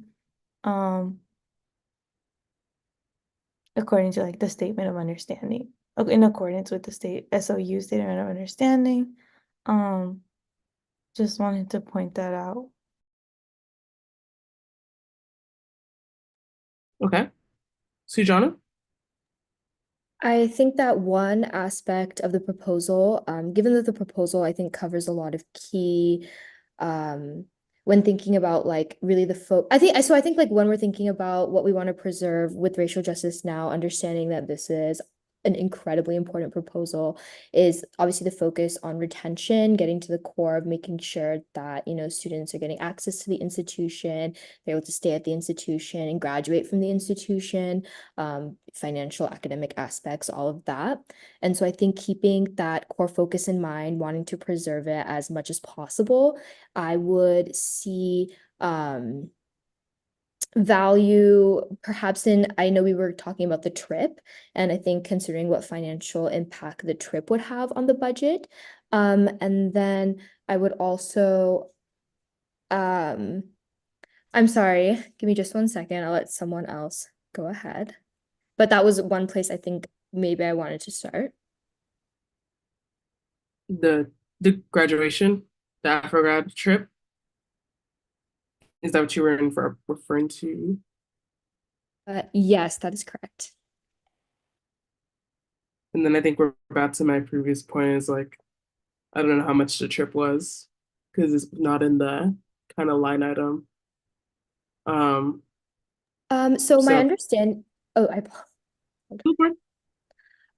I think it's under the graduation is where it's counted, but yeah, we don't have the, sorry, that's exactly what you said. We just don't have the specific breakdown of that. But I think that based on my understanding of ASU and what ASU leadership wants is they would be most comfortable taking from the projects and Harambe Council aspect of it.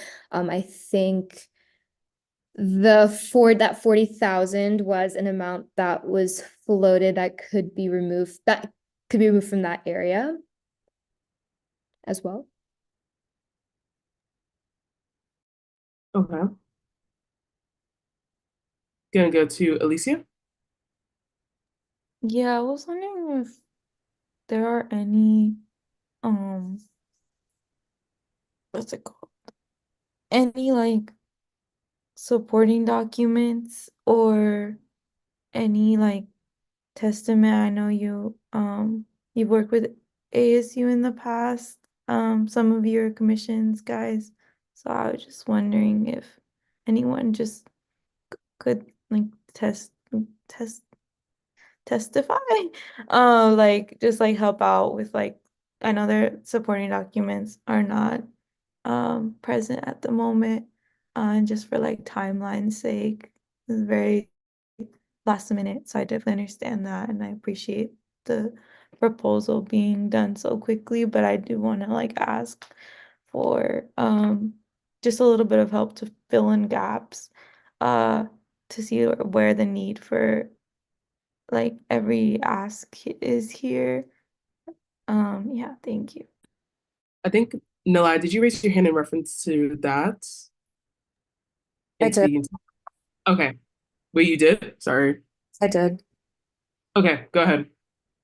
So the Green Initiative Fund allocated $50,000 to, or sorry, I think it was 45,000, forgive me, to the Harambe Council for programming at the end of Lily's term.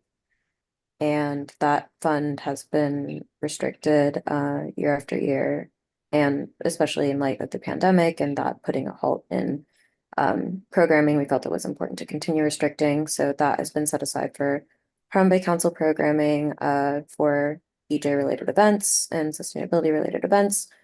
And the guidelines for accessing said funding have been changed significantly so that Harambe Council is not required to go through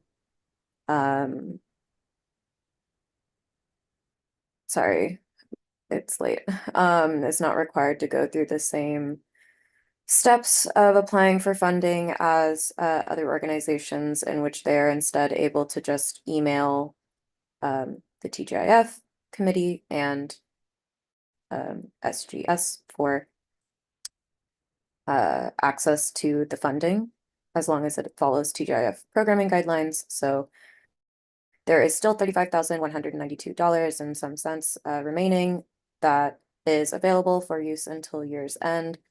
So if you all are comfortable, I guess this mostly applies to Eva, if you're comfortable taking that number into account with your proposal, then I think it is something to consider and could significantly cut this budget proposal. Again, keeping in mind that all surplus proposal funding, as well as this restricted $35,000, are designed to be used before the end of this year. And just to clarify, you said it was 35K available to Harambe Council? Yes, 35,000 and some change. Okay. Thank you. Eva? Can we see those updated numbers in the sheet? In the sheet. Yes, could you guys repeat like the specific numbers you guys would like to see? So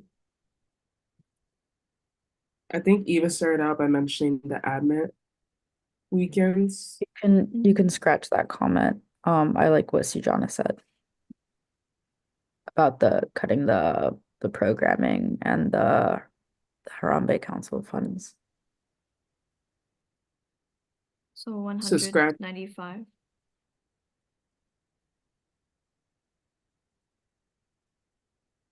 Correct. Sorry, I got confused. Wait, Sujana, can you reiterate?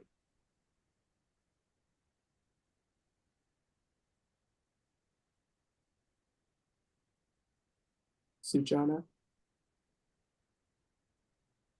Or Eva. So we said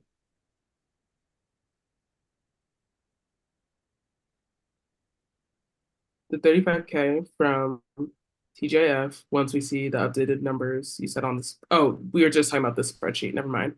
Okay. And then what was the other thing? Was it both admit events?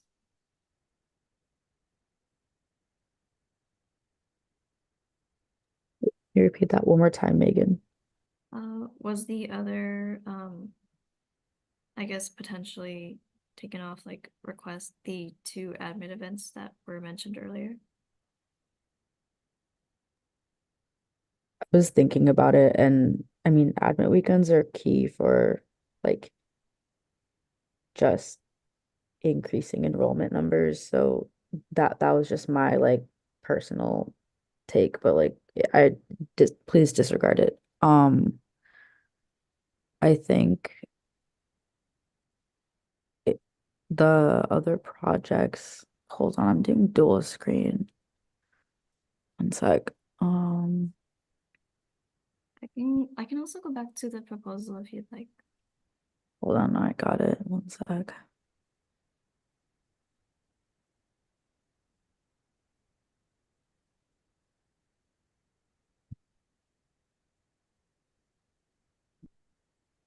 I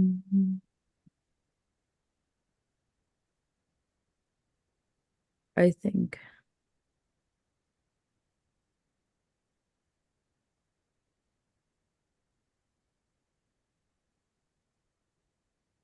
I'm not opposed to also, I think, taking some of the money intended for Afrograd if we can spare the admit weekends.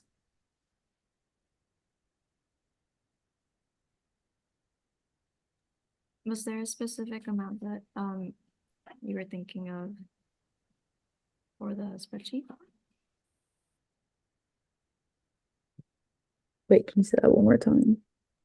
Was there a specific amount you were thinking of cutting off from Afrograd? I'm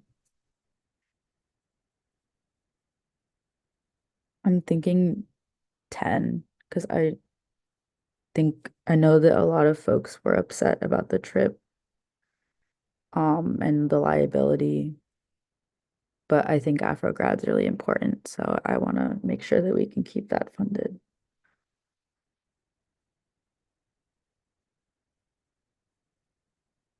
I think now that we've cut down a lot of RJN, though, I'd love if we could revisit the other proposals and then maybe return.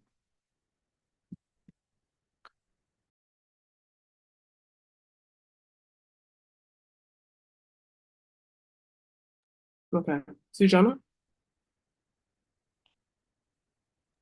No, I'm really sorry. Okay. Does someone else have their hand raised? All right. So, said revisit something else. Do we want to go to LSDCC? Sorry, I just went up. Or the live health online program? Yeah, that would be mine. So yes, we can go to talk about that. If anyone has thoughts.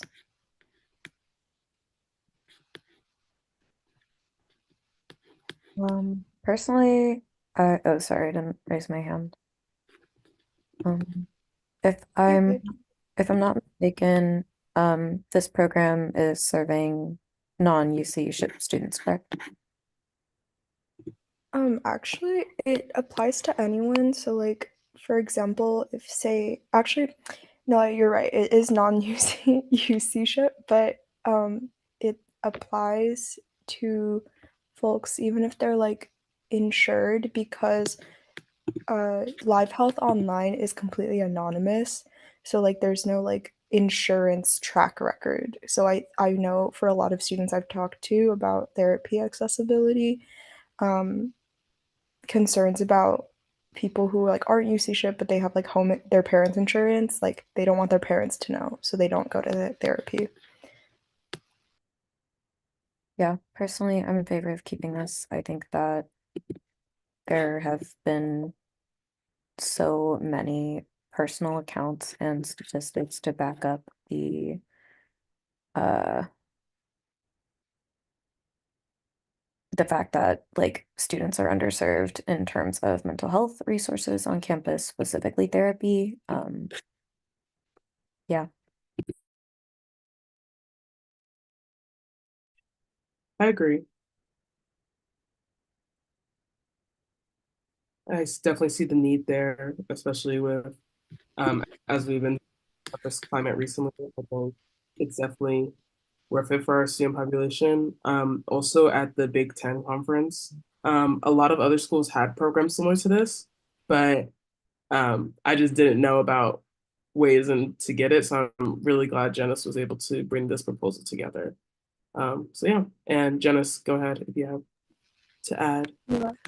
Thank you guys for supporting. And just as a reminder, this is for 50 students, and this is gives each of them 8 to 12 sessions, whether it's therapy or psychiatry, whatever they need. Was that really staticky? Okay, yeah. Janice, Oh, I don't know I'm what so happened. sorry. I'm so sorry. Can you hear me right now? I can hear you now. I think Okay. most people decipher, but if you want to please Yeah, summarize what you. I was just saying, that this is for 50 students. They get 8 to 12 sessions each. So this is more than the CAPS minimum, right? Or like the CAPS cap. And these would be fully funded. So this would be an amazing resource. We know how many people in our lives right now that need therapy more than ever.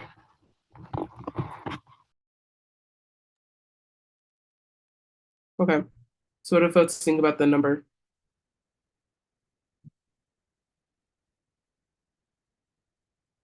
I got a yes.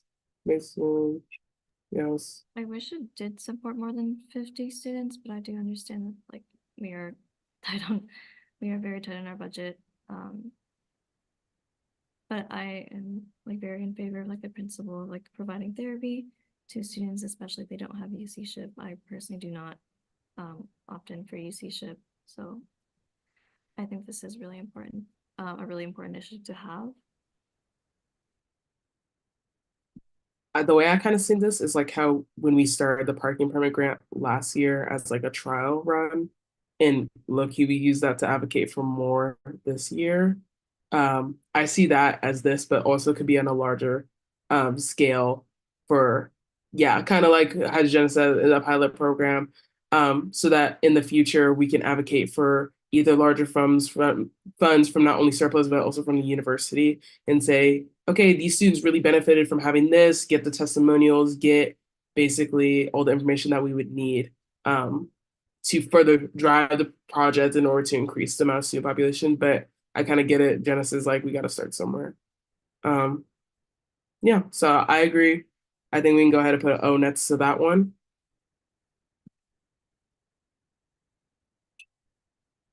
Sarah? I'm just trying to look at because we still have a huge sum to cut. I'm trying to look at like where we could, and going down the list. I don't want to touch Jonathan's project because I think he cut a lot. I'd be willing to cut um per like obviously it's not my proposal, so Naomi, with your permission, on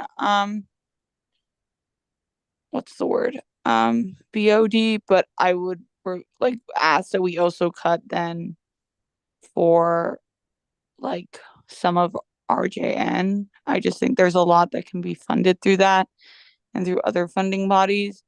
And we've also had a lot of people cut like to the bare bones uh, for their projects. And I don't know if we can ask others to cut any more than what they've done. Unless there's like something else that I'm not seeing. I'm just like, those are the main things.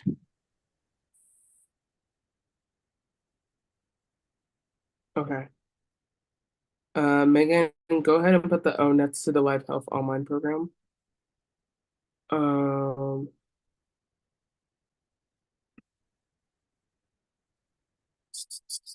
okay. So yeah, we are over 139,570 and 97 cents. And we basically have 1, 2, 3, 4, 5 that are still listed as revisit.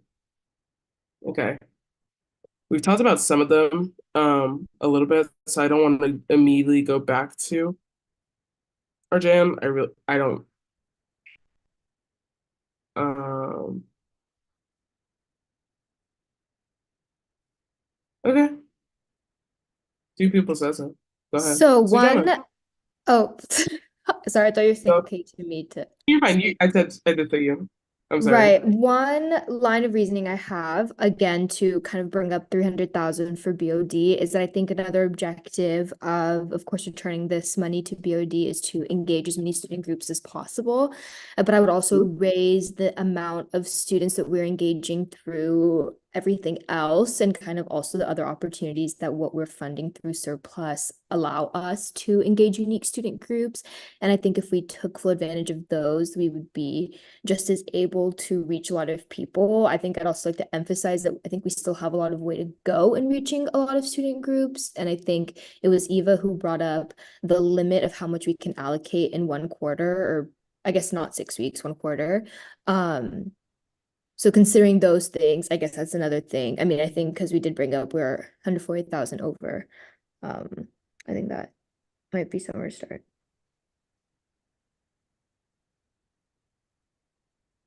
Okay. Okay. Let's go, Sarah. Okay. Well, Sarah, was that an old hand or a new hand? That was an old hand for cutting BOD to 300. Okay. Alicia. Yeah, I wanted to ask if the Disability Cultural Center could be revisited just because the referendum will be on the ballot, which is something that we had brought up before. But I definitely am supportive for it to get an allocation. I'm just saying, like, with the funding that it would get if the referendum passes, um, yeah, I don't know how folks feel about that. Okay. Yeah, Malaya? happy to speak to that. Happy to revisit the number. Um, I can take it down to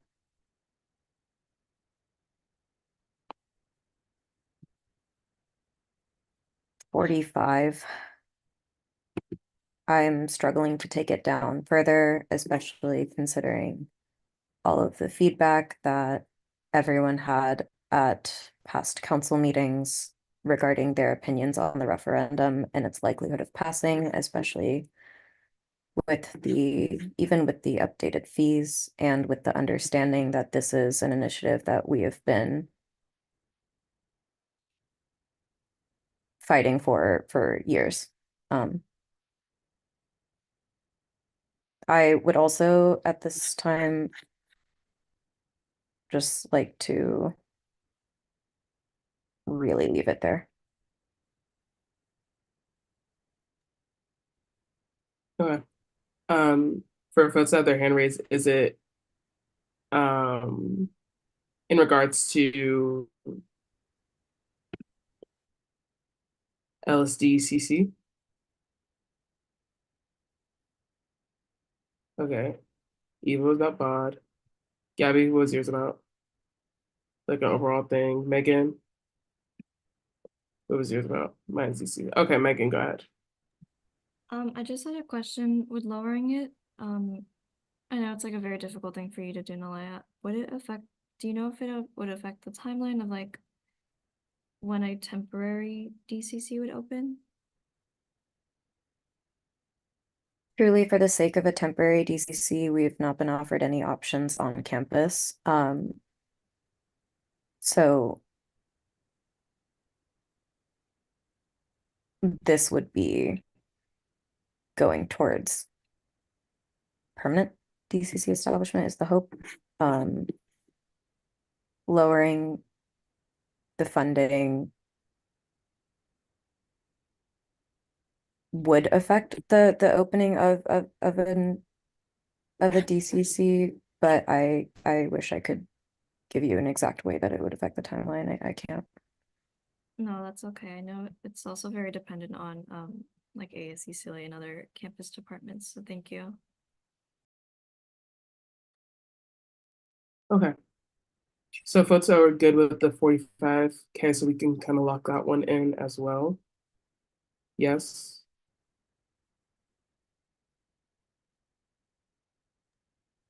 I've got one I'd yes. like to lock that in. Okay. Couple more. Okay, cool. Okay, let's go ahead and lock that one in. Thank you, Megan. Okay, so now going back to the funding bodies. I definitely hear y'all, and I know we gotta cut from somewhere. Can we do, sorry, I was thinking. 325 for now.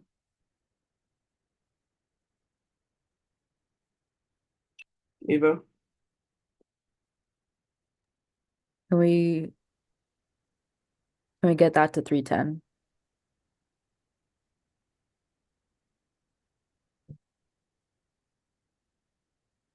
Can we start with 325? Yeah, I'd rather start with 325. Gabby? Yeah, I was actually gonna say beforehand, if you would be willing to go to 300 for the BOD one, keep the commuter one, and then the Latine one at 75, and then we think about lowering the RJN one, like with the rest of what we have left. If that makes, I don't know if I'm like articulating my thoughts correctly, but I think that just makes the most sense, and then it might just also probably be the best route we have to take.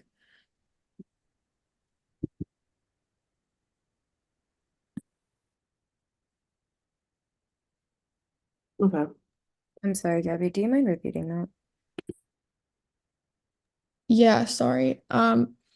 I was saying that if Naomi's okay with it, to lower the BOD one to 300K keep the commuter one and the Latine one at 75K, and then with the remaining funds we have left to lower the RJN one, like I'm saying like the money that we still need to lower. Does that make sense?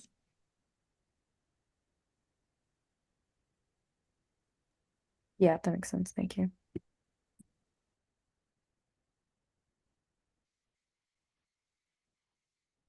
Well, Yeah, I'd like to second. Sorry, so sorry. Jonathan, go ahead. I'd like to second what Gabrielle said. I think, I think we've again bare bones, and I think what really hurt in particular was the LSDCC. So I really want to commend you, Nilaya, for doing that, and you articulated that very well, Gabby.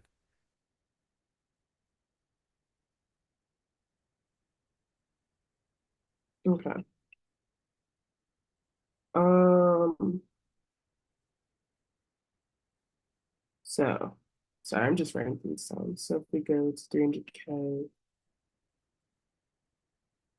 then To be honest, I'd like to lock in commuter parking permit grants and last profs, or at least commuter parking permit grants, just because I think, again, direct aid. Honestly, yeah, last profs too. But yeah, why do numbers? Can we go ahead and lock that in for commuter parking permit grant? Is that agreed?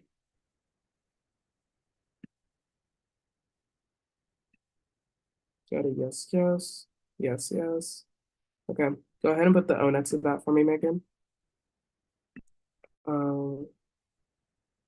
Then last profs, 75K. How are you gonna distribute that one, Jonathan, now?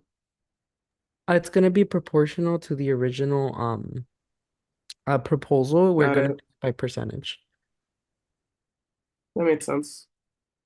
Okay, do we want to lock in last profs? Or how do we want to do it? Because now we're down to 3. Okay, that's it. Yes, yes. Yeah. Okay, that one's locked in then. And then there were 2.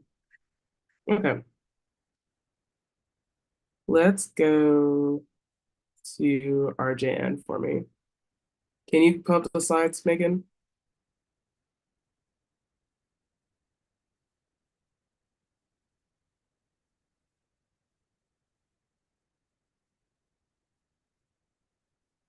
Okay. Yeah. Thank you for them for being here. Appreciate it. Okay.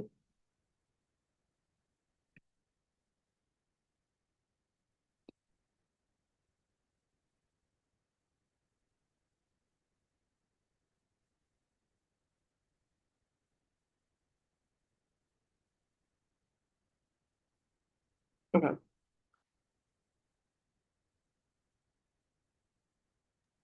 So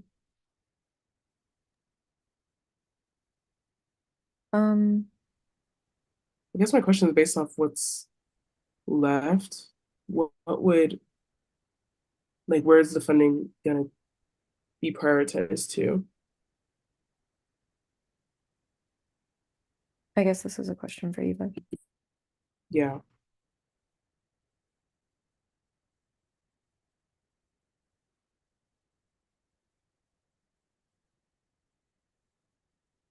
Because I know we said subtracting, I believe it was 10K from Afrograd, due to concerns with the trip. Then it was minus 35K from the projects and Primate Council because of the TGIF funds. But how's the other being divided?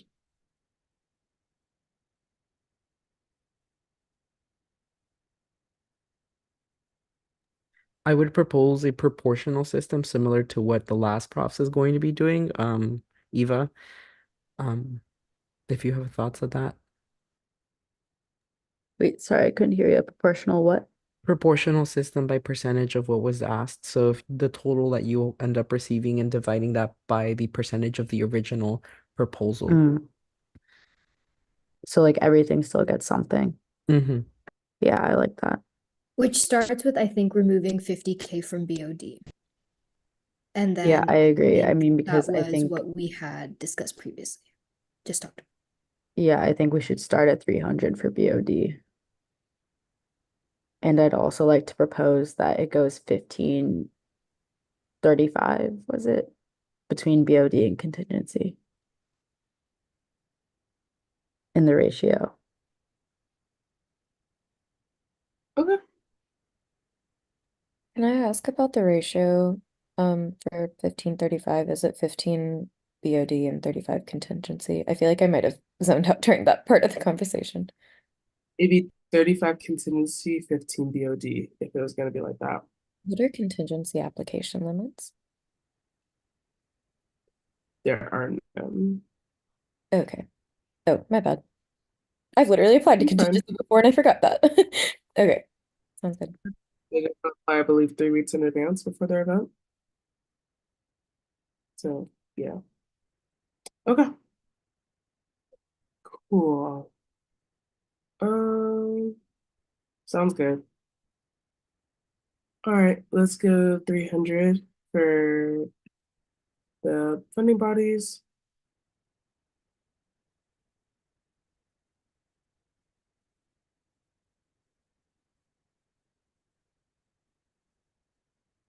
And then we said the rest was going to be subtracted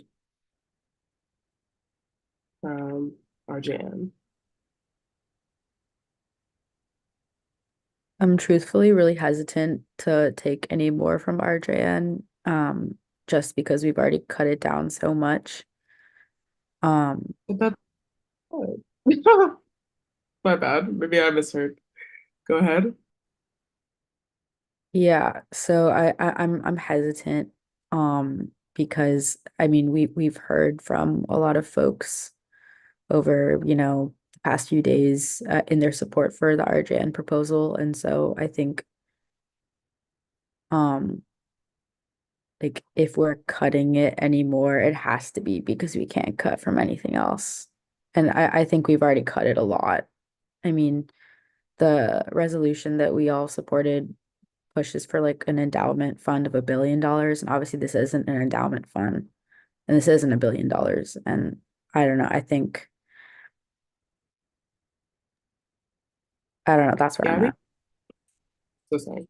No, Gabby? I totally get what you're saying. I just think that we thoroughly looked through every other option. And even if we do cut or subtract the remaining funds from RJN, it would still be at around $110,000 or something like that, which is still a lot of money. So if it is something you can consider, I think we would all, or I'll speak for myself, I would really appreciate that. Because yeah, I think it's still a lot of money, and then that way, um, I think it's also just fair in terms of the other proposals. Alicia? I wanted to ask ASUCLA representatives about the USAC endowment, um, which I think is maybe more than $1 million. And just because like that word endowment reminded me of that and how we just haven't really been uh I don't know, presented that endowment by ASUCLA yet. Maybe it's not the time to have this conversation actually. Yeah, never mind. So sorry. Do want to reconsider that in the future, but I definitely understand what Eva is saying and how cutting it down could, yeah, really affect the uh, events that and programs that ASU wants to put on with other orgs.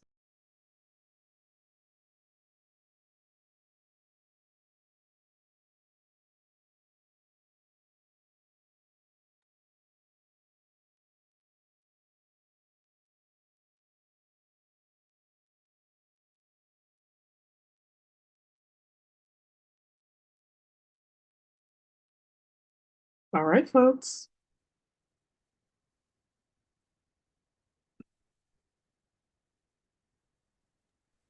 I think it's close to reaching 10 hours of a USAC meeting. We have gone through every single proposal as thoroughly as we could. Does anyone else have any suggestions on where the money can come out of? Because I feel like we've cut down on so many proposals today. Like I, for one, have completely gotten rid of one and halved my other. So are there any other suggestions on where the money can come from? Because I feel like very stuck right now.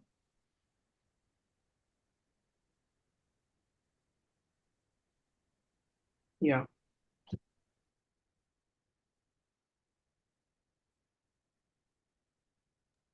I think we've kind of reached a consensus in the chat, like at least from what I'm seeing. Because I'm not hearing opposition. I don't know about you all. Agreed.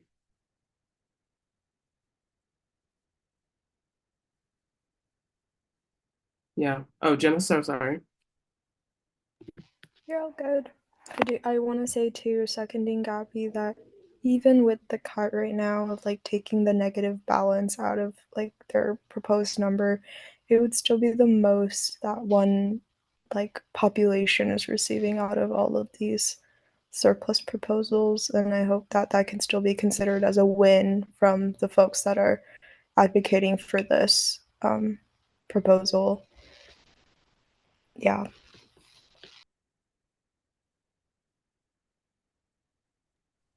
I think because some people cannot see the chat, I will kind of read out what some people said. One person said groups can still apply to BOD, so do think that's the best place to cut from, unfortunately. Someone else said because I think that could be something in regards to ASP and SHAPE, that can be something that we can cut down on a bit due to the fact that they're referendum funded like other MO projects. Just wanted to say that like on record. So should I go ahead and minus $74,570.97? Yeah. Okay, let me do the math.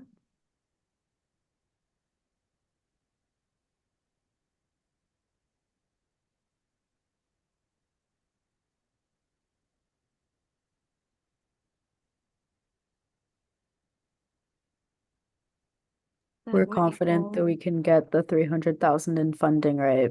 Like we can get that money we can get that money in applications, right? For BOD and contingency and stuff. Are you? Because we just lowered the price. Like, so there's going to be obviously more competition. Like, that's just how I think about it. Depending on how well we market. So that's the whole thing of like, if we lower the money, more group supply. If we raise the money, so that's just what we have to do. Like, I can't tell you I'm 100% confident, because it's still an application at the end of the day.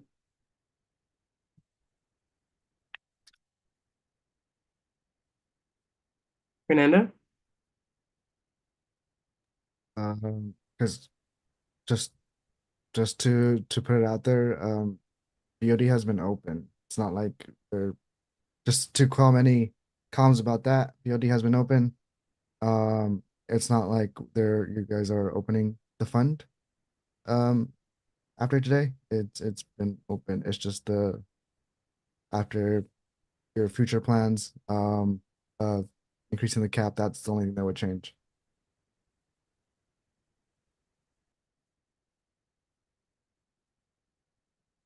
Okay. So yeah, and I guess now if we're more part of the process when it comes to BOD, it's definitely receiving those applications early on and reviewing them. I definitely think we can advocate there as well. So hope that calms some fears. Janice. Not directly relevant, but as we're nearing the end of the night, I was just wondering if we are still up to doing a ballot vote for these decisions. I think that would make things more efficient and more comfortable for folks. Just at the motion. Okay, if you'd like, I can say, I move to vote for our surplus allocations for 2023-2024 year tonight on March 13th as a ballot vote. There's one more before we Oh, do okay, vote. okay. I can remotion. Go ahead. Yes, sorry. I just wanted to say real quick, I think that SGS would have to make 34. We got it. You got it? Okay. Yep. Okay, then okay, all good. I just didn't want that to take even longer, did. so thank you. No, you did. Can we get a second on Genesis motion? I second. All right, Genesis motions, Alicia seconds. All in favor, please raise your hand.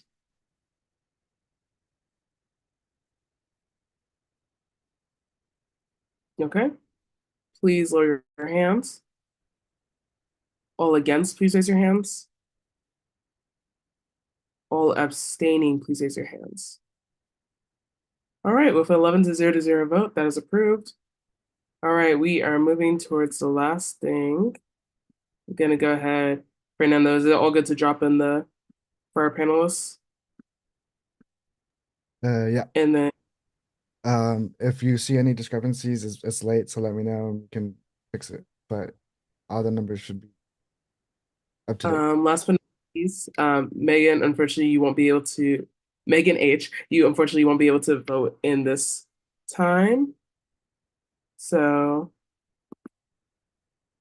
yeah, we'll go ahead and put in the chat. As I said, thank you, Fernando. I appreciate it.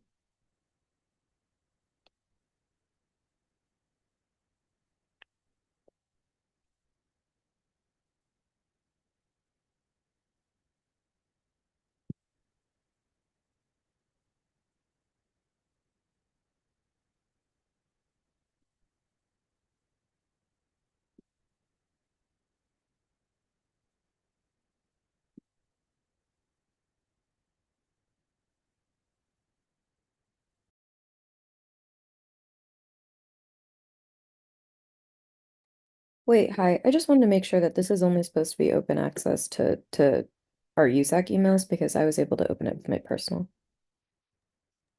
Last time it didn't work, so just doing it this way. If there's more responses, I'm sorry, Naomi. Yeah, I was gonna say if there's more responses than there should be, Okay. then we redo it. So Just making sure. praying that you all, as council members, fill it out as yourself, please.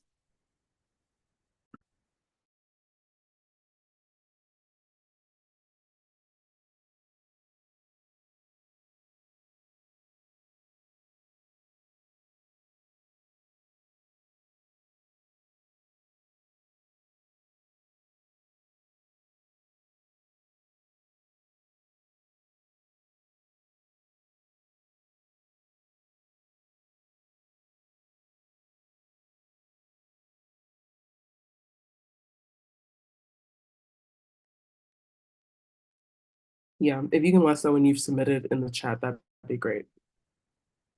Thanks, folks.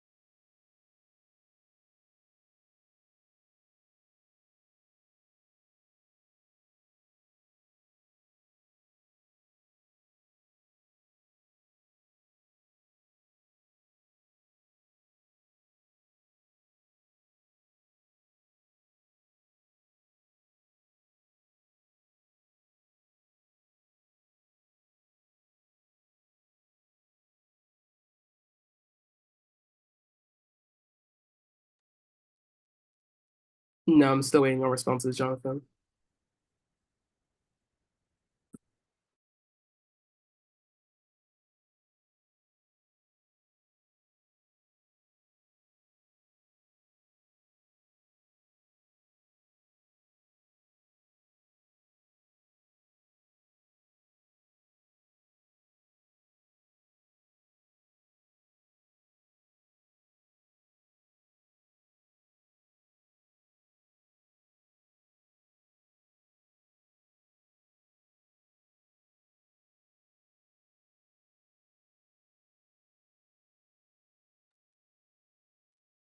Okay.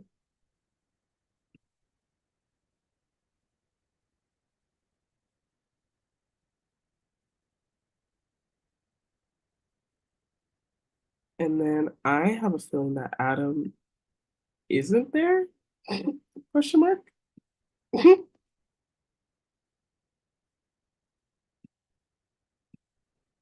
I'll try one last time, I guess. Adam, are you present?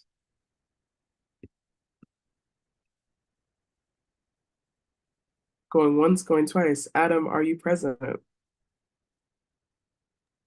I'm gonna call him.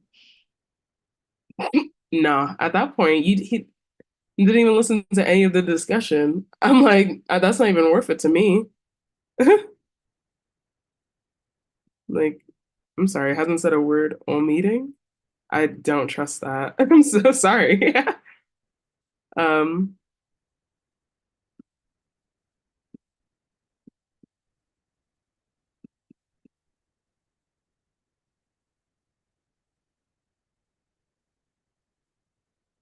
yeah,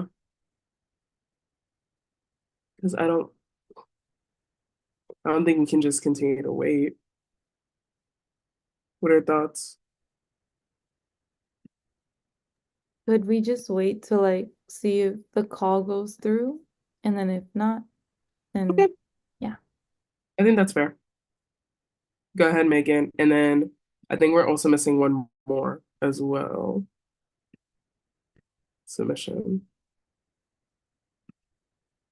I think Katie hasn't responded in the chat yet. Okay. Katie, going once, going twice. Are you there? While Megan's calling Adam, does somebody want to give Katie a call? Sorry, was there a hand raised? Janice? Yeah, in the chat, Jonathan SGS said we can move on without him. He is not present. And then Gabby said I'll call for Katie. Okay, thank you so much. I appreciate that. Megan just said the call is not going through without him. So I think Okay, we just wait for Katie. sounds good.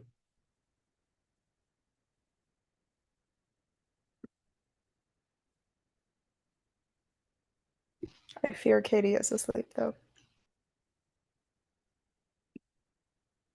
Got it.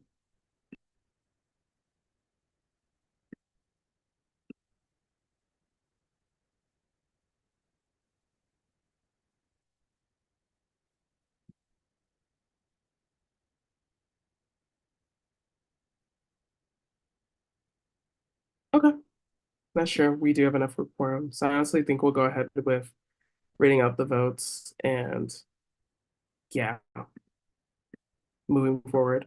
Okay, so I do have to read these out one by one. So please forgive me. I'm definitely going to take my time in before I say the vote just because it is near 5 a.m. So give me 1 second. And then Fernando, would you be able to verify for me? Like I'm just gonna write it down then. Yeah, Yeah, okay, cool. like if you said the numbers correct, yes. Yeah.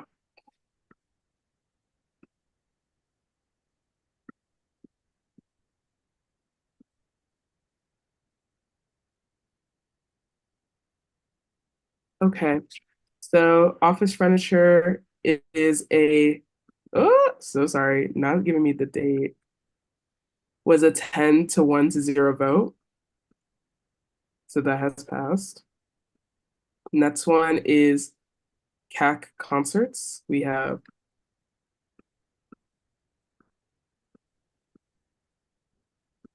that's an 11 to 0 vote. Wait, do we want to say the Oh, amounts? Yeah. no, I'm so sorry. Ooh, let me pull up two screens. Okay, should I just restart? Okay, good show. Okay, so Ishia office furniture, $3,500 was a 10 to 1 to 0 vote. CAC concerts funding, $25,000 was an 11 to 0 votes. The next one, CAC community funding, was an 11 to 0 vote. Amount. And that was for $30,000. So sorry.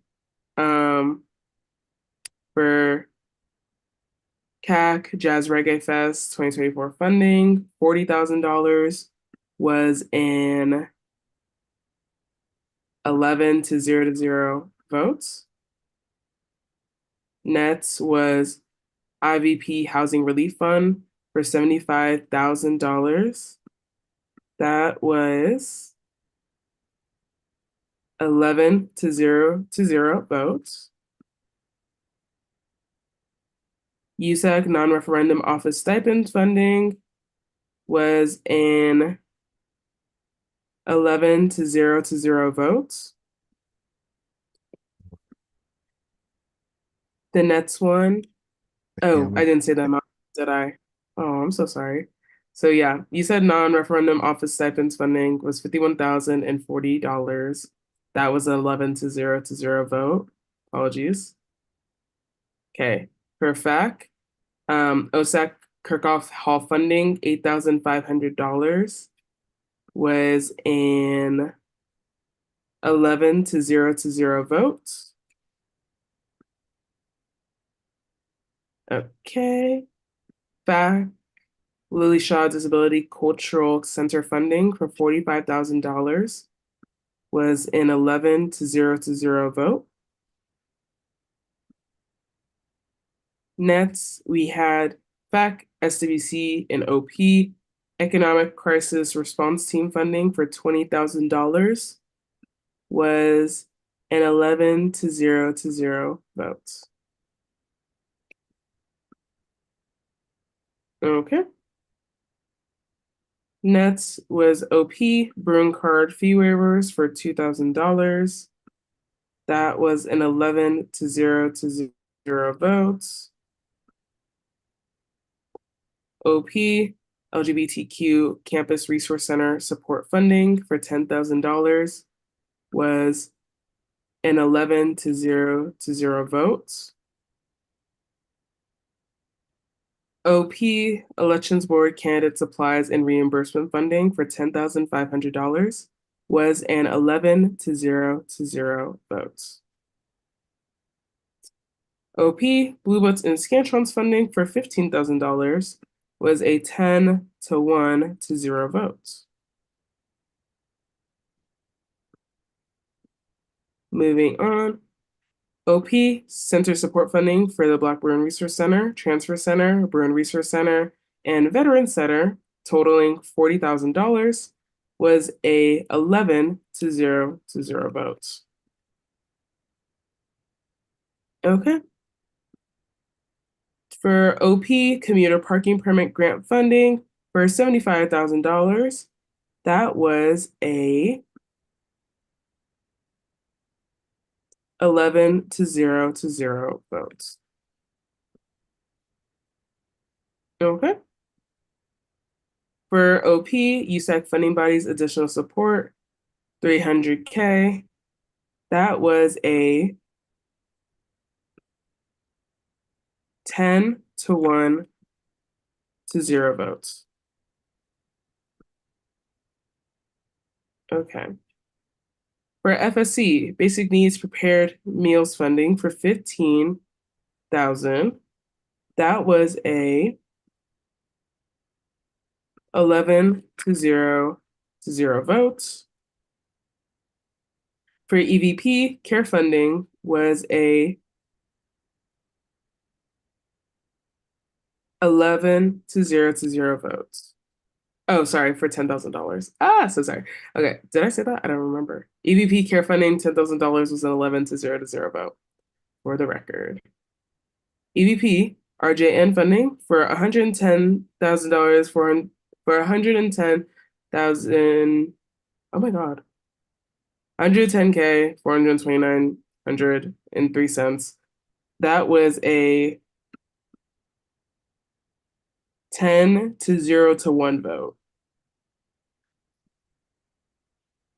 Okay. General 3, the Latino Student Prosperity Financial Support funding, 75K was a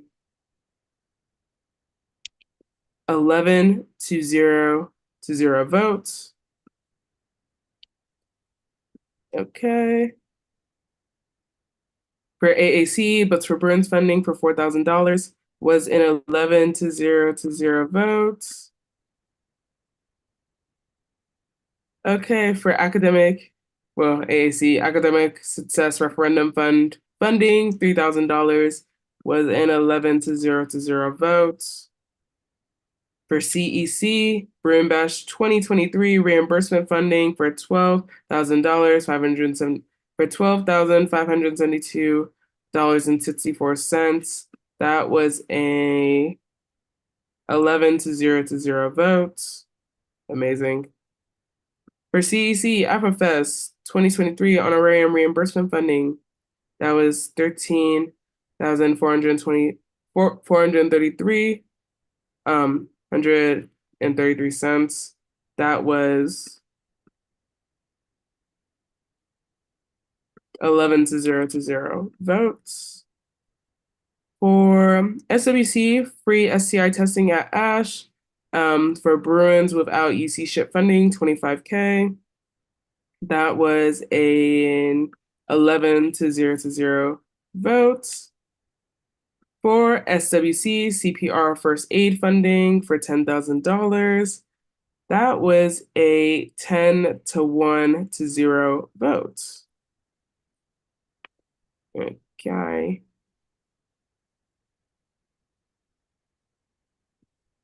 Next, we have SWC Basic Needs Gift Card Program funding for $20,000. That was an 11 to 0 to 0 vote.